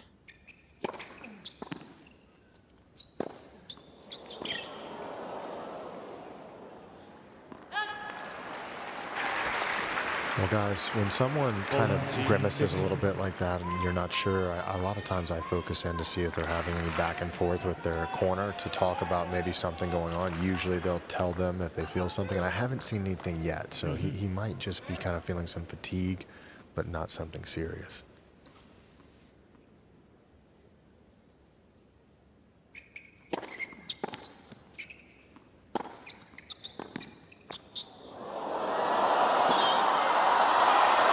Just missed it.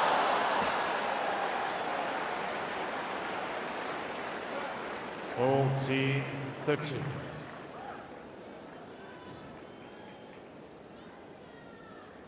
Gets a good piece of the net. Sinner was there.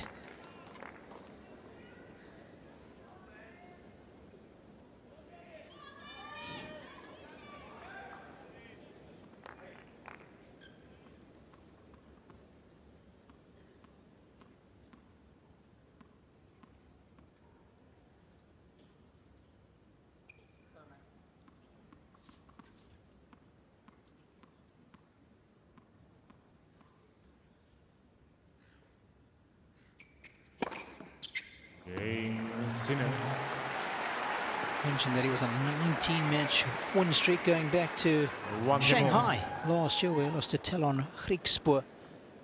Actually, Talon retired him in that match. fact, he only lost to one player in a completed match other than Carlos Alcaraz. That was Sasha Bublik in Halle.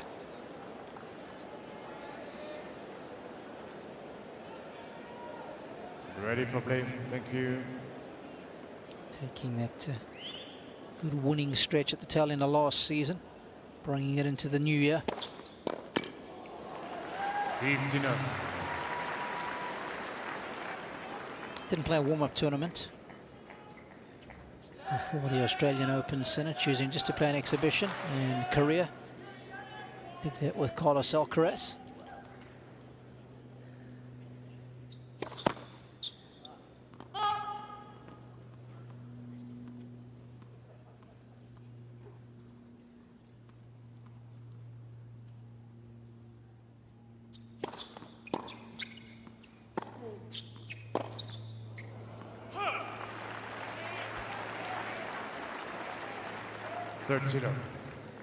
Shelton played in Auckland the week prior to the Australian Open.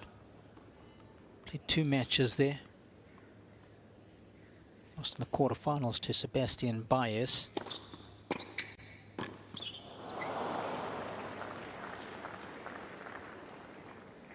We often forget Fitzy, the first time he came to Australia back in 2023 was the first time he had left America. It's hard to believe, right? And he was almost a top 100 player. Yeah, incredible. And yeah, in a global sport. Yep. Almost never happens.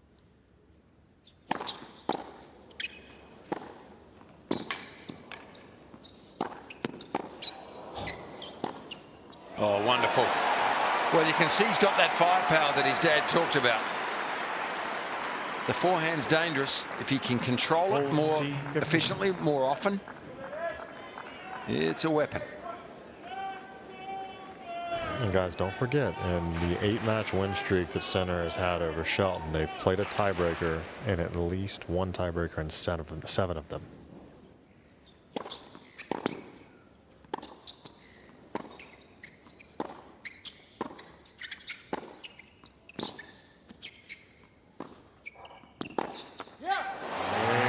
That was a good game, a really good game, authoritative.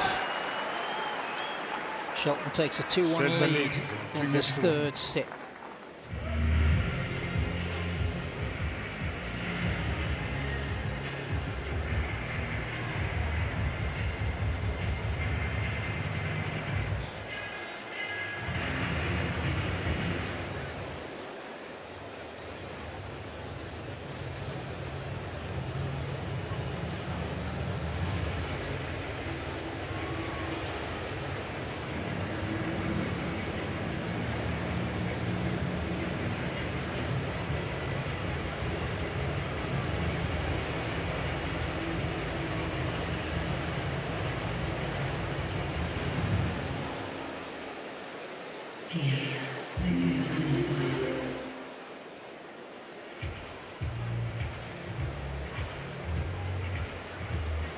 Time.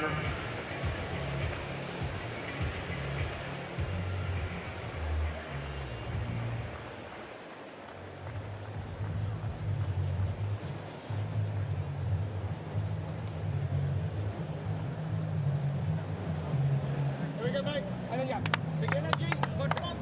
Day 11 of this year's Australian Open.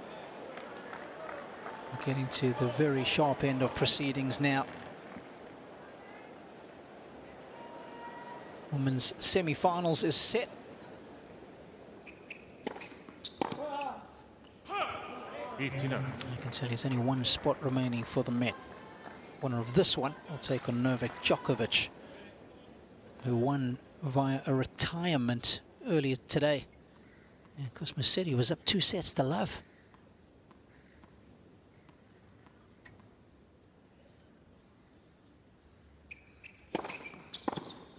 What a disappointment that would be. It's got to hurt. Oh, big time.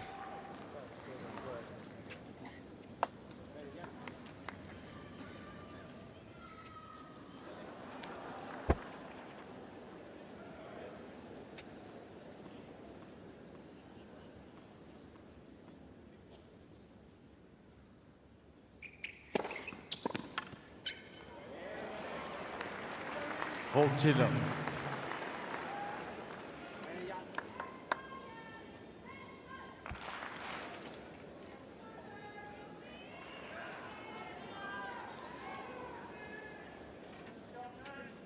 First serve percentage hasn't been quite good enough, has it, Jannik? Not to his normal standards.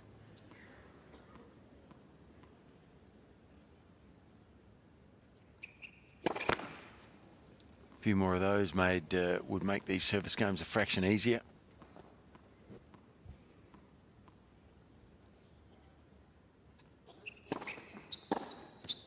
But winning that one convincingly anyway. 2 games all. So Ben needs to keep his level up now. It can be dangerous here. There we go. Another good service game. You're finding your rhythm now. Stay aggressive. Alcaraz, Djokovic and Sinner could become the second trio to reach the semi-final in all 4 consecutive majors.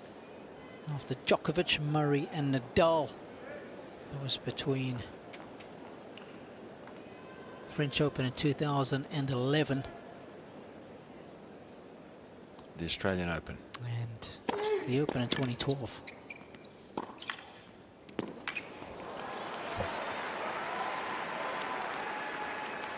He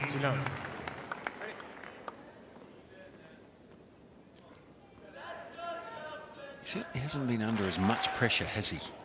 Ben Shelton on the service games as he was early in the match. A little bit of intensity out of the Sinner return games.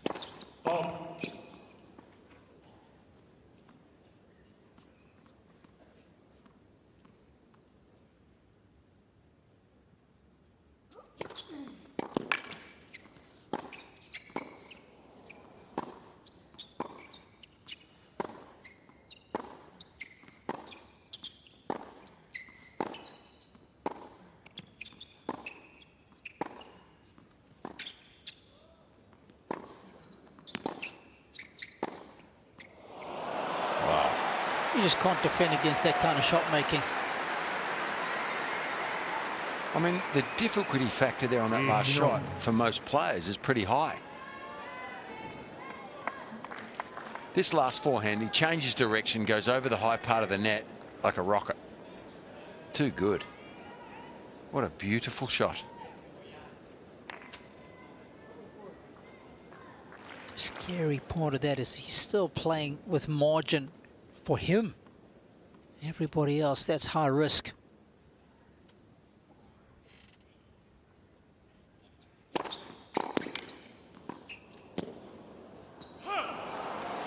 Okay, look what he's just found.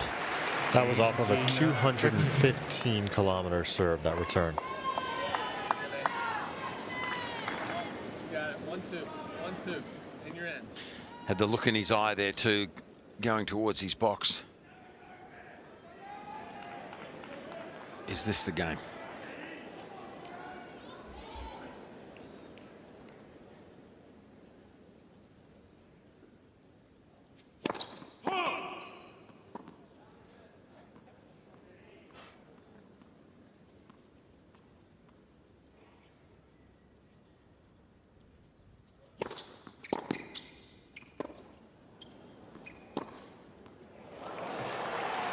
It's just unyielding baseline pressure.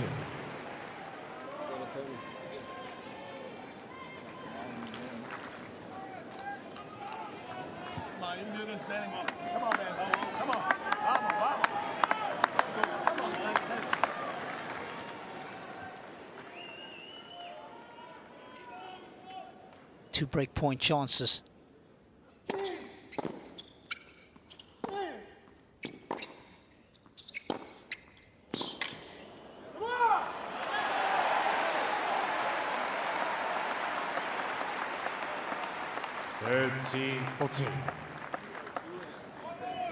First serve, bro. Come on.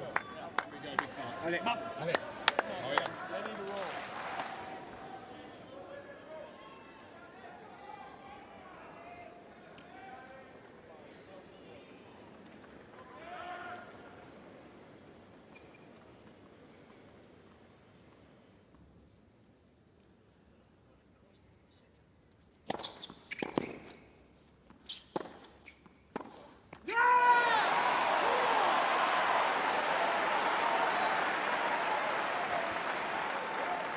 Jeez.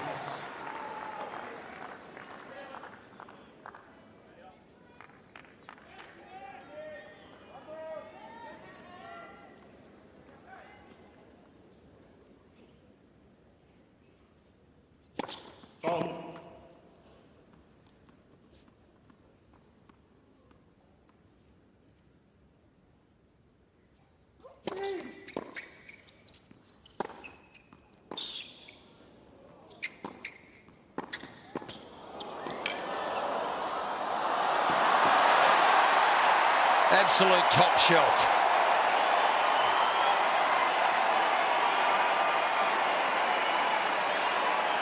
Possibly his best point of the match. Advantage. He mixed it up. Shelton. Crashes this forehand.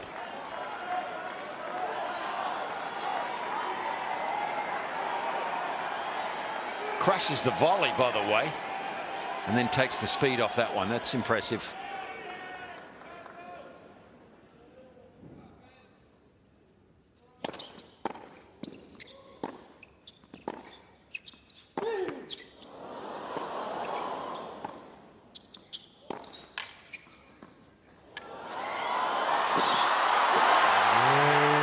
Shelton. Growing in confidence is Shelton.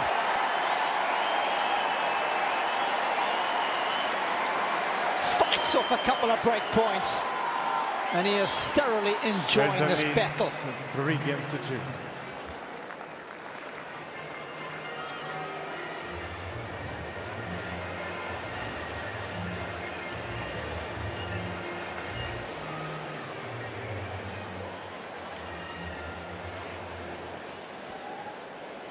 Well, it's very interesting when you have a look at the difference between these two guys on second serve return hit points, and we can see that Shelton, more often than not, I would say, likes to be about 2 meters behind the baseline when he makes contact. Different ball game altogether for Jannik, isn't it? Yeah. So tight to the baseline, more often than not inside the baseline, up to a meter and a half, taking that second serve on the rise, trying to catch it nice and early. And Fitzy, you've alluded to the fact that every now and then you like to see Ben perhaps maybe go after a second serve. Take a page out of Sinner's book there. Try and create some instant pressure.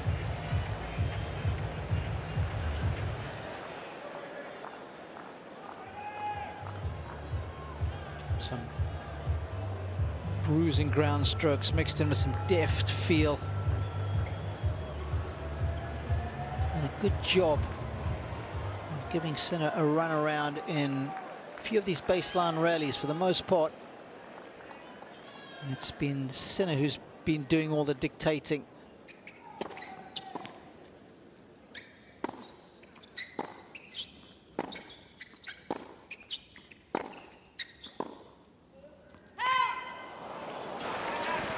Guys, I've been watching Sinner very closely since we saw a couple of those steps that looked a little awkward, and I don't know if I'm late to the party here or if this is going to be breaking news, but I've noticed something really, really interesting after Sinner plays a point when he's inside the court. He refuses to step on any line at all. He steps over and around every single line on the court.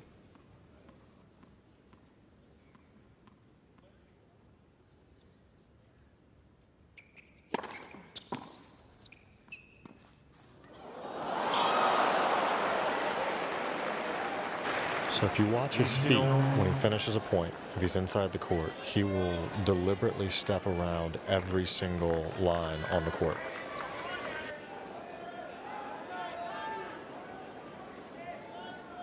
Have to keep a beady eye on that. Good spot.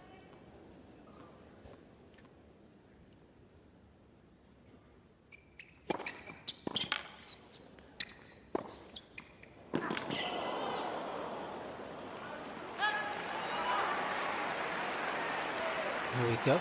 30-15.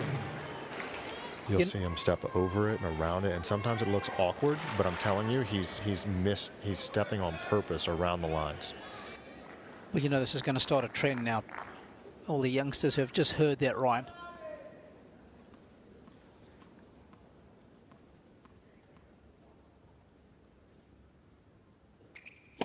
Oh.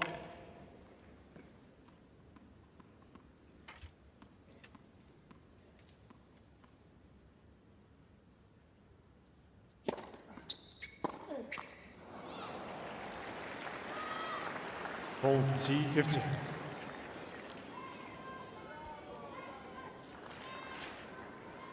It's like a soft shoe shuffle.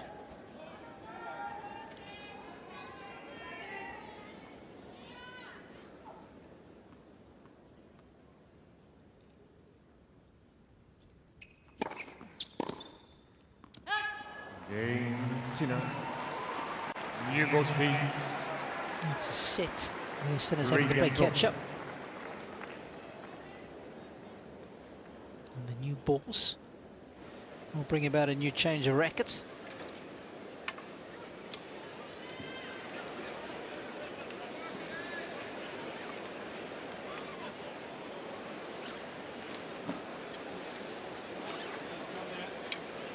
Looks like he's sending off a couple of rackets to be strung as well as Sinner.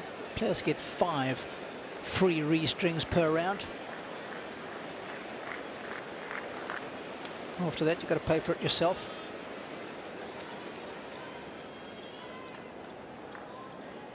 On a practice day, they'll probably have just 2 or 3 freshly done. Match day, what do you reckon, Ryan?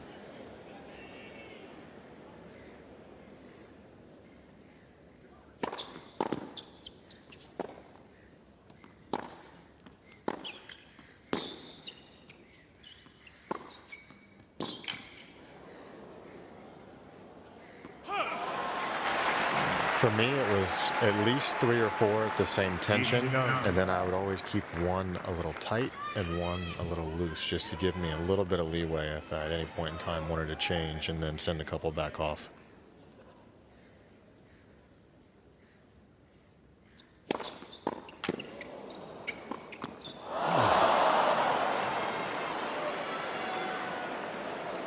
His body serve, I know he missed that forehand, but his body serve's been effective, hasn't it? It really has been.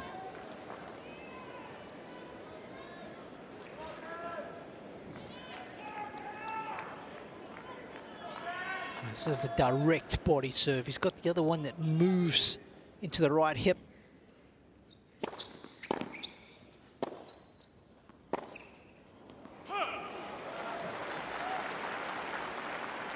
T15.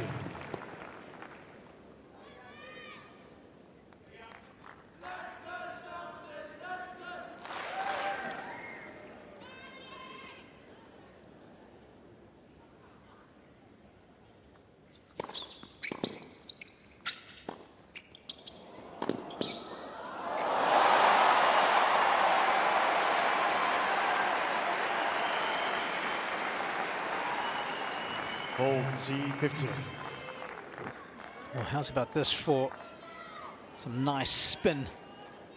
I had a feeling he lost this ball in the lights.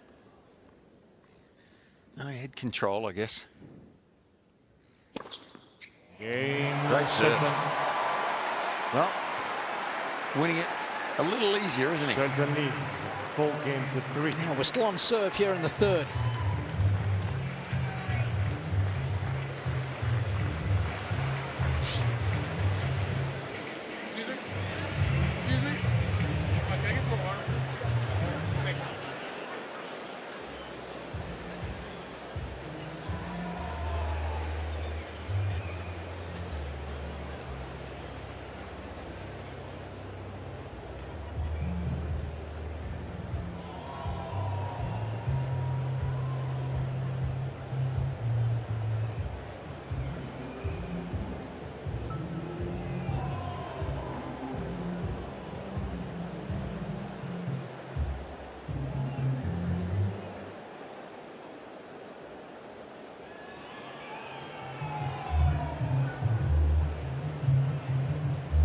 Time.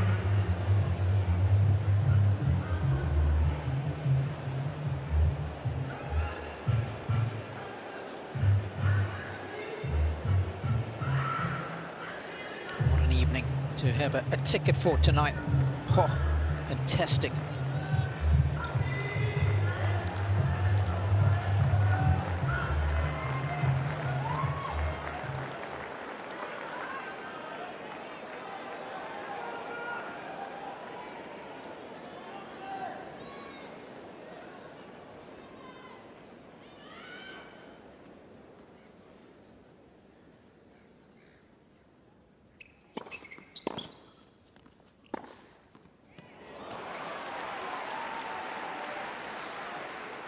When he starts with that wide serve, Ryan, he quite often gets that short reply, doesn't he? Yeah, and he's so good at playing fast, the open court. It puts you in such a tough position because you feel like even if you hit a great return, if you hit it fast, you don't have court time to get back. He takes the time away from you.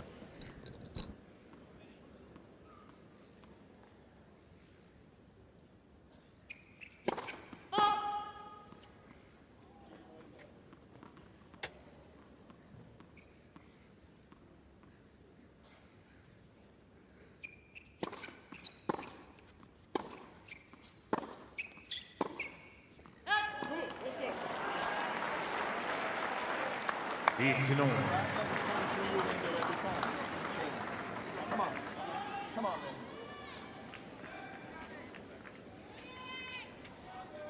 No time better than the present. Let's go.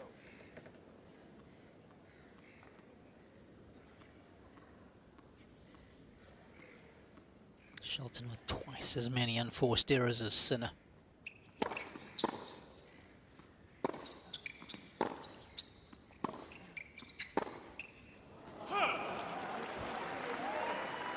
Feels like they're less now, though, than they were earlier. He had a lot of unforced errors, I thought, in the first set and a half, but he's tightened his game up a bit.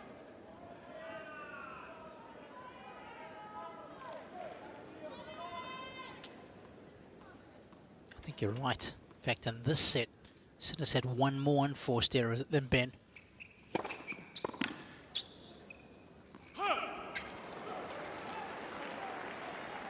Faulty 15. 5 for Sinner, just 4 for the American.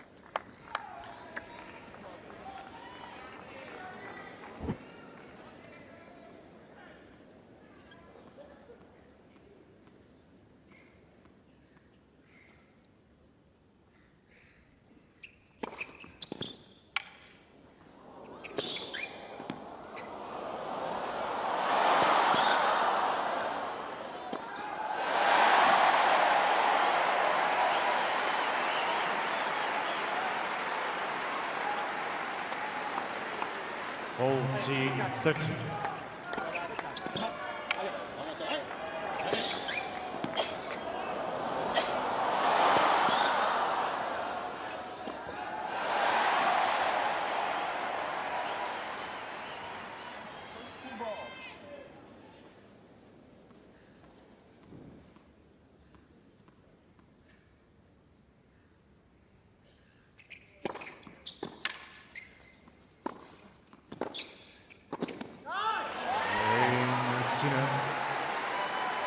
Tell you what, Sinner's numbers at net have been outstanding.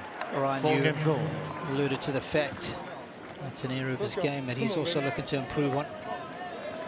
Yeah, and he was the one who pointed that out. I was asking him about his serve and the work in the offseason on the serve, and he said, and the volley. He actually put that out there himself.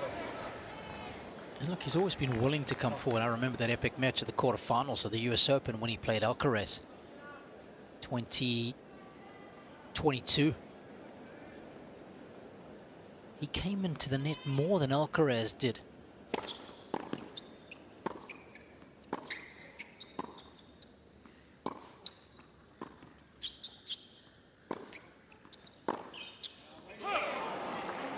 He comes in on a very positive ball most of the time, though, doesn't he, Robbie? Which makes the volleys a little simpler. A bit like Rafa used to do. His ground strokes were so good that he would just pin the opponent down on the back of the court and be in there when it was an easy put away. There's a little bit of that in Sinner too, I think. Oh, yeah. Whereas Shelton needs to come forward a bit more so that he doesn't have to trade the ground strokes as much. And so he's faced with some more difficult volleys.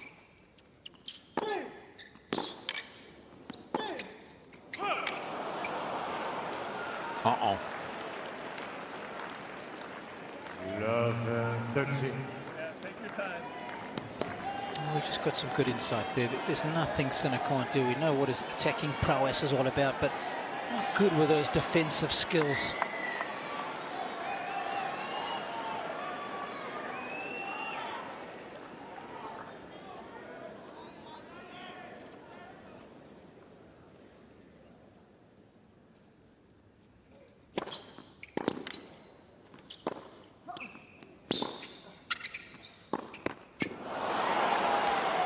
case-in point, Robbie Koenig.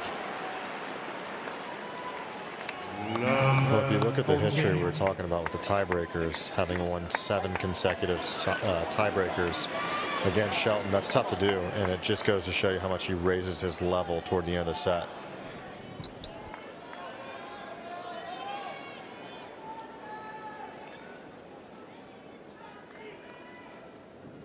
Three break points.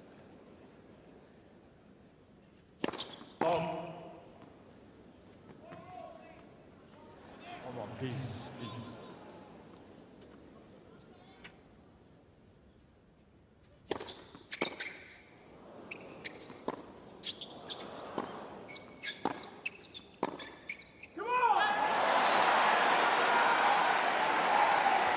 Well, he decided to get on the front foot after the miss-hit return, and it was a risk, but a calculated one. Had to almost half volley that miss-hit to stay in the point. One saved.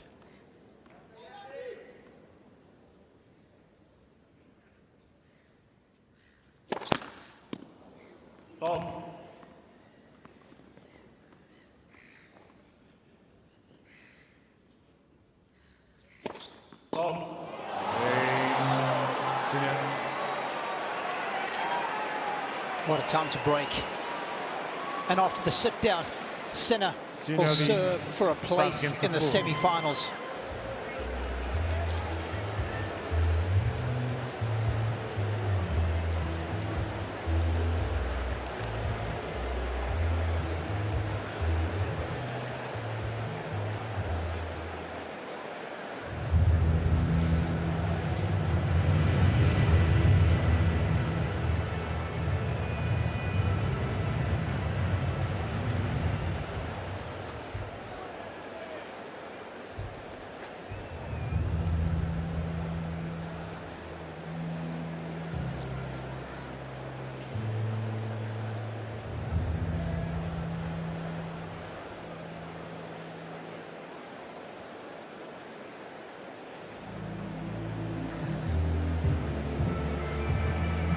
Time.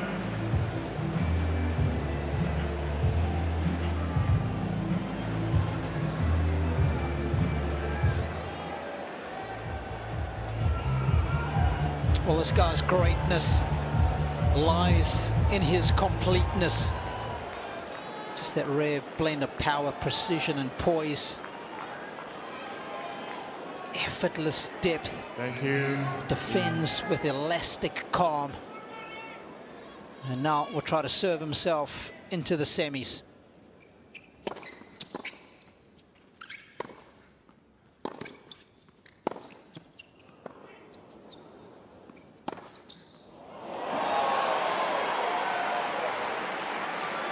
And then, of course, you've got the clarity of thought that is so beautifully blended with that ruthless consistency that he has from the back of the court.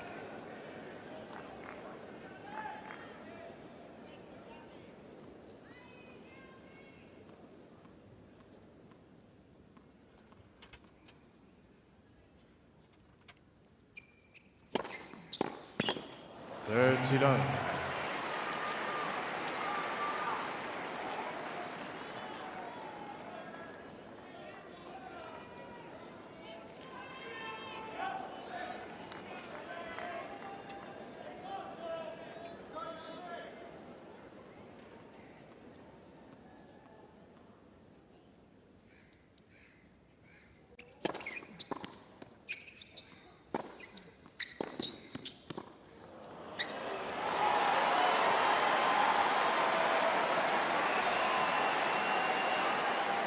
Faulty love. How complete of a performance has this been?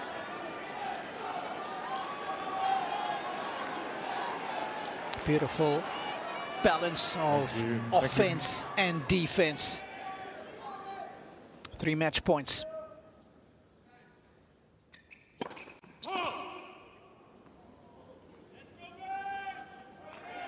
Please.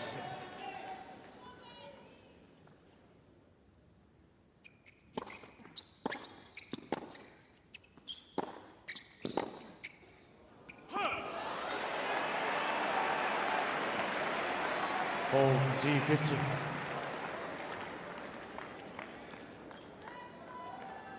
Ben Shelton has fought valiantly. He's thrown everything at Sinner tonight. Just hasn't been enough.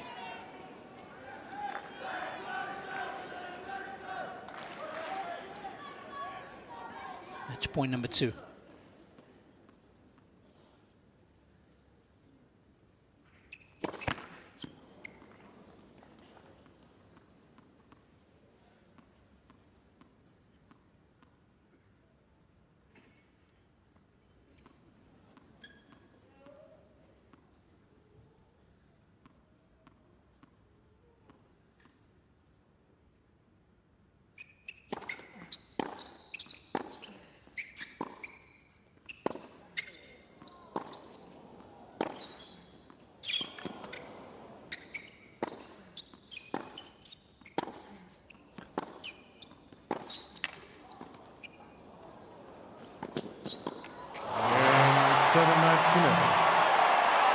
That's a brilliant from start to finish. 6-4.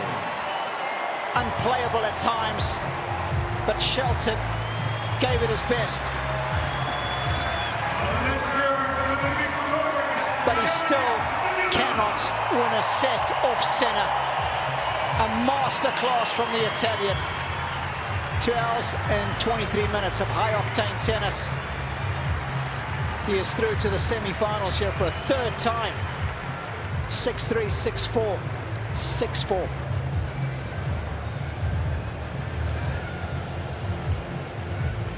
It's 22 sets in a row now.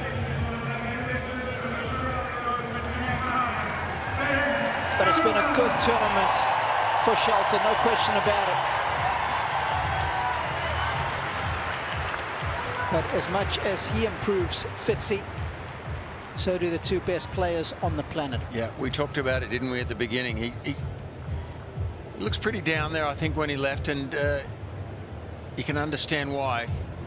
But, you know, 22 sets, yes, but, you know, every set there you're thinking, well, he's got a chance in this set. You know, he just can't get over the line. I mean, Sinner's so solid, rock solid when it matters. You can see the disappointment there in Ben as he leaves the stadium.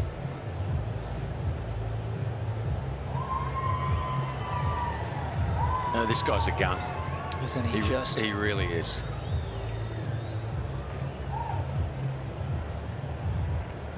And I love those words, the great words of one of the greatest athletes, Ed Moses. And he said that losing is not the end. On the contrary, it's the beginning of the inner dialogue upon which progress depends. And I think that's how Ben's got to look at tonight. There's plenty of good to celebrate.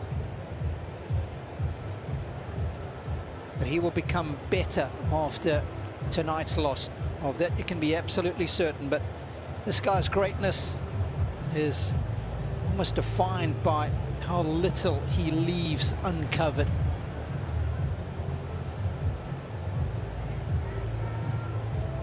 Let's see if he's got all the angles and answers for our good friend Jim Courier.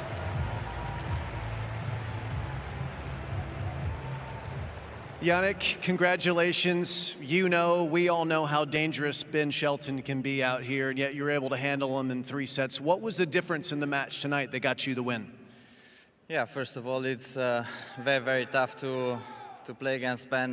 You know, a huge serve, and I feel like he's improving so much, you know, year after year. So, you know, especially after the off season, you never know how certain players are gonna play against you, and you know, changing a lot of things. So very happy about today's performance. As always, thanks for the support. It's amazing to play here on this court, and now let's see what's coming.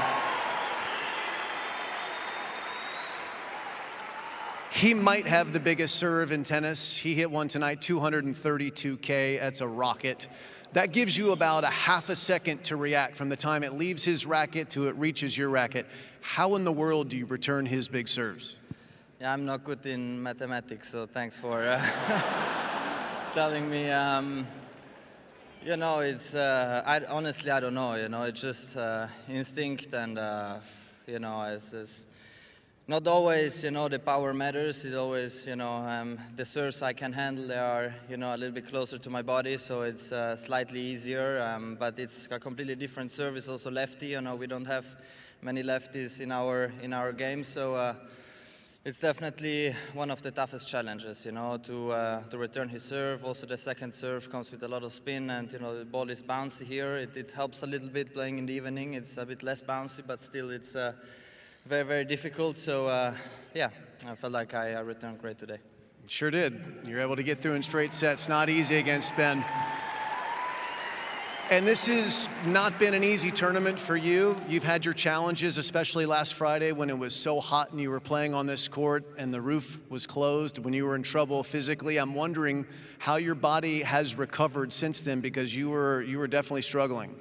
Yes, I was struggling. You know, we go day by day. I had a great win a couple of days ago against a fellow Italian, which gives you this, you know, good, you know, confidence boost also, you know, and today I felt like I was moving again a little bit better. You know, I feel stronger physically again, so I'm very happy. And of course now semis again. I'm very happy to be again here in the semis, first tournament of the season. And of course we all know what challenge I'm up to, but I'm looking forward to it, and we all hope for a great match. So we'll talk about that challenge ahead now in the semifinals. You have been on tour now for several years. You never got a chance to play against Roger Federer. You did get a chance to play 3 times against Rafa when you were much younger, but you've played Novak, your next opponent, quite a few times.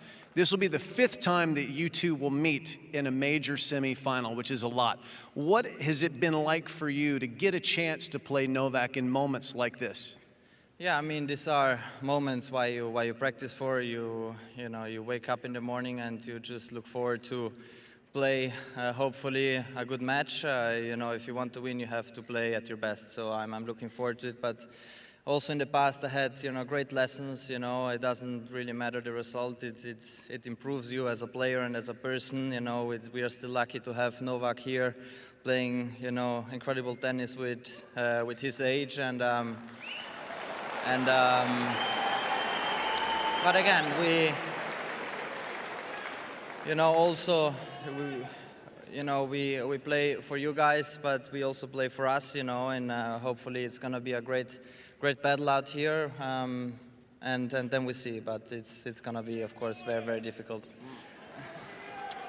It's never going to be easy to try and win this thing for the 3rd time, and there are just 4 men remaining, and it's the top 4 seeds. Carlos will be playing against Sasha Zverev in the other semifinal, so won't ask you about your semifinal more, but what are you looking forward to in their match? I know you'll keep an eye on it, even though it's the same day you'll be playing.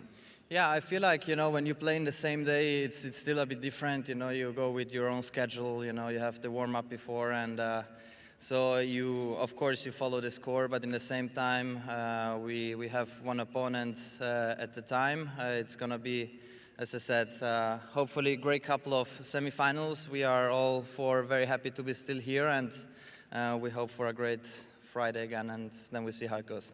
Congratulations, Jannik. Well done. Another semifinal for the Italian.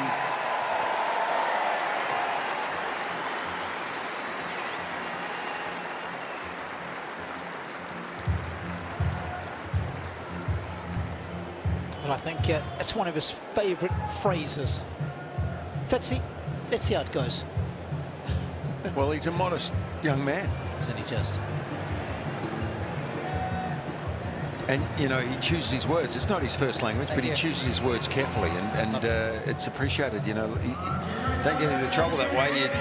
He didn't want to say, let's see what happens on Friday and Sunday, because that would be saying the wrong thing. Of course it would. Just having a look back, the fact that he's won his last 5 against Djokovic. He's also won the last 9 sets in a row against the Serb. So he'll be feeling pretty good about that matchup. And I think the numbers were pretty good this evening, weren't they, Fitzy? Well, he was more outstanding at the beginning of the match, I thought. Just watching, you know, without taking stats, sitting here watching it at courtside, he felt like he was playing better stuff at the start. but he did enough at the end. And Ben certainly improved, I thought, and was more competitive from the back of the court, and did start to mix his game up a bit more with varying his serve and coming in a little bit. But geez, hard to attack. I mean, his defensive skills. We saw the guy who we have all thought for a while is the best defensive player of all time in Novak Djokovic set a new standard in his career about defending. Well, this guy is incredibly good at defending too, so it's hard for players to attack him, and Ben, I'm sure, felt that tonight. Yeah, well said. So we are down to the final four in the men's draw as well as the women. We know that Carlos Alcaraz will take on Sasha Zverev, and the genius that is Jannik Sinner will take on Novak. Well, that was a whole lot of fun. Hope you enjoyed it as much as Ryan, Fitzy, and myself, and we look forward to your company again tomorrow. Of course, still more tennis to come here from the Rod Laver Arena, but from us three, it's bye for now.